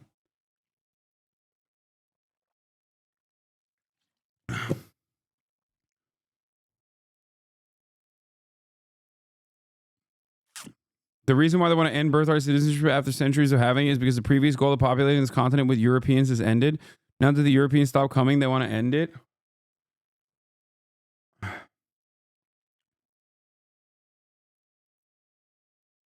Wait, the CNBC coverage over it is normalizing it? No way. Donald Trump's newly created cryptocurrency surged over the weekend. Robert Frank joins us this morning with more on that. Robert, good morning. Good morning, Becky. Great to see you. Well, stock markets may be closed today, but the crypto markets are open, and the Trump family is indeed cashing in. Trump's net worth ballooning over the weekend thanks to that new token. It shot up to around $74 on Saturday, now settling down to around $50. The market cap of that meme token now at about $10 billion. Now that is... I think he owns 80% of this, by the way. Crypto's good, actually. Yeah, best time to say that, chatter. Well, we are so cooked. We are so freaking cooked. Only for the 200 million tokens that are issued, there will be a total of 1 billion tokens that could be sold over the next year. So you've got only 20%. I got a notification today that Trump was available on Robinhood. The oligarchy is real. All venture capital is rallying behind this guy. Oh, yeah. Currently in the market, the other 80% is currently held by Trump's company. Now, if they all sold at today's value, his meme wealth would be over $40 billion. Now, the Trumps have already made around $60 million in fees over the weekend just from all that trading. So separate from that, he's now worth about $7 billion. You got about $4.6 billion from Truth Social, that's DJT, and as well as the $2 to $2.5 billion from the Trump Organization. Now, Melania also cashing in on the crypto craze. Her meme coin, which launched yesterday, now has a market cap of over $2 billion. Eric Trump saying this is all part of a new and growing business sector, and Dollar Trump, that's the meme coin, is currently, quote, the hottest digital meme on earth, and this is just the beginning. Disclosures on the token's website state, quote, Trump memes are not intended to be an investment or security and is not political and has nothing to do with political campaigns or any political office or governmental agency. So, but clearly, Becky, this is the first time we've seen political power translate so quickly into crypto wealth. Robert, there have been some in the industry, some crypto advocates who have been a little concerned about this move. They want to see more crypto regulation. They want to be brought into these arenas, but they're a little concerned by what they've seen just with the crossover from the administration and this new meme, this new it was surprising to me that many of the crypto boosters over the weekend saying that they were worried about the effect of this, that these sort of meme.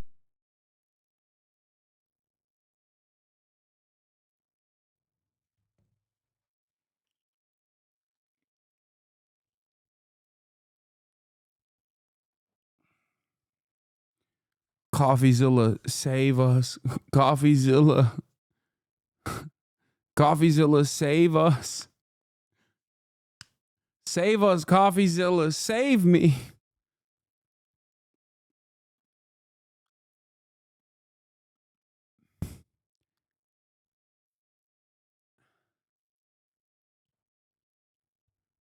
The now president of the United States of America, 2 days out from his inauguration, did a classic scam. No other way to put it. I'll use the old people terminology for it.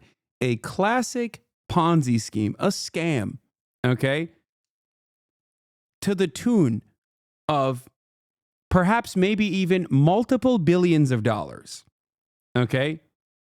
If he sells. I don't know how much he sold so far in the time of this video. I think the worth was at like 50, now it's down to 30 or something, and that's because, you know, it's tanked. That's because he sold, I think, 20% of it or something. A pump and dump. A rug pool. And the like one of the most serious broadcasters of markets is covering it in this way. Like CNBC is supposed to be a serious organization. It's like if the Financial Times wrote the article on Trump's pump and dump and didn't call it a scam and instead talked about it like there was some serious value attached to this. What is going on? I don't know. I don't know what to say about this. I don't know what's happening. What is going on? What's going on? Also, the other side of the story that this is also funny. 2 hours after performing a very energetic sermon at the inauguration, Pastor Lorenzo Sewell has now launched a crypto token. Like everyone's doing it. Everyone is doing it. Now, I want to point to something else here. Okay, fuck the Nelk boys. I don't care about this anymore. Where is it? Melania coin also happened. Trump dump begins, $75 to $45. It's gone down even further. Oh, this dude aped $1 million into Trump and turned it into $120 million. He transferred a bunch of accounts, sold some, but is holding the majority, it seems. Okay. Now, people are talking about this stuff, like looking at the crypto wallets, like tracking crypto wallets to see who's making money and how much money they're making. This person responds and says, I think it's underrated how much this kind of stuff is created in young people, the sense that everything is fake and stupid and wealth is typically achieved at random. Now, what I wanted to say about this in particular is that I saw that Gen Z is more money motivated and like cares more about money and wealth than every other previous generation. And this is something that I have seen as well. It's something that really bothers me in my own little corner of the internet where I see a lot of stuff from a lot of content creators who are much younger than myself, who are like in this space, and they do these like demonstrations of wealth, you know, like, yo, I got my money up, that kind of thing, right? And instead of people responding to that negatively, I think Gen Z likes that shit, and it always weirds me out. It's something that I talked about before with like XQC flexing his wallet and being like, I got your house on my wrist. And I don't know if it's because I'm just too woke, or I don't know if it's because I am too old and I just simply don't understand it. But I think it is a dire situation. This paired up with the reality that upward social mobility through normal means like going to college and getting a job and, you know, being able to purchase a house and being happy and financially secure is seemingly a dream that will never happen. I think a lot of people, a lot of younger people have completely dropped that notion because it's impossible to achieve. Okay, you bought a Porsche Taycan and Stream. First of all, I didn't buy it. I leased it. Secondly, that was fucking 3 years ago. And last but not least, it is a dentist car. You're comparing me going and leasing a dentist car to people who literally flex their watches that are 8 times the value.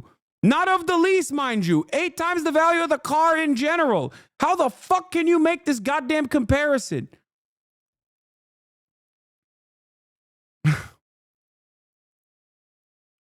Who cares? Most people can't afford that. You are a fucking moron if you think that was me flexing my wealth, okay? Jesus Christ. The guy that cleans my teeth has the same car. Yeah. You could say that about a fucking Acura. Most people can't afford that either, dumbass. The fuck do you mean? Yeah, I bought a house too. You want to get mad about that?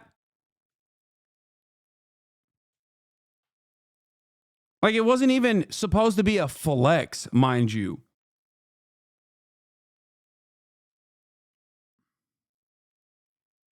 I can't believe this motherfucker is still complaining about me leasing a fucking dentist car. Oh my God. Bro, quit saying it's a dentist car. You drive one of the most expensive car brands available. It is quite literally the car mostly owned by dentists. That's why I'm calling it a dentist car.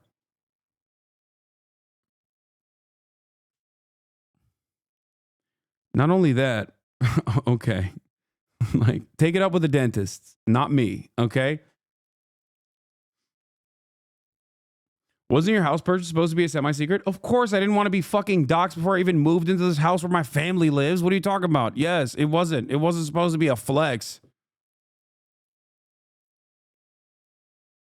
Anyway.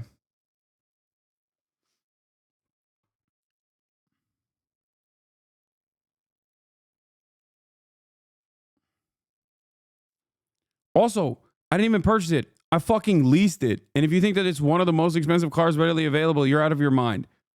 Okay. Now, the point isn't a car I leased in 2021. The point I'm trying to make is that people flex, like people genuinely flex a lot of wealth.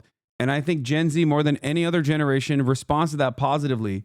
And I don't like that. I think it's dire. The situation is dire.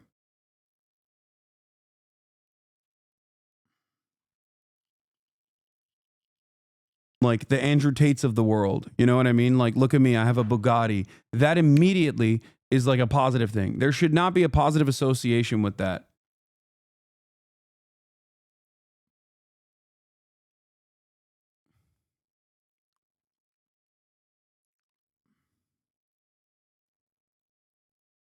Does that make sense? And I think the reason why they have this like hyper focus on wealth and getting their money up and not their funny up and doing all these schemes is because normal means of having like a reasonable middle class existence is impossible. It's just impossible. And in the absence of that possibility, people just look to these like get rich quick schemes and oftentimes end up losing a lot more than they could potentially gain as well.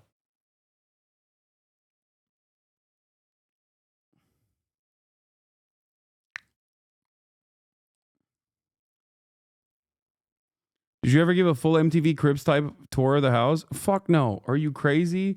Dude, I did that one time, okay? The unlimited amount of access that I gave to my audience bit me in the ass dramatically. People 4 years later are still talking about how I'm flexing that I leased a Porsche. What are you talking about? That was a major mistake. Why would you ask that again? No. And it's not like I'm saying I'm broke. I've never said that either. Well, when I was broke, I did say I was broke. Which is kind of funny because people...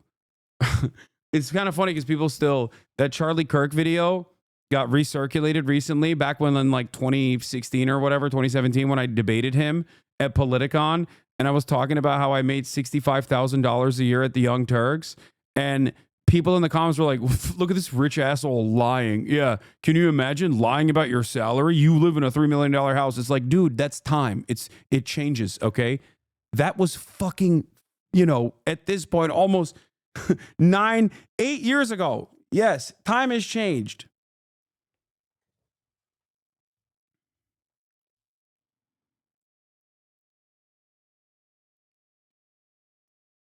Hasan, please stop yelling at everyone who asks you a question. I'm not. Am I yelling?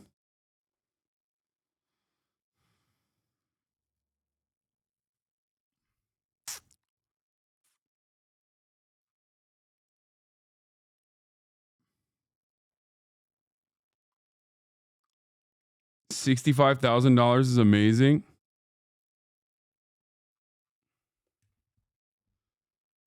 Okay, I'm done. We're not talking about how much. Yes, $65,000 in Los Angeles is not amazing. You're wrong.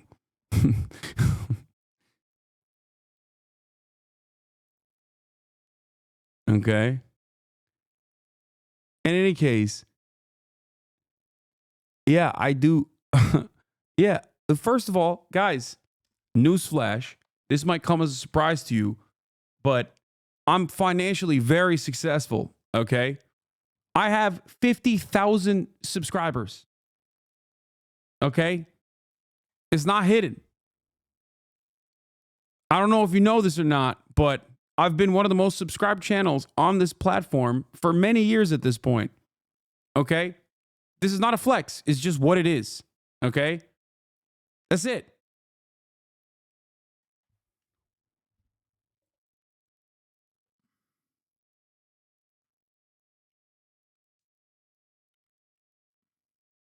Hero of Zoe, thank you for the 5 gifted subs.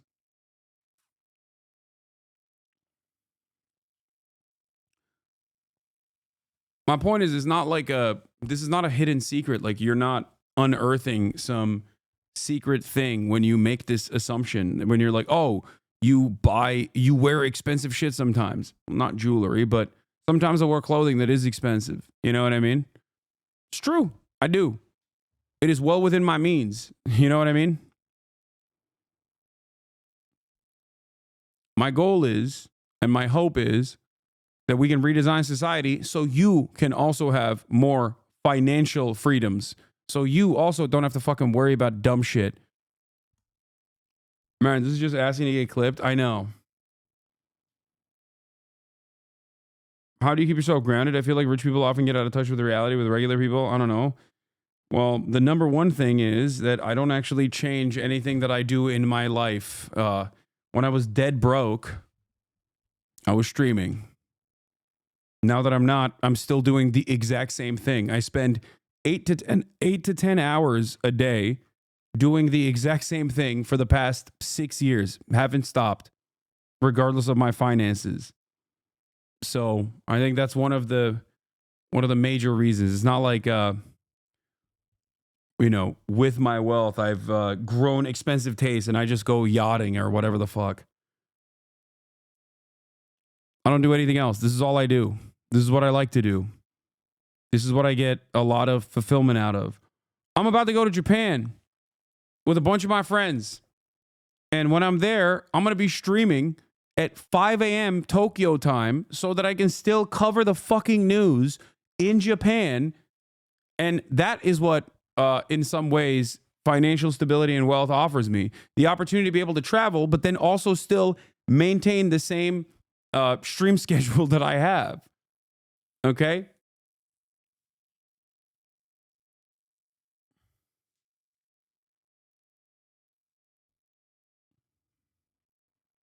So that's it. You could admit that nobody can afford to live in Hollywood. I don't have a problem with that. But what? But I don't have a problem that you do live there, but you pretend like it's normal. What?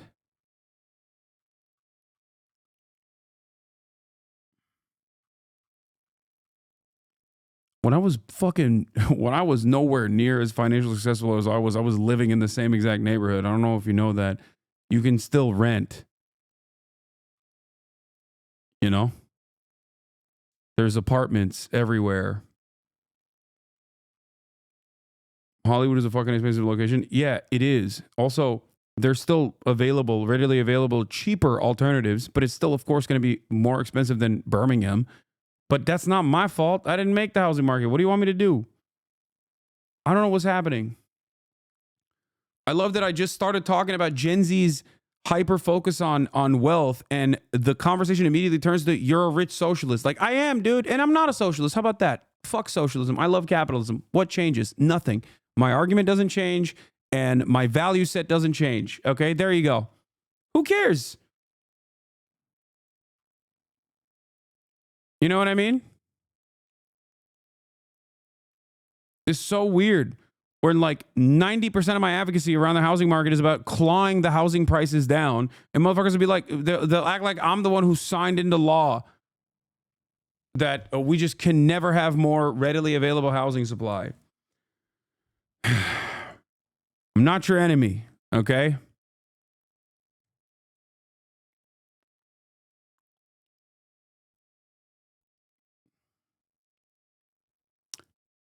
But yeah, as far as what's going on, I will do more news coverage tomorrow. I'm tired.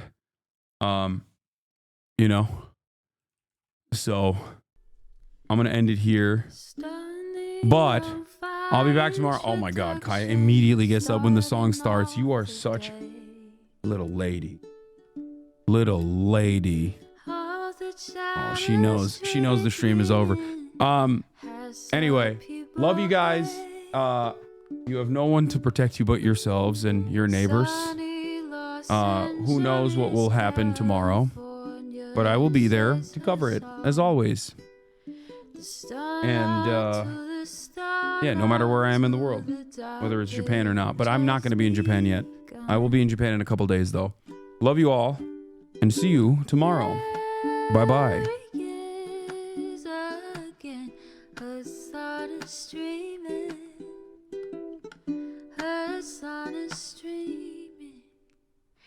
There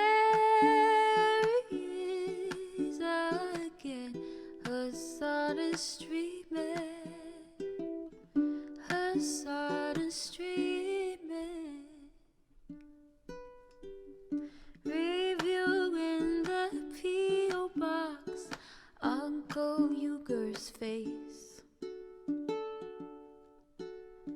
Sudden discord at your prop, great names take embrace.